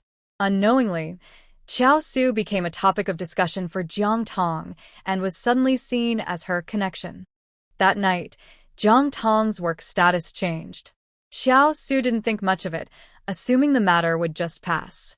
However, the next day, Jiang Tong came back under the pretense of thanking him, bringing a basket and a few young people with her. Xiao Su had other matters to attend to, so he thanked them and asked them to leave. The other soldiers were quite vocal about it, showing they were friends with Xiao Su, but they didn't dare to say much. Then, Jiang Tong accidentally triggered the alarm system. In an emergency, they encountered quicksand. Everyone was busy with rescue efforts, but Jiang Tong was so scared that she cried and ran around in a panic, stepping into a hidden quicksand pit. Xiao Su reacted quickly and tried to pull her out, but he was pulled down too, scraping his arm on sharp rocks and injuring his back. He also got stuck in the quicksand, which froze him along with the snow. Fortunately, his comrades responded quickly and managed to rescue both of them, but Xiao Su was seriously injured, and their mission was severely delayed. Lin An'an, hearing this, was furious and said, "You believe this? In such a serious situation, what if she is a spy?" Xiao Su looked troubled and said, "It's my oversight." Lu Qing sighed, knowing that this was not Xiao Su's fault. He hadn't revealed any military secrets or taken anyone into core areas. There were too many coincidences involved. Lu Qing frowned, getting angrier as he thought about it. Actually, this woman is foolish. If she hadn't been so greedy and hadn't brought those people along, none of this would have happened. You don't even know why she brought them. Why? Lu Qing sneered. She wasn't satisfied with her own benefits. She wanted to bring her partner along to ride on Xiao Su's coattails. Lin An'an was confused. Partner? Jang Tong has only been here a few days and already has a new partner? This person is truly rotten to the core. Lin An'an quickly distanced herself from the situation, saying, "Jang Tong is not a young intellectual. She is here for labor reform. She can be punished, and that was our decision." It's a long story, but not long ago. After hearing Lin An'an, Xiao Su could only smile bitterly. "This is my fault. Don't worry, I will submit a detailed report tomorrow." Her lying, deliberately sabotaging military materials, and abusing her military identity do resemble espionage, and the higher-ups will definitely handle it seriously. I came today to share this with you, and to prevent any unnecessary impact if the news leaks. Lin An'an frowned slightly. "I understand. When Mingzhou returns, I will talk to him. As for any mistakes Jang Tong made, they have nothing to do with us, so we shouldn't be involved."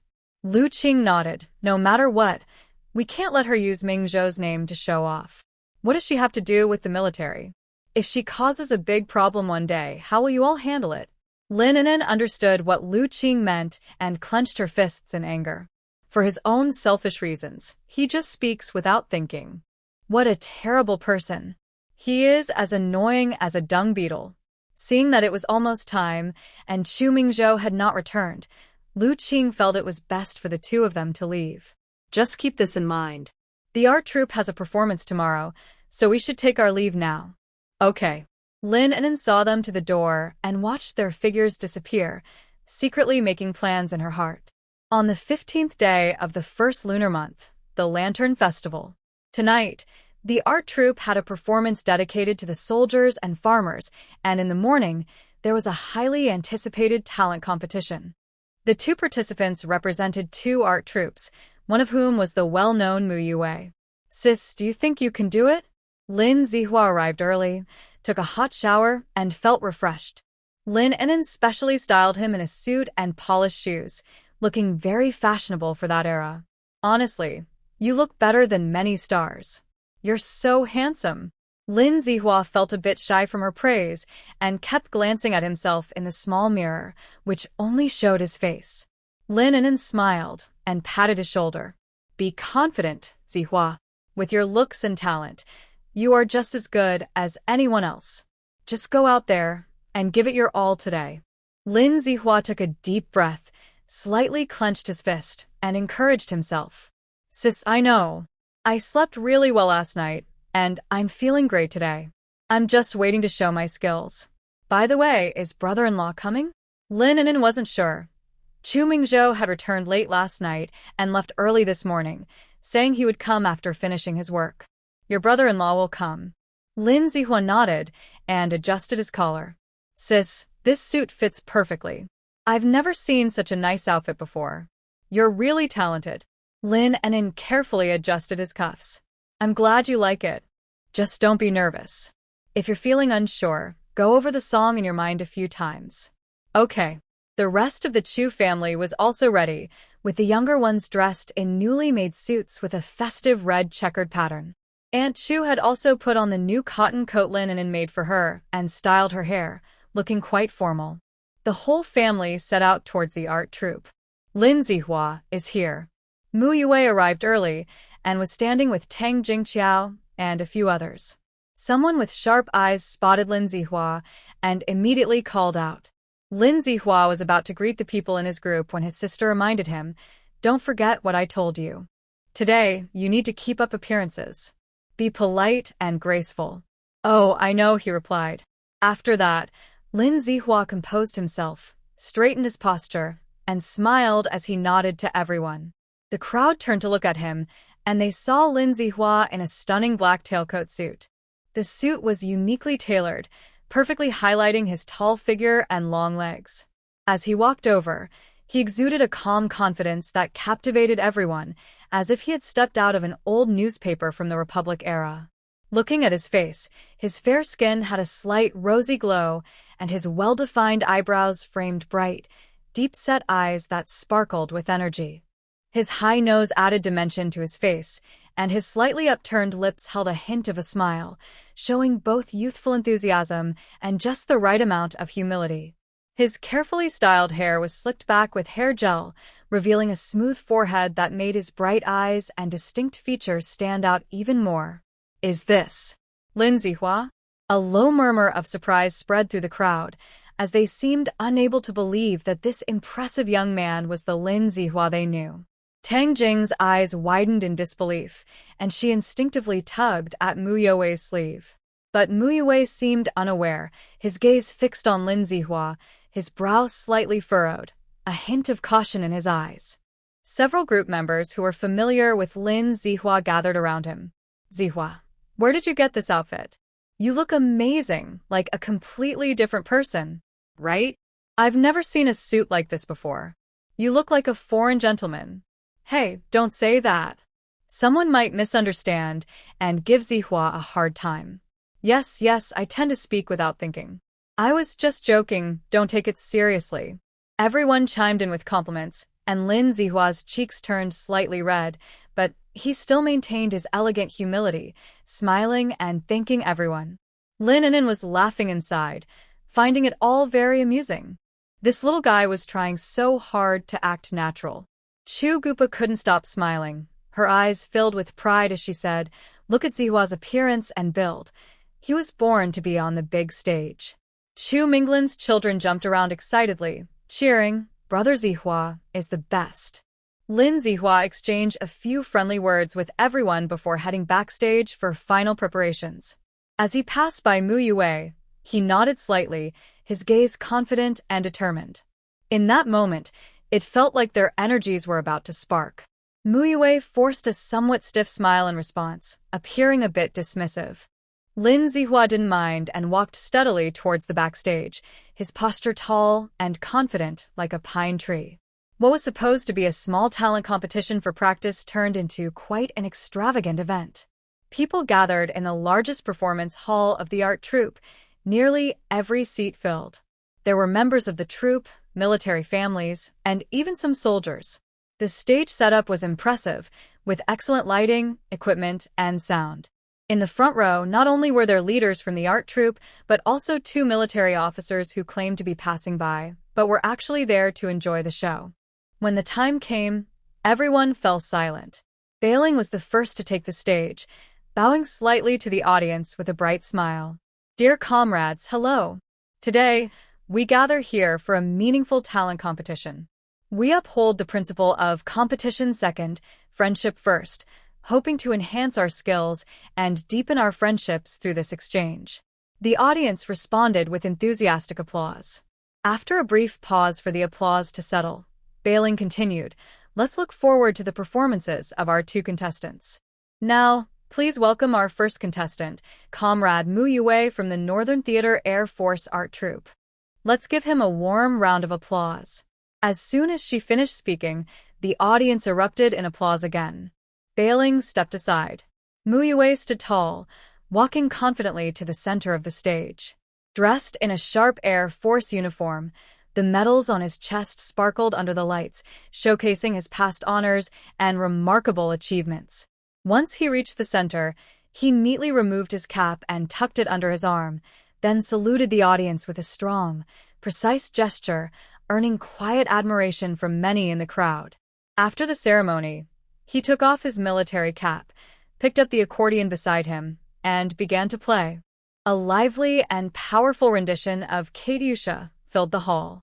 This classic song from S country during World War II is well known internationally. The style suits the accordion perfectly, and the rhythm is quite infectious. Lin An'an smiled slightly, listening intently. Indeed, Mu Yue is just as expected. He seems casual but is thoroughly prepared, even though his opponent is just the newcomer Lin Zihua.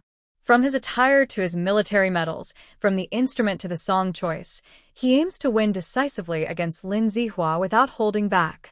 Lin An'an turned her head to take in the expressions of those around her. Tang Jingqiao held her head high, looking extremely pleased. Lu Qing and several department heads from the art troupe had mixed expressions. Some admired, some were surprised, and others showed a hint of disappointment. The other members of the art troupe reacted differently. Some stared at the stage with admiration, while others were visibly shocked, mouths slightly agape. Lin An'an shifted her gaze back to Mu Yue, feeling not anger but satisfaction. Having him as Lin Zihua's opponent would provide the greatest motivation for Lin Zihua. People can unleash their true potential under pressure. It's like running faster when a tiger is chasing you. Meanwhile, behind the curtain on the side of the stage, Lin Zihua stood quietly. He looked through a gap, watching the radiant Mu Yue on stage, clenching his fists and his gaze growing more determined. He understood the significance of this competition. It was not just about personal honor but also for the art troupe, and there was hope. As the last note of Katyusha faded, Mu Yue slowly set down the accordion and saluted the audience with a perfect military gesture. The applause thundered, and cheers erupted. He smiled and stepped back to the side of the stage, glancing toward Lin Zihua with a hint of pride in his eyes. Next, please welcome Comrade Lin Zihua from the Northwest Military Region's Vanguard Art Troupe. Let's give him a warm round of applause. With that, the audience erupted in even louder applause than before. Lin Zihua lifted his head, took a deep breath, and walked onto the stage with a steady and determined stride. The moment Lin Zihua appeared, all eyes in the room were immediately drawn to him. His appearance, posture, and attire. Even Lu Qing and the others looked impressed. Lu Qing had long said that the Lin siblings had a great stage presence, both on and off the stage. At this moment, Lin Zihua was no longer concerned about his words and actions. Instead, he felt a deep sense of pride and dignity. He first bowed politely to the audience, smiling calmly and confidently.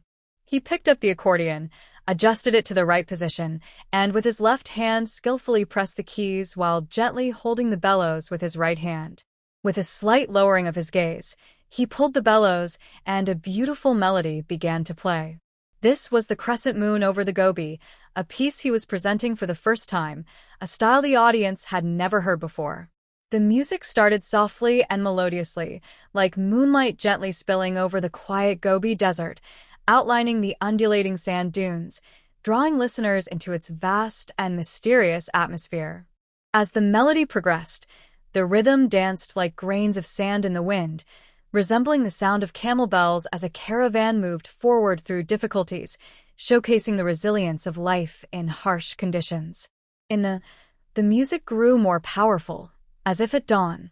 The sun rose from the edge of the Gobi, shining brightly and bringing hope and vitality to the barren land. The audience was captivated, the leaders of the cultural troupe looked surprised and approving, and even the military officers nodded in appreciation. At some point, Chu Mingzhou had taken a seat next to Lin An'an, gently holding her hand. Lin An'an was startled. When she turned to see him, she quickly pulled her hand back and made a shushing gesture. After the performance, Lin An'an felt reassured. Lin Zihua had proven himself with his talent. He was excellent, at least capable of facing such a strong opponent. After finishing, Lin Zihua bowed again. Great. A sudden cheer broke the brief silence. It was Chu Mingzhou. The usually calm and composed person was now making a scene to cheer for Lin Zihua. Then, applause erupted like a roaring wave, one wave after another, nearly lifting the ceiling of the performance hall. Lin Zihua's cheeks flushed with excitement as he looked down at the audience and met Lin An'an's gaze, seeing her filled with pride and satisfaction. He also noticed Chu Mingzhou beside her, who was also encouraging him with his eyes. And there were also his aunt Xiaolon and Xiaoyu. Tang Jingqiao stood to the side, her face changing colors, her earlier smug expression completely gone. She never expected that Lin Zihua, whom she considered a newcomer, could perform so brilliantly. How could this be? Why was this happening? Muyue's expression was not very pleasant. He pressed his lips together tightly, his eyes showing surprise as he clenched his fists. However, he still managed to force a smile and walked up to Lin Zihua, saying wonderful, though his tone sounded a bit stiff. On stage, Lin Zihua and Muyue stood side by side. Both had impressive appearances and a stage presence that seemed natural, each with their own unique charm. One looked more mature, while the other appeared younger. However, people can be biased, and most of the audience from the Northwest Military District naturally leaned towards Lin Zihua, with praises and discussions rising and falling. Lin Ziua's piece is so beautiful. What's it called? I've never heard it before. It must be original. This melody brings to mind images of the Gobi Desert. It's so moving. Comrade Lin is truly amazing. He has original talent. He must be a genius. No, this piece, Gobi Moon Bend, was composed by Comrade Lin An'an for her brother, who is the son-in-law of Captain Chu. These siblings are truly talented in our military district. As the voices of the crowd quieted with the arrival of the next performer, they eagerly awaited the results, wanting to know who would win. Violin stepped lightly onto the stage, her face beaming, but her fists were tightly clenched, and she felt anxious inside. Just before coming on stage, she had been stopped by the head of the art troupe. The director asked her to speak well and make a strong conclusion. There could be no clear winner between Lin Zihua and Muyue. This competition would have to end in a tie.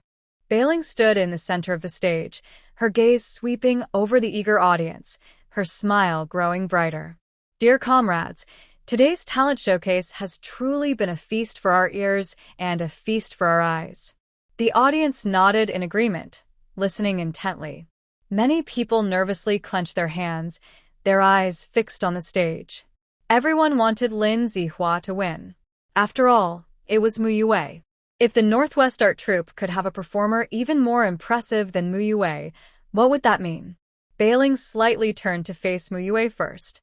I must say, both performers gave outstanding performances.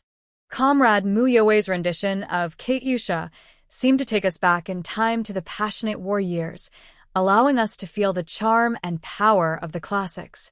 Muyue gave a slight nod to the audience, a smile on his lips, his eyes calm, and the hint of pride he had earlier seemed to fade away. Violin then turned to Lin Zihua, her eyes filled with admiration. Look at our Lin Zihua, so young yet so composed.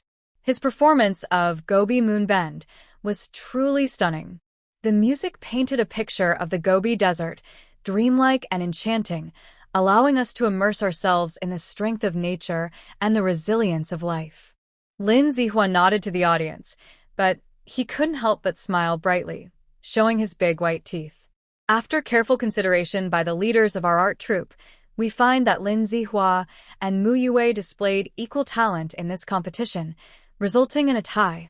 Both have their unique strengths in the arts, providing us with an unparalleled audiovisual experience. As soon as the words were spoken, there was a brief silence in the audience. Everyone exchanged glances. Lu Qing and a few ministers were the first to start clapping. A tie is great. Both are so outstanding, truly neck and neck. Once the applause started, it confirmed Violin's statement. Well. Lin An'an and others joined in the applause. Many people quickly understood and began to clap and cheer as well. The applause grew thunderous, with cheers and shouts rising and falling. Lin Zihua opened his mouth, somewhat in disbelief. He tied with Muyue? Looking at his family and friends in the audience, tears of excitement sparkled in his eyes. He knew he had not let everyone down. Muyue's eyes were deep, Although he still smiled and clapped, he knew he had lost. The Northwest Art Troupe was just giving him face by declaring it a tie. Amidst the applause, the two walked down the stage side by side. As soon as Lin Zihua stepped off the stage, he was surrounded. Lin Zihua, you were amazing. You actually tied with Mu Yue. Oh my goodness. I can't even believe it. And Lin just joined the art troupe a week ago. The future looks bright. Zihua, I really loved Gobi Moonbend. Can you teach me? It was so beautiful. Everyone chimed in, showering Lin Zihua with compliments. Feeling a bit shy from the praise, Lin Zihua scratched his head and smiled bashfully. Thank you, everyone. I was just lucky, and I still have a lot to learn. Mu Yue exchanged a few words with some familiar faces before leaving with Xiao Su, not even glancing at Tang Jingqiao. Perfect. At that moment, Tang Jingqiao didn't want to acknowledge him either. Tang Jingqiao's face was dark with frustration, feeling unwilling. She had thought Mu Yue would easily defeat Lin Zihua and leave him crushed. She had even prepared for the follow-up. She knew exactly how to shatter a newcomer's confidence and completely ruin him. But she never expected this outcome. Tang Jingqiao clenched her fists and glared fiercely in the direction where Mu Yue had left. Useless. Can't even compare to a country bumpkin. After saying that, she didn't linger and turned to leave. Lin An'an and Chu Mingzhou quickly walked over to Lin Zihua, hugging him tightly, feeling a bit emotional. Zihua, you were amazing. I knew you could do it. Chu Mingzhou also patted Lin Zihua on the shoulder to show his approval. Lin Zihua's eyes turned red. Sister, brother-in-law, I'm so great. Haha, Zihua is praising himself. At that moment, the leaders of the art troupe approached. The head of the troupe smiled at Lin Zihua and said, You're Shaolin, right? Your performance today was perfect, and everyone recognizes your talent. We hope you continue to work hard and contribute to our artistic endeavors. Lin Zihua immediately stood at attention and saluted. Hello, leader. I will work hard and not let everyone down. Haha, good, very good. As the crowd gradually dispersed, the members of the art troupe returned to their tasks, busy again, as they had a performance to prepare for that evening, and time was tight. Lin Zihua quickly went to change clothes and get to work. Chu Mingzhou also had to return to the Special Operations Camp. There was a lot to do at the start of the year. Lin An'an waved at him. You go ahead. We'll go to the supply store to buy some vegetables and then head back. Okay, just be careful. It's just a short walk, don't worry. Chu Mingzhou nodded, then paused as he turned to leave. The art troupe's performance is in the neighboring village tonight, and they'll also be showing a movie there. I'll take you. Lin An'an gave him an okay gesture. Great. Just before leaving, Chu Mingzhou mentioned the movie, and the little ones got excited, chattering about it. One said he had seen it when he was a few years old. Another said he heard from his neighbor's grandma that the movie had this and that. Yet another claimed he had watched the whole thing. Hearing their enthusiastic discussion, Lin An'an couldn't help but join in. When they got home, as soon as Chu Gupa entered the kitchen, she was surrounded by the little ones. Sister-in-law, what movie is Sun Wukong Wreaks Havoc in Heaven? Is Sun Wukong really that powerful? And what about Neza's trouble in the Dragon Palace? What's the 3 strikes of the Bone Demon? Lin An'an touched her chin, and a bright idea struck her. In a few years, around the late 1970s to early 1980s, the film and television industry would enter a golden era lasting 25 years.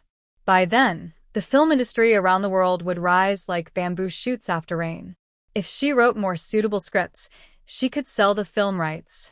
In her own time, there were well-known figures like the martial arts master Jin Yong and the romance pioneer Qiong Yao. Congratulations and prosperity. May your fortunes grow. With her thoughts flowing, Lin An'an felt cheerful and immediately hugged one child with her left arm and another with her right, playfully saying, All right, let me tell you the story of the 3 battles with the White Bone Demon. Wow. You're the best, sister. With one story, she had the kids captivated. When she told stories, they listened quietly without making a fuss. When she called for meals, they all ate happily. When she announced nap time, They listened to her stories until they fell asleep, snoring softly. Such good kids. Taking advantage of the kids' nap, Lin An'an returned to her room, sat at her desk, and began to revise her manuscript. The afternoon sunlight streamed through the window, gently illuminating her desk and giving her manuscript a soft golden glow. Lin An'an focused intently on the paper in front of her, occasionally sketching and revising details with her pen. She knew that to stand out and achieve financial freedom through writing, her work had to be of high quality. She was close to finishing 2 bilingual books. While she was deeply focused, she heard a soft sound at the door. Looking up, she saw Chu Mingzhou gently pushing the door open. "Why are you back?" Chu Mingzhou glanced behind him. The sun was setting, and it was already dusk. Where else would he go?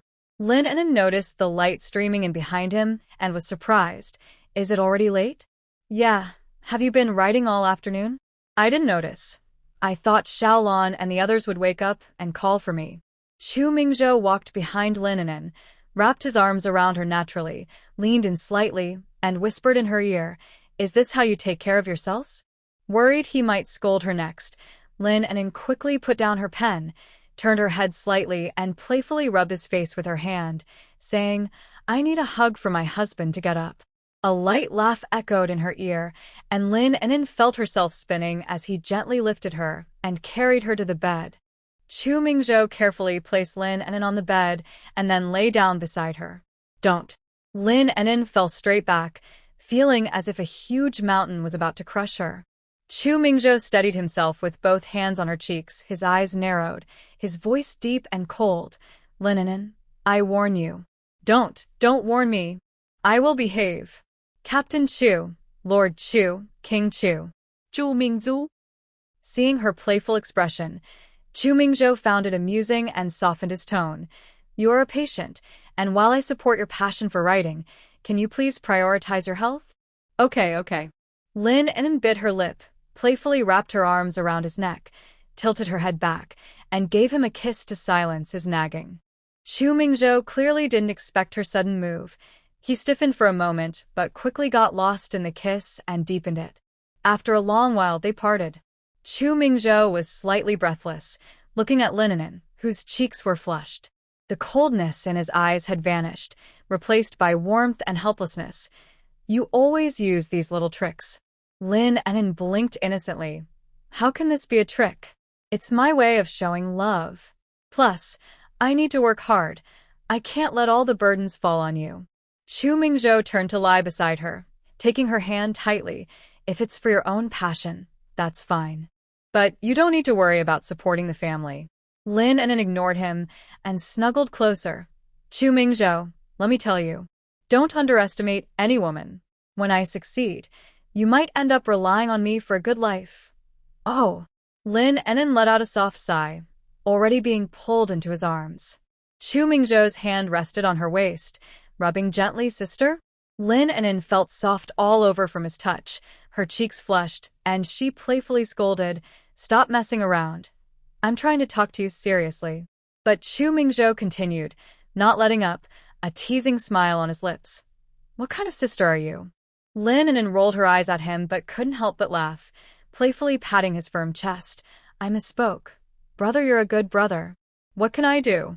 "I can't do anything but worry about you." Her cute demeanor and deliberately sweet tone made Chu Mingzhou laugh out loud. He finally stopped his teasing, affectionately pinching Lin An'an's nose. "Then tell me, how will you take care of me?" Lin An'an noticed the desire in his eyes. Even the corners were slightly red. Feeling a stir in her heart, she slowly reached out her hand and gently touched his face, her fingers gliding along his features. Her voice was soft like a feather brushing against him. "You've worked so hard. Of course, I have to reward you well. But first, you need to take care of your health." As she spoke, she leaned in closer, her warm breath brushing against Chu Mingzhou's ear. "Playing this game, won't it be exciting?" Lin An'an felt her head being held down. A passionate kiss spread between their lips, filled with his barely contained desire. The heat of the kiss seemed to melt them together, and Lin An'an's thoughts became hazy as she responded boldly, yet cautiously. After some time, Chu Mingzhou slowly released her, resting his forehead against hers. their breaths intertwining, warm and hurried. Chu Mingzhou's voice was hoarse and restrained. Lin An'an. Lin An'an's cheeks flushed, and she found him attractive, unable to resist pecking his lips again. What's wrong? Did I charm you? Chu Mingzhou chuckled, leaning down to gently nibble her lips. Hearing her playful sounds, he finally let her go. All right, wash your hands and get ready for dinner. I'll take you to see a movie later. Chu Mingzhou, you bit me. Seeing him trying to escape, Lin An'an quickly crawled over and held onto him, playfully biting his lips several times, making him a bit flustered. Lin An'an, are you a dog? Woof woof woof. Lin An'an's woof slipped out instinctively, and once she realized, she was stunned. Chu Mingzhou, I'm going all out. When they finally left the room, their lips were swollen. The little ones, not understanding much, saw Aunt Chu covering her eyes and laughing. She whispered to Chu Mingzhou, be careful, your wife isn't well. Don't wear her out. Chu Mingzhou's face turned slightly red at her words, and he cleared his throat. Aunt, I understand. He quickly called everyone to dinner. Dinner was simple, but the little ones were already lost in excitement, chattering about the performance and movie they were going to see, their joy evident. After dinner, the family tidied up and headed towards the performance venue. The moonlight spilled like water, illuminating the path ahead. Donglin Village. This is the closest village to the Northwest Military District, where many military families live. However, unlike the military compound, most residents here are ordinary soldiers' families, and many are locals. Today is the Lantern Festival performance dedicated to workers and farmers, held to honor the laboring people, so the venue is set at the Red Army Hall in Donglin Village. The Red Army Hall used to be the village's ancestral hall, which was completely demolished during the reform and opening up period. Later, with the help of the military district, it was rebuilt and named Red Army Hall to commemorate the Red Army soldiers who once fought here. Now, this place is not only an important gathering spot for villagers, but also a venue for various cultural activities. Soon, Lin An'an and her group arrived. The hall was beautifully decorated, lighting up the night in a vibrant way. Many people gathered at the entrance, all wearing joyful expressions, including some familiar faces. As they entered the Red Army Hall, it was bustling with excitement. The stage lights were shining, and the performers were nervously making final preparations. The family found a suitable spot, and Chu Mingzhou went to borrow a bench before they eagerly sat down. The cultural troupe had a few performances planned, including several groups collaborating with workers and farmers, with a total duration of about 50 minutes. Just as Lin An'an sat down, she heard someone calling her name nearby. Are you Lin girl? She turned to see a dark-skinned, smiling face. A fellow villager? A man was sitting not far away. He was the one who had brought them to the military compound in an ox cart. Yes, it's me. What are you doing here? He said, then slapped his forehead. Is this your husband? No wonder. His no wonder referred to the Northwest Cultural Troupe performing in the village, and it was normal for her to come along as a military wife to enjoy the event. Lin An'an nodded and glanced at Chu Mingzhou, introducing him. This is my husband, Chu Mingzhou, a soldier. This is the kind man who helped my mom and me get to the military compound, she added, but then she hesitated, not knowing his name. Girl, my name is Chen Taizhu. Everyone calls me Zhuzi. Chen Taizhu was quick to pick up on her pause, and Lin An'an took a moment before he immediately continued. Chu Mingzhou politely extended his hand and shook hands with Chen Taizhu, saying, Comrade Chen, thank you very much. Chen Taizhu smiled warmly and waved his hand. Oh, there's no need to thank me. It was on my way. I thought to myself, Lin girl has it tough, her health isn't great, yet she came all this way to support the military. Now, looking at the girl, her complexion has improved a lot, and she seems more energetic. It must be because of how well Comrade Chu has taken care of her. Chu Mingzhou spoke gently and exchanged a few polite words with others. Just then, the stage lights dimmed, and the music began to play as the performance by the soldiers and farmers started. Chu Mingzhou nodded to Chen Taizhu, and both families began to enjoy the show. The first program was a choir performance of the army and the people are one family. The performers sang loudly and passionately, expressing the deep bond between the military and the civilians. The audience was also caught up in the lively atmosphere, smiling brightly. Lin An'an was quite excited. After spending so long in a place with no entertainment, even a simple show felt like a treasure. The performances were indeed wonderful, including a skit featuring farmers and performers from the art troupe, telling a story of mutual support between farmers and soldiers. It was humorous and heartwarming, bringing continuous laughter from the audience. There was also a musical collaboration between the workers and the art troupe musicians. Although their skills weren't perfect, their sincerity and enthusiasm were very appealing. The 50-minute performance quickly came to an end, and the audience erupted into sustained applause. This show was fantastic. Thanks to the comrades from the art troupe, we common folks got to see such a great program. Yes, events like this not only enrich everyone's cultural life, but also strengthen the relationship between the military and the people. After the performance, everyone stayed in their seats, worried that if they moved, they would lose their good spots. Lin An'an glanced back and was surprised to see a huge crowd behind her, packed tightly together, with many people standing on each other's shoulders to see. The next movie to be shown is The True and False Monkey King. Earlier in the day, they had been talking about Sun Wukong, and now it was happening. Chu Mingho clapped excitedly. Wow, it's The True and False Monkey King. I love Sun Wukong. As the movie was about to start, Chu Mingzhou quietly said to Lin An'an, I'll step out for a moment. After it's over, look for me on the right side by the door. Before Lin An'an could ask what was wrong, Chu Mingzhou had already stood up and helped an elderly man take his place. The other soldiers also left, and the seats were taken by villagers, including both elderly people and children. Watching Chu Mingzhou's figure blend into the night, Lin An'an felt a stir in her heart.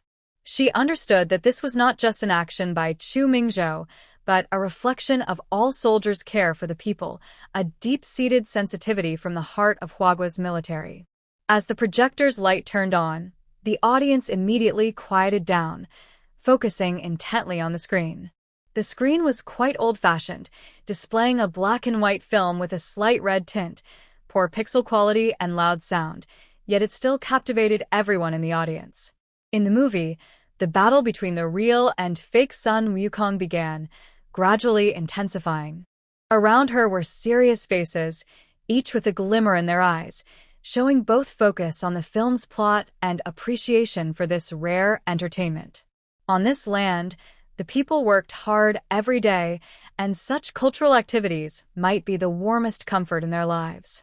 Finally, the movie reached its conclusion, with the Buddha exposing the six-eared macaque and subduing it, while Sun Wukong set off on his journey for scriptures once more. Cheers and thunderous applause erupted from the audience. After the film ended, Lin An'an and her friends stood up and walked toward the door on the right. Under the moonlight, Chu Mingzhou stood with several soldiers, their figures tall and resolute. Seeing Lin An'an approach, Chu Mingzhou met her gaze and reached out his hand. He was just standing there, but Lin An'an felt he was glowing, like a warm sun in the cold winter. Lin, wait a moment. As Lin An'an and her group were about to leave, Chen Taizhu hurriedly caught up, accompanied by his wife, each carrying a large basket. Brother Zhu, what's this? They handed the basket to Lin An'an. Lin An'an naturally declined, quickly waving her hands. Chen Taizhu smiled warmly, insisting on placing the basket in her hands. Lin, just take it. These are salted duck eggs made by my wife. They're delicious, and they don't cost much. Chen Taizhu's wife chimed in with a smile. Sister, please accept it. It's just a small token from us. Seeing their enthusiasm, Lin An'an hesitated. Chu Mingzhou gently patted her hand and smiled at Chen Taizhu, saying, Comrade Chen and sister, we appreciate your kindness, but we really can't accept this. It's windy outside, and we need to head back. Chen Taizhu, hearing this, became a bit anxious. Comrade Chu, that sounds too formal. Lin is like family to me. She's practically my own sister. If you don't accept this, it would feel like you're looking down on us. Here, take this. If you like it, I can bring you more later. Lin An'an felt touched by Chen Taizhu and his wife's insistence. She glanced at Chu Mingzhou, who nodded slightly. Lin An'an accepted the basket and said gratefully, "Brother Taizhu, sister-in-law, we will accept it. Thank you so much." Seeing Lin An'an accept the gift, Chen Taizhu smiled happily. "No need to be polite. It's getting late. You should head back and be safe on the road." "Okay." After the movie, it was already past 8 in the evening. Chu Mingho was feeling very sleepy. Chu Mingzhou picked him up and let him rest on his shoulder while taking the basket from Lin An'an with his left hand, then walked home with long strides. Lin An'an never expected that just accepting a few salted duck eggs could cause trouble for Chen Taizhu and his wife. She couldn't believe it could lead to misunderstandings or accusations. The next afternoon, Chu Mingzhou drove Chu Gupa and others back to Baitian County. Chu Minghu and Chu Minglan insisted on going along, leaving Lin An'an alone at home. She was glad to have some peace and focused on writing. Just when she was getting into the flow, she was interrupted by a knock on the door. Standing at the door were Chen Taizhu and his wife, looking very worried. Despite the cold weather, Chen Taizhu was sweating, indicating they had rushed over. "Brother Taizhu?" "Yes, it's me." Lin An'an hesitated for a moment, but decided to let them in. After all, they were in a military compound, and if they could enter, they must have registered at the gate. They wouldn't do anything inappropriate. They were likely just here to ask for help.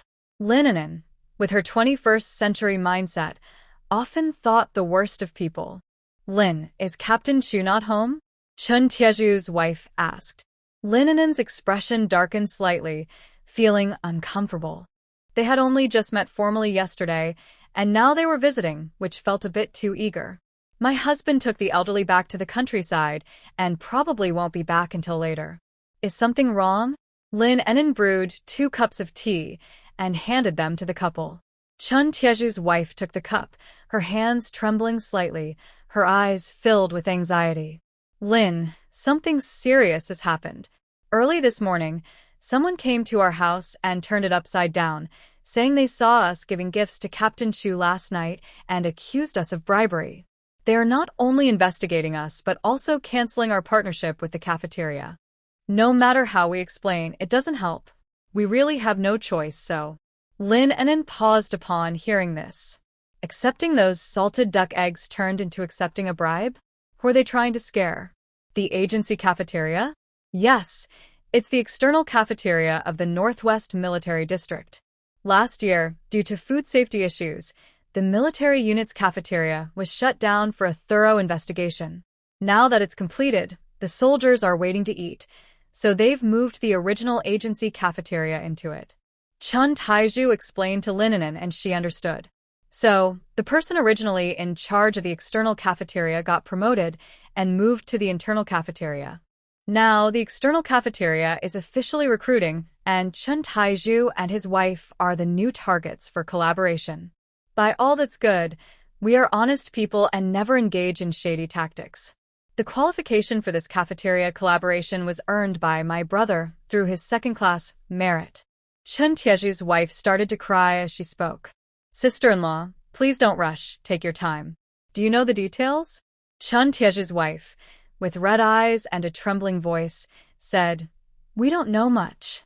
People barged into our home aggressively, claiming they received a tip-off that we bribed Captain Chu to get a backdoor deal for the cafeteria contract. No matter how we explained, they wouldn't listen and said they would thoroughly investigate our family's accounts and connections." Chen Taizhu looked worried and sighed helplessly. "Lin, what should we do? My brother-in-law even transferred to Shancheng because of this, and we can't ask him for help." The opportunity to collaborate with the agency cafeteria was hard-earned, and our family relies on it to make a living. Now the chance is gone, and we've been falsely accused. We won't be able to hold our heads high in the village. Lin An'an pressed her lips together, her brows furrowed slightly. "Brother Zhu, sister-in-law, don't worry too much. This isn't a big deal. It's not easy to falsely accuse someone. Plus, with my husband's character, no one would dare to accuse him like that in front of him. Let's wait for him to come back. I'll have him look into it, and he'll definitely give you an answer." Lin An'an understood that this matter was not simple, and she didn't dare to say much more. It was truly ridiculous.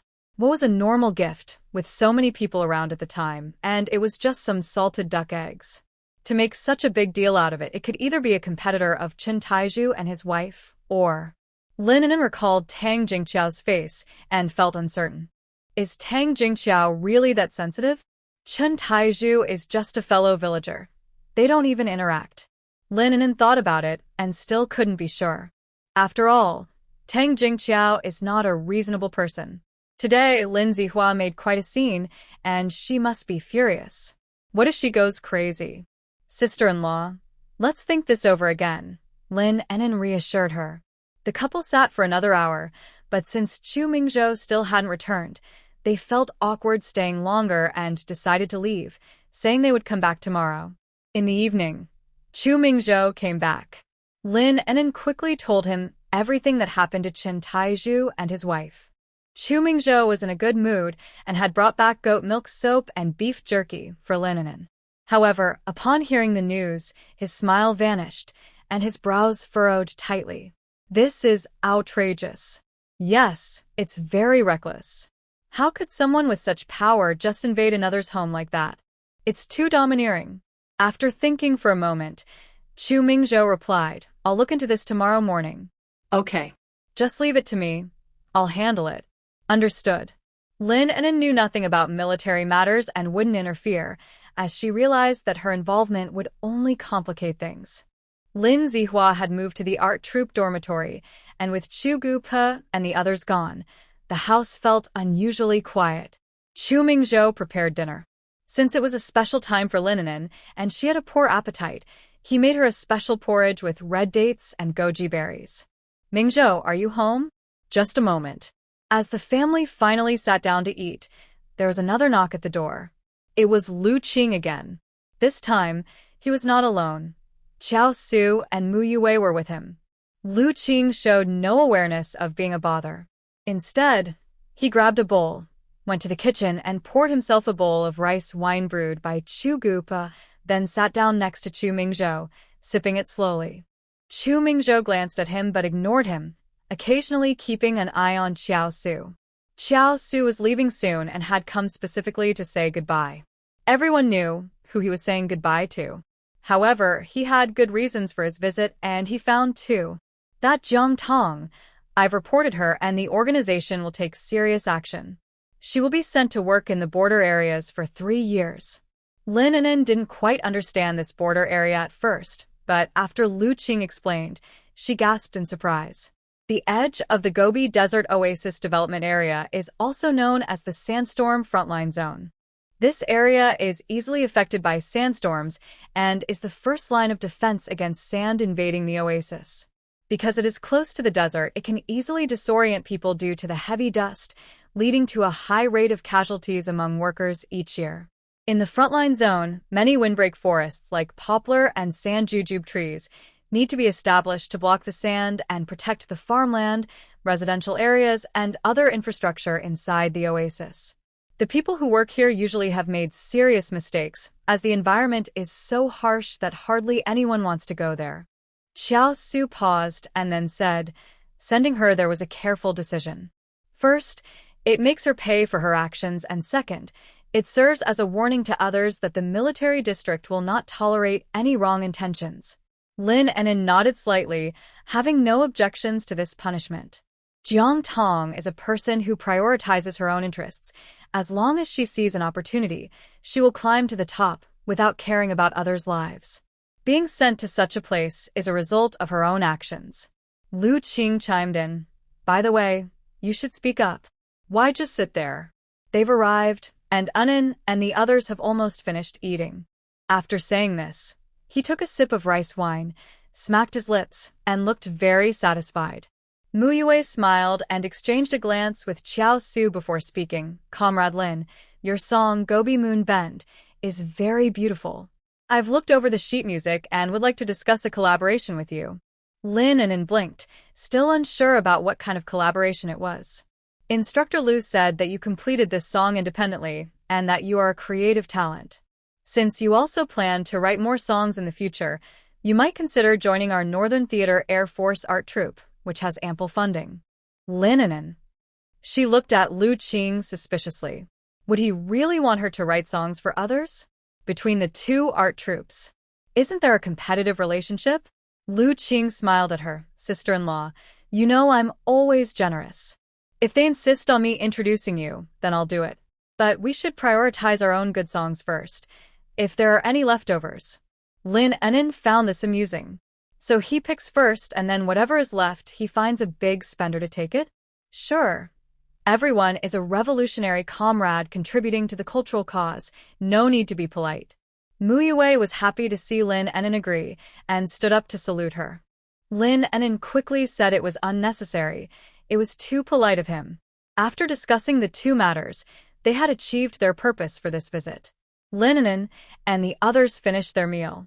Chu Mingho hurriedly cleared the table and took Chu Mingho to wash up and sleep, not wanting to interrupt the adults' conversation. By the way, someone said I took bribes. What? The others were startled by Chu Mingzhou. Chu Mingzhou explained the situation with Chen Taizhu. He brought it up partly because he had a good relationship with Lu Qing and wanted his advice. Also, because of Tang Jingqiao. He and Lin An'an thought similarly, feeling something was off. The people present had good relations with Tang Jingqiao, so he wanted to gauge their thoughts. Xiao Su frowned slightly, but remained silent. Mu Yue glanced at Xiao Su, rubbed his thigh for a moment, and also didn't speak.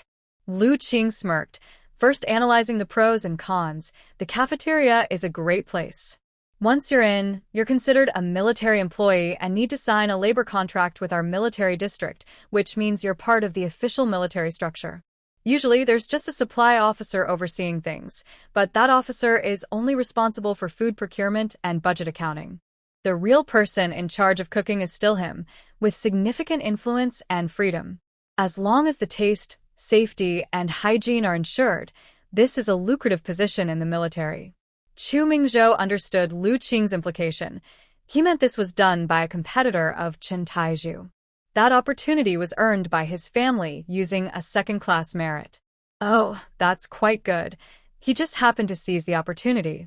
Chu Mingzhou frowned. All right, stop beating around the bush. Lu Qing chuckled lightly. Don't rush. Tomorrow I'll ask Jingqiao. I don't think it's her. There aren't many in our military district who would dare to put such a label on you, Captain Chu. After saying this, Lu Qing glanced at Lin An'an. Is this person your fellow townsman? Lin An'an nodded. Then Jingqiao could indeed be involved. Lin An'an laughed in frustration, her gaze sweeping over the three people across from her. You all have a good relationship with Comrade Tang. Can you please persuade her not to bother me? After all, I'm already married, and it's quite annoying. The others were taken aback. Lu Qing was the first to burst into laughter, almost blurting out, She would love it if you weren't married, ha ha ha. Lin An'an rolled her eyes. Chu Mingzhou also received an eye roll from her. Chu Mingzhou. Chu Mingzhou held Lin An'an's hand and squeezed it gently, then looked at the three people and said, All right, it's getting late. You should head back. Okay, we're leaving. By the way, Xiao Su and the others will be leaving soon. Chu Mingzhou glanced at Lin An'an, who stood up with the others and politely nodded to Xiao Su, saying, I wish you a safe journey. Thanks. Early the next morning, as dawn broke, Chu Mingzhou got up, quietly prepared breakfast, kept it warm in the pot, ate a few bites, and then left. There were many things waiting for him to handle at the Special Operations Camp, and the situation with Chen Taizhu and his wife was urgent. Lin An'an, on the other hand, slept in until she woke up naturally, feeling very comfortable. She had arranged to meet Chen Taizhu and his wife in the afternoon, so she decided to go to the health unit in the morning for her nebulization treatment and take Chu Mingho and Chu Mingho out to buy some school supplies. After finishing her morning routine, Lin An'an had a light breakfast. Xiao Lan, Xiao Yu, I'm going to the health unit. You two stay home and be good. I'll be back soon. Then we can go to the department store to buy school supplies. As soon as the two little ones heard about buying school supplies, they perked up and nodded eagerly. The morning air was especially fresh and cool, and the view was a blanket of white snow, with only the main road beneath their feet cleared. The time was already set by Dai Lihua, and when Lin An'an arrived at the health unit, she had been waiting. Dai Lihua smiled when she saw Lin An'an and waved her over, saying, "An'an, you're here." "Sister Lihua, I'm sorry. I tend to oversleep, and made you wait." "Oh, come on, it's only a little past 9. You're not late at all." The two entered the treatment room of the health unit. While Dai Lihua prepared the nebulization equipment, she chatted casually, "And do you know about the Pan family?" "The Pan family? Which Pan family?" Dai Lihua glanced outside, closed the door, and lowered her voice. "The old Pan family. They have a pair of twin brothers. The older one is called Pan Guiyang, and the younger one is Pan Guohua. Both are in the art troupe." "Oh, I know them, but what are you talking about, Sister Lihua? I rarely interact with others, so I'm not very informed." Dai Lihua finished adjusting the nebulizer, handed it to Lin An'an, and signaled her to start. Then she continued, "Well, it's not good news. The son of the old Pan family got a girl pregnant. And that girl comes from a troubled family. Getting pregnant before marriage is a huge deal in this day and age. Not only is the girl's reputation ruined, but the person responsible will also lose their future." Lin An'an widened her eyes in surprise, the mist swirling in front of her. She couldn't speak. She wanted to ask who did it. Dai Lihua pulled up a chair and sat down. "Do you know what's the most ridiculous part? The second brother says the eldest brother did it, but the eldest brother denies it completely, saying it was the second brother. Even the girl herself doesn't know who it was. She said she was drunk that day. Old Pan's wife favors the younger son and is afraid it will affect him, so she wants to blame the eldest brother. Now she's using filial piety to pressure everyone." Lin An'an looked shocked, her eyes filled with disbelief. Seeing Lin An'an's expression, Dai Lihua sighed helplessly. This situation has blown up. In just one day, it has spread everywhere, and everyone is watching the drama unfold. The girl's family has already gone to the cultural troupe. After what just happened, I bet they're causing a scene demanding answers. Lin An'an's gaze deepened. She already knew the answer. Pan Guiyang would definitely take the blame. In the future, Pan Guoha would be a famous tenor and a national first-class actor, while Pan Guiyang would be unknown, as if he never existed. Clearly, Pan Guiyang was the more talented one. Lin An'an's intuition told her that this had to be Pan Guoha's doing. Although they were twins, Pan Guiyang was upright, gentle, and reasonable, with exceptional talent. Pan Guoha, on the other hand, was different. Just because he had bullied others alongside Su Yao, Lin An'an didn't like him. His true nature was poor, he was biased, quick to judge, and arrogant. Lin An'an thought to herself that the situation was likely very complicated. If Pan Guiyang was unfairly blamed and lost everything, that would be truly pitiful. Seeing Lin An'an's serious expression, Dai Lihua assumed she was just shocked by the news. The leaders of the cultural troupe must be worried too. If this isn't handled well, the consequences could be terrible.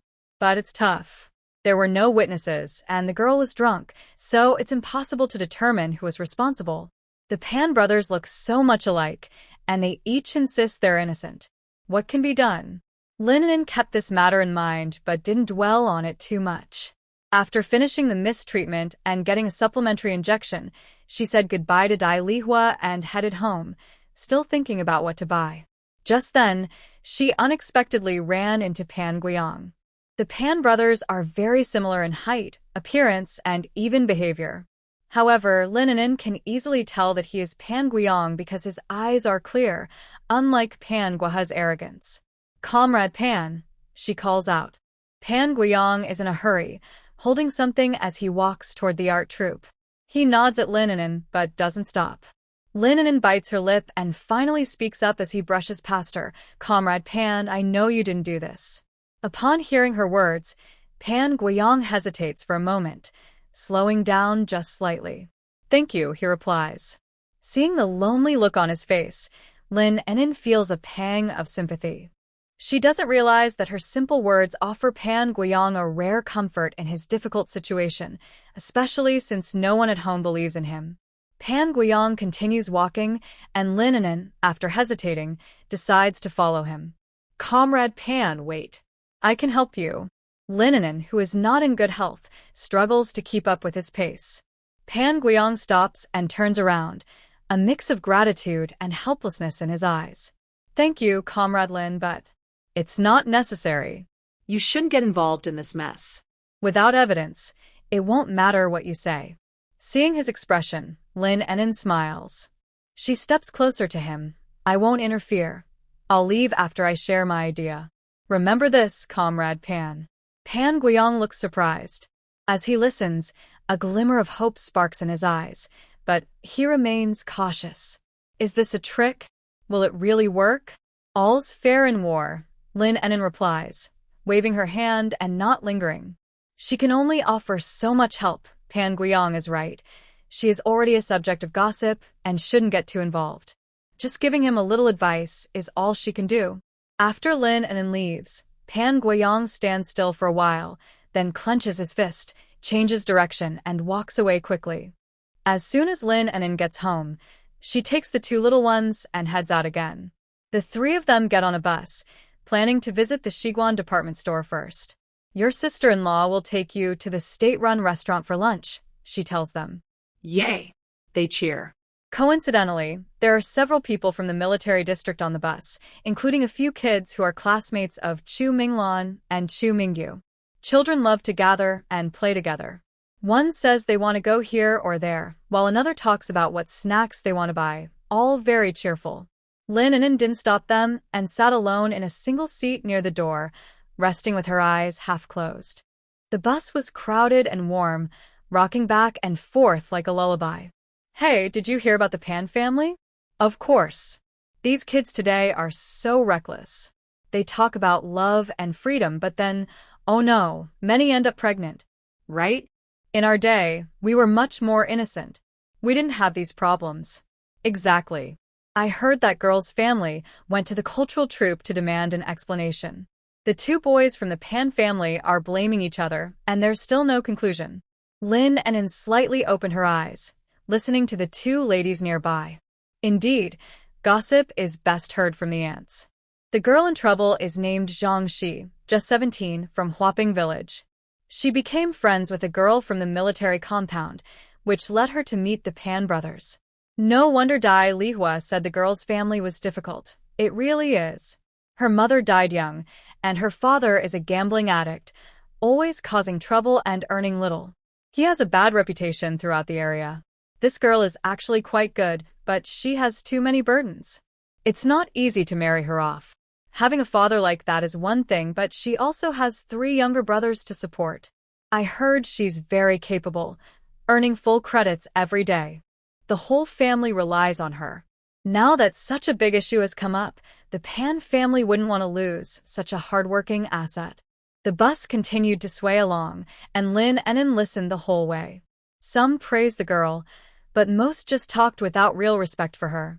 Zhang Shi is a friend of Chen Xiaoxia, who brought her to another friend's house before this incident happened. Chen Xiaoxia. Lin An'an frowned slightly. She had seen her before. She was Tang Jingqiao's little follower, the one who was most excited when Sure Lady caused trouble that day. Before long, they arrived at the Westgate department store. Lin An'an got off the bus with Chu Mingho and Chu Mingho. No matter how much is said, it's just one-sided words. It's better to listen and move on. She doesn't have a mindset to save everyone in trouble. There are many people suffering in this world, and one can only do what they can. Right now, she only knows that Pan Guiyang is a good person and hopes he can get out of his predicament safely. The department store was bustling with people. Chu Mingho and Chu Mingho were excitedly looking around, holding Lin An'an's hand, checking out this and that. Lin An'an took them directly to the stationery counter. Sister-in-law, I want this pencil case with a picture of Lei Feng on it, said Chu Mingho, his eyes sparkling. Okay, let's buy it. Lin An'an smiled and nodded. I don't want it. I already have one, Chu Mingho said, her eyes shining with excitement, but her mouth still refused. Lin An'an didn't respond to her and pointed to a backpack hanging nearby. Hello, I would like 2 of these backpacks. Sure.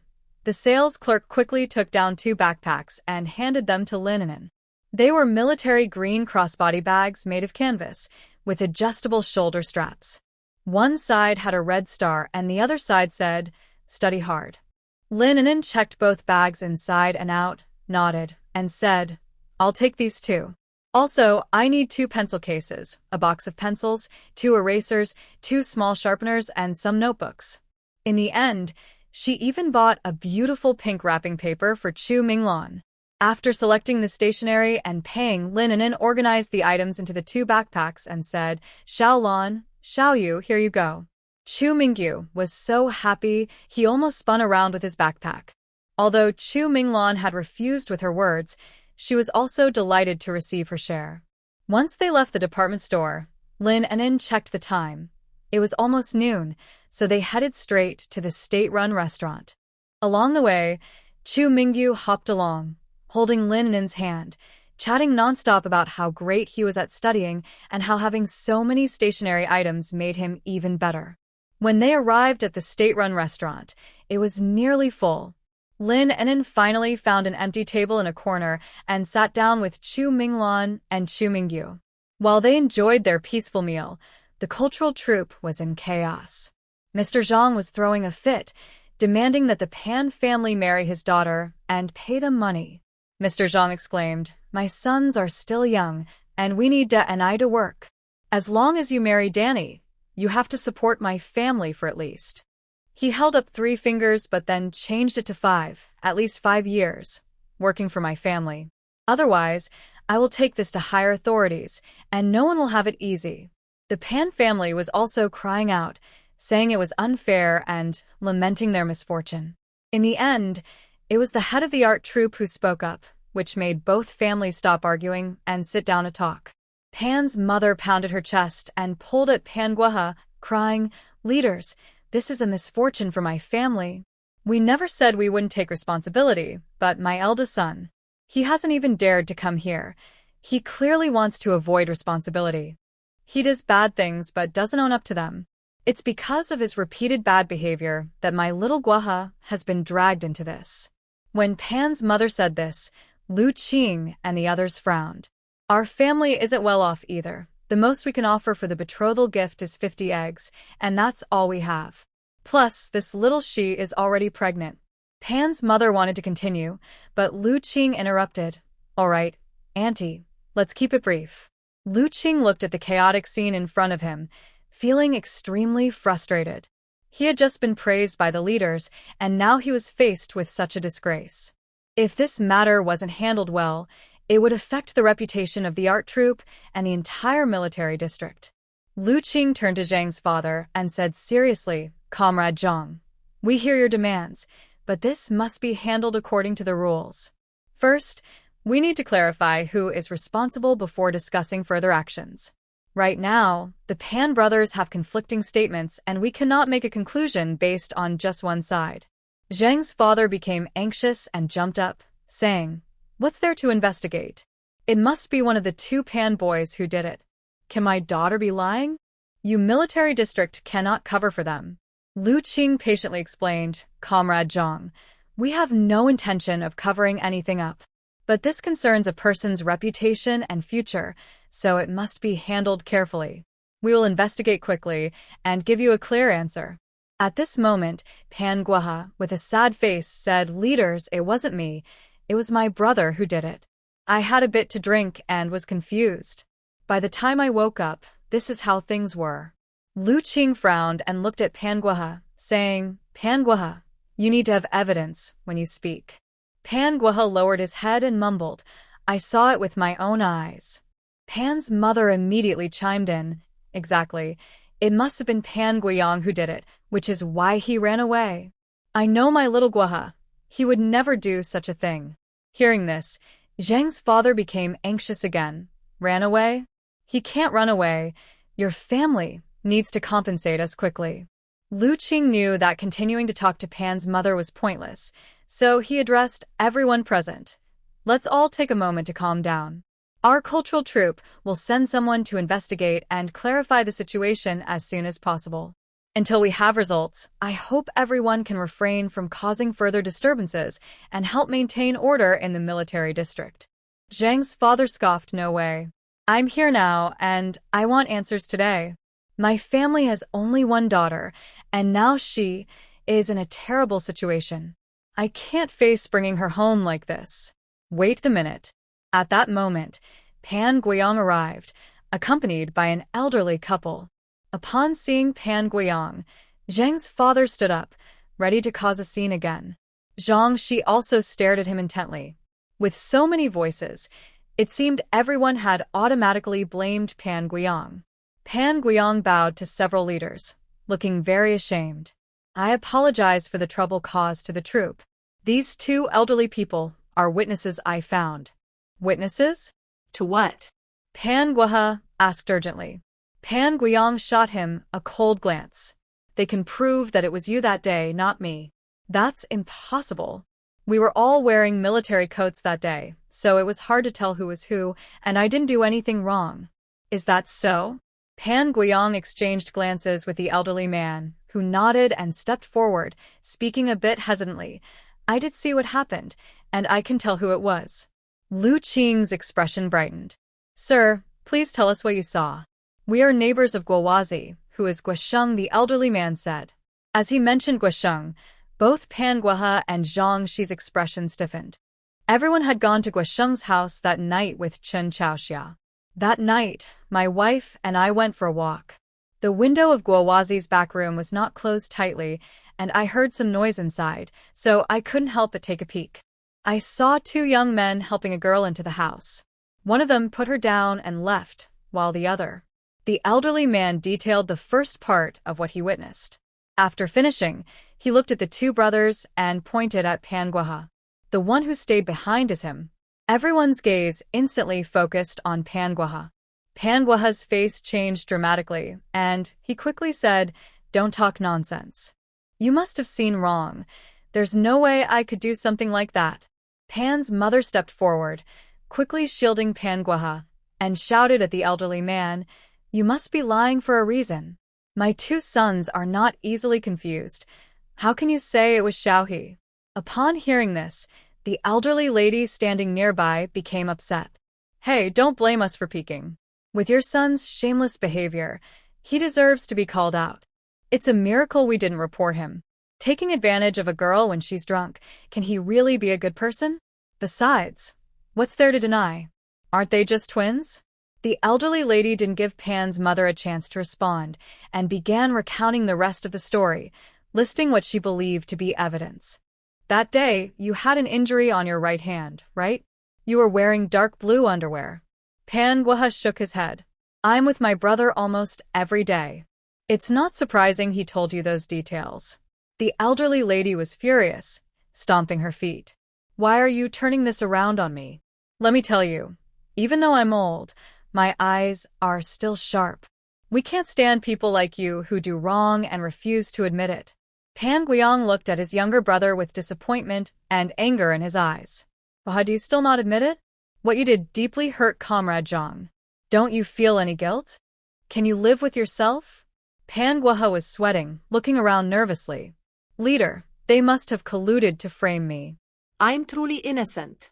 The elderly lady wouldn't back down, stepping forward with her partner, pointing out every detail without repeating herself. Pan Guohe felt his heart race. "By the way, that young girl had a red birthmark on her chest, and you said it looked like a plum blossom." Pan Guohe's eyes lit up, as if he had finally found evidence, and without thinking, he retorted, "You're lying.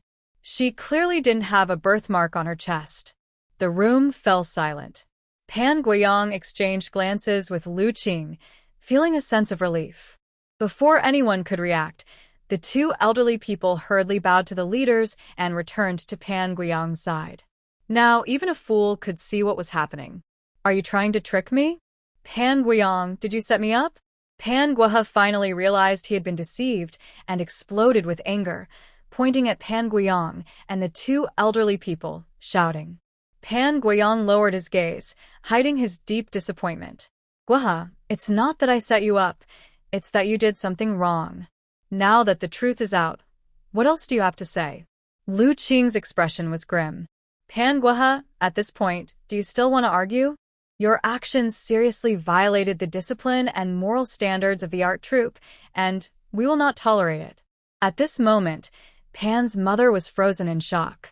She wanted to help her younger son deny the accusations, but so many leaders were watching. Father Zhang was pleased. He had finally found the source. He rushed over and grabbed the boy, saying, "So it's you? Huh?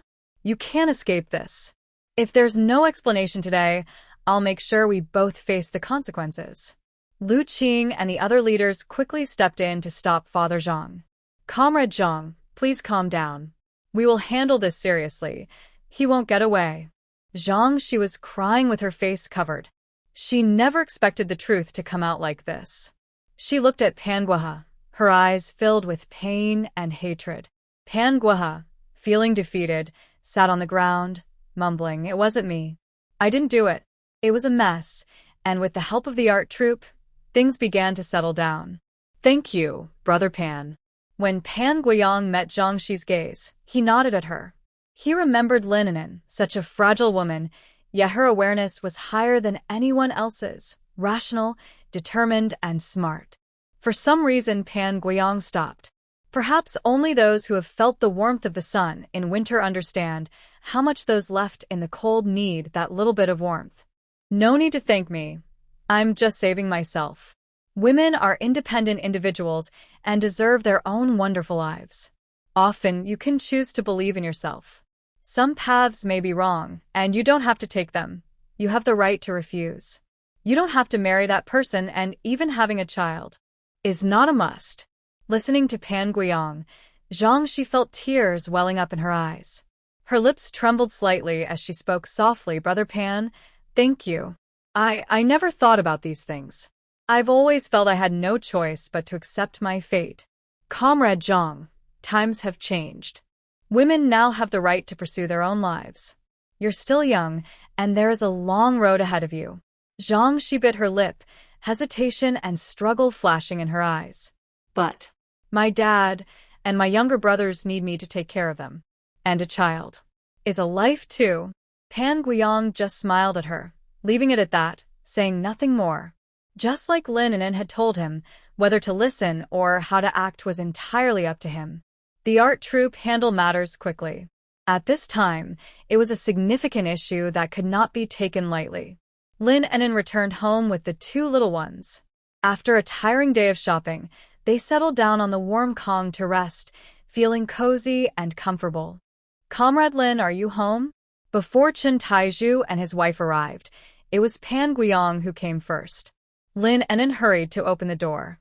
"Comrade Lin, Comrade Pan, what brings you here? Did you resolve your issue?" Pan Guiyang smiled and nodded, handing over several bags he was carrying. "Yes, it's mostly resolved. Comrade Lin, I came specifically to thank you. If it weren't for your advice, I wouldn't have known what to do." Lin An'an smiled and invited him inside. "No need to be so polite. I'm glad it worked out. Come in and sit down, have some water." Pan Guiyang followed her to the main room, speaking calmly as he detailed what had happened. so, "It was that simple to get him out?" Pan Guiyang chuckled at her question.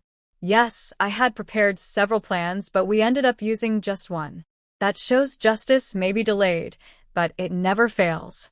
The net of heaven is vast, and lets nothing slip through." Pan Guiyang pondered her words, feeling they were quite profound. The sentence for Pan Guohe would not be light. It wasn't just about marrying Zhang Shi. He was involved in a serious crime, violating a woman's will. Even if the woman forgave him now, it couldn't be treated as if it never happened. Unless Zhang Shi completely changed her testimony. But after everything that happened, how could that be possible? If things go better, he should get 3 to 10 years. If the military decides to be harsh, it could even lead to the death penalty. In the end, the ones who probably regretted this the most were Zhang's father and Pan's mother. If they had known it would turn out this way, they might have preferred to discuss it privately instead of causing a scene. As for Pan Guohe, given his nature, he likely felt no remorse, only regretting that he wasn't careful enough to avoid getting caught. Lin An'an felt a chill. no wonder. Pan Guohe was so successful in the future, yet few knew about his more accomplished twin brother, Pan Guiyang. If things continued as they did in the past, Pan Guiyang's fate was predictable. If he took the punishment for Pan Guoha, he would lose his future and everything else, leading to a bad outcome. Comrade Pan, this is a good thing. Yes, I'm very grateful to Comrade Lin. From now on, We can consider ourselves true friends. I, Pan Guiyang, sincerely wish to befriend you. If you ever need my help, don't hesitate to ask. I will gladly assist. Lin An'an smiled and nodded. great. I'm happy to have a friend like you. From now on, we will look out for each other in the courtyard. Pan Guiyang smiled, his expression warm and more relaxed. The two continued to chat for a while and gradually became more familiar. Comrade Lin, I want to cut ties with my family. As soon as he said it, Lin An'an was stunned, and Pan Guiyang himself was taken aback. He was a soldier, and the idea of cutting ties was something he shouldn't even consider. But he felt cold inside. He wanted to leave that family. Even though we have the same face, I am always the one who is not liked. Any good thing goes to my brother, and whenever there is a mistake, I am the one who gets punished. I am a person too, and I can feel sad. I used to tell myself that as the older brother, I should bear some burdens for my brother, and that it was my duty to endure and let things pass. I thought I should be more accommodating. Even while talking about the most painful things, Pan Guiyang's voice remained calm. To the outside world, he was the mature, steady, and reliable older brother. To his family, he was the one who should be accommodating and hardworking without complaint. No one ever asked him if he wanted to, or if he was happy. Perhaps today was a turning point that allowed him to sit here and share his feelings with Lin An'an. Lin An'an opened her mouth but did not interrupt him. Once Pan Guiyang finished, she slowly replied, Comrade Pan, I understand your feelings. It hasn't been easy for you over the years. But legally, it is indeed not possible to cut ties. Then let's separate the household. This is a big matter. You need to think carefully. You can also talk to the elders in your family for advice. All of this was too complicated for Lin An'an. It was not something she could advise on, so she could only speak vaguely. Pan Guiyang sighed deeply. I understand, and I have thought it through. Just as Pan Guiyang was about to leave, there was a knock at the courtyard door. It was opened by Chu Mingho, and the visitors were Chen Taizhu and his wife. Since they had run into each other, Lin An'an introduced the three of them. Chu Mingzhou had not returned yet, and she was unsure of the progress. Mingzhou should be back soon. It's almost mealtime. Let's all stay and have a simple meal together. The others naturally declined. In the end, unable to resist Lin An'an's hospitality, Chen Taizhu offered to cook, but his wife stopped him, saying, I'll go. I'll help Lan Jie and make a few home-cooked dishes. All right, you go ahead. In the main hall, only Lin An'an and the two men remained. Pan Guiyang and Chen Taizhu were both gentle-natured, and after chatting a bit more, they found common ground and continued their conversation. Brother Zhuzi, are you talking about the cafeteria in our military district? Yes, it's the cafeteria for the troops. The requirements for partners are quite high. As they talked, Lin An'an realized that her fellow villager was impressive. He used to be the head chef at Northwest Fishing Platform and held a senior chef certificate. In the 1970s, having a senior chef certificate was very valuable. Because of his qualifications, he got this opportunity. Lin An'an always believed in the saying that fate has a way of guiding us. When you are kind to others, kindness will come back to you. Once Chen Taizhu finished explaining his situation, Pan Guiyang frowned. I might actually know about this. What? You say you know about this? Pan Guiyang was always steady in his work, which is why he was often called by leaders to handle tasks. When the team wasn't busy, he was frequently asked to drive or assist. Recently, he was called to drive for the vice president of the art troupe to meet someone, who turned out to be the former head of the cafeteria, Master Ma, who had now been transferred to the company's cafeteria. We originally went to meet Master Ma to discuss the art troupe's meal arrangements, and later found out he was transferred to the company cafeteria, and the cafeteria needed a new person. Master Ma introduced us to someone named Wang Guangjian, saying he would be the new head chef for the cafeteria. What? Chen Tiezhu's expression changed instantly upon hearing this. Wang Guangjian? He's my wife's cousin, the child of my uncle.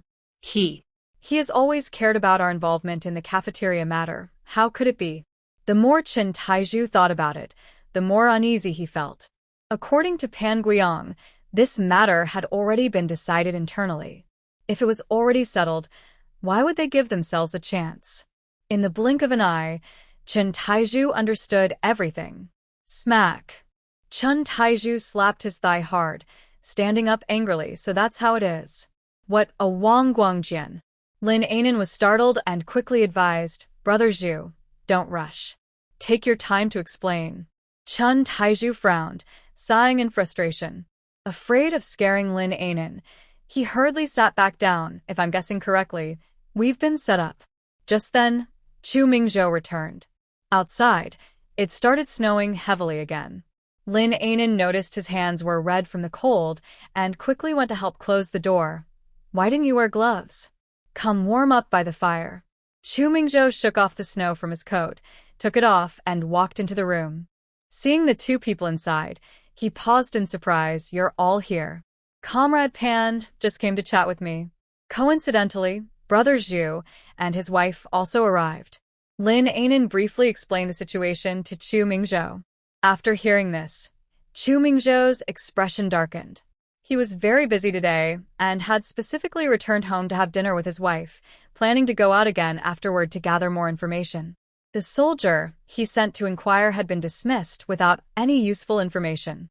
Even when asked about the informant, he said nothing, only that the cooking team would handle it and advised him not to worry. So, Wang Guangjian wants you to pave the way for him? Chu Mingzhou focused on the key point and asked Chen Taizhu, hoping for a clearer explanation. Chen Taizhu nodded. After thinking it over, this is the only explanation. He has been pretending to care about my management of the kitchen, probably to keep track of my movements and take action at the right moment. This opportunity was earned by my brother-in-law's second-class merit. Ordinary people don't get such chances. Wang Guangjian is my wife's close cousin, so if something happens to us, it would be reasonable for him to take over due to his connections. Pan Guiyang frowned. If that's the case, they are going too far. Such improper methods should not exist in the military. Chu Mingzhou pondered for a moment and said, seriously, do you have any evidence? Comrade Pan cannot testify. Indeed, Pan Guiyang could only speak because of Lin An'an's connection. By the rules, he shouldn't disclose anything about the group, and the leadership allowed him to accompany them out of trust. Chen Taizhu shook his head helplessly. Currently, there is no solid evidence. This is all my speculation. When I interacted with Wang Guangjian, he did say some strange things, but they are hard to use as strong evidence. I didn't expect him to scheme against me. Chen Taizhu looked at Chu Mingzhou with a pleading expression. As an ordinary citizen, he felt powerless in this situation, and he needed Captain Chu's help to clear his name. Chu Mingzhou felt unfairly implicated in a bribery accusation. While it wasn't a major issue, it was unpleasant. Even if the situation was clarified, the misunderstanding would still harm his reputation. All right. Chu Mingzhou tapped his long fingers on the armrest of the sofa. This is not a big deal. I will handle the bribery issue. As for the kitchen, you just need to take over as planned. Huh. The three of them looked at him in surprise. Chu Mingzhou smiled lightly at Lin An'an and said, later, we will take the basket from yesterday and return it to Brother Zhu at our front door and apologize while we're at it. Lin An'an was a bit surprised and blinked. And then?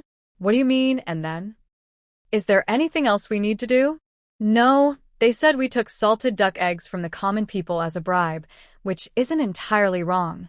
So we need to understand the mistake itself, recognize it deeply, and quickly return what the people gave us. Seeing that Lin An'an still looked confused, Chu Mingzhou gently patted her hand. I will write a letter of apology and deliver it to the leaders tonight to admit our mistake. Chu Mingzhou meant that he would take responsibility for this matter and resolve it as quickly as possible, minimizing the issue. If anyone wanted to make a big deal out of this, they could discuss it with the superiors, even the commander. The company commander's wife received 20 salted duck eggs from a fellow villager. How serious could that be? Could it really be called bribery? What kind of person is making such a fuss over something so small? What is their purpose? Are they trying to intentionally harm the relationship between the military and the civilians? Lin An'an thought her man was very clever. Only those trapped in the situation would keep seeking answers within it. Chu Mingzhou took a different approach. Instead of arguing, he chose to admit the mistake proactively. Instead of guessing and investigating, he preferred to clarify things directly. They were not foolish. A few words would make everything clear. Chun Taizhu rubbed his hands excitedly. Comrade Chu, I don't know how to thank you. Chu Mingzhou raised his hand to indicate it was unnecessary. I just don't like others throwing dirt on me. It's not about your matter. He wanted to distance himself and didn't need thanks. That was Chu Mingzhou's attitude. Okay, I understand what to do. Having discussed enough, Chen Tiezhu's wife and Chu Minglan brought out the food. Dinner is ready. I made something simple with the ingredients at home. You can try it and see if you like it. Thank you, sister-in-law. You came to our home as a guest, and now you're cooking for us. Oh, no need to be polite. This is just my usual cooking, it's nothing special. Everyone sat together to eat, and the atmosphere was quite pleasant. The food was steaming and tasted excellent. No wonder the couple managed the military canteen. They had real skills. Lin An'an glanced at Chu Mingzhou and added a piece of rib to his bowl, still feeling a bit worried. Would his proactive admission of guilt bring him unnecessary trouble? Chu Mingzhou seemed to know what she was thinking. He shook his head at her and served her some vegetables from his bowl. Speaking of Wang Guangjian, the most upset was Chun Tiezhu's wife.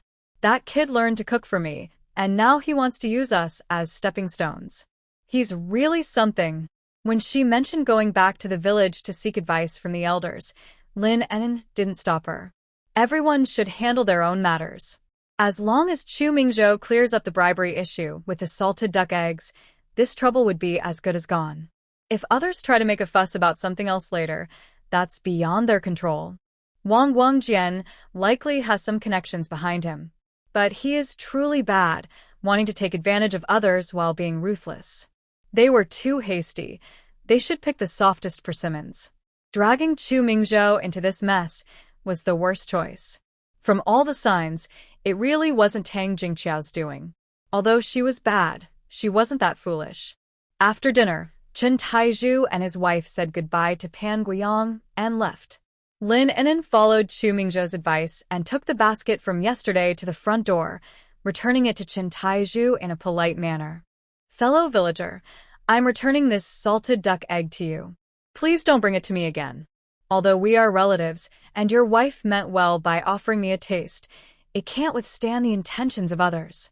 Sister, I'm really sorry. We didn't expect that such a worthless thing would cause this. They exchanged a few complaints, speaking loudly enough for several neighbors to peek in. Lin An'an didn't stay long, politely seeing them off before turning back inside. Chu Mingzhou wasted no time and went back to write a reflection letter. He was extremely focused, and his writing flowed smoothly. Lin An'an sat beside him, resting her chin on her hand, quietly watching. Soon, Chu Mingzhou finished, carefully checked it, and after confirming it was correct, folded the letter and put it in his pocket. He put on his coat and prepared to leave. Lin An'an couldn't help but remind him, Mingzhou, make sure to speak well and avoid conflict with the leaders. Chu Mingzhou paused, turned back, bent down, and kissed her on the lips. Wait for me to come back. Lin An'an's face turned red from the kiss, and she glared at him playfully. I won't wait for you. You have to wait for me. Chu Mingzhou pinched her chin gently, didn't linger, and quickly left. Lin An'an tidied up her desk, then took a hot shower. Feeling a bit lazy, she leaned against the heated bed and read a book. To be honest, there's no need for her to worry about Chu Mingzhou. He not only handles things carefully but also plans the next steps, leaving no trouble behind. Knock, knock, knock. Someone knocked on the door. Sister-in-law. Xiaolan? Lin An'an quickly got up to open the door and let her in. Outside, it was freezing cold, and after just a short time, Chu Minglan's face turned pale from the cold. Chu Minglan moved closer to Lin An'an and sat on the kong, looking a bit shy. Sister-in-law, can I really wear new clothes to school tomorrow? Lin An'an never expected the young girl would ask such a question. Of course. You can wear whichever one you like. Chu Minglan's eyes lit up with joy. Really? Seeing her excitement, Lin An'an's heart softened. She pulled her closer. Silly girl, don't be so cautious. I won't bite. If you want anything in the future, just tell me. Chu Minglan not that easily. So, Will you take us to school tomorrow, sister-in-law? She quickly added, I'm just asking. You need to rest since you're not feeling well. You go, and I can go by ourselves.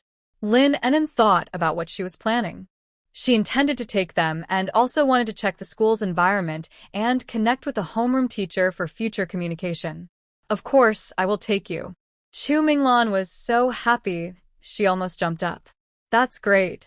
My brother is always busy and doesn't have time. I always take you good to school. There was a hint of regret in her tone, but no sense of complaint. Children speak their minds so freely. Chu Mingzhou is a traditional man from Huagua, and his love for family is often silent. He rarely appears at school, both due to his busy schedule and his status. Lin An'an tightened her grip on Chu Minglan's hand. It's okay. I have plenty of free time. If the school ever needs my help, just let me know. I can help with cleaning, parent meetings, or making posters. I have time for all of it. Chu Minglan's eyes sparkled with excitement, and her cheeks flushed slightly from the thrill. Even though the room was warm, her face, which had turned pale from the cold outside, looked particularly lively now. Thank you, sister-in-law. Lin An'an gently brushed her bangs aside. If anything makes you happy or sad at school, you can always talk to me, okay? I'm sorry, but I can't assist with that. Lin An'an slightly turned her head, not daring to meet his gaze, her cheeks as red as a ripe apple. You always bully me. Chu Mingzhou pulled her into his arms, resting his chin on her head, softly comforting her. How could I? I care about you too much. Lin An'an nuzzled against him, pulling back one hand. One hand was not enough. Outside, heavy snow fell, while inside, the atmosphere was warm and cozy. With all this going on, she forgot to ask about Chen Taizhu and didn't discuss Chu Minglan going to school. They hadn't done much, yet it felt like they had been busy for a long time. Lin An'an felt her hands and mind go numb. Are you okay? Chu Mingzhou's fingers gently tangled in her hair, guiding her down, using his lips to silence her pointless question. His other hand covered hers, gripping tightly. Lin An'an had lost all her strength and could only let Chu Mingzhou deepen the kiss. After a long while, he slowly released her, his eyes filled with mischief and affection, whispering with a smile, What do you think? Lin An'an's face grew even hotter, and in frustration, she bit him, You're really too much. Chu Mingzhou chuckled, nuzzling her neck. Not too much, I really like you. Lin An'an shot him a glare, pushed him away, and turned over. I'm going to sleep. Okay, you sleep first. I'll take a shower. Chu Mingzhou gently kissed her forehead before getting up to go to the bathroom. Lin An'an turned over again, lying sprawled out, slowly bringing her thoughts back from the earlier warmth. Why did it feel like visiting a brothel, so powerless? She wanted to cry. When Chu Mingzhou returned from his shower and saw Lin An'an asleep, he gently lifted the blanket, lay down beside her, and wrapped her in his arms. An'an, I love you. His voice was soft, but Lin An'an still heard it, a small smile forming on her lips as she silently responded, Got it. On the 18th day of the first lunar month, known as the Lantern Day in the Northwest, it also marked the end of the big festival and the return to normal life. Early in the morning, Lin An'an woke up from the heat. Chu Mingzhou had slept bare-chested, feeling like a furnace. You're so hot. Chu Mingzhou opened his eyes, glanced at the time. It was only 5:30 and pulled her back into his embrace, locking her in. Sleep a little longer, it's still early. Lin An'an found her hand felt useless, her palm aching, and she couldn't push him away, so she bit his collarbone. A muffled groan escaped him, but he didn't loosen his grip. Instead, he held her even tighter. Xiao Lan said, She wants to cook noodles today. After we eat, I still need to take them to school. Hurry up. Okay. In the end, Chu Mingzhou got up first. He felt a bit shy. His little wife was too wonderful, and he could never get enough of her hugs and kisses. His big hand wandered around again, and he took a couple of deep breaths. Chu Mingzhou, are you petting the cat? And he gave her a big kiss on the cheek. Lin An'an. Chu Mingzhou brought her some warm water for washing up and then turned back to the kitchen. Chu Minglan and Chu Mingyu were already up, and they had packed their things, sitting quietly waiting for breakfast. When Lin An'an finished washing up and came out, a steaming bowl of shredded meat and egg noodles was already on the table. Chu Mingzhou ate quickly and then went to take down the lanterns. Hey, Xiaolon, what's your brother doing? If he's taking down the lanterns, why is he putting them upside down at the door? Hearing her sister-in-law's question, Chu Minglan looked back. Sister-in-law, putting the lanterns upside down brings good luck. On Lantern Day, we have to take down the lanterns and place them upside down at the door for a day, then bring them back in at night. It's always been this way. I see, that's quite interesting. She smiled at Chu Minglan and Chu Mingyu. Hurry up and eat your noodles. After we finish, we'll go to school. Xiaolon looks so pretty today. Chu Minglan was wearing a blue cotton jacket that Lin An'an made for her and had tied her hair in braids, looking very lively. The Chu family already had good looks, and with her dressed up, she was indeed beautiful. Thank you, sister-in-law. Chu Mingyu, with noodles in his mouth, nodded vigorously in agreement. She looks good. The new clothes sister-in-law made are nice, and sister looks the best. Everyone looks good. After breakfast, Lin An'an helped the two little ones tidy their clothes and check their backpacks to make sure they had everything. The four of them then headed out together. After the snow, the sun shone weakly, and the light filtered through the sparse tree branches, reflecting on the thick snow. Melted snow flowed down the layered gray tiles, forming icicles under the eaves, sparkling and clear. Many parents were also heading out to drop off their kids, greeting each other as they passed by or walked together.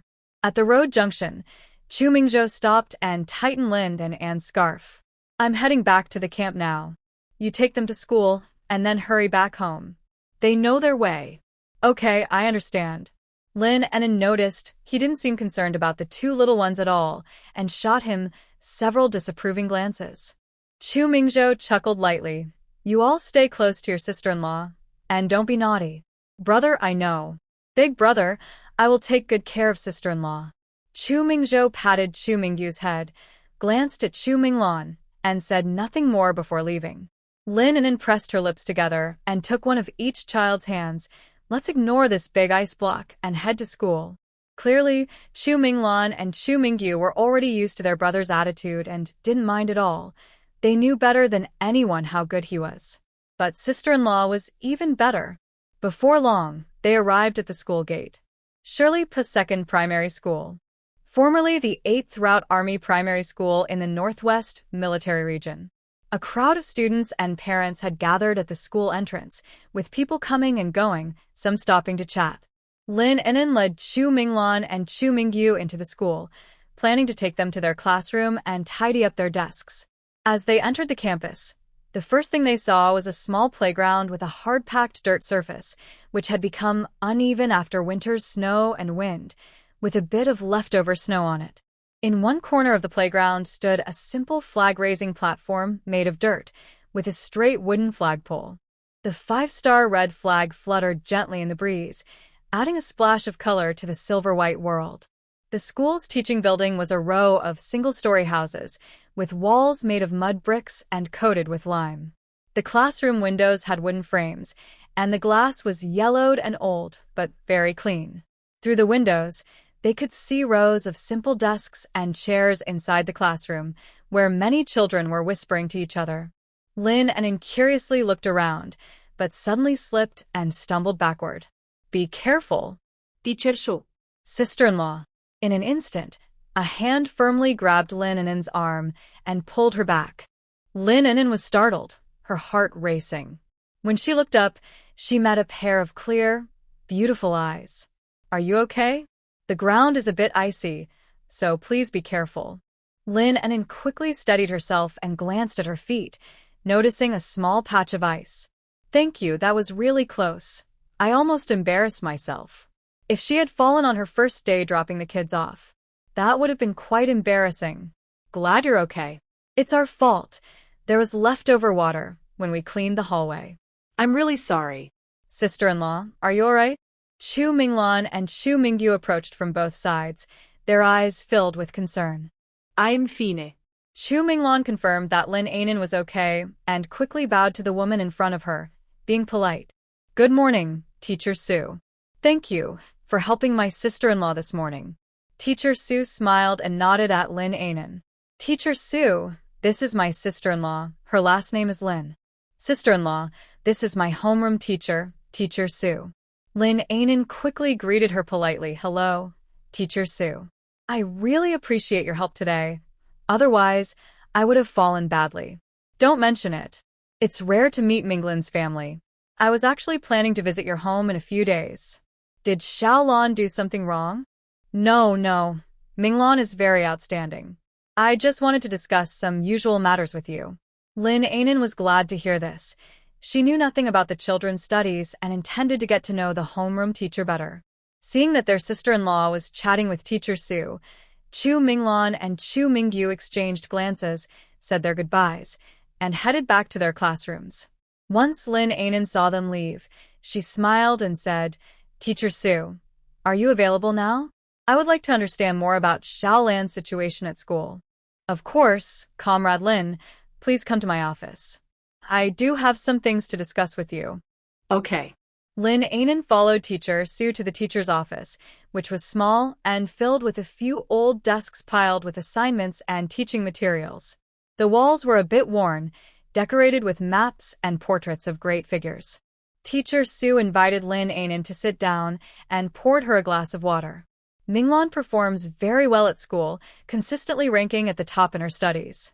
She is also very helpful and often assists her classmates. For example, the last time a student got sick and made a mess, while the other kids were unsure of what to do, Minglan immediately took a broom and cleaned it up, carefully looking after that student until their parents arrived. Teacher Su spoke calmly, as if chatting casually, and was very good at conversation. Comrade Lin, here you go. Thank you. Lin An'an took the cup and held it in her hands. Minglan's grades are good, but she can do even better. However, noticing that Teacher Su seemed troubled, Lin An'an quickly asked what was wrong. Teacher Su sat upright across from Lin An'an and said earnestly, Minglan loves to draw. She prefers to spend her free time painting rather than learning more textbook knowledge. Let's put it this way, her studying and even completing assignments feel like just checking off tasks.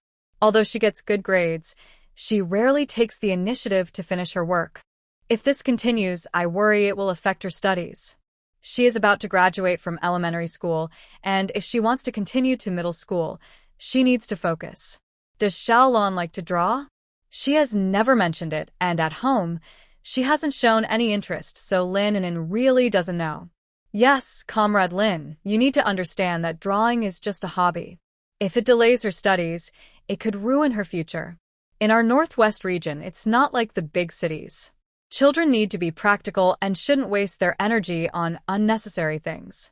Lin An'an bit her lip, feeling a bit conflicted. It was hard to argue with Teacher Su because she meant well, but her viewpoint was not quite right. Teacher Su, I understand your opinion, and I will talk to Xiaolon about it.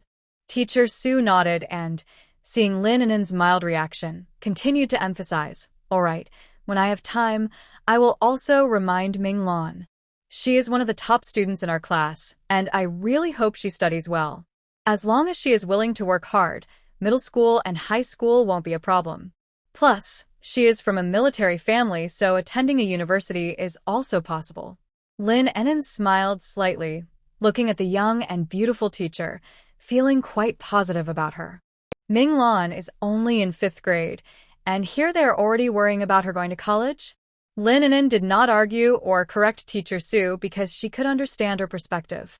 Their views were separated by 50 or 60 years, and the times were different, leading to completely different outlooks. Now, in the 1970s, every household is busy earning work points, and many places are still sharing meals from a communal pot. This era does not need artists. Ordinary families do not have the time or energy to respect children's hobbies and artistic interests. Teacher Su didn't directly say that drawing would distract Minglan, which was already quite considerate. After thinking for a moment, Lin An'an organized her thoughts and replied gently, Teacher Su, I understand what you're saying, but a balance between work and relaxation isn't necessarily a bad thing. Drawing can help children develop their observation, imagination, and creativity. Teacher Su shook her head slightly, her eyes showing a hint of worry. Comrade Lin, you are mistaken. Have you heard the saying? If you master math and science, you won't fear the world. Drawing can be done later, when she is not studying. While in school, she should focus on her studies, as our school's teaching resources are limited. Lin An'an finally nodded, thinking to herself, Teacher Su, I understand. I will help Xiaolon plan her study time wisely. Comrade Lin, you must cooperate with me. It's important to guide her thoughts and not let drawing interfere with the child's future. A smart child like Minglan can achieve great things if she does well in her studies. Okay, what else could she say? She could only go home and talk to Chu Minglan first to ask for her opinion before making any arrangements. Teacher Su was satisfied with her response and chatted with Lin An'an for a while before sending her off. Lin An'an then turned to meet Chu Mingho's homeroom teacher. The issues with both children were quite similar. Comrade Lin, Mingho is a very smart child. He has a special talent for math. Even though he is only in 2nd grade, he can solve 5th grade problems. The only downside is that he loves to take things apart.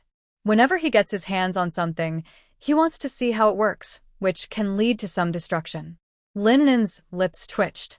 She nodded in agreement, promising to talk to her child about it when she got home, ensuring he wouldn't take things apart anymore. Finally, Lin An'an said goodbye to the teacher and left the 2nd primary school of Shirley. One child loves to draw, and the other loves to take things apart. They are both kids with their own interests. I have a letter from Lin An'an. Lin An'an pondered as she arrived home, just as the postman showed up. I am Lin An'an. This letter is from Chen Huamao in Kyoto. Please check it for any issues, and if everything is fine, just sign here. Chen Huamao. That's reporter Chen. Lin An'an was momentarily surprised and quickly took the letter, examining it carefully. After confirming everything was correct, she signed her name on the paper the postman provided.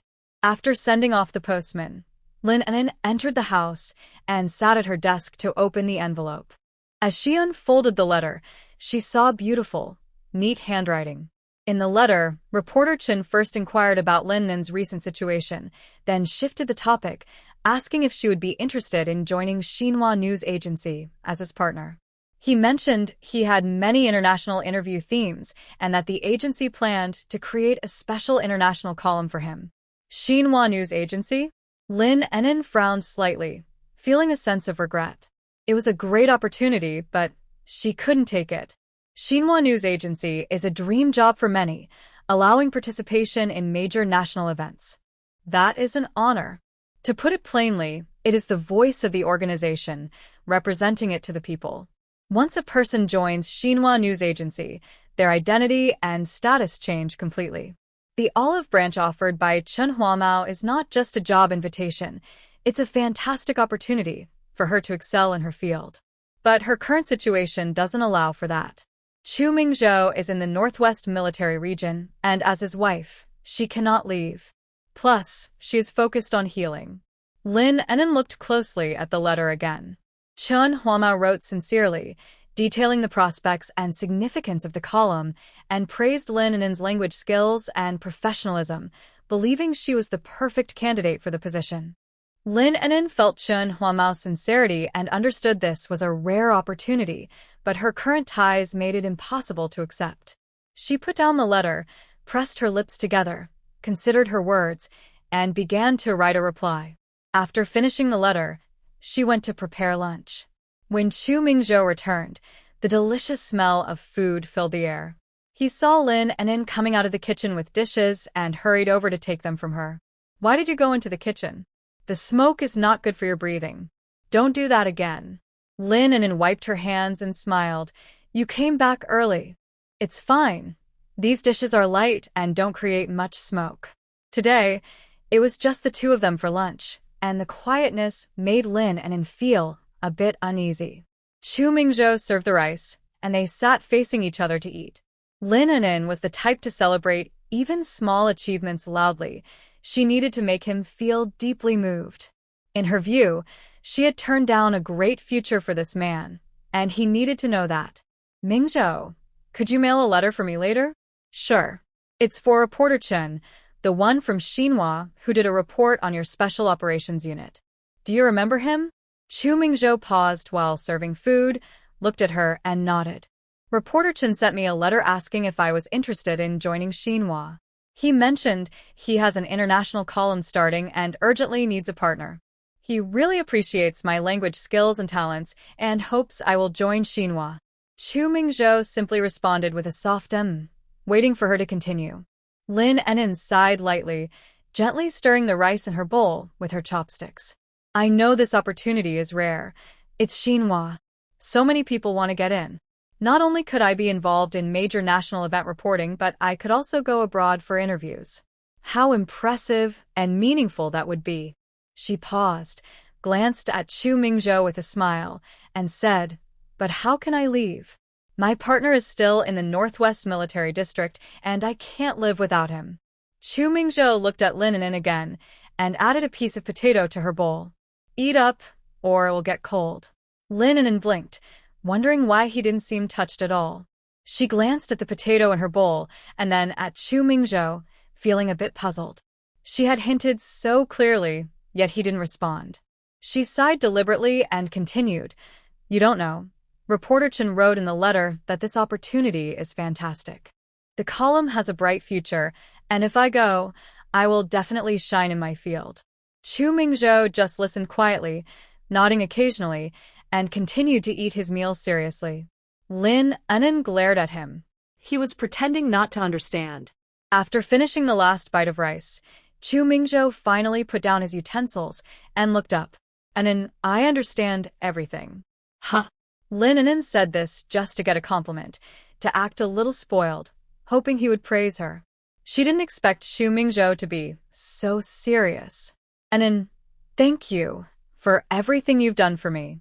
I will remember it all. I will work harder and won't let you regret your decision today. Seeing the redness in Chu Mingzhou's eyes, Lin An'an realized she had gone too far. Chu Mingzhou, don't cry. Cry? I'm not crying. Oh, I was just teasing you. I wanted you to think I'm amazing. For you, I don't even care about Xinhua News Agency. I love you so much. Chu Mingzhou rubbed the corner of his eye next time. Don't burn the charcoal. It's too smoky. Lin An'an. Seeing her confused expression, Chu Mingzhou smiled wider. Lin An'an was stunned. So his eyes were red because of the smoke? Humph. Chu Mingzhou noticed her fuming while eating and carefully picked food for her. Once she finished, he moved to sit beside her and wrapped his arms around her. What are you doing? My wife is so wonderful. I just want to hold you. The dishes aren't cleared yet. Leave them. I'll take care of it later. Lin An'an huffed. You should be the one to clean up. Chu Mingzhou held her tightly, resting his chin on her head. I'll try to come back early to make you lunch. You don't need to go into the kitchen anymore. Lin An'an raised an eyebrow. You don't want me to work? I don't want you to. That's more like it. She was easy to please. The two of them quietly embraced for a while. It would be a lie to say she wasn't touched. Chu Mingzhou felt his heart was completely warm and fuzzy. She willingly stays by his side, purely out of love, regardless of how tempting the other conditions may be. She puts all her happiness on herself, so how could she bear to let herself lose even a little? Do you want to take a nap? I just finished eating. Chu Mingzhou let her go and started cleaning up the dishes, briefly mentioning the situation with Chen Taizhu and his wife. Many people are involved in this matter, including Chief Ma and the head of the cooking team, Chen Peng. It started as a small issue about hiring a chef for the cafeteria, but it turned into something bigger. Chen Peng verbally promised the opportunity to Wang Guangjian. However, unexpectedly, Chen Taizhu appeared. Not only is he skilled and experienced, but he is also an excellent cook, and he has a second-class merit for his work. He is the perfect fit for this collaboration. Wang Guangjian was not willing to accept this. He thought his brother-in-law was using underhanded tactics to steal his chance. He believed that outsiders could not be trusted. Wang Guangjian felt frustrated and waited for an opportunity to kick Shen Taizhu out and make him face serious trouble. Because of this, rumors about Chu Mingzhou accepting bribes started. Wang Guangjian thought Chu Mingzhou was behind Chen Taizhu, which is why Chen Taizhu was eager to give gifts. He never expected that Chen Taizhu only sent a few salted duck eggs, and they were for the wife of Captain Chu. Lin An'an sighed. So it was all a coincidence. I thought my connections were causing trouble for Brother Taizhu. Don't overthink it. It has nothing to do with you. What about Chief Ma and Captain Chen? Fortunately, they didn't take any real action. They have admitted their mistakes, and the army will handle the criticism and punishment. Lin An'an nodded and happily followed him to the kitchen. What about you? Will this accusation of bribery affect you? While washing the dishes with leftover rice water, Chu Mingzhou replied, I'm fine. The leader has seen my reflection letter. He returned it and praised me for being cautious in my work. This meant the bribery issue was resolved. You wait in the room. The kitchen smells strong. Lin An'an was sent away again. All right. She let him clean up and returned to sit on the edge of the bed, feeling a bit emotional. The issue with Chen Taizhu was settled. Although Chief Ma and Chen Peng made mistakes, they received the necessary criticism and punishment, which provided some closure. Soon, Chu Mingzhou finished washing the dishes and walked into the room. He saw Lin An'an sitting on the edge of the bed, lost in thought, and smiled, asking, What are you thinking about? You look so focused. I'm a bit sleepy. Chu Mingzhou reached out and gently rubbed her head. You should take a nap. I have things to do at the camp, so I need to go first. Lin An'an immediately nodded. Okay, you go ahead. I'll take care of things at home. Seeing her serious expression, Chu Mingzhou felt his heart soften. He bent down to look her in the eye. All right, thank you for taking care of the house. Not a problem. Chu Mingzhou's eyes were full of warmth as he leaned in and gave her a quick kiss. You're so good. Go on, hurry up. You're acting silly all day. Lin An'an pushed him away, feeling like he was just playing with a pet. Okay. Chu Mingzhou straightened up, his gaze gentle. I'll be off now. Get some good rest, and we can talk about anything when I get back. Got it, Captain Chu? Lin An'an watched him leave, a smile spreading across her face. Feeling sleepy, she lay down but couldn't fall asleep. She remembered how everything felt so unfamiliar when she first arrived in the Northwest, but now so much had happened. The lively celebrations of the New Year felt like just yesterday, with the family gathered together, filled with laughter. Now life seemed to be settling back into a routine, but beneath that calm, her heart felt a bit unsettled. It was as if the whole world had returned to its original state. Lin An'an sat up and decided to take out her manuscript to continue organizing it. The slightly yellowed pages were filled with writing, the words flowing with careful detail.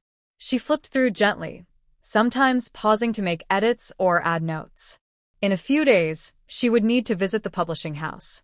Time quietly passed in the peaceful atmosphere, and as school was about to end, she hurriedly packed her things and rushed out the door. Standing at the entrance of the second primary school at Shirley, it felt quite fresh and new. The school bell sounded different from the future. It hung on an old locust tree and had to be rung by hand.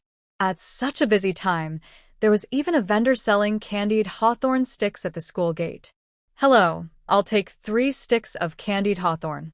Sure, here you go. That'll be 12 cents. All right, here you are. Lin An'an took the sticks and tried one first. The sweet and sour taste spread in her mouth, with the fragrance of hawthorn perfectly blending with the sugary coating. Delicious. As the school bell rang, the vendor ran off faster than a rabbit, keeping a distance from the school, waiting at the corner of the road. Some parents picking up their children started to peek around, looking for their kids in the crowd. Lin An'an stood at the school gate, watching the children rush out of the classrooms like wild horses, a gentle smile appearing on her face. It was quite lively. Her gaze scanned the crowd, and soon she spotted the familiar figure of Chu Mingho, whose 2 braids bounced happily with her steps. She was tightly holding Chu Mingho's hand and running toward Lin An'an like a cheerful little rabbit. Sister-in-law. A clear voice rang in her ears. The two little ones were beaming with innocent joy. She handed them a candied hawthorn stick, saying, "Try this, it's really delicious." Chu Minglan and Chu Mingho's eyes lit up as they eagerly took the candied hawthorn and took a bite. "Wow, sister-in-law, this candied hawthorn is so sweet." Chu Minglan nodded vigorously. "Yes, it's really tasty. You're so good to us, sister-in-law. If you like it, I'll buy it for you often." "Thank you, sister-in-law." "Sister-in-law, why did you come to pick us up?" "It's cold outside. We can go back by ourselves." Lin An'an winked at Chu Minglan. "It's the first day of the new semester. I have to pick you up. If others have it, so should you too." Hearing Lin An'an's words, Chu Minglan and Chu Mingho smiled brightly, like two blooming flowers. The three of them walked home slowly. Along the way, Chu Minglan and Chu Mingho chatted excitedly, sharing fun stories from school. Chu Minglan said her teacher praised her for reading loudly, while Chu Mingho excitedly shared how he won several marbles during recess with his friends. Lin An'an listened quietly, occasionally joining in the conversation. The winter sun peeked through the buildings, casting a warm glow on them, adding a touch of warmth to the chilly season. "Does Minglan like to draw?" Lin An'an suddenly brought up drawing, and Chu Minglan's smile faltered. "Sister-in-law," Lin An'an squeezed her little hand. "Don't be nervous. I'm just asking. Liking to draw isn't something to hide." "Really?" "Of course.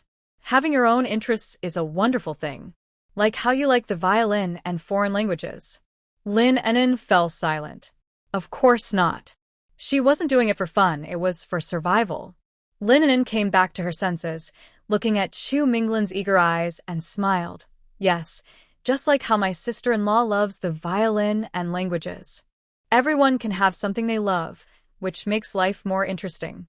Why don't you tell my sister-in-law about your love for painting?" Chu Minglan's eyes sparkled as she excitedly said, "Sister-in-law, I think painting is amazing. I can put beautiful things I see, like clouds in the sky and flowers by the roadside, onto paper. I can also add things from my imagination, like flying rabbits and dancing kittens. Every time I finish a painting, I feel a great sense of achievement." Listening to her, Lin An'an thought, Xiaolon really has a vivid imagination. "I support you. But we also can't let painting interfere with your studies. We need to manage our time wisely." Can you do that? Chu Minglan nodded vigorously. "I can do it, sister-in-law." Nearby, Chu Mingho overheard their conversation and chimed in, "Sister-in-law, I like building toy trains. Does that count as a hobby?" "Of course it does. Let me tell you, that hobby is really cool." Lin An'an gave Chu Mingho an encouraging look. "But there's a strict requirement. You need to have a solid foundation. You must excel in your studies and connect what you learn, starting with the basics." Chu Mingho's eyes lit up. "Really? Sister-in-law?" "Absolutely. Think about it. If you want to build a real train in the future, you need to learn a lot of things first, like math and physics. They can help you calculate the train's speed, the length of the tracks, and how to make the train run fast and steady.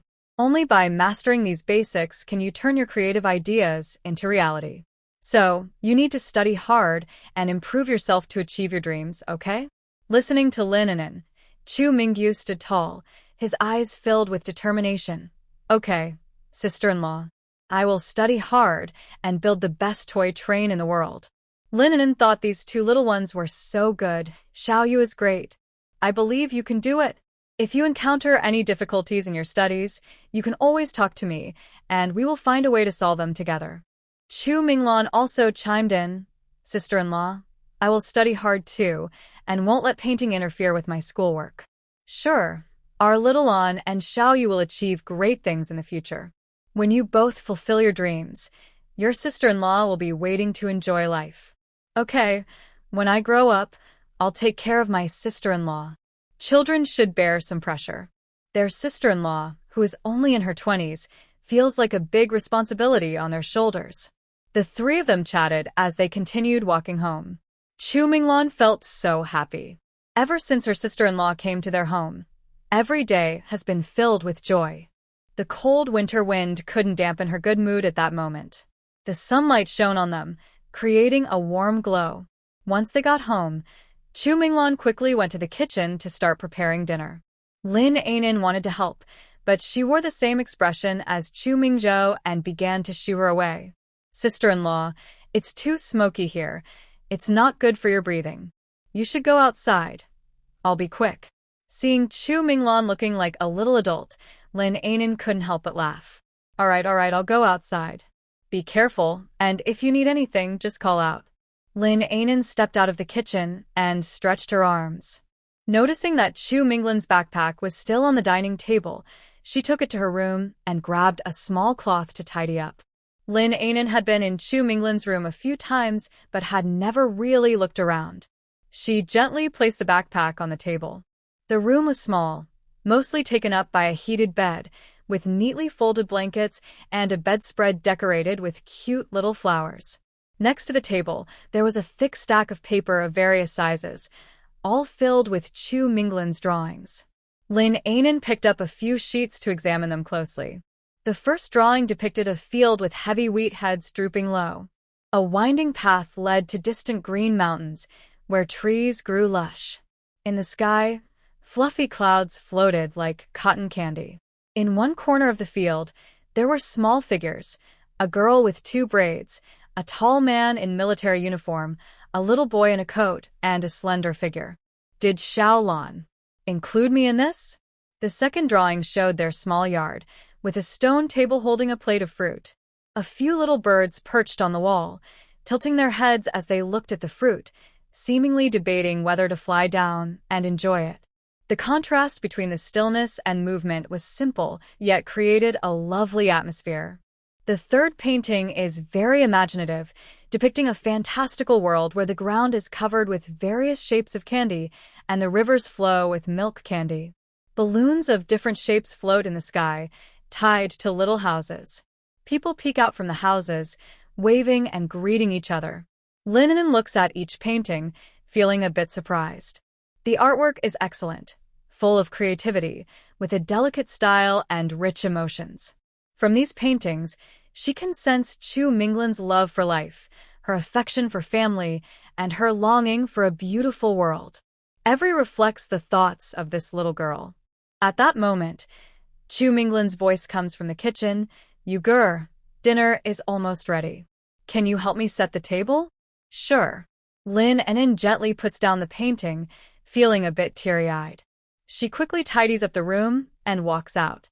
When Chu Mingzhou returns, it's just in time for dinner. He carries a large bundle of fabric, mostly in army green, with some dark red and beige mixed in. All are high-quality cotton. Lin An'an hurries to help. Why do you have so much fabric? The response to the last international report was great. This is a reward from the army for you. Really? Chu Mingzhou looks around and carries the fabric inside. I'll put this away first. You can take it out when you need it. Okay. Lin An'an didn't expect the army to be so thoughtful. She was just doing her job, yet they gave her a reward. Chu Mingzhou puts the fabric away and returns. Don't underestimate this reward. It's recognition of your abilities. That report helped more people learn about the Northwest Special Operations Camp, which is significant. Really? Then I must be amazing. Chu Mingzhou chuckles. Yes, my amazing wife. It's time to eat.